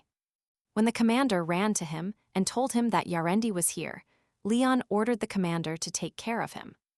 When Aisha opened her eyes, Leon told her that her magic core had been destroyed, and that now she couldn't use her powers. Leon helped to order the flow of power and asked Aisha to have a little more patience. Aisha apologized to Leon for not showing the necessary attention to precautions. She asked him to tell her what was happening now and why he was here and not there. When Leon began to say that the head of Yarendi had appeared and that the White Order would take care of him, Aisha touched his cheek and, looking into his eyes, told him to go help them, not to worry about her. All this time, the White Knights tried to defeat the king, but they did not succeed. Even Joseph admitted that he was too strong and powerful, but Aaron noticed that the device had already been activated. The commander had a difficult task. Gathering strength, he began to attack Master Yarendi from behind, thinking that he would not notice him. But before the commander had time to get as close as he wanted, Yarendi immediately used magic to eliminate the enemy, and no longer let him approach him so that he could not interfere with him. Leon, seeing all this, remembered his mother's words that this magic circle connects the activation site with the place where winter is sealed. This requires a person with powerful magical power, a high-purity energy stone, and many lives. Leon shuddered. Looking at the defenseless Aisha, the same words repeated in his head, a mage wielding the powerful magic of Yarendi. At that moment, Aisha abruptly opened her eyes and flew to the dome of the building, where she found a magic circle underneath. Leon didn't have time to do anything about it. In the center of the magic circle was Master Yarendi, who all this time was casting a spell with the help of his hands. He could control Aisha as he wished. Meanwhile, the unsuspecting neighbors went about their business when suddenly, unexpectedly for everyone, it began to snow, the first time it had snowed in Louvalier. The children began to rejoice and play because they saw snow for the first time in their lives. But the adults looking at it thought how beautiful it was, but at the same time how alarming. After Master Yarendi took everything he needed from Aisha and threw her to the ground, Leon tried to break through the magical tentacles to Aisha. The guests who could not leave the hallway noticed a very strange door they had never seen before, and no one understood where it came from. But suddenly, everyone began to feel dizzy, and one by one the guests began to lose consciousness. They screamed and begged someone to help them, to save them. The White Knights almost defeated the king, and then the commander rushed to his aid. He finished this incomprehensible monster with a single blow, without looking that previously he had been the great king. Aaron asked the commander why the guests looked so strange, and the commander explained that Yarendi's device absorbs their vitality. And most likely, this was necessary to remove the seal of winter. And then Aaron looked at the door and realized that it was exactly the same as on the winter continent. The commander, looking at the door, knew what could happen in the worst case. Because when the door opens completely, winter will awaken and everything in this world will freeze. But they didn't have a moment to relax. The commander gave the order to all the knights of the White Order to concentrate all their strength on destroying the artifact. Joseph, as always, was the first to go into battle, But then a surprise awaited them. Magical tentacles grabbed Joseph's sword, and along with it threw him far from the magic device. When Joseph fell, Master Yarendi walked towards him and looked at him. Joseph thought that his magic became stronger after the door appeared. And they urgently needed the Duke's help. Master Yarendi, in a state of absolute calm, asked Joseph to show his skills. Because his dear rivals were already here. When the doors opened slightly, spirits began to fly out, which were also stronger than before. Aaron warned everyone that these were evil spirits and that they should be careful. Master Yarendi approached his magic device and began to caress it. Looking at all the chaos happening in the hall, he said that this was a wonderful spectacle, a stage worthy of a new world. The remaining guests who did not lose consciousness began to freeze from such an intense cold. And those who remained alive were grabbed by evil spirits, and their energy was sucked out. Mothers asked at least to spare the children. But then Grand Duke Wintonet appeared, who was ready to save everyone. He ordered everyone to gather behind him, and that the White Order should defend the guests. While Leon helped the White Knights fight, he only thought of one thing that Aisha could resist until the end. While Lena protected the lady at the cost of her life. Among the guests, Lilier hid in a corner. She was trembling all over looking at the horror that was happening. She didn't even think that everything would turn out this way. But suddenly, her father takes her by the hand and starts shouting at her to admit what she has done. But Lilier asks him why her father is shouting at her. Enraged, the father said that he clearly saw how she used the vicious magic of the necklace. And then he also declared that he loved the Grand Duke of Vintonet. Lilier Clocks was completely crazy. Her father might have assumed that the words that Aisha was jealous of her were also Lilier's lies. She didn't even think about it, and she couldn't imagine what her father had to go through for her engagement to Prince Cal's. Lilier sat there crying. But when the guests noticed that she was also here, they started whispering that it was all her fault, and that she still had the audacity to hide with them, the shameless and crazy Lilier. And she still had the audacity to hide with them, the shameless and crazy Lilier. But Lilier asked them not to say that. They just don't understand, nor realize anything. Because she is special, she is not like others. Master Yarendi approached Lilier and offered her his help, hiding not only her, but also the rest of the guests under his magic dome, which no one could penetrate. Lilier immediately attacked Master Yarendi with the question of why he deceived her. Since he promised her that her powers would return as soon as her sister broke the necklace. But now everyone blamed her, and the Grand Duke is still not with her. Master Yarendi kicked Lilier Clucks back to the ground and told her not to pretend, since she knew about her lies from the beginning and did nothing. The words spoken by Master Yarendi that day are absurd and ridiculous. This is obvious to anyone. But for the sake of what she wanted, Lilier unconsciously decided to believe Master Yarendi. Laughing, Yarendi said that one cannot argue that he was the one who deceived Lilier rather. She used him to justify her behavior and status. Walking around Lilier with a satisfied face, Master Yarendi suggested leaving the past in the past and, meanwhile, offering her a new deal where she could gain power. Lilier accepted the deal. She didn't care about the lives of other people, her parents and her brother, and she didn't care about her sister. At that moment, she only thought about herself and nothing else. Taking out the cup, Master Yarendi explained to Lilier that if she drinks from it, she will immediately become tens of times stronger and more powerful than she was with the necklace. But this will happen as soon as she is empty, and it doesn't matter who she wants to become. Whether a saint, a duchess, or a loving wife, as long as that is what she wants. And everything will come true immediately. Master Yarendi warned of one thing, that the cost of everything Lilier wants. And dreams will be the lives of everyone who supports her. The father began to shout that she should not listen to Yarendi. The guests begged and begged him to save him, telling Lilier not to make any more mistakes. But contrary to all words, she agreed to make a deal with him. Learning that his daughter agreed, the parents could not believe what they heard. She subjected them to a 100% and most likely painful death. Master Yarendi laughed, saying that this was really interesting. Once again, he decided to ask Lilir if she was sure and wanted this power, even though everyone here would die.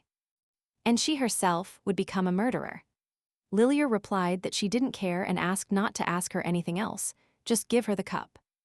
Master Yarendi could not say anything else except that the deal was closed. Taking the cup in her hands and starting to drink, all the guests looked at Lilir with even greater fear in their eyes. And meanwhile Yarendi's magic penetrated her blood and began to move throughout her body. Having drunk everything to the bottom, Lilir began to shine, her eyes changed. And they became even crazier. She started saying that she was sorry, this powerful force inside her. But the joy did not last long. Lilir began to cough, and while coughing, blood was visible. Looking at her hands in the blood, she asked what was wrong with her. But the blood began to flow out even more. Having fallen to the ground, Lilir grabbed Master Yarendi by the leg. Her forces were fading, and Lilir herself was weakening every minute. And the pain inside her was stronger. She asked why this was happening.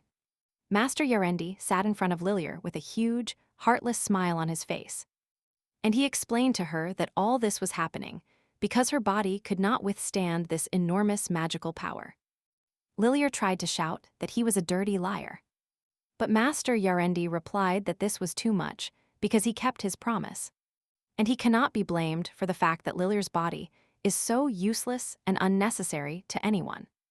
Getting up and moving away from everyone, Yarendi continued to say that even if Lilir had refused the deal, people would still have died. They were victims from the beginning, but he had a great time. Lying in blood, Lilir looked at her relatives with her crazy eyes. In a low voice, she asked them for help. Saying how much pain she felt, it hurt her to death. But the Duke and Duchess turned their backs on her, and the Duchess pressed her son Johannes to her chest so that he would not see this terrible death. And painful. Upon returning, Master Yarendi paid attention to the door and was surprised that there were no problems with the device. There was also enough magical power, but the entrance only opened halfway. And the evil spirits subsided. Walking further, he noticed that the Duke of Vintenet was trying to save his wife. And this was a little annoying for Master Yarendi, and he was thinking about what to do about it. After Leon helped the White Knights a little, he returned to Aisha to try to restore her magic again. Lena did not leave the lady even a single step during all this time. Suddenly, Yarendi appears behind Leon, who turned to Leon and told him that he is an annoying guy. Lena heard this immediately. And literally, a second later, she was already standing in front of Yarendi's face and telling him to leave and not even think about getting half a step closer to the lady. Leon didn't even think about what was happening behind his back. He looked at Aisha and thought about how to help her because she needed to calm down somehow, since her magic continued to go out of control until everything was sucked out of her. He held Aisha close to him as he had done before, giving her with love and reverence all his love and warmth, hoping that she would calm down and listen to him. Meanwhile, on the winter continent, Leon's parents came to help. Along with the White Knights and several other mages, they used magic to try to close the door from the other side. Melissa turned to Levinsky and told him that the door had stopped and that the magic circle creating it was working, but that she didn't know how long it would last. Another mage said that Master Yarendi has become too powerful because he not only absorbed the power of Yarendi's ancestors, but most likely, in the current situation, he is absorbing Aisha's magic. Levinsky approached Melissa and asked her not to worry about the children. He knows that they will succeed. Melissa looked at him and agreed, saying that they would leave this matter to the children. And then they would do everything in their power. Levinsky's words cheered Melissa up, and she began to whisper to herself. The winter girl, the long war with Yarendi was about to end. She asked him to help Leon and Aisha, who were in distant Lubelir. Upon opening her eyes, Aisha noticed how snowflakes slowly fell upon her. A cold breeze was blowing, and this place was bright and spacious. Having gotten up, Aisha looked around and realized that she was in a Conoless hall, and immediately thought of only one thing: if she had really died. Looking around, she noticed flying fairies and agreed with her thought. But suddenly, someone asked her not to be sad. It is not clear where a small and beautiful girl appeared. She had a very sweet face. And Aisha had never seen her before, so she asked who she was. The girl smiled and said that she herself was a little embarrassed to call herself that. But that Aisha should be familiar with this name, because she is the winter girl Aisha. Aisha was a little taken aback. She looked at him and didn't believe it, because all this time she thought it was just a legend. But it turns out it really exists. Aisha, the winter girl, suggested getting straight to the point and said that she had called her to give her advice and help her in her difficult task. Aisha didn't understand what advice she was talking about, but the winter girl explained everything by saying that Aisha could stop the winter, because she already knew how to do it and already had that experience. So the winter girl, Aisha, touched Aisha's forehead with her finger and magic happened. Aisha's head began to run through all the memories of her life, but she stopped at one.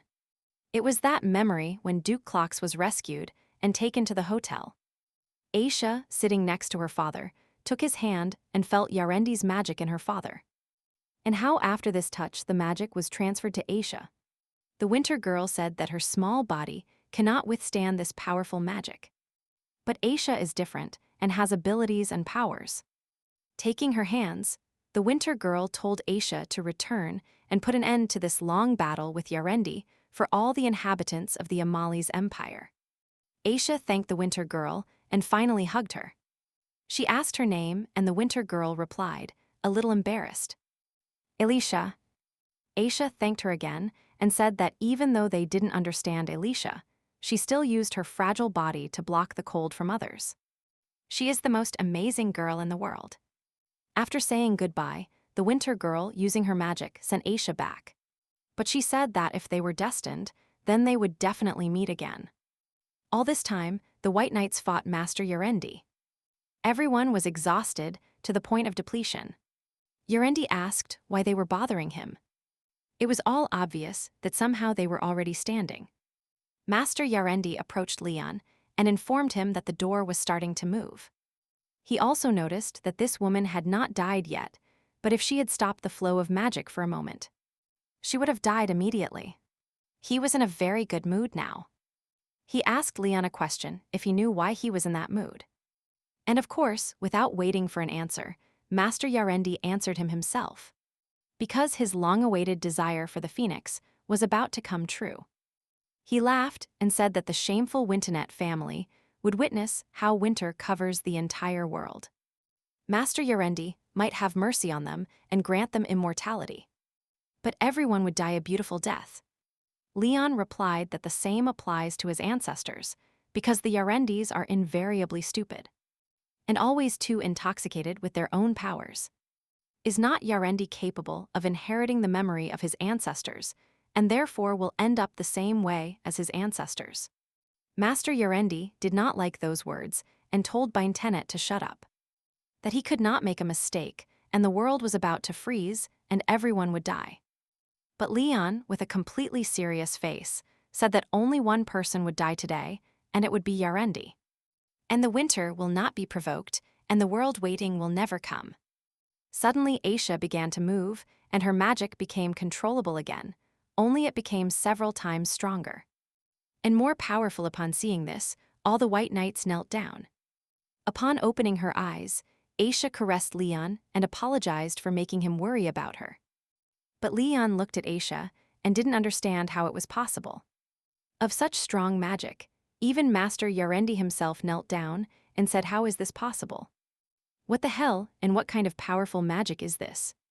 Having stood up, Aisha began to remove Yarendi's magic from all those to whom he was casting it.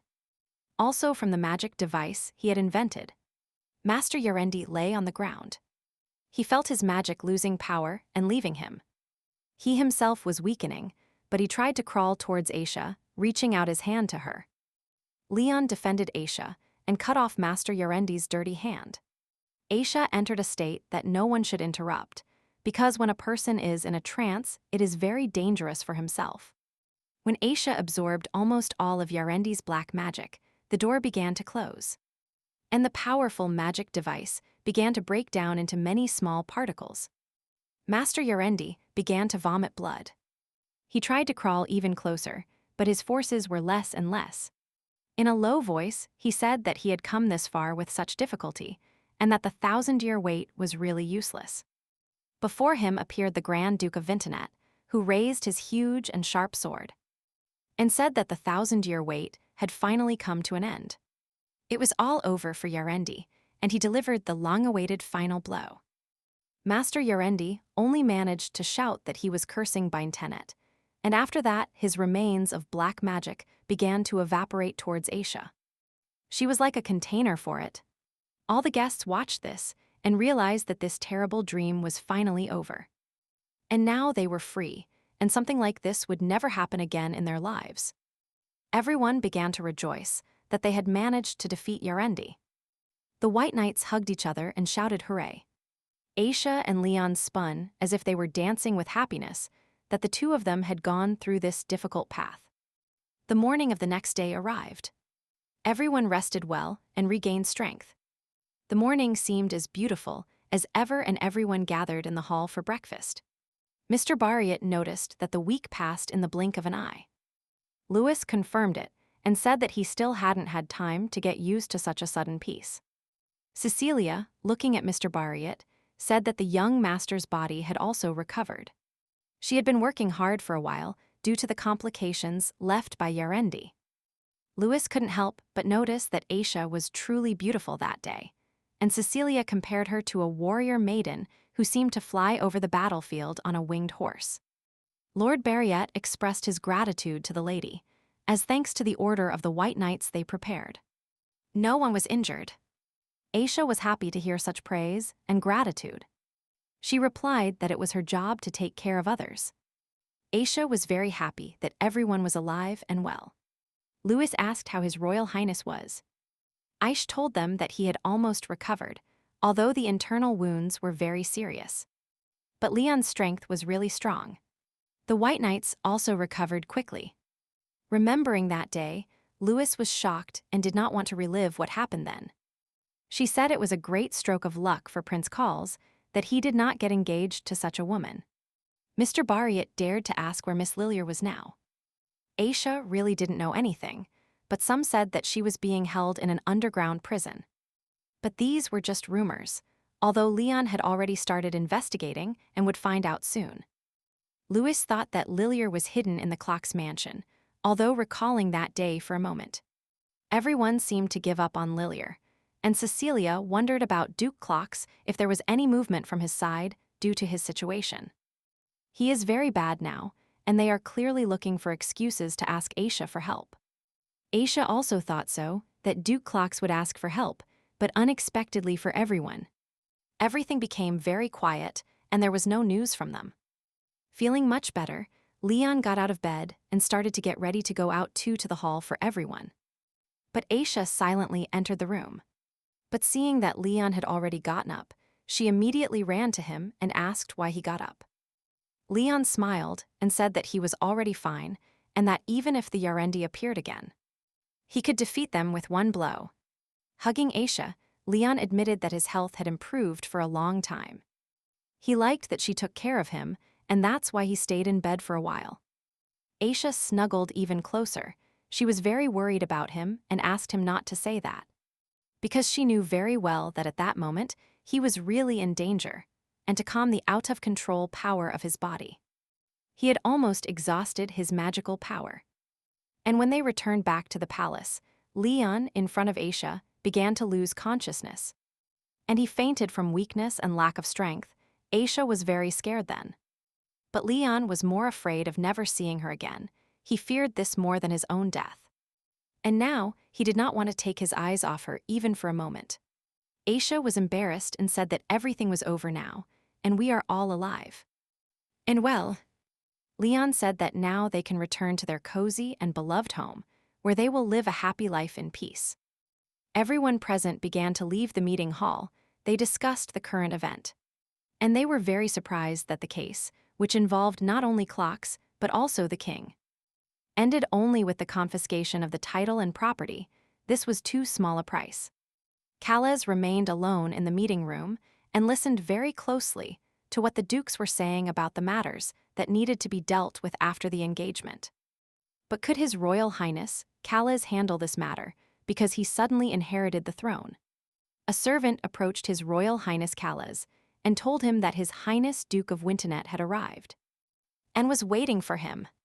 Kalez nodded his head and said he would be there.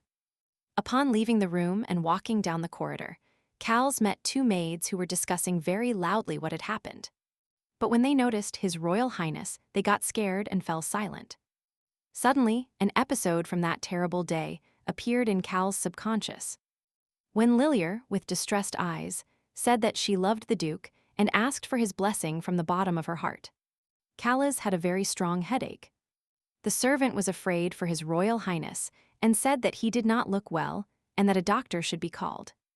But Kalez refused help and said that he was fine and could proceed. Having regained his senses, Kalez continued on his way to meet Duke Winternet, thinking that in his eyes she should be worse than a weed by the roadside. But she left a mark on him as if it were a curse. And now he will wait for her anxiously, feeling endless misfortunes in his dreams. Goodbye, Lilir Clocks. This whole situation broke His Royal Highness's heart. Upon returning to Winton, Aisha asked how the conversation with His Royal Highness Kalez went. Leon replied that everything went well, and His Majesty Amaris will be happy when he hears that Kalez has become the king of Lubalir, because he will be a wonderful king. Aisha was happy to hear this. She could finally return home with peace of mind, but she did not expect there would be problems with the portal, since the return journey would be long. Leon explained that the enormous magical power that flowed on the day of the engagement ceremony had an effect on the portal, and that the portal itself was very sensitive to magical power. Aisha was very interested in how Melissa and Lewinsky were now. They went to the winter continent to preserve the seal, but Leon assured Aisha that they were healthier than them. Leon could not enjoy Aisha. He said that he just needs to return with the same smile, and their parents will be happy. Although occasional long-distance travel is not so bad. But Aisha still wanted to see them as soon as possible. Looking out the window, Aisha thought that almost at the same time last year, sitting in the carriage sent by Leon. She had no high expectations for her future life. She remembered saying goodbye to her parents and her home. And of course, she remembered her first dinner with Leon when both wanted to tell each other the same thing, that there was no need to wait for love. But recalling these moments of her life, Aisha felt a little embarrassed, since she quickly fell in love with Leon after she said she didn't expect love from him. Leon looked at Aisha and didn't understand what was wrong, so he asked her what happened. But Aisha became even more embarrassed and replied that everything was fine and that nothing had happened. Suddenly, Lena appeared at the window galloping on a horse. She asked the lady if she needed her help. Aisha laughed and said they were just looking at the scenery outside the window. Lena was happy to see Aisha happy, so she warned her that no matter what she wanted, she asked her to inform her immediately. On the way, Joseph notices a waterfall and offers to stop and look. Aaron asks him what there is to look at, and behind them the commander's voice is heard, who shouts at Joseph not to leave the team without permission. But Joseph didn't hear this anymore, as he was already very happy, and while walking he took off his jacket and jumped into the water. Lena only said that Joseph was like a wild animal. The rest of the knights also ran and watched Joseph, and meanwhile he was splashing so hard that all his huge waves reached the shore. And all the knights got wet. But without thinking for long, the knights also decided to dive into the water, because Joseph had splashed them so much that they were wet to the skin and therefore only had one solution. Everyone got out of the carriages. Louis said that it was a wonderful place and she was glad not to miss it. Aisha agreed with Louis because the place was really beautiful, as was the weather. A happy Cecilia approached them and told them that she had bought some things in Lubaleri, and that now she would show them everything. She hoped they would like it. When Cecilia laid out all her things, she said that she had bought camping gear, and that now there would be no problems with having a day hike. Louis laughed and said it would be a shame to go back and not try them. Cecilia, with great hope in her eyes, asked Her Royal Highness Aisha what she thought about this. Aisha looked at Leon with confused eyes. She didn't know what to answer or what to do correctly in such a situation, but the decision was made unanimously that everyone would stay. Lena and Louis had a pleasant conversation in the shade and watched as the adult white knights splashed in the water like little children. It amused them. Cecilia stood on the sidelines watching the waterfall when suddenly Mr. Barriott approached her. He asked her if something had happened, but he only wanted to tell her something in private. During the engagement ceremony, when he felt unwell due to the influence of Yarendi's magical power. Cecilia was there to take care of him, so Mr. Barriott thanked her very much for that. Cecilia was confused, as she was doing what she had to do. She decided to ask if the master's unrequited love was over, to which he admitted that it had ended a long time ago. She looked at him sweetly and told him that this was very good news, as he had a rich life ahead of him. And he should not commit suicide for unrequited love. Looking at the waterfall, a spark ran between them, which both felt. Their ears began to ring, their breathing became unstable, and their hands began to tremble. And butterflies appeared in their stomachs, and both experienced this feeling upon seeing each other. Aisha, walking with Leon, told him that it was the first time she had seen such a place in Louvalier. Leon talked about their condition, that their body and soul, which were in a tense state, finally calmed down. Suddenly, Aisha decided to give Leon a small gift, gifting him a beautiful flower like he did. That suited him very well, and Leon thanked her for such a sweet gift. He asked Aisha to stop, took out the box and handed it to Aisha. He admitted that he had also prepared a gift for her, but he didn't know when it was best to give it. And then destiny itself decided everything for him. When Aisha opened the box, her eyes widened in surprise. In the box was her grandmother's locket, which upon disappearing, Aisha was in a state of shock at what she saw. Leon regretted that only this locket was found, because after arriving in Louvalier, he tried everything to find the precious stone his grandmother left, but only found this locket. Leon also said that if they wait a little longer, then maybe they can find other relics left by the grandmother. Aisha could not say anything. She looked at him with eyes that filled with tears of happiness. Leon began to dry the tears from Aisha's sweet face and said that, after arriving in Louvalier, he thought about how lonely and sad she used to be in this big city, and that saddened him greatly. And now the tears Aisha will shed will only be of happiness. Their meeting is destiny. And in any condition, he will fall even more in love with her. And with every moment he spends with her, Leon is unable to contain his love for Sue. Aisha surrendered to his tender embrace and told him how much she loved him, and Leon, inhaling the scent of her hair. He said they would be happy together and forever. The Fellis guest house, a huge and large woman, bursts into the room and starts drawing the curtains. And she shouts at the guest that if he doesn't plan to stay, then he should get out of here. So, getting out of bed and lifting her head, Lilier didn't understand what this woman was shouting. She apologized and repeated again that she didn't understand what she was talking about. But the woman didn't waste much time with Lilier. She threw her into the street like a cat, saying that she arrived in the middle of the night, that she wasn't local and moreover without money, a kind of real loser. Looking around, Lilier didn't know where to go or what to do.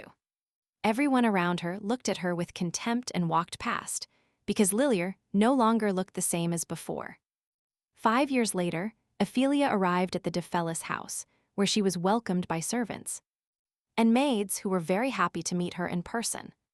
After bowing, the servants said they would do everything possible to make her feel comfortable. And they sincerely hope that thanks to this visit, the relationship between Louvalier and de Fellis will strengthen. Ophelia pointed out that de Fellis is not only beautiful with its landscapes, but the city is full of life. And she also hopes that the relations between the two countries will strengthen greatly. Upon entering, the servant told her the plans for today, that a banquet had been planned for that evening, and that it would be a welcome banquet organized by the Prime Minister of Fellis, and that it would be held in the Louvalier style. But before the evening banquet, Ophelia wanted to see the agreement they were supposed to sign. And for that she asked the servant to help her prepare all the necessary information. Suddenly, the maid wrapped a bucket with water, and the maid immediately ran towards this place. And she began to scold the maid with all her anger, reminding her that there was a special hallway for all workers. Ophelia watched this whole situation, and when the servant took the maid away, she took the bucket and the mop in her hands. She lifted her head and noticed that Ophelia was looking at her. Turning around and leaving, Ophelia gave the maid the order to call this maid to her room as quickly as possible, since she had something to talk to her about. Upon arriving at Ophelia's room, Lilier behaved very modestly and shyly. Many years had passed since the last time they saw each other in Louvalier. Lilier knew that Ophelia had married Colles and become queen. But Ophelia reminded her that there were several families in Louvalier who could be related to the royal family. Ophelia told her that after the incident that happened, she and His Royal Highness talked about her. And after that their relationship suddenly became much closer. Lilier was surprised to hear this, but did not show it. Ophelia, looking at Lilier, asked a question. Lilier was probably thinking how she could take what belonged to her. How could she do this to her friend? Lilier bowed her head and replied to Ophelia that she didn't believe it. It was unclear why Lilier was trembling so much. Was Lilier really afraid of Ophelia, or was she still ashamed? Ophelia asked Lilier how her life in Defelis was. If she was happy, because this is the ideal state she always dreamed of, Callies sent her here 5 years ago. Lilier burst into tears and admitted that this was completely different from what she had imagined. Ophelia also admitted that she liked Lilier. Callies also did everything possible to maintain this love. And His Majesty Vincent, whom Lilier hates, made every effort for her. Lilier affirmed that she could become the same as she was before. Ophelia got up and stated that it was too late, and that someday Lilier might rediscover what she had lost. She may gradually get used to it, or she may suffer and suffer even more, but no matter how she feels. Without her they will live just like now, so she can only console herself with the wounds she left us. Upon leaving, Ophelia said that for a while, Call panicked as soon as he saw blondes. But now everything is much better. Finally, Ophelia looked at Lilier and said that she sincerely hoped that Lilier would spend the rest of her life in atonement. And leave. Lilier remembered the moments with Cales, who sat by her bed and explained that her body was seriously injured. The magic core was completely destroyed. For this reason, healing magic no longer worked. The slender Lilier suffered from chest pain and high fever. She told Cales that she, like everyone else, had been deceived and held out her hand to him. But Cales simply moved away from her and asked her if she had ever loved him, even if just for a moment. Lilier began to cry and clutching her head. These memories made her feel heavy and scared.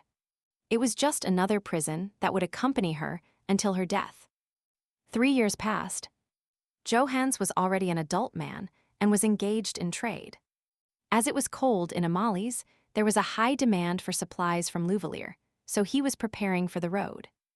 One of his assistants reminded him to dress warmly because it was cold in Amalissa, and at the same time asked where exactly he was going, and Johannes told him that he was going to Beintenet. Johannes was in Amalissa for the first time. He said it is very cold here, but this landscape is even more beautiful to him. And even more so, this is the place where his sister lives. On the way, he remembered how 8 years ago Lilier's wedding ceremony ended in blood. This is the day Aisha saved everyone, and now the Clock's family will end its existence in their generation. Johannes understood that Aisha had completely abandoned them, but the parents were killed by what Lilier had done to them. The Duke wanted to go ask Aisha for help because only she could help them. The Duchess shouted at the Duke and begged him to calm down. She always knew and thought that the Duke still only cared about himself. She reminded him that Aisha risked her life to save them. But the Duke, as always, insisted that he was doing it not only for himself, but for his whole family. Because it is his parents who are about to meet on the street, and she is obliged to help them. The Duchess reminded the Duke that Aisha had broken all ties with them, and that His Royal Highness had officially approved her wish to renounce them, and that now they had no rights. The Duke did not understand how family ties could be broken, because blood relation is not such a simple matter. But the Duchess said that it was because of this blood tie that Aisha always forgave them. And she extended a hand to them. And they ignored her since she was little and caused her great pain. The Duchess cried because Aisha left them forever, and little Johans constantly watched these fights between his parents. Upon arriving at the place, Johans's assistant suggested taking a walk around Amalie's, because during the Christmas season there should be many bright moments. Since Johans was here for the first time, he asked if this was possible. And the assistant replied that of course, since today he had nothing important. Johans was walking through the city, and a cute girl approached him who noticed that he was from another city. And she told him the tradition that during the winter celebration of Amalie's, he must accept this bag. It was a gift for everyone who participated in the holiday. He thanked her and went to see what it was. After examining the bag, Johans noticed that the small bag was embroidered in Amelissa tweed. And when he took out a candle, the smell hit him, and then he realized that his sister had definitely influenced it. Night fell. Johans ran to a cafe, got a couple of croissants and hot tea, and watched the night show in honor of the holiday. The story of the idea was that endless seasons would cover the earth and travel around the world. But his plan was not successful.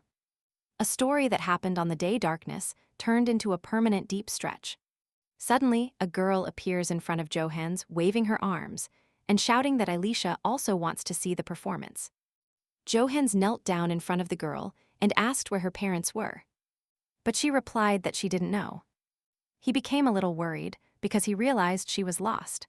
He suggested they look for her mom, dad, and brother together, because being alone is too dangerous. She looked at him with huge golden eyes. After thinking for a while, she said she was hungry and asked him to share a croissant with her. This seemed very nice to Johans, and then he took out a croissant for Alicia and invited her. He said that now they would look for her mom and dad while she ate. Taking her in his arms, he looked around and thought that the girl's parents would arrive shortly after realizing she was lost. Or he would have to ask for help. Alicia sighed deeply and asked Johans if he knew how children are born. He immediately thought why she suddenly asked about this. And then Alicia told him everything about what Lena had confessed to her, how her brother was gifted an elf from the waterfall. And the elves sent her a 5-colored butterfly, and it turned out that they are children of elves.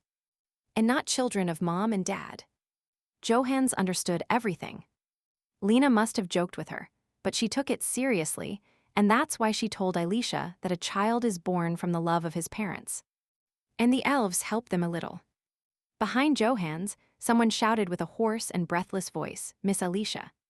Upon noticing Joseph, Eilish immediately started smiling and began to call him. Johans turned and got a little scared when he saw him. Joseph, having caught his breath, said that His Royal Highness and his wife were already running towards here.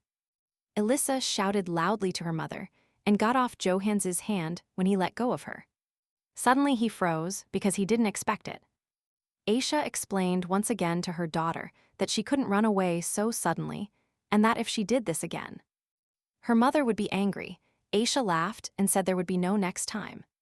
Elisha turned and pointed her finger at Johans and said that he told her how children are born from the love of their parents. Johan stood motionless. He was very nervous because he did not expect such a spontaneous meeting. The only thing he could say was Sister Aisha. Taking Aisha in his arms, Aisha told him that the weather was very nice today, and Johans immediately felt better.